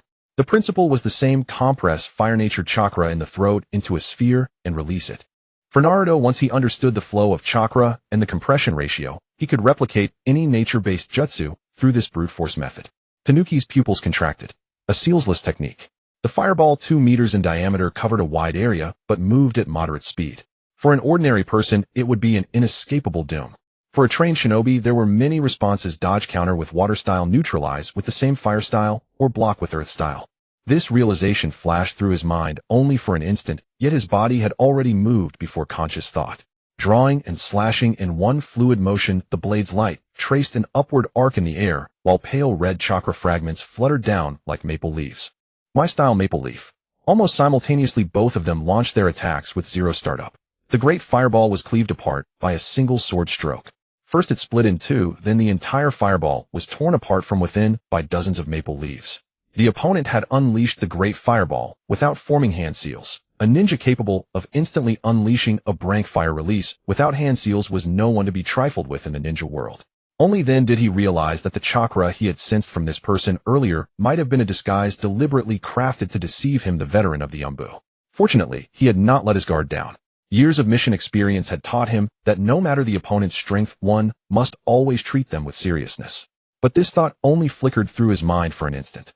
On the battlefield, there was no time for reflection. Only the need to seize every opening before him. With a single stroke extinguishing the fireball, Li Mao's steps did not halt. Instead, he accelerated further, using the forward momentum. Body flicker technique merged with swordsmanship, the tip of the blade aimed directly at the clone's throat, moving so fast that even the afterimage stretched into a silvery line. His specialty was short-range explosive thrusts, a once he closed in no ninja of the same rank could counter. This strike carried no chakra nature. It was pure swift thrust, too fast to form hand seals, too fast to think. The scorching heat from the Great Fireball had yet to be dispersed by the wind when his attack followed. Wind release, wind cutter. The clone raised a hand and unleashed several condensed wind blades, crossing them to sweep around Li Mao, sealing off all his angles of approach. The wind blades were sharp and dense, accompanied by the piercing screech of air being torn. Their cutting power could leave grooves an inch deep in roof tiles, and upon striking a human body, they would sever tendons and shatter bones. Since fire release techniques could be shattered by a single sword slash, he opted for a multi-blade area effect wind attack to neutralize Li Mao's advantage in thrusting speed. No matter how fast you are, you cannot simultaneously dodge 8 wind blades covering the entire frontal angle. Li Mao did not evade or parry. He twisted his wrist, and a layer of pale green chakra enveloped the blade. With the same wind-natured chakra blade, his sword swings were even faster. Several flashes of blade light danced, and the incoming wind blades were all shattered. But Li Mao did not remain in place, waiting for the airburst to dissipate. The moment his sword energy was released, he had already readjusted his posture, using the side-turning momentum to execute another body flicker technique, circling around from the flank of the wind blade collision zone. His combat logic was clear: if the opponent deliberately used wide-range ninjutsu to force him back, it meant the opponent was not adept at close combat, or had a reason to prevent him from getting close.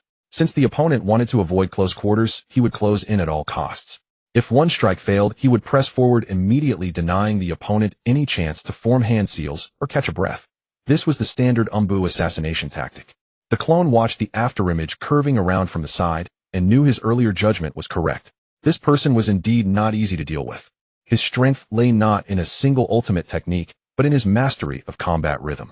He could always follow up one move with the next with no unnecessary hesitation in between. This fluidity was not talent. It was muscle memory forged through thousands of real battles. He was not just fighting with techniques, his entire body was a complete offensive system. Ninja Art, Twin Dragon Guard. Naruto's clone clapped his hands together, and whatever he called forth appeared. Chakra erupted abruptly beneath his feet. A water dragon and an earth dragon simultaneously burst through the roof tiles of the neighboring house, rotating around his body, one to the left and one to the right. The water dragon was bright and translucent, shimmering with a faint blue fluorescence under the moonlight. The earth dragon was solid, its surface of mud continuously solidifying and hardening during rotation, producing a dull rock colliding rumble. Originally two offensive ninjutsu, he had deliberately transformed them into a close-range defensive circle. Li Mao's sword struck the water dragon, the blade sinking half an inch before being deflected by the high-speed swirling water. Water is formless, striking it was like plunging into a torrent. The force was dispersed, the angle twisted. He withdrew his sword to defend, tentatively slashing at the earth dragon. The result was worse. The earth dragon's surface was harder than rock, leaving only a faint white scratch, while the recoil force numbed his wrist. Li Mao did not force his way through. Instead, he used the recoil of the deflected blade to leap backward, landing again on the roof ridge. He did not immediately launch another attack. Instead, he stood still, holding his sword horizontally in front of him, and began to reassess his opponent. To wield ninjutsu to such a degree was no ordinary spy.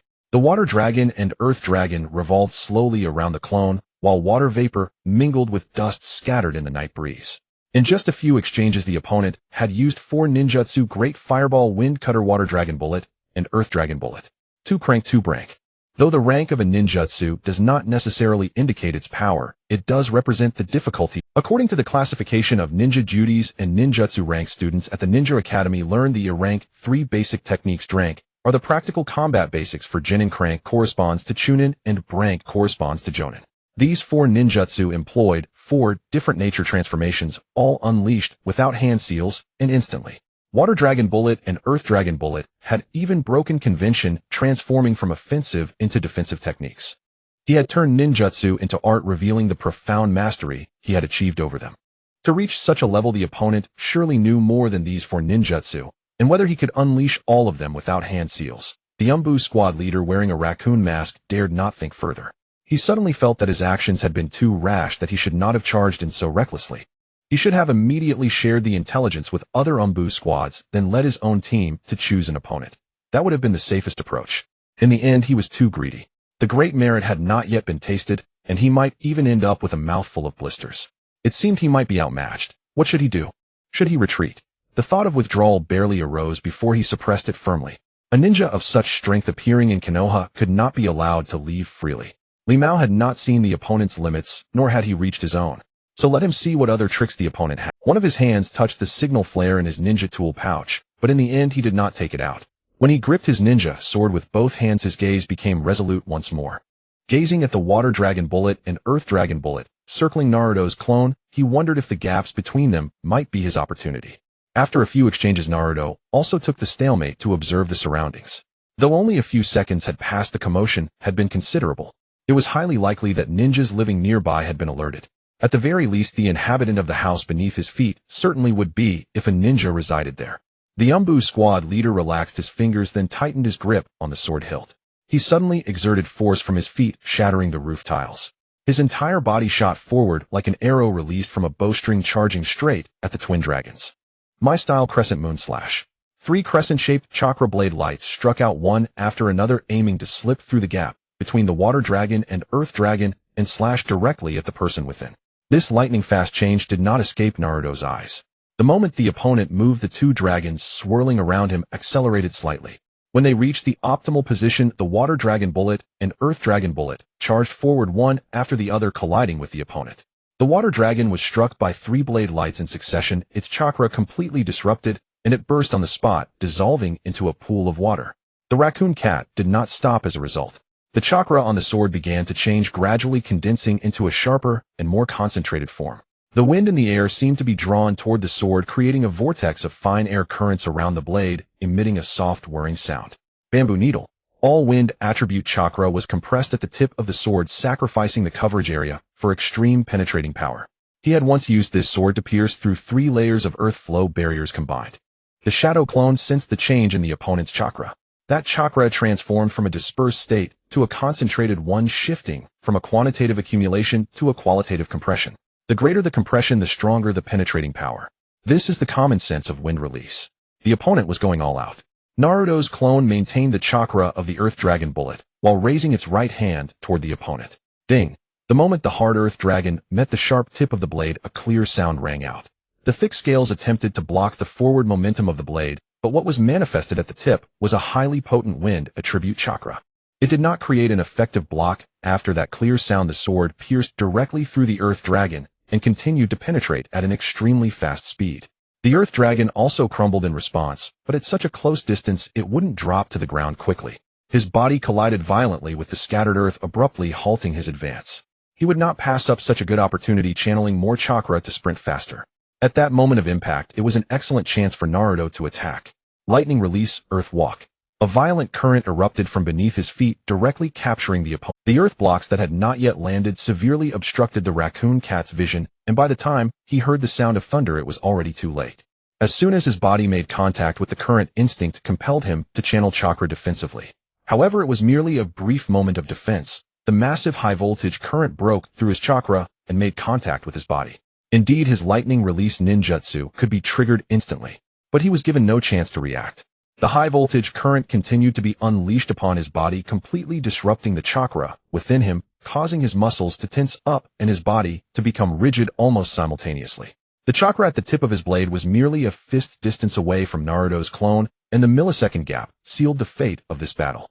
In the final moment, his hand still sought to retrieve a signal flare from the ninja tool pouch, but it was already too late, for that clone had already unleashed the Chidori sharp spear silent version, directly piercing through the opponent. The battle between the two was intensely fierce. Aside from the initial probing, every subsequent move was aimed at killing the other. Moreover, the attacks flowed seamlessly, hardly allowing the opponent any time to react. They had reached a rhythm of either you kill me, or I will kill you at once. In a normal ninja battle, there was absolutely no way to determine the victor in such a short time. Battles between high-ranking ninjas could sometimes last for days and nights. Ninjutsu, taijutsu, jinjutsu, ninja tools, traps, a myriad of techniques could be employed. However, who could have anticipated that the ninja wearing the raccoon cat mask would encounter someone who defied common sense? Even the chakra of the clone was extraordinarily vast, coupled with instant release ninjutsu. If he had encountered a ninja of comparable strength, he could have employed more tactics. At the very least, he could have. This battle was profoundly unequal. Naruto's clone directly overwhelmed the opponent with dense firepower, leaving no opportunity for retaliation. Even if he wished to unleash ninjutsu, he still needed to form hand seals, and given that time, he had no idea how many ninjutsu the opponent could unleash in his face. He fought with great frustration, relying solely on the swordsmanship he had cultivated over the years. Fighting ninjutsu with swordsmanship was akin to being a kite. His sword came closest to the opponent only at the last moment. In an equal battle, generally speaking, taijutsu victories are the fastest. As long as contact is made with the opponent, victory is practically assured. In a clash of ninjutsu, it is easy to be dodged, negated, or even countered. Forming hand seals requires more time, allowing for further tactical considerations. As Naruto's clone ceased to control the chakra, the water flow on the rooftop and the chaotic earth blocks rapidly dissipated, leaving behind a shattered roof. The entire battle took place within mere seconds. By the time the commotion spread out from here to the other ninjas arriving, the battle had already concluded. In the Leaf Village, generally speaking, the stronger ones are closer to the center. Yet the location where they fought had already reached the outskirts of the Leaf Village. In this part of the area, the majority were ordinary people. After all, compared to the outskirts, the resources at the village center are far richer. When the Hokage building has good commission tasks, information can be obtained more quickly, and there are also Anbu maintaining order. Especially after the Uchiha clan's extermination, the core jurisdiction area had spread around the Hokage building, rarely radiating to such distant places. No matter how poor the Uchiha's reputation in the Leaf Village was, at least they still conducted affairs according to the rules. They handled those who caused trouble, naturally improving the living conditions for others. However, the people of the Leaf Village would not express gratitude. The good deeds of the Uchiha were taken for granted, and their extermination was deemed deserved. Especially since the Uchiha's reputation had long been utterly tarnished. Even when they were still around, they were always speaking of the glory of the Uchiha. Moreover, several years had passed, and the Uchiha were left with only a single surviving seedling. Had it not been for Sasuke, hardly anyone would have remembered them. During these years, the order outside the Leaf Village gradually unraveled, and the powerful had long sought ways to move toward the center. When those weaker ninjas arrived on the rooftop, all they could see was a scene of devastation. Many roof tiles were left with smooth cuts, several depressions marked by footprints, and a large area charred by passing currents. Such battle scars were clearly beyond their handling capabilities. Ultimately, it was none of their business. Looking at the ruined rooftop, the homeowner could only consider himself unlucky and dig into his own pockets for repairs. No one around witnessed the battle, making it impossible for him to seek compensation. Even if he reported this information to the Hokage, at most they would just come to conduct a simple investigation. That clone seized the raccoon cat's body and swiftly took him into the surrounding woods. Ninjutsu mass grave. Quickly burying the corpse in the earth, the clone left with the opponent's ninja blade. This tool, capable of transmitting chakra, was not ordinary. It certainly could not be discarded casually, but it could not be taken directly to the main body either. He needed to find a place to hide it, so that when the main body left the Leaf Village, it could be taken along. The lightning flashes from the eastern rooftop had not yet faded, and the other three pursuits had already rushed out of the main street of the Leaf Village, each opening their own battle in the narrow alleys, forest edges, and dense woodlands. The three Umbu were all elite veterans, their tracking styles and attack methods completely different, yet they all shared the same intention of capturing the target alive for merit. They treated their opponent as an ordinary spy with a slight understanding of ninjutsu, not realizing they had encountered someone who had refined basic ninjutsu to perfection. The shadow clone. The rhythm of the chase from the west was far less urgent and intense than that from the east. Mainly because the person chasing from behind was not fast enough. Naruto's shadow clone maintained a distance that was neither too close nor too far, not completely shaking off the pursuer, nor giving him the chance to engage in close combat. It was like walking a dog in circles, retreating leisurely into the depths of the dense forest on the outskirts of Konoha. This situation was more in line with battles between ninjas, where the person in front desperately fled, while the person behind seriously pursued. If the distance became too great, the pursuer would need to track the fleeing opponent based on the traces left behind. At first, the Greyhound held a mindset akin to that of a cat, playing with a mouse, thinking that the opponent was simply fleeing in a panic toward the city outskirts. But the more he chased, the more doubts crept into his mind. The opponent's control over speed was far too precise. Every time he was about to close the distance, the figure ahead would slightly accelerate. If he slowed down even a bit, the opponent would also reduce speed, consistently keeping him in sight. This was hardly a panicked escape. It was clearly a deliberate attempt to lead him. As the blue-tiled road beneath his feet was completely replaced by a patch of forest floor covered in decayed leaves, the figure ahead suddenly stopped and turned to look back. The Greyhound's heart sank. It was indeed a trap. Boom, boom, boom. White mist erupted in succession, and four identical figures split off from the sides of the main body, forming a fan shape around him silently. The multi-shadow clone technique. What made the Greyhound's scalp tingle even more was that the chakra fluctuations of the five figures were completely identical in strength attributes and flow rhythm, making it impossible to discern which was the real body and which were the clones. Multi-shadow clone. He swallowed hard, his hand silently pressing against his ninja tool pouch. To disguise the chakra of shadow clones to such an extent, the opponent's control over chakra had long surpassed that of a typical chunin. What he had sensed earlier as ordinary chunin level was merely a facade that the opponent had deliberately shown. He hoped the team leader and other teammates would quickly resolve the battle. By then, if he hadn't returned, they would send someone. Many thoughts flashed through his mind in an instant, but in the end he pushed them to the back of his mind. Turning to observe the distribution of the five figures, the Greyhound contemplated how he should deal with the opponent. The five figures simultaneously formed hand seals. Without any superfluous words, five different attributes of chakra lit up at once. Lightning release, lightning tiger. Fire release, great fireball. Earth release, earth dragon bullet. Wind release, great breakthrough. Water release, water dragon bullet. The five elements, five consecutive bullets technique. A fierce tiger formed from lightning, a scorching fireball, a heavy earth dragon, howling winds, and a surging water dragon. Five different elemental ninjutsu were unleashed from five directions, simultaneously intertwining sounds of wind, thunder, and water, instantly shattering the silence of the forest. The Greyhound's pupils constricted, feeling a tingle run down his scalp. Five elements released simultaneously. He didn't even have time to think about what the opponent was. His hands were already crazily forming seals through muscle memory, his fingertips moving so fast that they left afterimages, breaking through his previous record for the fastest seal formation. His body instinctively crouched down, and his palm heavily slapped the ground. Earth release, fourfold, earth flow wall. Boom! Four thick earth walls rose from the ground, enclosing a square area and firmly protecting him in the center. The moment the earth walls formed, the five ninjutsu followed in quick succession, creating a continuous explosion, sending debris and dust soaring, causing the entire clearing to tremble slightly. The surface of the earth walls continuously crumbled, stones blackened by lightning, cracked by fire, softened by water, scattered by the wind, and dented by the earth dragon's impact. Ultimately, the defenses of the earth flow wall held firm, with the greyhound crouching in the center, cold sweat already soaking his back. Just a bit more. If it were just a little more, he would have been turned into meat paste by the simultaneous assault of the 5 elements.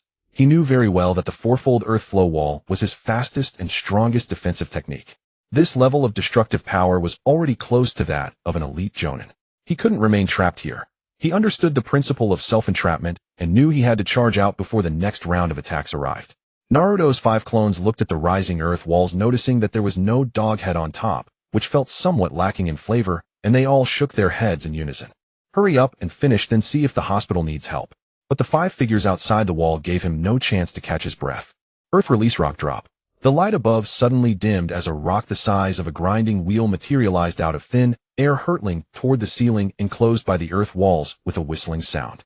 Earth release, earth spear. The ground beneath his feet bulged, and a sharp stone spike shot up from below, sealing off all escape routes. The greyhound gritted his teeth and leaped up, trying to use the stone spike to spring out of the encirclement. But just as he rose into the air, a dog head formed from lightning came rushing in with its mouth wide open. Lightning release, pursuing Fong. The current crackled as it bit toward his throat. In a panic, he crossed his arms to block chakra enveloping his arm to take the hit, the numbing sensation instantly spreading through half his body. In the moment, he was momentarily frozen. The wind and fire below merged into one. Fire release, great fireball. Wind release, chaotic wind. Combined ninjutsu, frenzied fireball. The wind fueled the flames, causing the fireball to instantly expand several times, enveloping him in a torrential wave of heat. Just as the searing pain began to hit, the giant rock above also crashed down. Boom! Dust filled the air, and the ground trembled slightly. When the dust settled, only a charred pit remained in the center of the clearing, with the debris piled up and not a trace of blood left, all evaporated by the intense heat. After finishing up, the 5 clones clapped their hands in unison. As soon as the words fell, 4 of the clones dispersed into white mist, while the remaining 1 handled the scene's traces, picked up the gray hound's discarded ninja tool pouch, and swiftly disappeared into the depths of the forest. The greyhound never figured out why he, merely chasing an ordinary chunin, ended up facing a simultaneous assault from all 5 elements. However, in the end, the speed of the clones was fast enough that he did not suffer too much pain. At the same time, on the more western open grassland, another chase ended in a completely different manner. After luring the person to the grassland outside, Konoha, Naruto's clone immediately completed a turnaround, rushing back with greater speed. Night Owl's heart skipped a beat, instinctively slowing down to reach for his kunai. But the opponent's speed was without forming seals, without charging up. In the instant the boy turned around, his right hand pulled back, and a rapidly spinning light blue chakra suddenly took shape in his palm. Rasengan. Isn't this the 4th Hokage's technique? This thought barely crossed his mind when the chakra beneath the opponent's feet erupted, propelling him forward like a released arrow. The distance between the two was already not far, and this surprise attack was so fast that it was in front of him in the blink of an eye. Night Owl didn't even have time to form seals, and could only hurriedly cross his kunai in front of him, trying to block. But Rasengan was inherently unstoppable. How could a kunai block it? For some reason, in such a level of combat, even as a member of the Umbu, he found himself distracted. A dull thud exploded, mixed with the sound of bones fracturing. The Rasengan slammed into Night Owl's chest, chakra wildly spinning and tearing, directly piercing through his torso. Flesh and shattered bones mixed with the chakra shockwave splattered everywhere, and Night Owl's body flew backward like a kite, with a broken string crashing heavily onto the grass, twitching a couple of times before falling silent. The clone stood in place, looking down at the blood splattered on him, his brow slightly furrowing. Swift resolution was the optimal solution, but the scene was indeed quite gruesome. He did not linger, burying the corpse along with the bloodstains in the ground, simply covering the traces with fallen leaves and weeds. After confirming that there were no obvious flaws left, the clone did not return immediately, but instead dispelled the technique on the spot. The white mist quietly dispersed, and all battle memories flowed back to the main body through the chakra link. As for whether it would cause psychological issues, that depended on whether the main body could endure it. As a clone, he wouldn't consider such matters at all. In the northern battle, a stalemate had ensued. After 3 chapters of intense combat, Naruto's clone was once again defeated by Jinjutsu. This doesn't comply with the laws of transmigration. Shouldn't the soul of a transmigrator be stronger? The mind should also be more stable. Why was I caught by an ordinary Jinjutsu? As he rested, Naruto fell into deep confusion. He had been caught again and again. The first time was when infiltrating the Konoha hospital. One clone was trapped in an alley by the Umbu's Jinjutsu, and the mental world replayed the scene of being hit by a truck before transmigration, making him feel phantom pains even while lying in bed. The second time was now with the northern clone falling into Jinjutsu, once more resulting in the same outcome. If it were the Sharingan, he could accept it more readily. The Uchiha clan's Sharingan Jinjutsu was a top-tier cheat in the Naruto world after all, given the legendary status of their eyes. He acknowledged that. But what about ordinary Jinjutsu? It seems so easy to break, just needing to disrupt chakra or have teammates inject chakra for help, and 2 sentences could resolve it. Yet here he was continuously tripped up by the same technique. How could he accept that? At the first light of dawn, the last batch of clones within the hospital completed their finishing tasks. They returned the scrolls they had perused to the shelves in their original order, arranging them precisely as they had been in their memory. They restored each scroll to its place, smoothed out the creases left from unrolling, and moved the chairs and desks that had been shifted back to their original positions. At this hour, even the night shift medical ninjas were dozing in the duty rooms, and the entire hospital building was so quiet that one could hear their own breathing. After completing all tasks, dozens of clones dissipated one after another into white mist, and a vast sea of medical knowledge surged through the chakra link, flooding into Naruto's main consciousness like a tide. The white mist dissipated, and the archives returned to the silence of the early morning. Moonlight still seeped through the high windows, illuminating the neatly arranged scrolls, as if nothing had ever happened. Naruto lay on the bed in the temporary dormitory, his eyes closed, swiftly organizing the influx of information, the meridian charts of the human body, the flow paths of chakra within the channels, and the principles and techniques of various medical ninjutsu. Having assimilated the experience of 10,000 clones training simultaneously, he could handle this dense medical knowledge with ease. It was merely routine for him. What truly satisfied him was the completeness of the knowledge. Although the archives of Konoha Hospital did not contain forbidden techniques, the coverage of basic medical theory was extensive. From battlefield first aid to postoperative care, from poison identification to meridian repair, it encompassed nearly all the foundational knowledge a medical ninja needed to master. With this solid theoretical foundation, his subsequent cell transplantation plan would have a robust theoretical backing.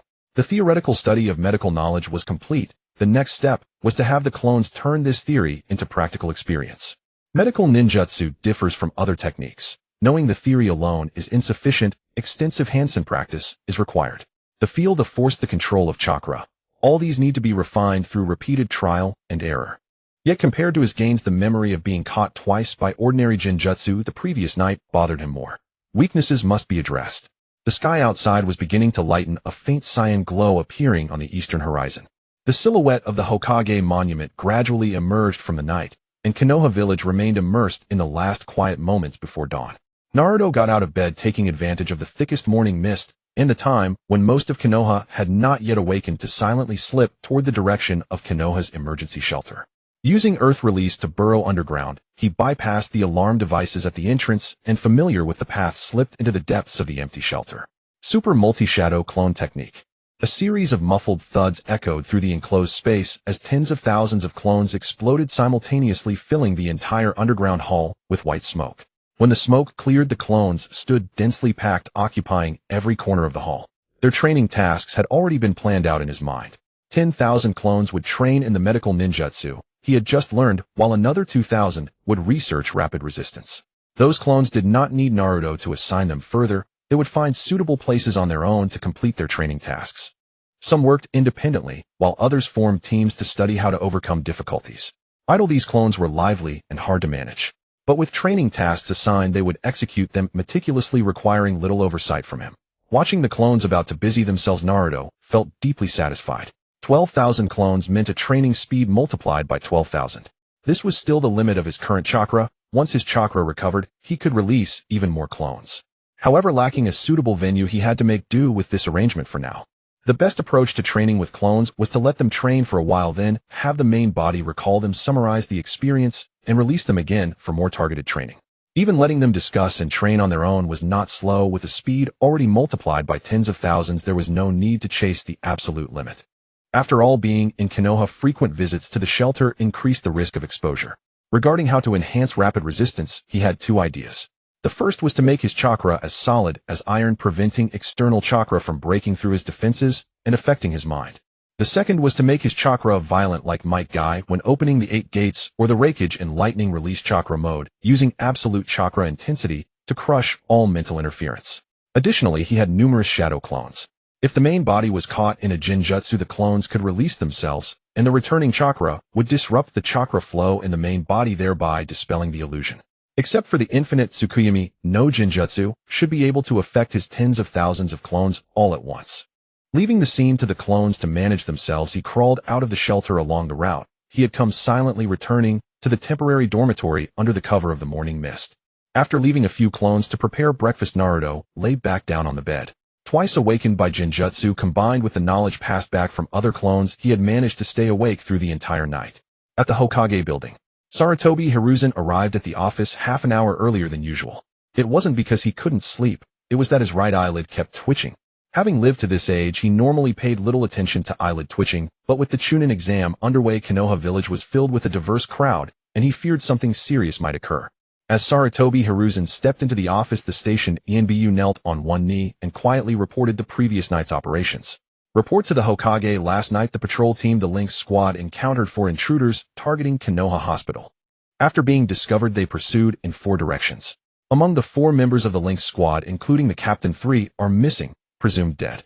The sole survivor confirmed that one of the opponents was a shadow clone. The tobacco in the pipe glowed and dimmed as smoke slowly spread through the office. The third Hokage's aged brows furrowed deeply.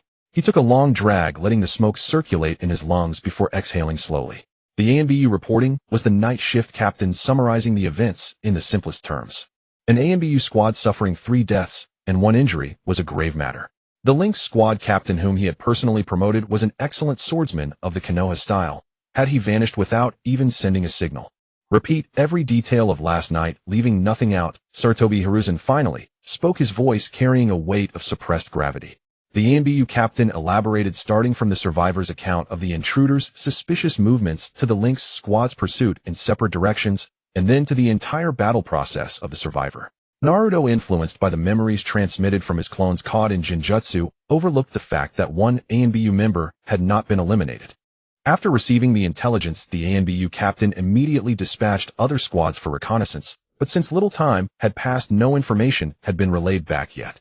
The ANBU squads were also assigned to investigate the hospital, trying to determine the intruder's true objective. The information from the hospital arrived the fastest. Apart from a few medical ninjas who had been knocked unconscious, nothing else had changed among the personnel. Although the clones had returned the scrolls to their original positions, traces of their activity and the signs of the scrolls having been handled remained. With the help of hospital staff, the information was quickly compiled. The ANBU captain did not dare delay a moment and rushed to report to the Hokage. Lord Hokage, no items are missing from the archive. All scrolls remain in their original positions. However, upon inspection, the head of the medical corps noticed subtle deviations in the arrangement of the scrolls. Almost every scroll bore traces of having been unrolled. The intruder appeared to have simply perused the contents, then carefully replaced each scroll as it was. Traces of brief occupation were found in the empty wards and corridors nearby. It is estimated that at least several hundred clones were active simultaneously, likely using shadow clone technique to record information in parallel across multiple areas.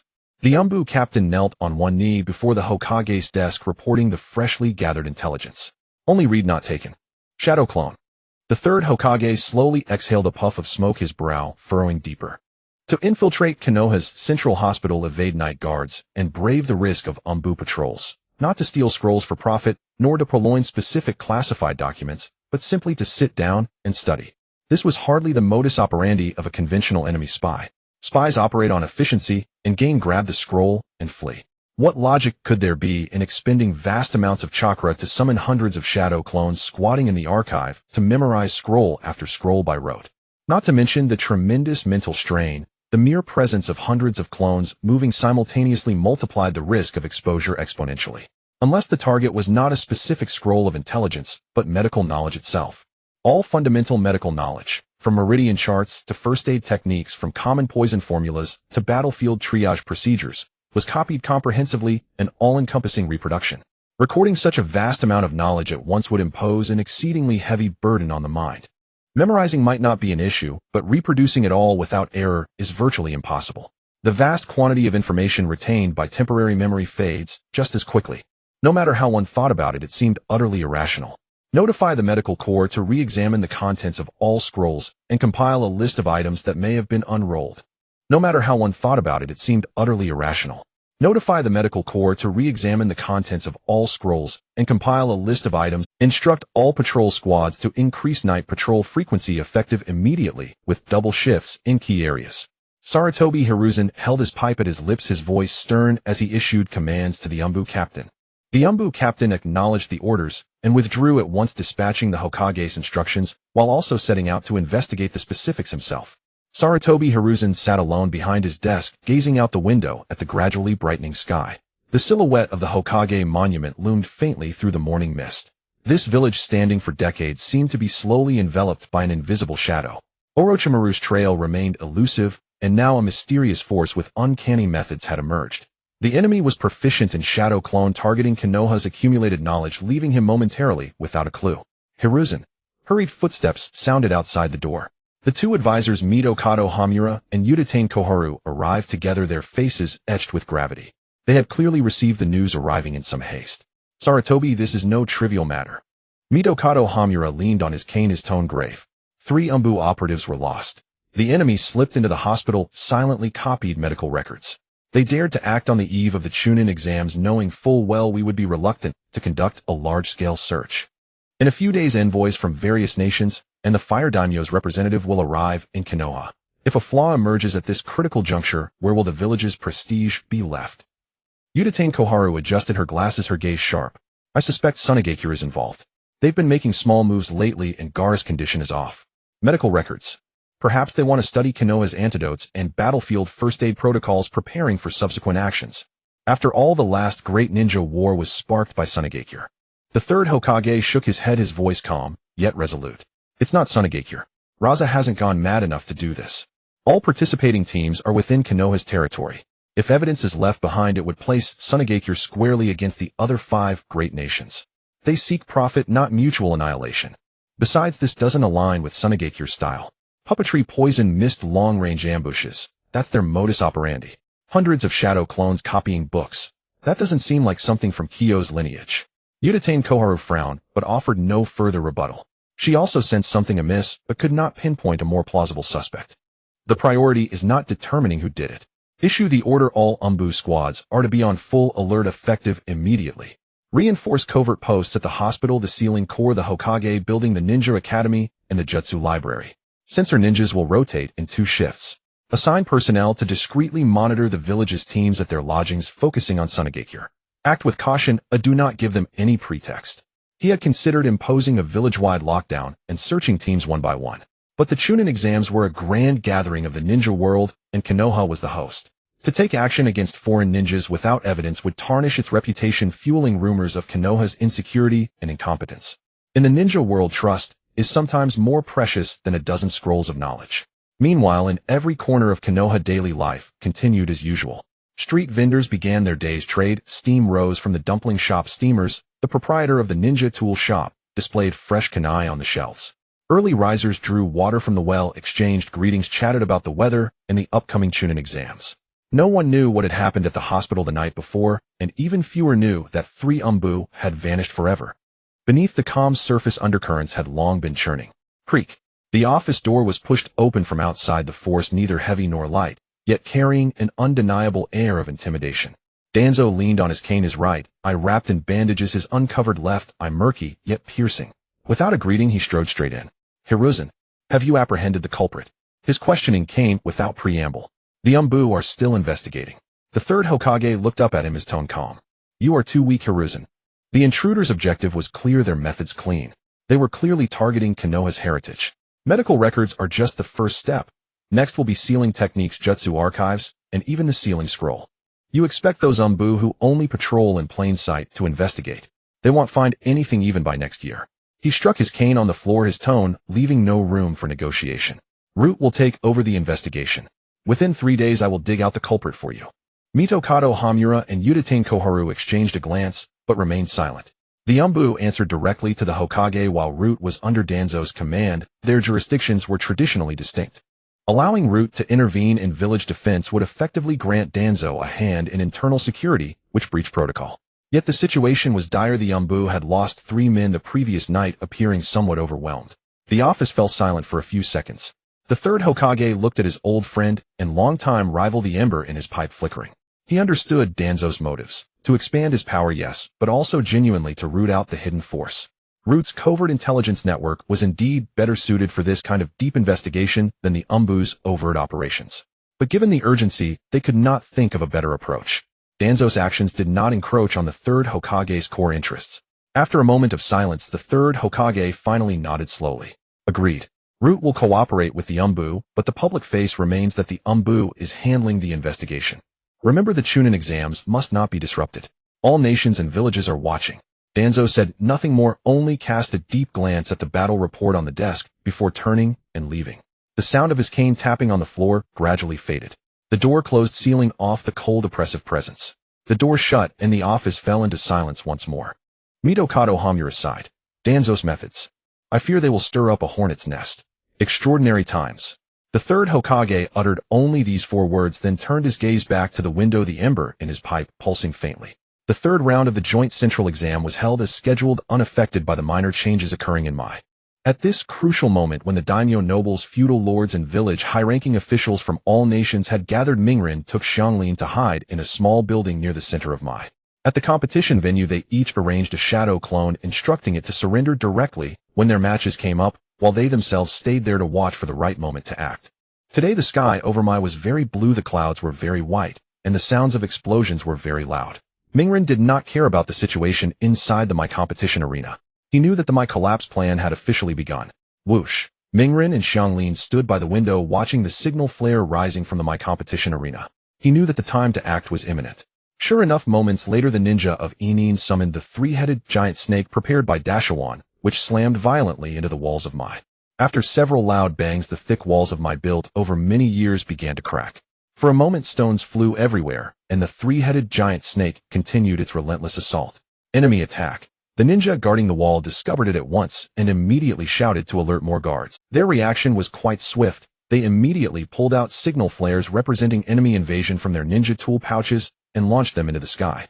Whoosh! Crack! The signal flare shot into the air and then burst into a brilliant light. Such brightness was very noticeable even during the day, allowing people to observe it clearly from a distance.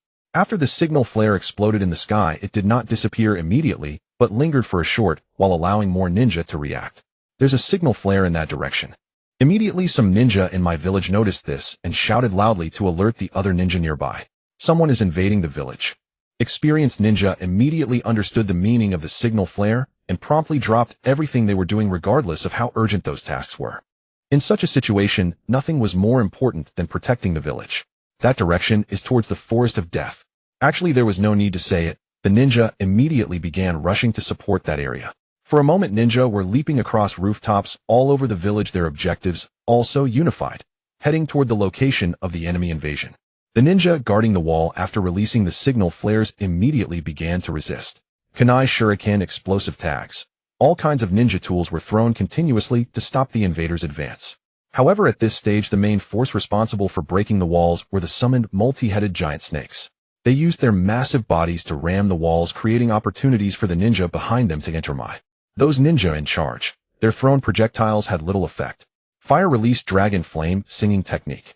That ninja spat out 4 fire dragons from his mouth, which launched a fierce attack around the giant snake. Seeing that throwing techniques and explosive tags had no effect, they immediately chose to use ninjutsu to attack, trying to stop those giant snakes from continuing to ram the wall. After several consecutive impacts, many cracks had already appeared in the thick walls of Mai. Just a few more hits, and they would successfully break through. This was absolutely not allowed. With the thick walls, they could keep the invaders outside. Once the walls were shattered, the invaders could enter Mai in force and wreak havoc. The 3-headed giant snake created by Dashuan was also quite thick-skinned. Those ninjutsu attacks could not inflict any effective damage on it. Instead, they roused the fierce nature of the giant snake. The 3-headed giant snake made an effort to rear up and directly slammed into the guarding ninja on top of the wall.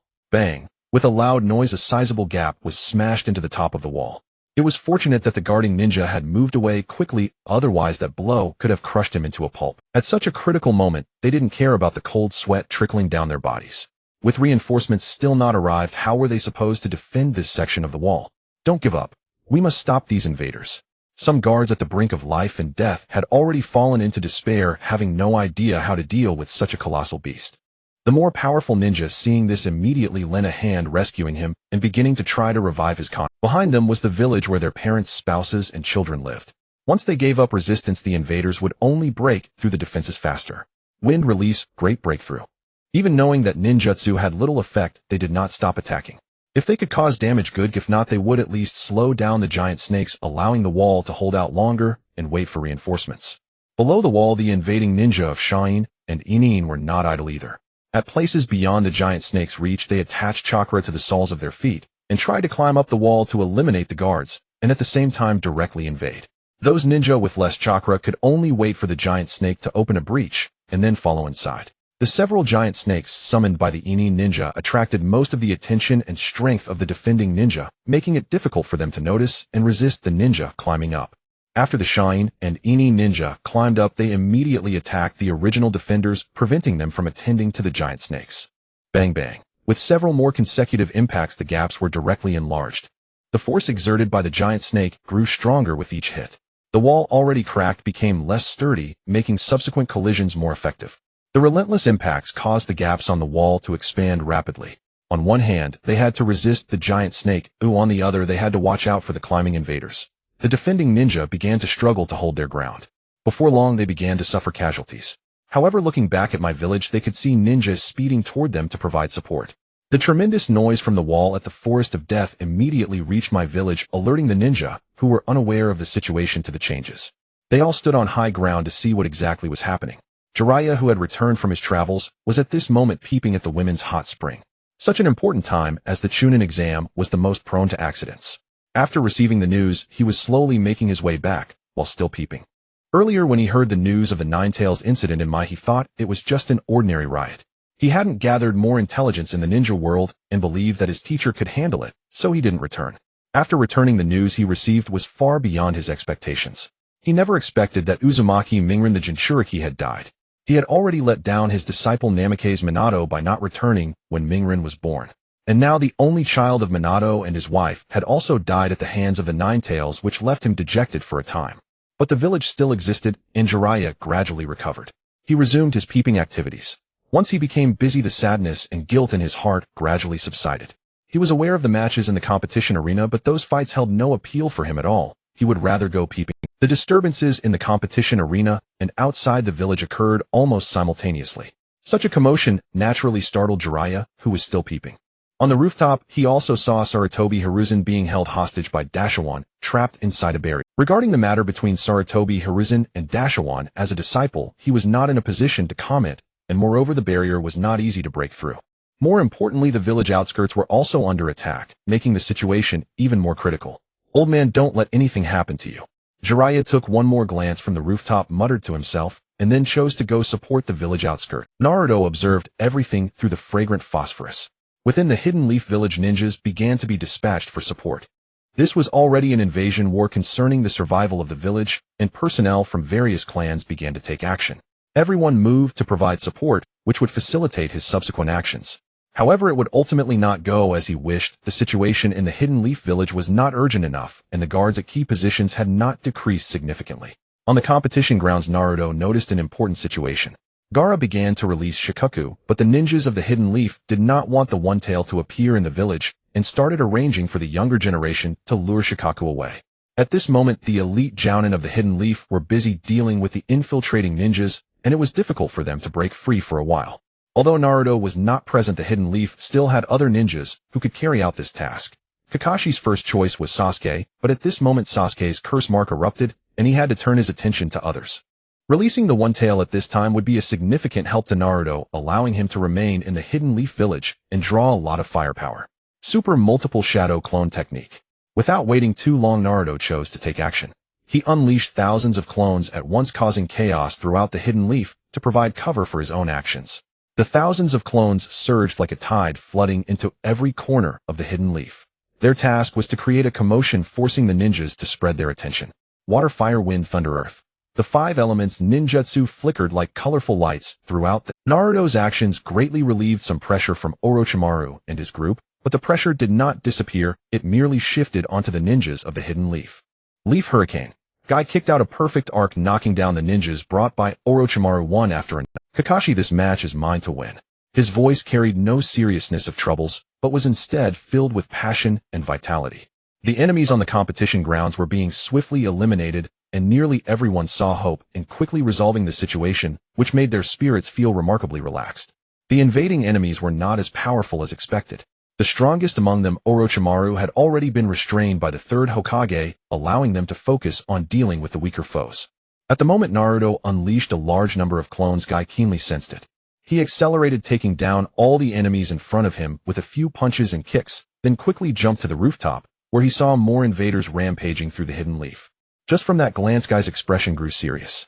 This was bad, with so many appearing at once. If they could not resolve it quickly, the damage to the hidden leaf would be unimaginable.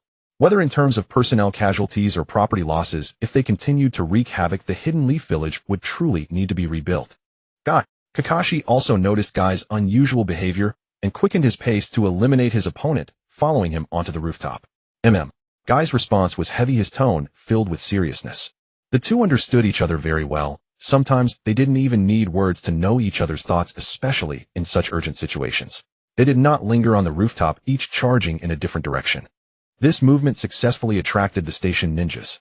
While they could not lure all of them out, they greatly reduced their defensive strength, which was very beneficial for Naruto. On Gaara's side, Naruto's clones successfully drew him down. The team aiming to lure Gaara away consisted of several young powerful ninjas from this generation. Led by Nara Shikamaru, the other members included Akimichi Choji, Hyuga Niji, Yamanaka Ino, and Inuzuka Kiba. At this moment, Lee was still waiting for treatment at the Hidden Leaf Hospital. Sasuke had withdrawn from battle due to the curse mark, and Hinata, Tintin, Yamanaka Ino, and Sakura were still working to dispel illusions on more ninjas. Nara Shikamaru and his 5 friends aimed to restrain Shikaku, who had not been completely released yet. Although the situation was somewhat perilous, overall the problem was manageable. Just as they were leading Gaara outside the village, Naruto's clone jumped out at that moment. Without saying a word, he unleashed ninjutsu to cover them, forcing them to evade. Shikamaru. This kind of uncommunicative direct action clearly indicated that they were enemies. Choji called out to Shikamaru, hoping that this temporary captain would come up with a plan. As the wise member of the Ino Shikicho trio, Shikamaru had trained to cooperate for a long time, and right now he trusted Shikamaru the most. The other members were also in a predicament. After evading the first wave of attacks, they turned their gaze. They all knew how clever Shikamaru was, and that he was the captain of their temporary team. With so many hopeful eyes upon him, he couldn't help but feel the pressure. He had already used up many brain cells trying to coordinate the entire team to lure Gaara away while ensuring their safety. He was just a genin. Why did he have to face such troublesome matters? He wanted to tell his teammates that he was not a god, but ultimately he did not voice it, and began to rack his brain. The 10 clones that had arrived had already created a numerical advantage for them, and beside them was the One Tail. Although the One Tail was not in its complete form, it was still a tailed beast, and they had seen Gaara's strength. After opening the 5th gate, Lee still couldn't defeat his opponent, and ended up having his arm and leg broken by Gaara. If it weren't for Guy's quick action, Lee might have been in mortal danger. The real trouble now was not the One Tail or Gaara, but those recently arrived clones. Shikamaru could clearly see that those people were casting ninjutsu, without forming hand seals. Those were very advanced techniques, perhaps even beyond what the Third Hokage had mastered. The 10 before him had all mastered them, not just 1 but 10. Asking these genin to fight against these 10 who might far exceed elite jounin was somewhat ridiculous. Yet Shikamaru simply couldn't smile. He couldn't even think of how to avoid death. Suddenly feeling that life seemed to be just like that, Shikamaru's face showed despair, and he managed a bitter smile. Though he had given up on his expression, his actions had not. After dodging the first wave of attacks, he quickly launched a counterattack. Before he even landed his shadow, he quickly spread toward Naruto's 10 clones, aiming to control them all and buy as much time as possible for his teammates. Naruto's clones were not blind. They had witnessed all of Shikamaru's movements. Naruto's initial idea was simply to intercept Gaara, allowing him to fully release Shikaku, wreaking havoc within the hidden leaf and attracting more of its forces. But given the current situation, if they did not resolve these few individuals before them, their subsequent actions would surely encounter setbacks. Did it work? Shikamaru's shadow suddenly controlled all 10 individuals before him, and the others began to speculate. But only Shikamaru knew the pressure of controlling 10 individuals at once. They could easily break free if... Nevertheless, Shikamaru still firmly suppressed the movements of the 10 clones with his shadow. The first to react was still Choji, who had teamed up with Shikamaru for a long time. Without needing Shikamaru's prompt, he directly launched an attack. At this moment, Naruto's clone seemed to have a mischievous idea, standing there perfectly still, as if truly controlled by Shikamaru. However, just as Choji was about to crash into him, the clone that was most likely to be hit still reacted. Its body remained still, but chakra began to flow from its feet. The clones formed a ramp at a 45-degree angle between themselves and Choji. If Choji rolled down this path, he would surely be shot into the air. Without Shikamaru's direction or Ino's mental connection, Choji had no idea what was happening and continued rolling up the slope, achieving a very perfect jump. Shikamaru swallowed hard. The situation before him felt truly unmanageable. Under his control, he sensed no movements from the opponents. Yet even so, the terrain before him had clearly changed. Neji, with his Byakugan activated, was closely monitoring the movements of the 10 clones. Under his Byakugan, he also did not see any movements from the opponents. Only the clone casting ninjutsu had chakra swiftly circulating through its meridians and chakra points. Since activating his Byakugan, he had never seen anyone who could release ninjutsu so effortlessly. He knew that there were techniques that could be launched without forming hand seals like his own heavenly spin, but he had never seen anyone release ninjutsu so quickly. Initially, he thought that since Shikamaru had controlled the opponents, there was still a glimmer of hope, but the more he understood, the more despair set in. The gap was simply too great. The disparity in strength could not be compensated for by tactics. Naruto's clones would not wait long. He had seen too many instances of the tide turning. It was their turn in this round-based game. 5 elements, 10 consecutive bullets technique. Still without any actions, those chakras and ninjutsu seemed to appear out of thin air, directly covering the remaining few. Shikamaru, for they exclaimed in surprise, then instinctively moved. Heavenly spin. Neji positioned himself in front of Shikamaru, using his absolute defense. Inuzuka Kiba directed his attack straight at the 10 clones, aiming to resolve the issue at the source. Human bullet tank. Choji even took a special medicinal pill and decisively turned around to launch an attack. Shino had not stopped either. His bugs had already quietly crawled onto Naruto's clone, draining its chakra. However, Shino's presence was too low, and since he used bugs, the effect was hard to see without a large-scale swarm, making it very easy to overlook. Facing so many ninjutsu hidden for the first time, he truly felt what despair was. His brain could not find any countermeasures. With such rapid attack speeds, wide ranges, and numerous angles, Shikamaru really wanted to give up, but his teammates were fighting desperately for him, warming his heart at that moment. Buzzing. The first to block these ninjutsu were Shino's densely packed bugs, forming a black wall. This was so unexpected, they hadn't even noticed where these bugs had come from. They appeared quite suddenly. However, these bugs had little effect. Under the barrage of 10 ninjutsu, they vanished in an instant, even giving off a faint burnt protein smell.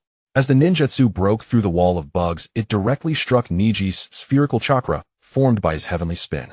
There was no surprise, but sent him flying, leaving him in a state of uncertainty. Inuzuka Kiba and Choji were too easy to deal with, simply erecting 2 earth-style walls, causing them to crash solidly against the wall and lose consciousness due to the impact. Shikamaru watched as his friends fell one after another, feeling anxious and filled with rage. Yet he truly had no way to confront it. The gap in strength was too vast and could not be compensated for by schemes. He abandoned the shadow bind technique, retracting the shadows connected to those clones, preparing to face. While they fought here, Gaara, separated by Naruto, lost his target at this moment and began to wreak havoc. Those who had not been transferred were directly engulfed by Gaara's sand, crushed like a water-filled balloon. Gaara became quite frenzied at this moment, emitting a strange laugh. Shikaku's chakra was also rapidly released, and the initially freed Shikaku acted recklessly. After finishing off these ordinary people, he started walking toward the competition grounds. There were not only more ninjas there, but also nobles of high status, and killing these people should provide greater satisfaction. Gaara's eerie laughter combined with Shikaku's strange sounds sent chills down people's spines. Hearing their distant sounds, the clones knew their task was complete. Next, they had to guard around Gaara to ensure he could attract more firepower.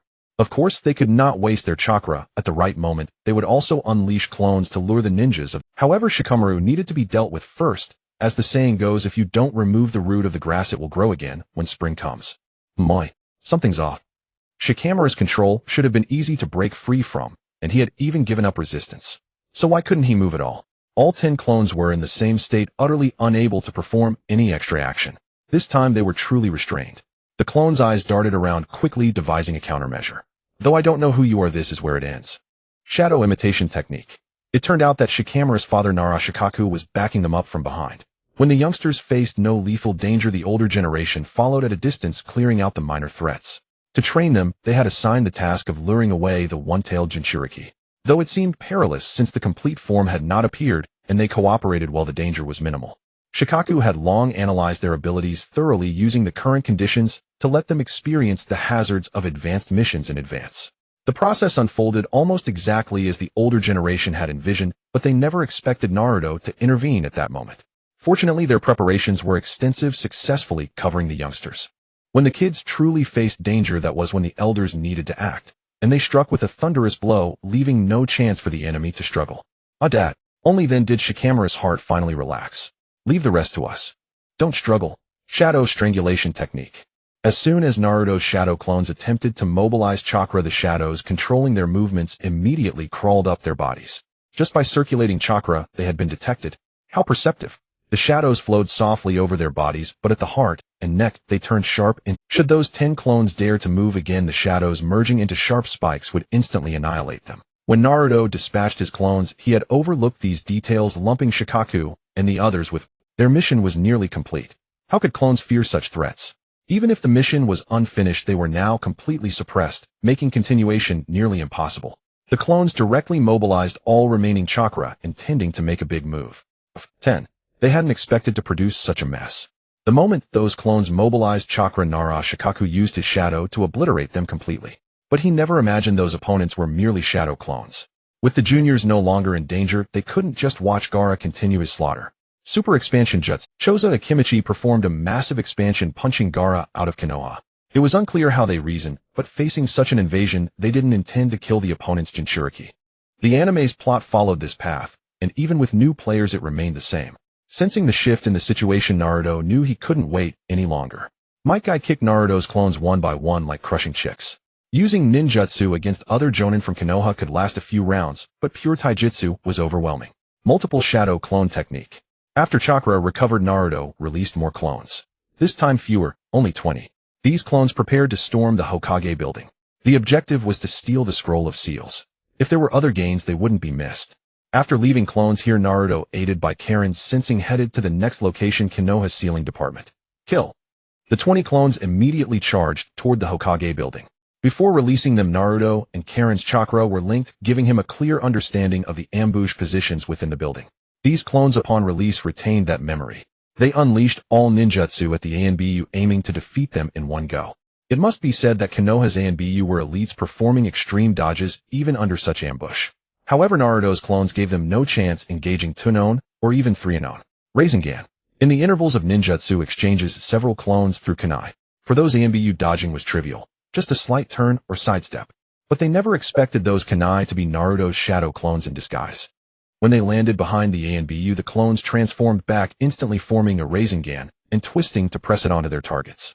Though lacking Flying Thunder God, he had plenty of chakra and clones. Unable to produce the real thing, a makeshift version was good enough. After the Rasengan struck them, it successfully put them to sleep. It must be said, those ANBU had excellent sleep quality.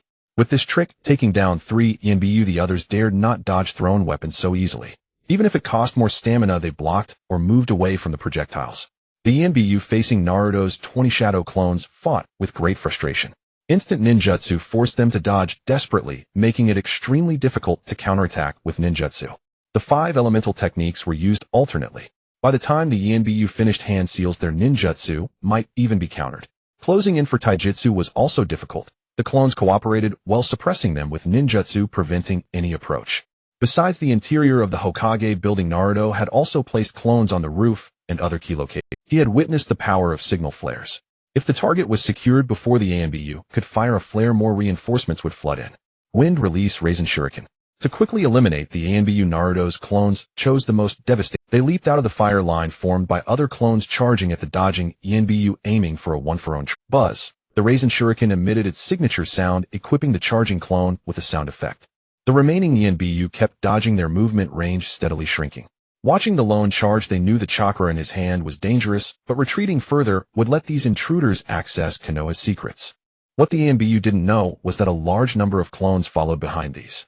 Those clones were the main intelligence gatherers, while these 20 were solely for dealing with the ANBU. They had considered breaking through the wall to escape and fire a signal flare calling for more reinforcements. But with enemies ahead, pursuers behind, and even clones blocking the rooftop escape was impossible. The moment they burst out, they would be met with a barrage of ninjutsu. Any signal flares they tried to toss would be intercepted by ninjutsu, denying them the chance to relay information. In just a short time, the Hokage building was severely damaged. Though Naruto's main body had moved on, he left behind the storage scroll he had purchased earlier, still monitoring the situation. Got it.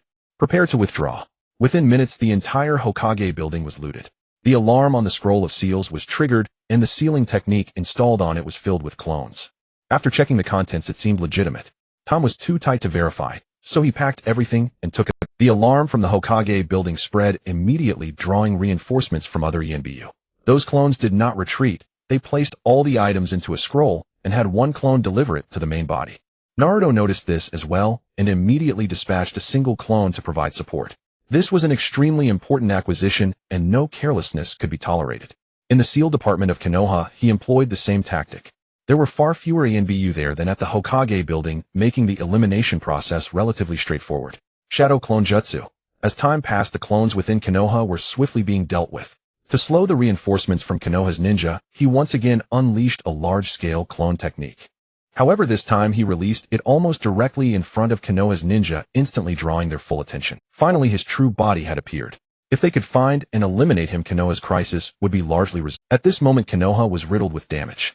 As far as the eye could see, everything was in ruins, and smoke continued to billow endlessly. He didn't need Karen's warning to know what kind of situation he might face. The clones immediately scattered, directly blocking the ninjas who were charging forward. Meanwhile, Naruto and Karen quietly relocated. Using Karen's perception, they continuously evaded the oncoming ninjas. Head to that uninhabited area. Naruto referred to a central district of Konoha, a cluster of houses that had been cordoned off and remained unoccupied. Naruto had his conjectures about that place. It was most likely the ancestral home of the Senju clan. With Tsunade as the sole surviving descendant, Konoha naturally couldn't lay claim to that territory. Going there wasn't to avoid danger, but to see if any valuable items were stored inside. Hashirama, Senjumito, Uzumaki, and Tsunade might have all lived there. If scrolls had been left behind, that would be ideal. If not, there would be no loss. Leaving a few clones behind his true body, and Karen immediately relocated. Konoha was now in a state of great commotion, and Orochimaru and Sarutobi Hiruzen had reached the final stage of their confrontation. The third Hokage, determined to completely eliminate his former student, had resorted to the dead demon consuming seal, seeking to take Orochimaru with him. At the outskirts of Konoha, the giant serpents had been dealt with by Jiraiya. The allied forces from the two nations brought by Orochimaru were also thoroughly blocked by Konoha's ninja, preventing them from entering the village to pillage and burn. Within Konoha, the ninjas Orochimaru had infiltrated earlier were also mostly eliminated. The majority of the chaos in Konoha was caused by Naruto's clones. Their primary objective was destruction, not deliberate slaughter. However, those who recklessly ran into the path of their ninjutsu were treated like speed bumps before a truck. Seeing that Orochimaru's battle was nearing its end, Naruto needed to hasten his actions. Otherwise, he would soon become the primary target of Konoha's combined forces. Ninjutsu, taijutsu, jinjutsu, secret arts, forbidden arts, sealing arts, medical ninjutsu, and barriers. He had gathered almost all of Konoha's accumulated knowledge. Of course, it wasn't enough to casually take Konoha's military funds. He estimated there should be a few small targets worth. Once he fully mastered these resources, he would be virtually invincible in the ninja world. He couldn't guarantee victory over Nagato's 6 Paths of Pain, nor could he withstand Might Guy's 8th Gate. But aside from them, he could probably fight against most others. It seemed he would have to thank the angel investor Konoha village in the future. As for the remaining clan secret arts, he would not covet them since their owners were absent. Causing trouble for Konoha would provoke resistance from the clans, but if he targeted the clans themselves, they would truly fight to the death. The ninja village was a military organization, and their secret arts were the means of their livelihood. Having already infiltrated Konoha, robbing them would be severing their lifeline. After this upheaval, the civilian ninjas nurtured by Konoha over the years would suffer the most. Perhaps Konoha would become even more reliant on the clans in the future. During the Konoha Crush operation orchestrated by Orochimaru, the clans had contributed, but their primary focus was on preserving their own power. Whether this incident was a superficial wound, a structural injury, or a severe blow to Konoha's vitality was none of Naruto's concern. It was time to flee. That was his priority. Let's go prepare to retreat. The remaining clones of Naruto were being eliminated by Konoha at an accelerating pace. On the verge of exposure, he could no longer continue replenishing them. At that moment, the battle between Orochimaru and Sarutobi Hiruzen came to an end, the same outcome as in the anime. No one disturbed them during the fight. Orochimaru's hands were crippled by Sarutobi Hiruzen, using the dead demon consuming seal unchanged. Under Orochimaru's orders, the sound ninja carried him and began to flee Konoha without looking back. Naruto followed almost right behind them, leaving one after the other. As they passed the rooftop where the battle had taken place, he sent a clone to retrieve Orochimaru's Kusanagi sword. This small action startled the ANBU preparing to retrieve Sarutobi Hiruzen's body.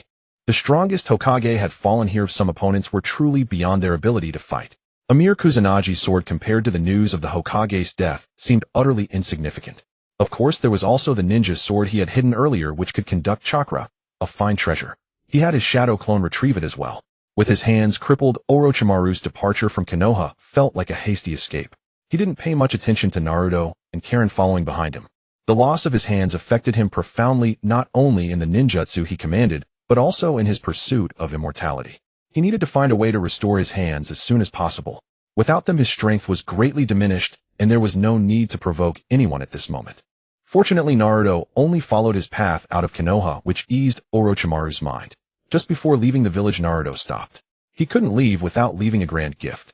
Compound Ninjutsu Fire Dragon Tornado. Vast amounts of chakra rapidly gathered in Naruto's palm, and a high-speed rotating vortex quickly appeared.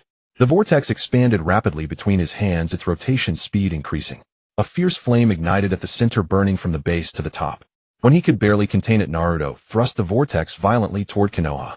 Simultaneously, he increased the chakra output, causing the vortex to grow into a full-scale tornado. A sudden gale followed. The wooden houses in Konoha were uprooted by the force of the fire tornado. The timber caught in the tornado ignited rapidly, fueled by the strong winds, burning with intense ferocity. Fire riding the wind aiding the flames. This spectacle was vividly displayed. The sudden tornado captured everyone's attention. Compared to this fire tornado, Naruto's earlier clone rampages were inconsequential. If left unchecked to ravage Konoha, its effect could rival the almighty Shinra Tensei of pain.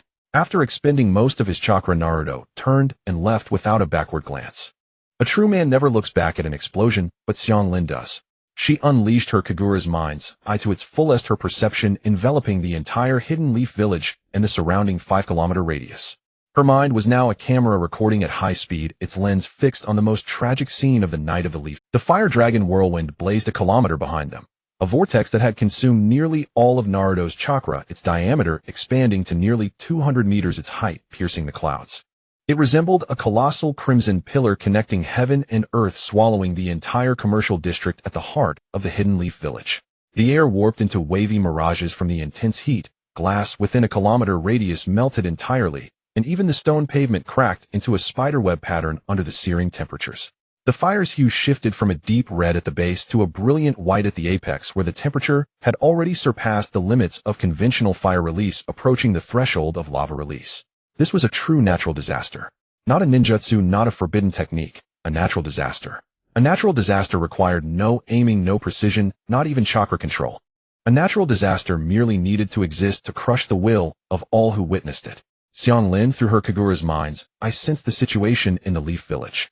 The fire dragon whirlwind was being shattered by a single punch. Not a metaphor, not an exaggeration, not a visual effect from some special jutsu. A human with the shockwave of his fist had directly crushed a fire tornado 200 meters in diameter. The moment the white tiger-shaped shockwave struck the whirlwind's core, the flame structure began to collapse from within. It was not blown apart nor suppressed. The fundamental structure was torn apart by sheer physical force. The flames lost the constraint of the rotating core and exploded in all directions, scattering into a rain of fire across the sky.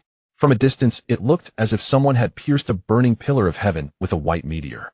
After perceiving this outcome, Xianglin's shock lingered, refusing to subside. She knew that Might Kai was an elite jonin of the Leaf, and she knew his taijutsu was formidable. During the month she had spent in the Leaf, she had seen that green-clad, thicky-browed man several times, doing handstand laps around the village at dawn, shouting something about burning youth and other nonsense. Naruto-kun, the fire dragon whirlwind was shattered by a single punch, she said softly, as if uttering something even she found hard to believe. Naruto showed no surprise, for that man was an existence capable of distorting space with his physical body alone. Without Xianglin even naming him, he knew it was Emperor Kai. If it weren't for the fact that Might Kai's team was absent from the Leaf during Pain's invasion, the anime's ending might have taken a different turn. What would have been the outcome if Kai had fought Pain? Whether Chongmin's Rinnegan could withstand a kick from Ye Kai, that was truly hard to say. Even if Yujibwa Ban were resurrected, he would have no way to collect the tailed beasts, become the Ten Tails Jinchuriki, and then cast the infinite Tsukuyami to release Hui Yi. But now was not the time for such thoughts. Might Kai had shattered the fire dragon whirlwind, meaning the pressure on the Leaf's core area had plummeted. The Umbu and Jonin would now have the leeway to deal with other invasion fronts. Naruto quickened his pace. He had to escape the leaf's pursuit radius before Kai completely exhausted himself. Failing to utterly destroy the leaf left his mind feeling somewhat unsatisfied. In his past life, when reading novels, he had always been annoyed by protagonists who endured humiliation. Now that he had transmigrated, the original owner of this body happened to be the one who had suffered the most humiliation in the entire shinobi world. He had inherited Uzumaki Naruto's body and talents, but not that naivety. But thinking of the accumulated wealth and resources from this trip did make his mind feel much smoother. After leaving the leaf, Xianglin confirmed no one was following before they stopped. From Xianglin, he learned the specific details of what happened after they left. The moment their chakra connected, Naruto clearly saw Xianglin's memories. Faced with such a catastrophic fire dragon whirlwind, some of the leaf's people fell into despair, their eyes vacant as they collapsed onto the ground. Others abandoned all reason and fled for their lives. There were also those who tried to resist, even knowing they were like ants trying to shake a tree, like a mantis raising its arms to stop a chariot. They could not bear to see the village they had lived in for so many years completely destroyed. Their families, wives, children, all were still on this land. Seeing this, even Jiraiya, one of the leaf's 3 legendary ninja, felt that things were dire. The leaf might suffer a great calamity this time. Though his power was great, he was not strong enough to suppress a natural disaster alone. 8 gates released formation: 5th gate, gate of closing; 6th gate, gate of joy; 7th gate, gate of shock. Open. While everyone else was at a loss, only Kai had not lost his fighting spirit.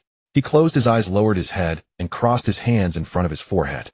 At that moment, his aura began to surge step by step, and blue vapor erupted from his body. Just the sheer pressure radiating from him pushed dust far away, creating a vacuum zone. What mattered now was solving the problem, not worrying about the low morale of the ninja. He took off at a sprint toward the fire whirlwind, the blue aura blazing from his body, shining brilliantly in that moment. When he reached a suitable position, his feet slammed into the ground, launching him into the sky like a rocket. Rising into midair, he felt the distance was still insufficient. He bit his right thumb and quickly smeared the blood on his left palm. His hands moved in a blur of seals, then he pressed against the void. Summoning technique. A large red tortoise appeared beneath his feet. "I'm afraid of heights," the summoned tortoise said immediately upon seeing their situation. It was a reptile, not a bird. Kai didn't even finish his sentence. "Let me borrow some leverage." He kicked his summoning beast downward, sending his body shooting even higher into the sky. Daytime tiger. He brought his hands together in a strange gesture, then thrust them forward toward the center. At that moment, Kai's fists were grinding against the air at a furious rate. A white tiger formed entirely from his physical strength, and nearly all his chakra slammed into the most critical point of the fire dragon whirlwind. That white tiger was purely the product of Kai's fists. Once the fist wind collided, the speed of the fire dragon whirlwind immediately decreased. With that all-out strike, Kai was also somewhat drained, plummeting straight down. With the crisis resolved, the leaf's ninja immediately sprang into action. Kakashi was the fastest, dashing toward the spot where Kai might fall, trying to figure out a way to catch him. Jiraiya had also seen Kai's move and used the summoning technique to call forth the toad with the strongest jumping ability from Yamu Mountain. "Toad Cloud," Jiraiya said. The toad summoned for the first time was extremely excited and greeted him. "Jiraiya, Toad Cloud, jump up and catch that man." Jiraiya pointed upward to give the giant toad a clear direction. "Yes, Jiraiya." Toad Cloud's legs instantly coiled with power, then launched off, leaving a sizable footprint on the ground. Jiraiya, standing on its head, was sent high into the air and steadily caught the falling Kai. On the ground, Kakashi saw his friend safe and felt a wave of relief. After watching this memory, Naruto thought to himself that he was glad he had run fast enough, otherwise a hit like that might have required a shovel to scrape him up. Kai had been toying with his clones, knocking them down one by one, but if he had been serious, it would have been over long ago. He had already obtained what he wanted and seen the scenes he needed to see. There was no need to stay any longer. He had already obtained what he wanted and seen the scenes he needed to see. There was no need to stay any longer. The land of hot water to relax properly. At the same time, he wanted to avoid the land of fire, which would soon become the focal point of the entire shinobi. With such a major upheaval in the leaf, other ninja villages would likely act against them. Staying in the land of fire would greatly increase the risk of being caught in the crossfire. The land of hot water, far from the major ninja villages, was generally unlikely to be touched by war. Its unique geographical environment had turned the hot spring industry into a specialty of the entire shinobi world. It was the perfect place to stay away from the storm's center and relax in the hot springs. Jiraiya, the great toad sage's prophetic dream, has undergone a tremendous change. The child of prophecy has not become your disciple, and the future of the shinobi world will face an unknown transformation. The great toad sage, ancient and decrepit, sat upon the high platform, his eyes not even fully open as he spoke. His voice was exceedingly aged and low, his tone solemn and grave in stark contrast to his usual languid, dragging manner. Great Lord, in your dream, did you see who the true child of prophecy is? At this moment, Jiraiya's voice carried a hint of urgency. The future of the shinobi world was uncertain, but Konoha had already reached the edge of a precipice. During the Chunin exams, a time of great attention, such a level of internal turmoil had erupted within the village. The third Hokage, Sarutobi Hiruzen, had fallen in battle. Numerous scrolls within Konoha had been lost, and the village itself had suffered severe destruction. Without proper arrangements in this situation, a new shinobi world war could well erupt. With the loss of the third Hokage, the pillar of the village, there was an urgent need for someone to take charge of critical matters. Back in the village, he had been thrust into the role busy stabilizing the situation. Yet at this moment he was forcibly summoned to Mount Myaboku by the two toad sages Fukasaku and Shima. Though he loathed dealing with troublesome administrative affairs, he could not bear to see the village remain in chaos. Only when Konoha was stable could he resume his travels across the shinobi world. Jiraiya was not like Orochimaru, who had utterly betrayed Konoha, capable of killing his own teacher and destroying the village. Nor was he like Tsunade, who had grown completely disillusioned with the village. Even if the village were destroyed, she would not return after losing all her bonds. Compared to the entire future of the shinobi world, he was more concerned about the current state of Konoha. Jiraiya, I could not discern who the child of prophecy is. The future of the shinobi world will depend on the choices made by that child. Jiraiya was already mired in confusion, and now this talk of a major change in the prophecy only added to the chaos. Wasn't this just making things worse? At least before he had known that the child of prophecy would become his disciple, allowing him to observe during his travels. Great Lord, since you don't know who the child of prophecy is, how will the shinobi world's future unfold? Jiraiya wanted to clarify the great toad sage's purpose in summoning him. Surely it couldn't be just to utter such useless platitudes. But after waiting for a while, he received no reply from the great toad sage. Looking up, he saw that the sage had fallen asleep again. Having visited Mount Myaboku many times, Jiraiya knew there was no waking him now. Sages Fukasaku and Shima, did you hear any information about the child of prophecy from the great toad sage? Since he could not get the answer he sought from the great toad sage, he turned his attention to Fukasaku and Shima, the two toads who often stayed by the sage's side and were most likely privy to such intelligence. Little Jiraiya, we heard no particular intelligence from the great lord. As soon as we learned of his latest prophecy, we summoned you immediately.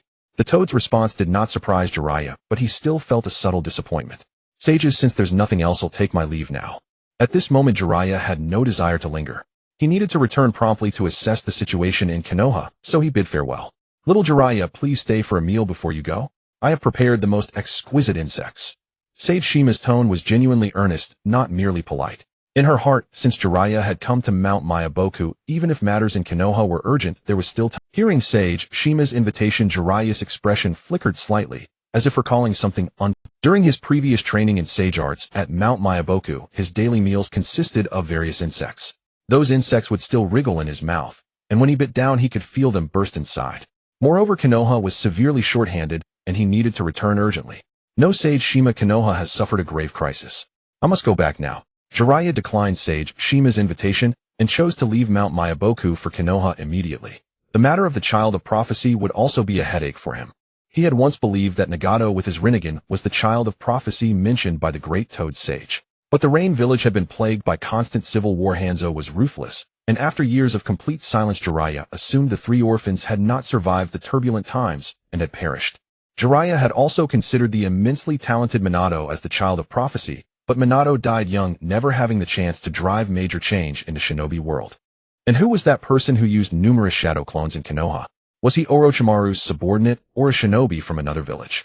According to post-battle intelligence, the lost scrolls from Konoha had likely been taken by those shadow clones, which had also used transformation technique. To this day, it was unclear who had seized the village's heritage. The ability to know and use the multiple shadow clone technique greatly increased the likelihood that the person was Orochimaru's subordinate. Only his subordinates would have had access to this technique recorded in the Forbidden Scroll. If it were Orochimaru's subordinate, it might not be too bad. Though he had defected from Konoha for years, he had never leaked the village's classified information. The fear was that the person was not Orochimaru's subordinate. If the techniques of the Forbidden Scroll fell into other villages, the harm to Konoha would be immense. Jiraiya knew well what techniques were recorded in the Forbidden Scroll, but Orochimaru was already aware of its contents, so there was no need for him to go through this extra trouble. If the person had no connection to Orochimaru, how had he learned the multiple shadow clone technique? The Forbidden Scroll was a top secret in Konoha, and ordinary shinobi had no chance to access it. Some things were better left unexamined. The more he thought, the more dangerous they seemed. The top priority now was to dispatch the Umbu immediately to retrieve the lost secrets of Konoha and ensure they never fell into the hands of other villages. While Jiraiya was racked with worry, Naruto found himself caught in a delightful dilemma. He had acquired so many things at once that he didn't know which to practice first. Ming-Ren was unaware of the Great Toad's prophecy concerning him, and even if he had known, he would not have cared. In the original story, the prophecies of Hama-1 were always vague. It was only at the moment of his death that Zilai Yi confirmed Ming-Ren as the child of prophecy. The current Ming-Ren had no contact whatsoever with Zilai Yi. Even if Hama-1 directly declared that the child of prophecy was Ming-Ren, he would still need to find Ming-Ren within the vast Rinjia. He had been maintaining the transformation technique all along, thoroughly concealing his identity, leaving no opportunity for anyone to locate him. If Hama-1 could open a business in Rinjia, he would accept it. Merely a matter of battle or a journey. He had no desire to become a puppet of a toad. With enough shadow clones, learning was exceptionally fast. Ming-Ren needed not worry, though everything on the scrolls had already been fully absorbed by him. The speed of information transmission in Rinjia was extremely swift. The magnitude of the upheaval in Mu Yi presented opportunities to both the Third Hokage Dayemu and the Fourth Hokage AI. The death of the Third Hokage meant a shift in power. Mu Yi needed time to stabilize its internal affairs, which was precisely the best moment for them to strike.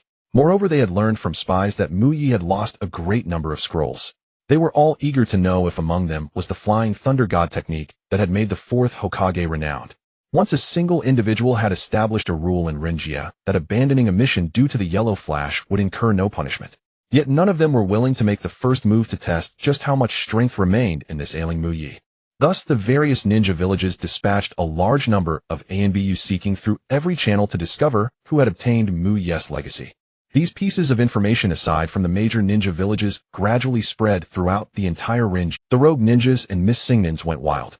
Acquiring high-level ninjutsu was extremely difficult for them, but now someone had delivered this opportunity right into their hands. In the underground exchange centers, the bounty on the mysterious figure who had plundered Mu Yi's legacy increased almost every day, the amount tantalizing to behold. Because Ming-Ren had used shadow clones extensively in Mu Yi, this intelligence was also leaked. When the profit was large enough, it could make those people directly ignore the risks involved. They did not know Ming-Ren's identity, but they could search based on the shadow clones. Releasing tens of thousands of shadow clones all at once spread out could not be easily concealed, and they knew that.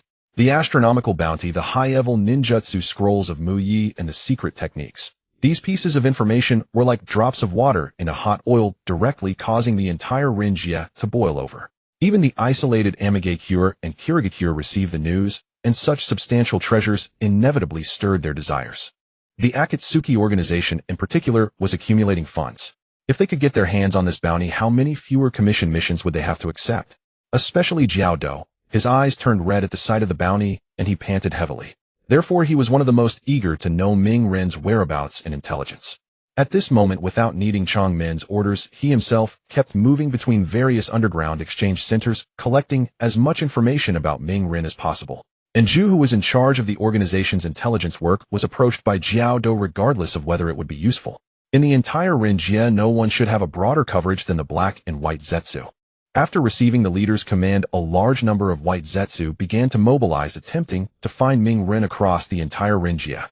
Digging 3 feet deep was child's play for the white Zetsu. They truly moved swiftly underground, searching inch by inch. Uchiha Yu, whether out of concern for Sasuke or for other reasons, once again chose to head to Mu Yi.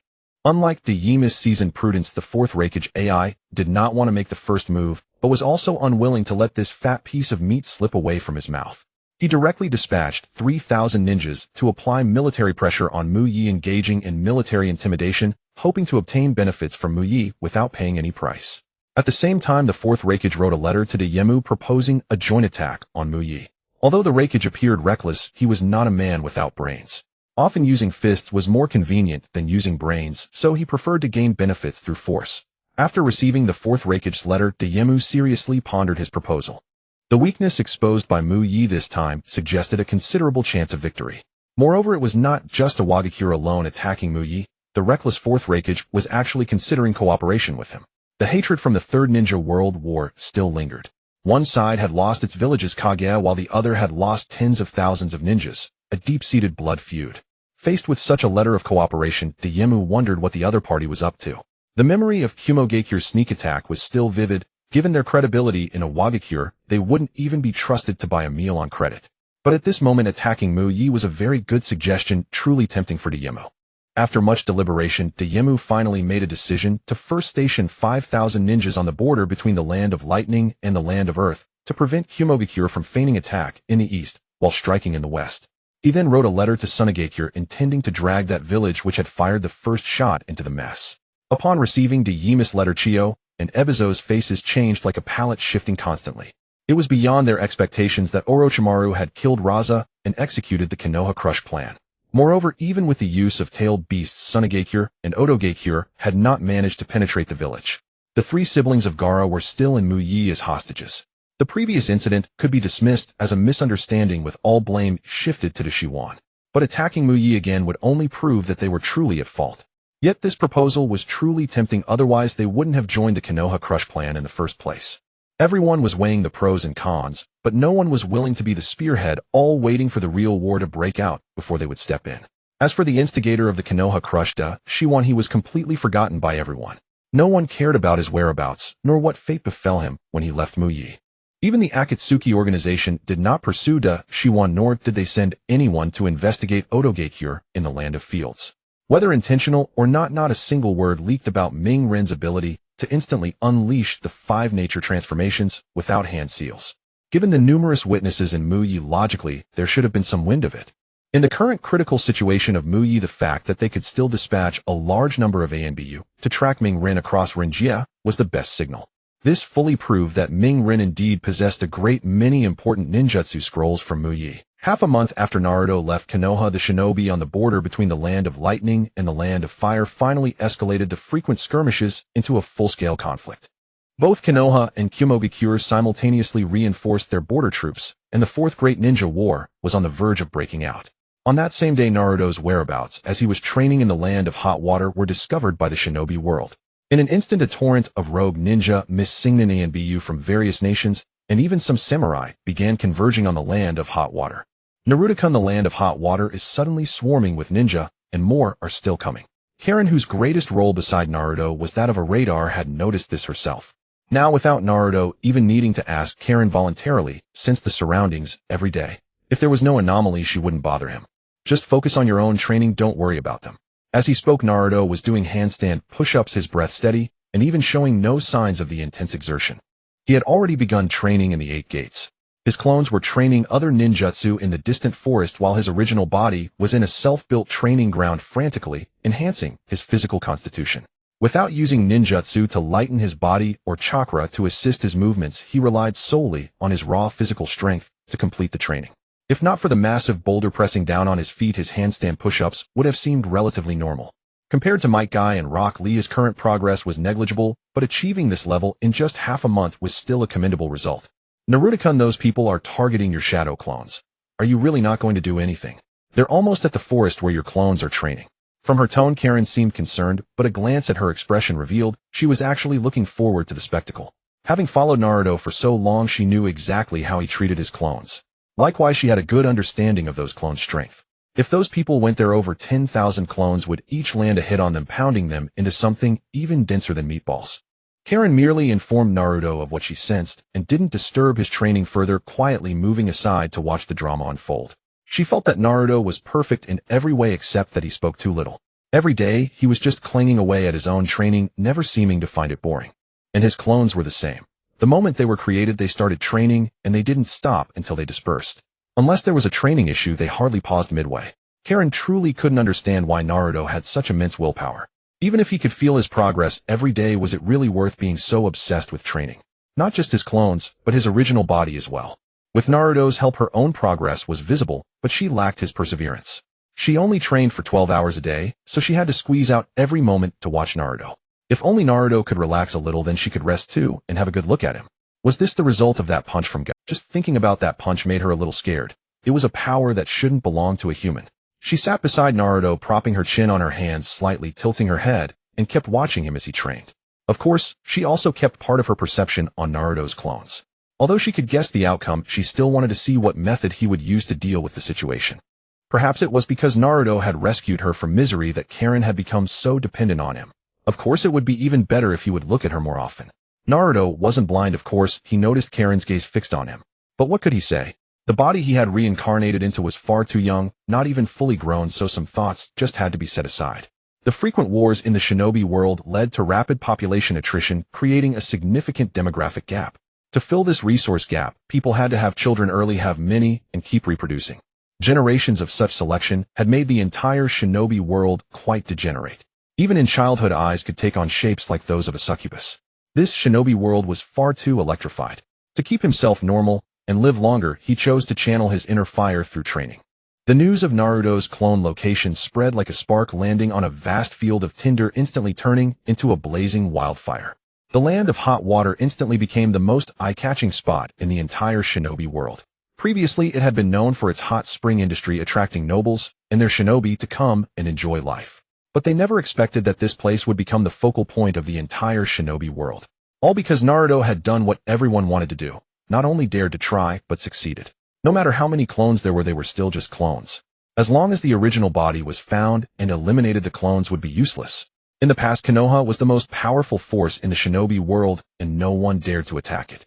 Now the target had shifted from a ninja village to a single individual, giving those people a suitable opportunity to act. How powerful could one person be? In their minds, that was unimaginable. Many ordinary ninjas still thought in terms of Jinin, Shunin, and Jonin. No matter how strong someone was, they had seen it before and believed they could handle it. Moreover, the shinobi of this era relied heavily on intelligence. After gathering enough information, they could formulate a strategy and have a chance to take down the opponent. They never imagined that Naruto had already begun to play with raw numbers. No matter how well they devised their plans, Naruto would simply overwhelm them with brute force, showing them the beauty of sheer power. The Fourth Hokage, who had been preparing to go to war with Konoha, immediately left the battlefront in the Land of Fire upon hearing the news and rushed to the Land of Hot Water. The potential gains from attacking Konoha were uncertain, and the cost in ninja lives was unknown. But with the knowledge of Konoha's true foundation, the rewards were certain, and since he was coming alone, it wouldn't cause too much loss to his village. The Fourth Hokage had great confidence in his own strength and didn't believe anyone could defeat him in a Onion. His lightning release chakra mode was known as the Absolute Spear and Absolute Shield. The previous Hokage had died only after the Stone Village deployed 10,000 ninja, and even then the battle raged for 3 days and 3 nights before it ended. Naruto thought, if I only needed to run when I was weak, and now that I have this power I still run, wouldn't that mean I trained for nothing? After realizing this, he kicked away the boulder pressing down on him and ended today's training. Boom! The largest rock let out a dull thud as it hit the ground, instantly stirring up a thick cloud of choking dust. Through the dust, one could see the ground cracked by the impact, with a small portion of the massive boulder sunken into. He had thought that after plundering Konoha, he could train to become invincible, then take down Obito and Madara, and then reshape the world as he pleased. He never expected that now he had become someone else's target. If it were before, he might have chosen to slip away to a sparsely populated place and continue his training. But if he ran the moment others came, what would that make him? He was not a stray dog. Naruto-kun, not training. Karen saw Naruto stop and immediately got up to come to his side. Her tone was cheerful, as if she had truly found it too boring. Right, no more training. How far are those people? Forget it, let me just see. The moment he finished speaking, he raised his fist and began using this human radar. Quite a few people. From Karen's perception, he saw those people. Some had already moved closer, but seeing the numerous clones on site, they dared not act rashly. Since they had come to pick a fight, he had to go and fight them. He flew at top speed to the forest where the clones were training, recalled all the clones that were training, and then released a batch of battle-ready clones. Only 10 new clones were released, each with a massive amount of chakra, enough to sustain a high-intensity battle. As for these people, Naruto chose to kill them outright. There was no need to keep them. Naruto flew over from the sky without bringing Karen along, so she had to follow with her perception activated. As for these people, Naruto chose to kill them outright. There was no need to keep them. Naruto flew over from the sky without bringing Karen along, so she roar. Actually, they didn't even need Naruto's words. They charged forward with howls.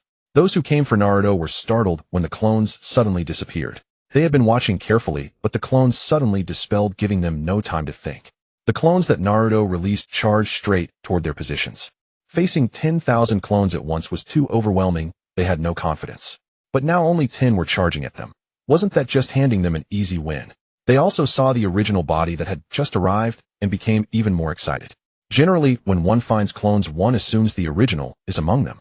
Clearing out all the clones and accurately locating the original is quite difficult. Now that the original has appeared, if they capture him, Konoha's legacy will be theirs. That was what they all thought.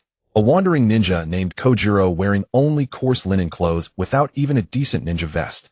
He was the closest. Seeing the clones charging, he showed no fear. His eyes gleamed with ferocity, and his expression was like a wild beast ready to devour.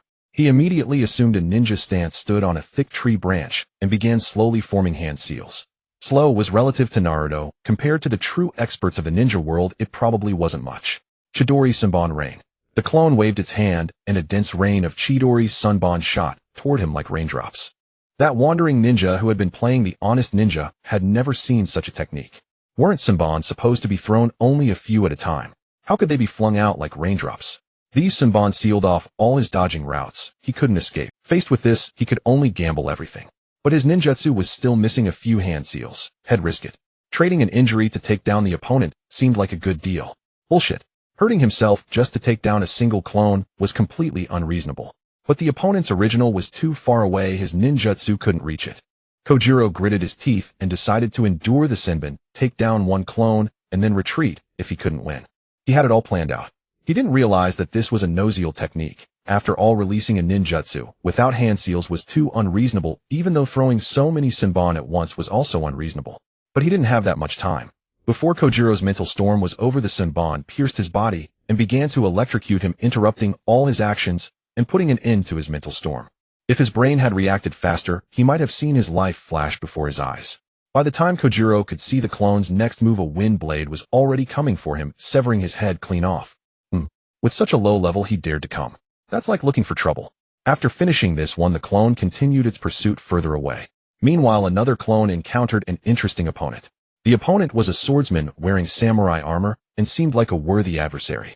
Coincidentally, that clone also had a ninja sword, the executioner's blade he had taken from Zabuza. Since acquiring the blade, he had been training his swordsmanship with it, but hadn't used it seriously. Now, with a good opponent, he could test the results of his training. After calculating the distance, the clone leaped up, swung the executioner's blade in a full arc, and slashed at the opponent. A greatsword was all about power and weight, not like Zabuza, who carried it for assassination. Moreover, chakra flowed along the blade, emitting a blue-green glow, making it look formidable at first glance. Iato slash. The samurai, seeing the opponent charge, bent his legs slightly and lowered his waist, lowering his center of gravity to stabilize his stance. His left hand gripped the scabbard at his waist, his right hand held the hilt, and his eyes locked on the incoming greatsword. He would strike at the perfect moment to finish the opponent in one blow. Naruto's clone didn't care about any of that. He channeled even more chakra into the executioner's blade, aiming to end it in one blow. Just as the blade was about to strike the samurai, the clone saw the samurai's tense muscles burst into action, drawing his ninja sword with incredible speed and slashing toward the executioner's blade. As the samurai's blade left the scabbard, it also carried a sword aura, forming a crescent-shaped arc along the trajectory of his swing. In the instant the two blades met, there wasn't even a clang. The executioner's blade, with overwhelming force, snapped the opponent's sword in two, then cut through it like tofu, splitting it cleanly. The extreme nature transformation of wind chakra made the executioner's blade incredibly sharp. Combined with the massive amount of chakra infused, it effortlessly suppressed the chakra concentrated in the opponent's ninja sword. The force of the executioner's blade did not diminish at all, and it struck straight at the samurai. In that moment, the clone seemed to see the enemy's pupils contract sharply. The samurai couldn't understand why his life-imbued slash couldn't even block it. But there was no time for an answer. The executioner's blade swept past lightly, leaving a spray of blood behind him. The samurai still stood there holding his sword aloft, but a single line appeared on his armor. After absorbing blood, the executioner's blade became much brighter, and the slight curling of the blade and scratches on its surface vanished completely. The clone didn't understand why such a wide blade only left a line on the opponent instead of cutting him in half, but he didn't need to worry about it. He would let him stay there in that pose, while he continued charging forward to take down more people who coveted the original. Naruto's shadow clone maintained a style of few words but ruthless action, showing no concern for who the opponent was. In the dense forest, figures flickered, but they all kept a safe distance, typical of ninjas. Naruto's movement was like a stone thrown into a hornet's nest, instantly setting them all into motion. At that moment, the group of ninjas immediately surrounded him. Those people were now also on guard against each other, but their objective was highly unified. They could directly charge toward Naruto's main body, targeting the original. The ninjas affected by Naruto's shadow clones could not bypass them immediately and had to deal with those clones. Among the 10 clones before Naruto, the one on the far right encountered a full squad of elite fighters. For female ninjas, all uniformly dressed, wore the standard chainmail of the ninja world, each holding a ninja. Unlike the other ninjas, they were not in a hurry. When facing Naruto's clone, they acted with great caution. Naruto's clone noticed the headbands they wore, but did not recognize them. He then looked at their 4 rather pretty faces and the graceful curves outlined beneath the chainmail, which exerted an even stronger gravitational pull. Seeing their cautious expressions, the clone also became very wary. 1 against 4, all armed with weapons. This seemed troublesome. He raised both hands, and a Chidori sharp spear appeared in each palm. Pale laser swords accompanied by the crackling sound of 1,000 birds chirping. The built-in BGM made the clone appear even more imposing. Naruto swung his hands toward the ground, and like retractable batons, the Chidori sharp spears extended further. Then he positioned his left hand forward and right hand back, crossing the 2 Chidori sharp spears up and down, assuming a sword-fighting stance. He had used ninjutsu in combat many times and had extensive experience. Now he wanted to try something different, a proper sword duel which he had never attempted before. Unfortunately, this clone was not equipped with a ninja sword, but he had plenty of ways to improvise. He wondered if they were planning to reap the benefits of others' conflict, but Naruto's clone's demeanor clearly told them not to count on it. This clone was the first hurdle they had to overcome. If they could not eliminate him, they would have no chance at all. Go. At the command, 4 figures charged simultaneously. Naruto's clone did not wait either. As they moved, he swung his light swords and rushed forward. Xiaoyu, what's wrong? With just 1 contact, they found it unbearable. Although they all seemed to be wielding blades, the Chidori was lightning-natured, and their weapons were metal which conducted electricity very effectively. The female ninja called Xiaoyu stiffened the moment she was electrocuted, completely unable to continue attacking. For some reason, they had not infused chakra into their swords. Whether it was due to inadequate chakra training or the high cost of chakra-conductive metal, they were only using ordinary ninja swords. Just as the clone was about to finish off Xiaoyu, another ninja sword slashed toward him.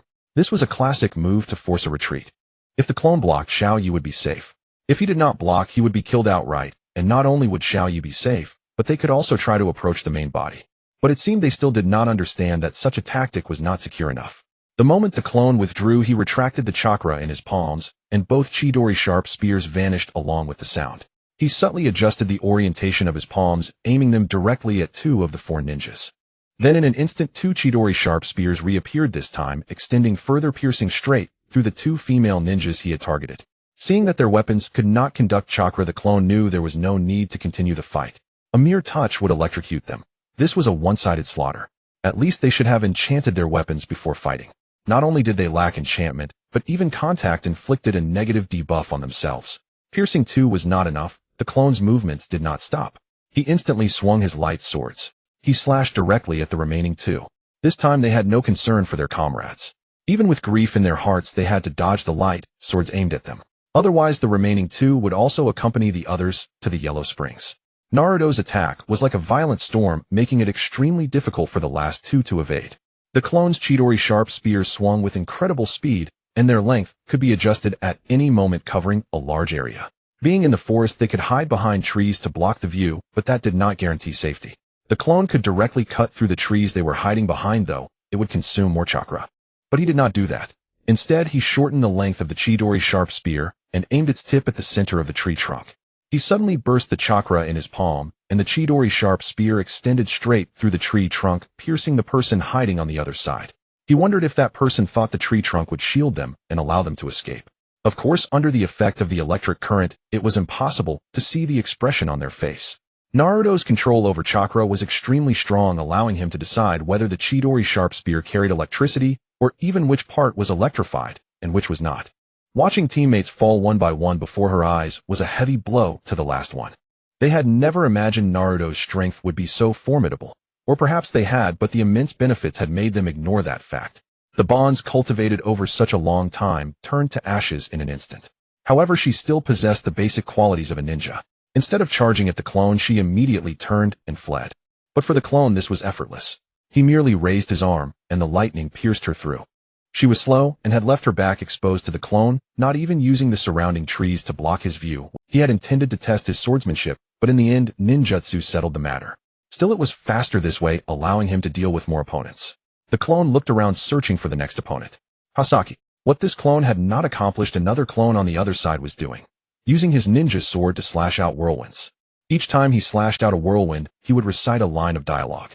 The whirlwinds were not large, about the height of a person, but they were very visible. They carried wind blades that left cut marks on the trees they passed.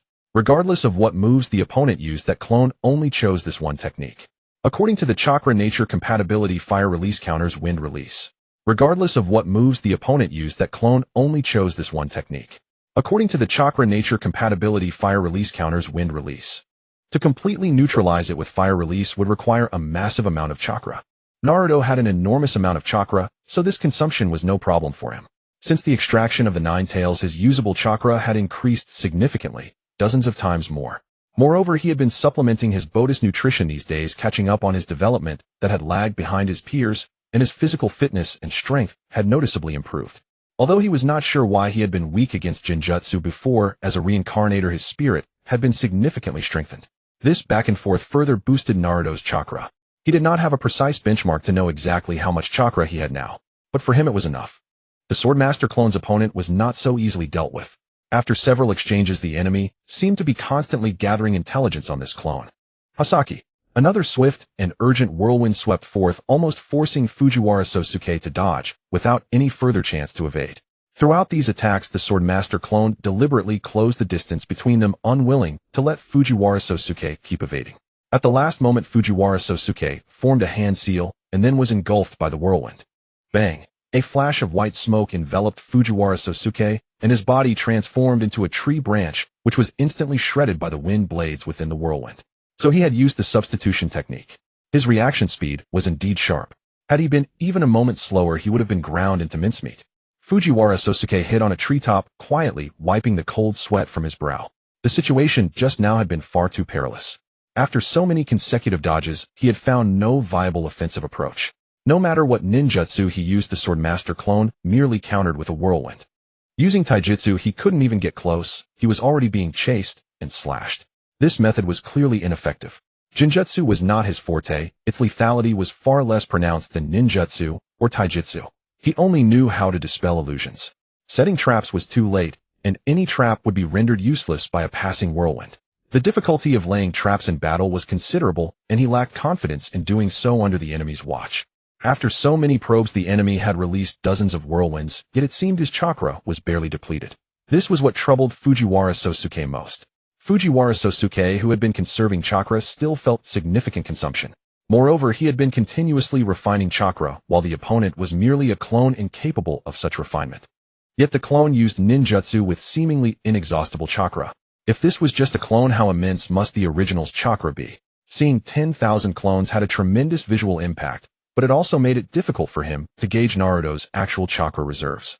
Fujiwara Sosuke was unaware that the multiple shadow clone technique evenly distributes all chakra. He mistook the clones for mere illusions conjured by chakra, assuming they were just a bluff. He began to sober up, realizing that while Konoha's legacy was tempting, it was beyond his reach. The thought of retreating crossed his mind. As a rogue ninja surviving in the ninja world, self-awareness was paramount. He knew whom to provoke and whom to avoid offending. When outmatched, escape was paramount. He glanced at the other battles where Naruto's clones held the upper hand, some enemies already completely eliminated. Found you. As Fujiwara Sosuke scanned his surroundings, he failed to notice that the Sword Master clone had vanished from its original position. The voice exploded in his ears, startling him into rolling recklessly down the tree. The arrogance of his arrival contrasted sharply with his current disarray. Having already become a rogue ninja, he cared little for such trivial matters. Fujiwara Sosuke felt death might be near. Not long ago, he had believed he could capture Naruto, and with Konoha's legacy, soar to greatness. This was not just his own thought that was shared by everyone who came here. But the gap between expectation and reality was too vast, and ultimately greed had blinded them. At this moment, he still did not reflect on himself, only resenting Naruto. He wondered why, if Naruto was so powerful, he had no reputation in the ninja world. Having participated in Orochimaru's Konoha Crush plan, why had he left no name? With so many clones and such formidable strength, why was he hiding in this small land of hot water? His thoughts were entirely fixated on Naruto's faults, seeing none of his own. The law of the jungle was the ninja world's fundamental rule, and the Swordmaster clone cared not for his inner turmoil. Hasaki. Following his figure as he leaped down from the tree, another blade whirlwind arose. If Naruto could not cultivate peacefully, he would stir up chaos in the ninja world. An opportunity. At such close range, Fujiwara Sosuke saw a chance to counterattack. He drew a shuriken from his ninja tool pouch confident that if he could hit this shadow clone, he would be safe. After descending from the tree, he planted his hands and feet on the ground, watching the approaching whirlwind of sword chi. He swiftly changed direction to evade the attack. At the same time, he hurled a shuriken, hoping to strike the clone and secure his safety. He watched the distance between the shuriken and the shadow clone shrink. Can I take it down? A surge of hope rose in Fujiwara Sosuke's heart. But at the critical moment, the clone's ninja sword changed direction. It directly pierced the center of the shuriken, halting it on the blade's tip before deflecting it away. Determined to survive, he refused to give up. His body suddenly sprang up, charging fiercely at the clone. As he ran, he reached into his tool pouch, pulling out a kunai and explosive tags. He didn't need to kill the clone, or a single effective injury would turn the tide in his favor. Hasaki. But another blade whirlwind came straight at him. Charging into it would be no different from suicide. He attached the explosive tag to the kunai, and in the instant he changed direction, he hurled it.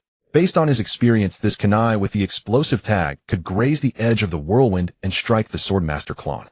Even if the kunai missed, the explosive tag could still finish the enemy. To be more certain, he also began forming hand seals, hoping to increase his chances of success. Earth released swamp of the underworld. He turned the ground beneath the Swordmaster clone into a vast swamp, trapping it tightly and restricting its movements, making it unable to evade the kunai and explosive tag combination.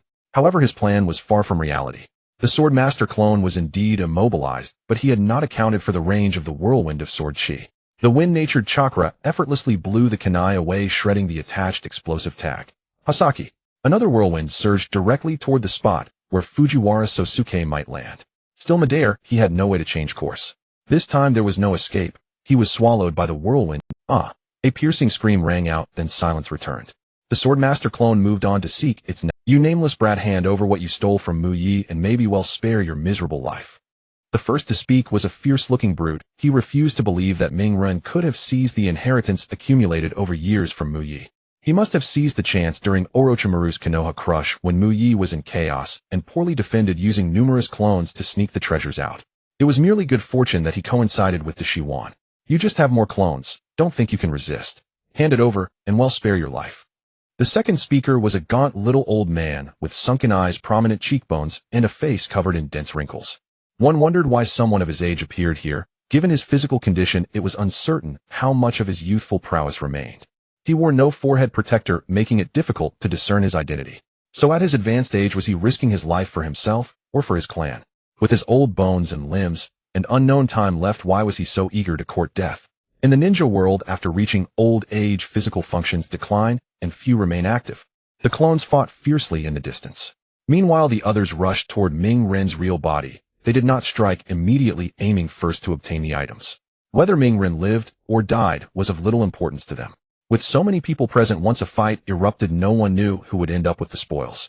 What if that crucial item was not on him? Wouldn't it all be in vain? These people had no unified organization. Some were patient, while others grew anxious. Suddenly, someone behind Ming Ren made the first move, silently hurling a massive Fuma Shuriken. The Fuma Shuriken spun at high speed, churning the air with a whirring sound. Seeing someone strike first, others followed suit, flinging kunai, shuriken, senbon, and many other projectiles. The atmosphere shattered instantly. They seemed less interested in demanding Ming Ren's gains and more intent on killing him. As they charged Ming Ren's real body, neither attacked nor retreated. Instead, he stood there carefully observing their appearances.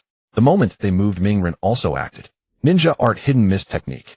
After dodging the initial attack, he immediately channeled chakra, conjuring a thick mist that enveloped. Multiple shadow clone technique, transformation technique. He instantly created numerous clones identical to each of them. Who made the mist? An angry roar echoed from within the mist. All was fine a moment ago, but now their vision was suddenly blocked, causing them to lose sight of Ming Ren. Moreover, numerous chakra signatures appeared around them, making it impossible to distinguish. With someone so close, all of a sudden, was it friend or foe? Except for a few with squads, nearly everyone here was an enemy. They dared not gamble now. Strike first to gain the upper hand, strike later and suffer. The sudden change made them all a bit reactive. Without time to think, they attacked those nearby. Some who remained calm intended to blow away the mist first, but chakra reactions began flaring everywhere. If they didn't act, they might be struck themselves. Now that everyone was blind, could they trust strangers not to attack them? This pulled almost everyone into action. Rather than worrying about being hit, it was better to defend first. Wind style great breakthrough. Wind style gale palm. Wind style turbulent dance. A few quick-witted ones, the moment they were shrouded in mist, tried to release ninjutsu to blow it away. Most of them lacked sensory ninjutsu. Once they lost sight, they might completely lose the target. If Ming Ren had finding him again would be difficult. When the mist cleared, many were battered and bore various injuries. But looking at the scene, they were stunned. Not only had Ming Ren vanished, but there were also people who looked exactly like themselves. Someone used the transformation technique. A shout rang out. In truth, everyone knew what had happened. After the chaos and loss of the target, some had begun to retreat. You imposters pretending to be Migoda. Others refused to give up, but unable to find the real target, they resolved to eliminate the clones that had transformed into them. A furious roar spurred the others into action. Water-style water dragon bullet. Having seen enough of the spectacle, Ming Ren decided to wait no longer. He clasped his hands together, and a towering wave 10 meters high suddenly appeared in the forest. It crashed down upon the crowd with overwhelming force. They stopped fighting and immediately sought ways to survive. The swift-footed tried to flee the range of the... Those who were slower pondered how to survive. Though it was just water crashing from 10 meters high, it possessed immense destructive power. Under the sweeping force of this wave-like water style, the entire forest was churned into chaos. Countless trees were uprooted and scattered by the torrent. Boom! A thunderous sound rang out as the wave slammed into the ground. Those without means were flat. Beneath the wave, countless tree branches snapped, and after hitting the ground, the water surged chaotically in all directions. After releasing the wave, Ming Ren did not bother to check their fate. Hunting them down one by one would be too time-consuming.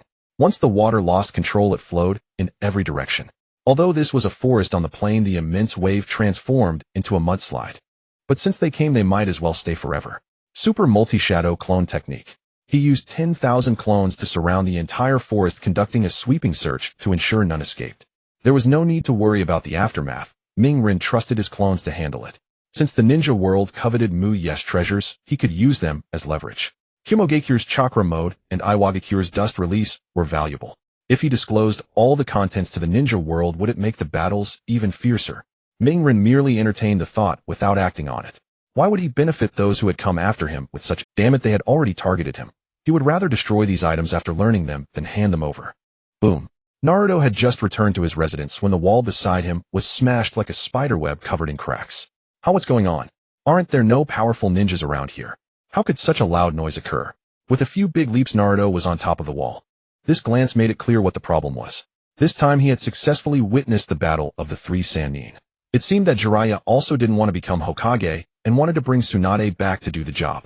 Meanwhile, Orochimaru himself couldn't solve his hand problem and wanted to find Tsunade to treat him. Time was so coincidental that the three Sannin reunited in this way at this place. Naruto, who had already broken free from the plot, was now a spectator watching the show. Watch them fight. That would just be following the plot again, boring.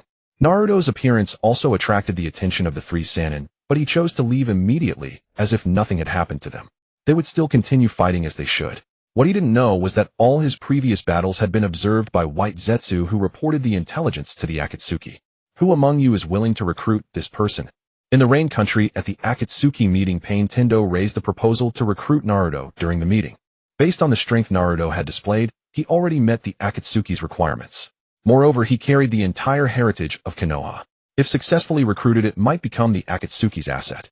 Although Nagato only valued their strength when recruiting these rogue ninjas, he never demanded their techniques. But what Naruto possessed was the entire heritage of the strongest village in the ninja world, Konoha, covering all aspects. If they could obtain these things from him, the strength of the entire Amigakure might undergo earth-shattering changes. How could the techniques a single person could master compare to those of a village, especially the strongest village in the ninja world, which also possessed Hashirama Senju and Madara Uchiha, who could end the chaotic era? Leader, let me go. As soon as Pain Tendo finished speaking, Kakuzu, the loyal worker of the Akatsuki, immediately stepped forward. After hearing the accurate information about Naruto, his eyes sparkled with the light of money. You see, ever since he learned about Naruto's bounty from the underground exchange, he had been gathering information from all sides. These days, Kakuzu and Zetsu, who was in charge of the organization's intelligence, had grown much closer in personal relations. Although Zetsu might not care, everyone in the organization could see Kakuzu's enthusiasm.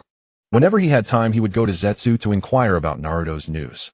Especially after Naruto's bounty continued to rise, Kakuzu became even more active than before. We are going to recruit him into the organization, not take his head for the bounty. Kakuzu, how many teammates have you traded? Nagato was really helpless. When recruiting teammates for Kakuzu, those who were weak and had no bounty would be sold out by Kakuzu first during missions, and then he would complete the mission alone. Those with bounties would be killed by him during missions, and then he would take their heads to exchange for the bounty. Kakuzu's enthusiastic performance didn't look like he was going to recruit Naruto into the organization at all. He completely wanted to eliminate the other party and then take his head for the bounty. You might not be able to beat him, you know. He can create over 10,000 shadow clones at once, and each clone can release 5-element ninjutsu without hand seals, and his chakra seems inexhaustible. His ninjutsu scale is enormous. A water release who built this dam. Jutsu can easily create 10-meter-high waves. At this moment Zetsu spoke up. The other members of the Akatsuki, upon hearing this intelligence from Zetsu, all appeared somewhat shocked. For so long Zetsu's intelligence had never been wrong and was very trustworthy. At present, only a few people in the Akatsuki still needed hand seals to release ninjutsu. The ability to use all ninjutsu without hand seals instantly was enough to shock them. Especially Kisame, a straightforward and honest ninja who needed to carefully perform hand seals for all his ninjutsu. Hearing that Naruto used 5-element ninjutsu, not dojutsu secret techniques, or Kekkei Genkai, then what was his diligent hand sealing worth? Was it just his hand speed? Kakuzu was also shocked. He too had 5 affinities, but after using Earth Grudge Fear, he still needed hand seals to release ninjutsu. As for Uchiha Itachi, after hearing this, his Sharingan slightly rotated, but he kept his eyelids lowered so no one else could see. He had trained for so long only to maximize his hand seal speed, then optimize the seals needed for ninjutsu, thereby reducing the number of seals and speeding up the release. So far, except for dojutsu, other ninjutsu still required hand seals. Such a powerful person being recruited into the organization, no one knew whether it was a good thing or a bad thing. Although over the years he had not passed any useful information to the village, the Akatsuki's actions had all bypassed Konoha's territory. Everything he did was for the peace of the village. A man who could destroy his own clan for the village. Upon hearing that someone had caused great damage to Konoha, many thoughts arose in his heart. Could he eliminate that person in advance? The village's ninjutsu must never be leaked. Those were all top secret intelligence of the village. Should he use Kodo Amatsukami to control the other party? While they were discussing heatedly, Itachi alone harbored many thoughts in his heart. He didn't say a word, just quietly listening. Sasori also had ideas after hearing this. Such a powerful person if turned into his human puppet. But he remained hidden inside his puppet, not making a move. Naruto had tens of thousands of shadow clones, and he had the 100 puppet operetta with some overlap in function. Moreover, his puppet technique didn't require hand seals. At this time, Deidara didn't speak. He was still immersed in his own world of art. If they could recruit Naruto into the organization, he would let the other party appreciate his art. As for Obito, he had learned this news from Zetsu in advance, wanting to see if he could recruit Naruto as his support. Although he had already planted Kisame, this suddenly appearing unknown powerhouse might also be a very useful. It was just that he learned about it too late, otherwise he could have brainwashed the other party in advance to ensure loyalty. However, Jinjutsu was a good thing. Maybe he could directly control him. Obito had not yet turned into Tobi and joined the Akatsuki. He was still a thoroughly deceived, sinister mastermind pulling strings from the shadows. His main focus at the moment was on Kirigakure manipulating the 4th Mizukage to drag the entire village into hell.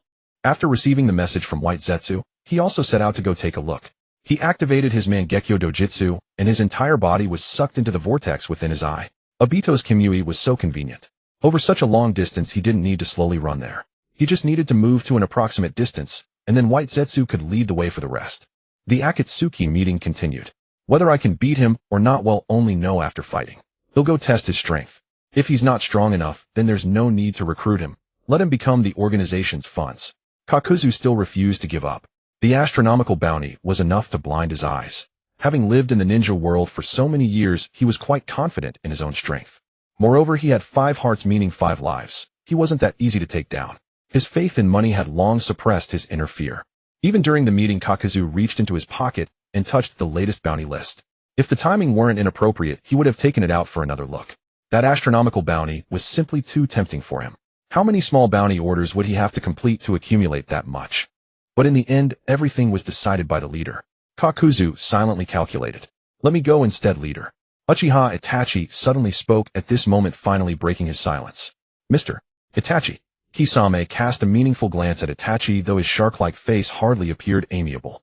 It was expected by the Akatsuki members that they would be the ones to take on this mission.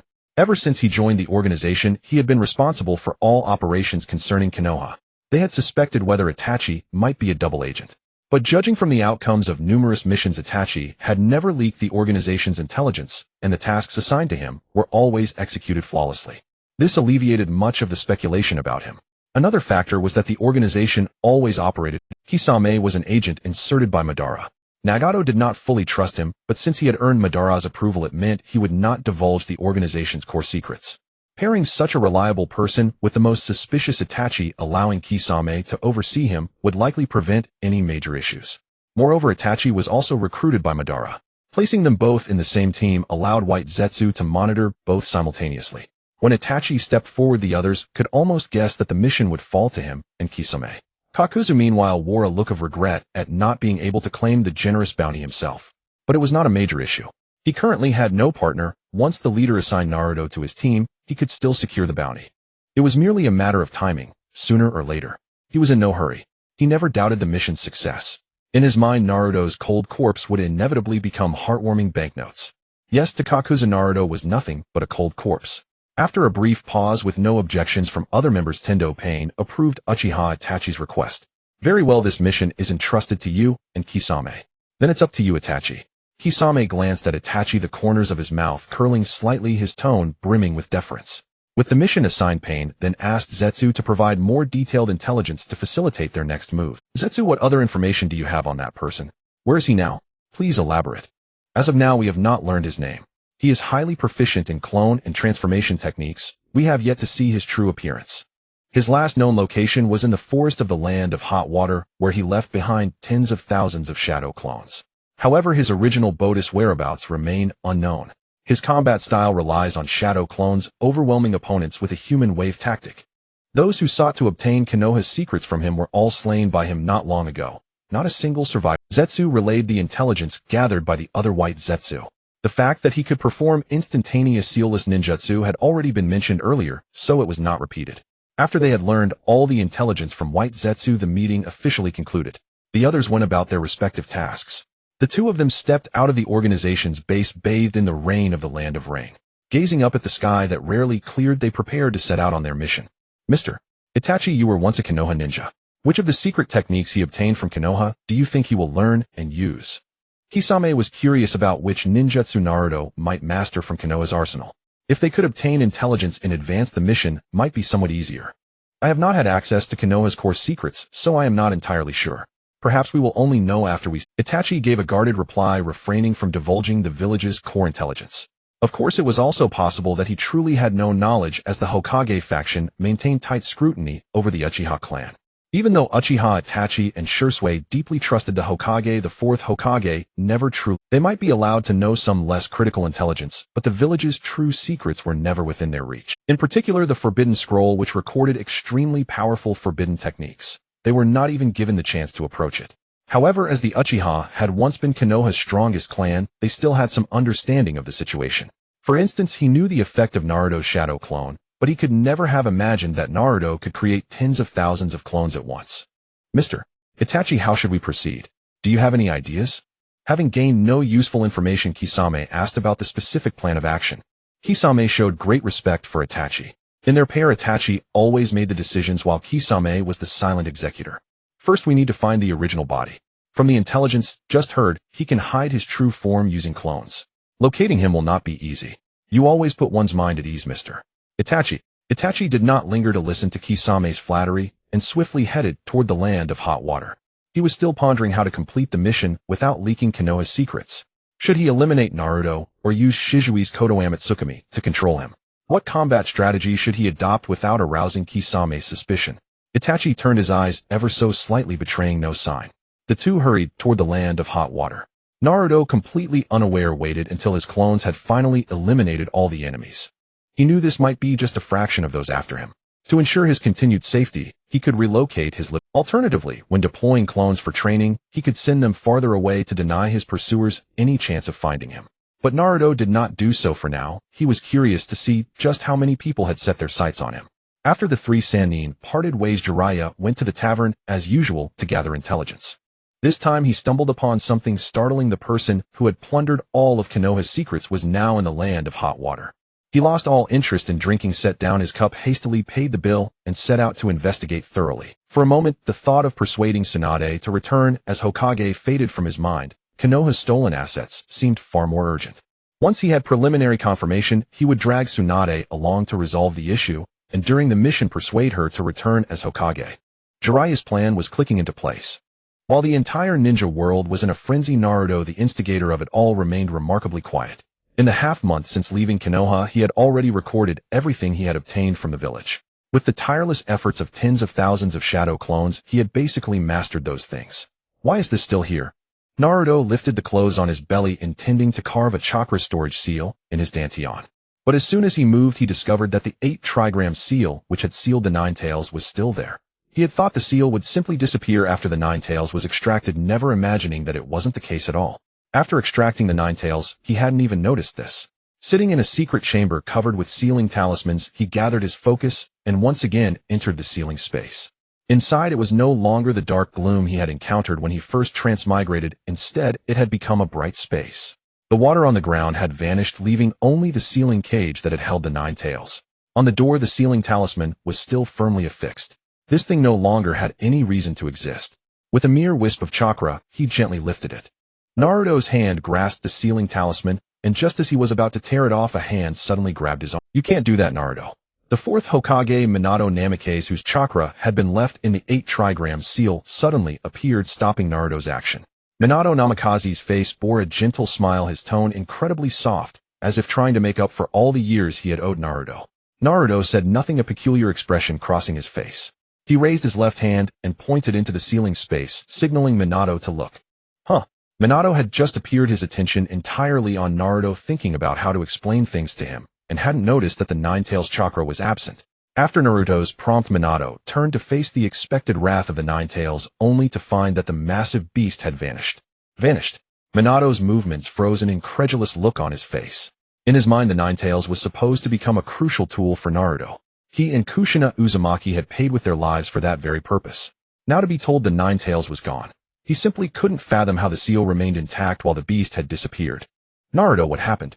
Minato's voice grew anxious, laced with concern. Whether he was worried about the Nine Tails or the fact that a jinchuriki would die after losing their tailed beast was unclear. But the strength in Minato's grip loosened, and sensing this, Naruto ripped off the sealing talisman in one swift motion. "Hey!" Minato, unsure if the talisman still held any power, instinctively tried to stop him, but was too slow. "Nine Tails." The moment the sealing talisman was completely removed, another chakra appeared in the sea. It was Kushina Uzumaki. As soon as she appeared, her chakra was furious, believing the Nine Tails had broken free and ready to suppress it completely. In the sealing space, Kushina's fiery red hair defied gravity, standing on end from the sheer force of her rage. This was a true demonstration of hair rising in anger. In the space that once held the Nine Tails, chains suddenly appeared, attempting to bind the beast. But with no target, they flailed about aimlessly. "Where's the Nine Tails, Minato?" Unable to find her target, she noticed Minato and sought an explanation. Seeing Kushina's burning fury, he didn't know how to respond. Before his death, he had faced an angry Kushina more than once. He couldn't fight his wife, couldn't scold her. He could only endure. "I don't know either. I just came out myself. Naruto is here." Minato spoke the truth without any concealment. He too was desperate to know. The only one who might have the answer was Naruto, so he promptly pointed him out. "Naruto." At the sound of his name, Kushina lunged forward, embracing him in her arms, tears streaming uncontrollably. Her son had lost his parents at birth, and now he had grown so big. Excitement, guilt, love, heartache. A tangle of emotions flooded her heart. Overwhelmed, Kushina's body trembled with emotion.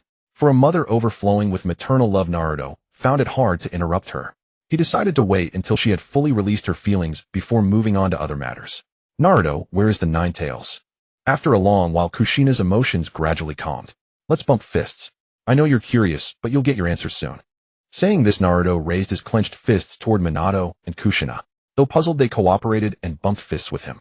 Naruto's chakra instantly connected the two, pulling them into his mental sea and transmitted the method to them. Under Naruto's control, he directly displayed all the memories of this boyish childhood before Minato, and this ignited Kushina's fury. "That old man Hiruzen Sarutobi treated my son like this." She spoke through gritted teeth. Minato too hadn't expected his son to have suffered such a miserable life. The couple had sacrificed their lives for the sake of Konoha, choosing their own son as the new jinchuriki to maintain the village's power, only to have him treated so cruelly. The entire legacy of the Uzumaki clan, Minato's savings from years of missions, and the contributions he made as Hokage, none of it had gone to their child. Unlike Kushina, Minato remained calm even after learning of Naruto's past. Through the chakra connection, both Minato and Naruto could sense the intensity of her anger. After the fury came even deeper guilt and self-blame. It was because of them that Naruto's childhood had been so harsh. But Minato also thought of the responsibility he had placed on Naruto. The Nine Tails was a top-tier combat force in the ninja world, a key asset against the masked man. To maintain the tailed beast system and stabilize the balance of power among nations, Minato's actions reflected a Hokage's duty outweighing his love for his son. Since they were already dead, they couldn't change the treatment Naruto had endured. After the anger subsided, they could only accept it helplessly. The memories continued until just before the extraction of the tailed beast, all of which were fully Their emotions surged toward Naruto in relentless waves like the ocean under a typhoon. Though the maternal affection was touching, the present Naruto was not moved by it. He simply intercepted those useless feelings. Then he fabricated another excuse, attributing the cheat ability he had acquired through time travel to a special power awakened within him, one that could, without any interference, directly sever the bond between a jinchuriki and a tailed beast. He also showed them the scene of the tailed beast being left to Konoha. This display created a stark contrast in the minds of Minato and Kushina. Naruto, we went through so much trouble to seal the Nine Tails. How could you release it so casually? Do you realize how much harm this could bring to the village? Minato had died because of sealing the Nine Tails. Seeing his son so recklessly set the tailed beast free, he found it hard to accept for a moment. As a Hokage, he saw the village as more important than his own son. Not only would the village suffer from the tailed beast's rampage, but his plans for the future were also shattered. So many years had passed, and he was about to become a ninja. In the future, he would rarely interact with the village. Why did he have to sever the tailed beast at this moment? Minato could not understand, but after all, Naruto was his son. He had been absent for so many years, causing him to endure so much suffering, and the guilt in his heart finally took effect. Though he had 1,000 words to say, he did not want to blame his grown child the first time they met. As for Kushina, her concern was more about Naruto's well-being. Are you really all right, Naruto? She had once been a jinchuriki herself and had fallen into a near-death state after the tailed beast was extracted. In her time, the previous Nine Tails jinchuriki Uzumaki Naruto had also died from the same cause before her eyes. Thus, when she saw Naruto extract the tailed beast, she was filled with more worry and fear. She feared that her child, who had not yet grown up, would die, as she dreaded that this first meeting with the grown Naruto would be their last, and they would meet again only in the Pure Land. The current Naruto was somewhat reluctant to engage with Minato. While to Minato the village was the greater picture, and he might have believed his actions were not wrong. In Naruto's eyes, such an attitude was detestable. Almost everyone was a villain coupled with the will of domination. What was the point of protecting such a village? He couldn't even distinguish such a simple thing. Naruto simply left him aside to ponder on his own. It's fine. This might be the bloodline power I awakened. In this world, any bizarre or peculiar ability could be attributed to bloodline. And by calling it a bloodline power, they could accept it more quickly, saving him from having to explain everything bit by bit. After learning that Naruto was not in danger, their suspended hearts finally settled. Well done, Naruto. Kushina felt a sense of catharsis after seeing Naruto's actions. Those people they had once protected treated their child so badly. They deserved to experience the fury of the tailed beast. What a pity that he didn't see the ending. Minato also sensed Kushina's emotions. Although he wanted to say that Naruto was wrong and that he should protect the village in the end, he couldn't bring himself to say it. Even in this situation, he was still thinking about finding a way to satisfy both sides. Meanwhile, Kushina's attention was solely on Naruto, paying no heed to Minato. Or rather, she knew Minato's personality, but in front of their child, she did not want to argue with him here. They were only remnants of chakra that could exist for a limited time. Kushina wanted to give Naruto as much maternal love as possible in that short span. Because her attention was fixed on Naruto, she noticed in his memories that his height was shorter than that of other children. She wanted to tell Naruto to eat well, but in his memories, almost no one in the entire Konoha was willing to sell. Seeing Naruto survive on expired bread and milk, Kushina felt as if her heart was being torn. Seeing that Naruto had found playmates at the Ninja Academy, she felt a bit of relief. At least he would no longer be as lonely as before. They had sacrificed their lives for the entire village. The common people were ignorant, isolating, and targeting him, but the clans had not forgotten. When they saw that those companions were children of clan families, the couple felt a little better. However, they also noticed two special girls in Naruto's memories. One was Sakura, whom Naruto had once liked, but she disliked him and was fond of Sasuke. At this moment, Minato and Kushina's attitudes diverged. Minato supported Naruto pursuing the girl he liked, but Kushina did not have a favorable impression of Sakura. The other girl that caught Kushina's attention was Hinata Hyuga. In Naruto's perspective, she always appeared quiet and timid, barely noticed by him, but her eyes were always on Naruto. This instantly won Kushina's favor. The previous Naruto had not realized it, but Kushina could see at a glance that Hinata liked her child. She recalled that when Naruto was very young, he had escorted a lost Hinata home and helped her deal with the old tradition of Konoha bullying. This was a classic case of a hero saving a beauty. No wonder she reacted that way. She and Minato had once been the same. Dad, Mom, can I learn your jutsu? Naruto chose the moment when their guilt was most intense to transmit this thought as well. If he had to say it out loud, it would have been difficult to open the conversation. But through the chakra connection, a single thought was enough. Besides his own ideas, he also gave them the method of organizing and transmitting memories. He asked them to organize all their memories of training and transmit them to him. As for reading their memories, that was out to avoid seeing anything inappropriate. Okay, Naruto, just a moment. As soon as Naruto made the request, Kushina immediately agreed. She was now filled with guilt toward Naruto, so she would certainly agree to any request. However, Minato hesitated at this point. The Flying Thunder God technique was classified information recorded in the Scroll of Seals, a very important asset of the village. Without the Hokage's permission, it absolutely could not be taught to others. Although he was the fourth Hokage during his tenure, he still had to consult the third Hokage on many matters. He never had the full autonomy of a Hokage. Even now that he was dead, he was still influenced by that past.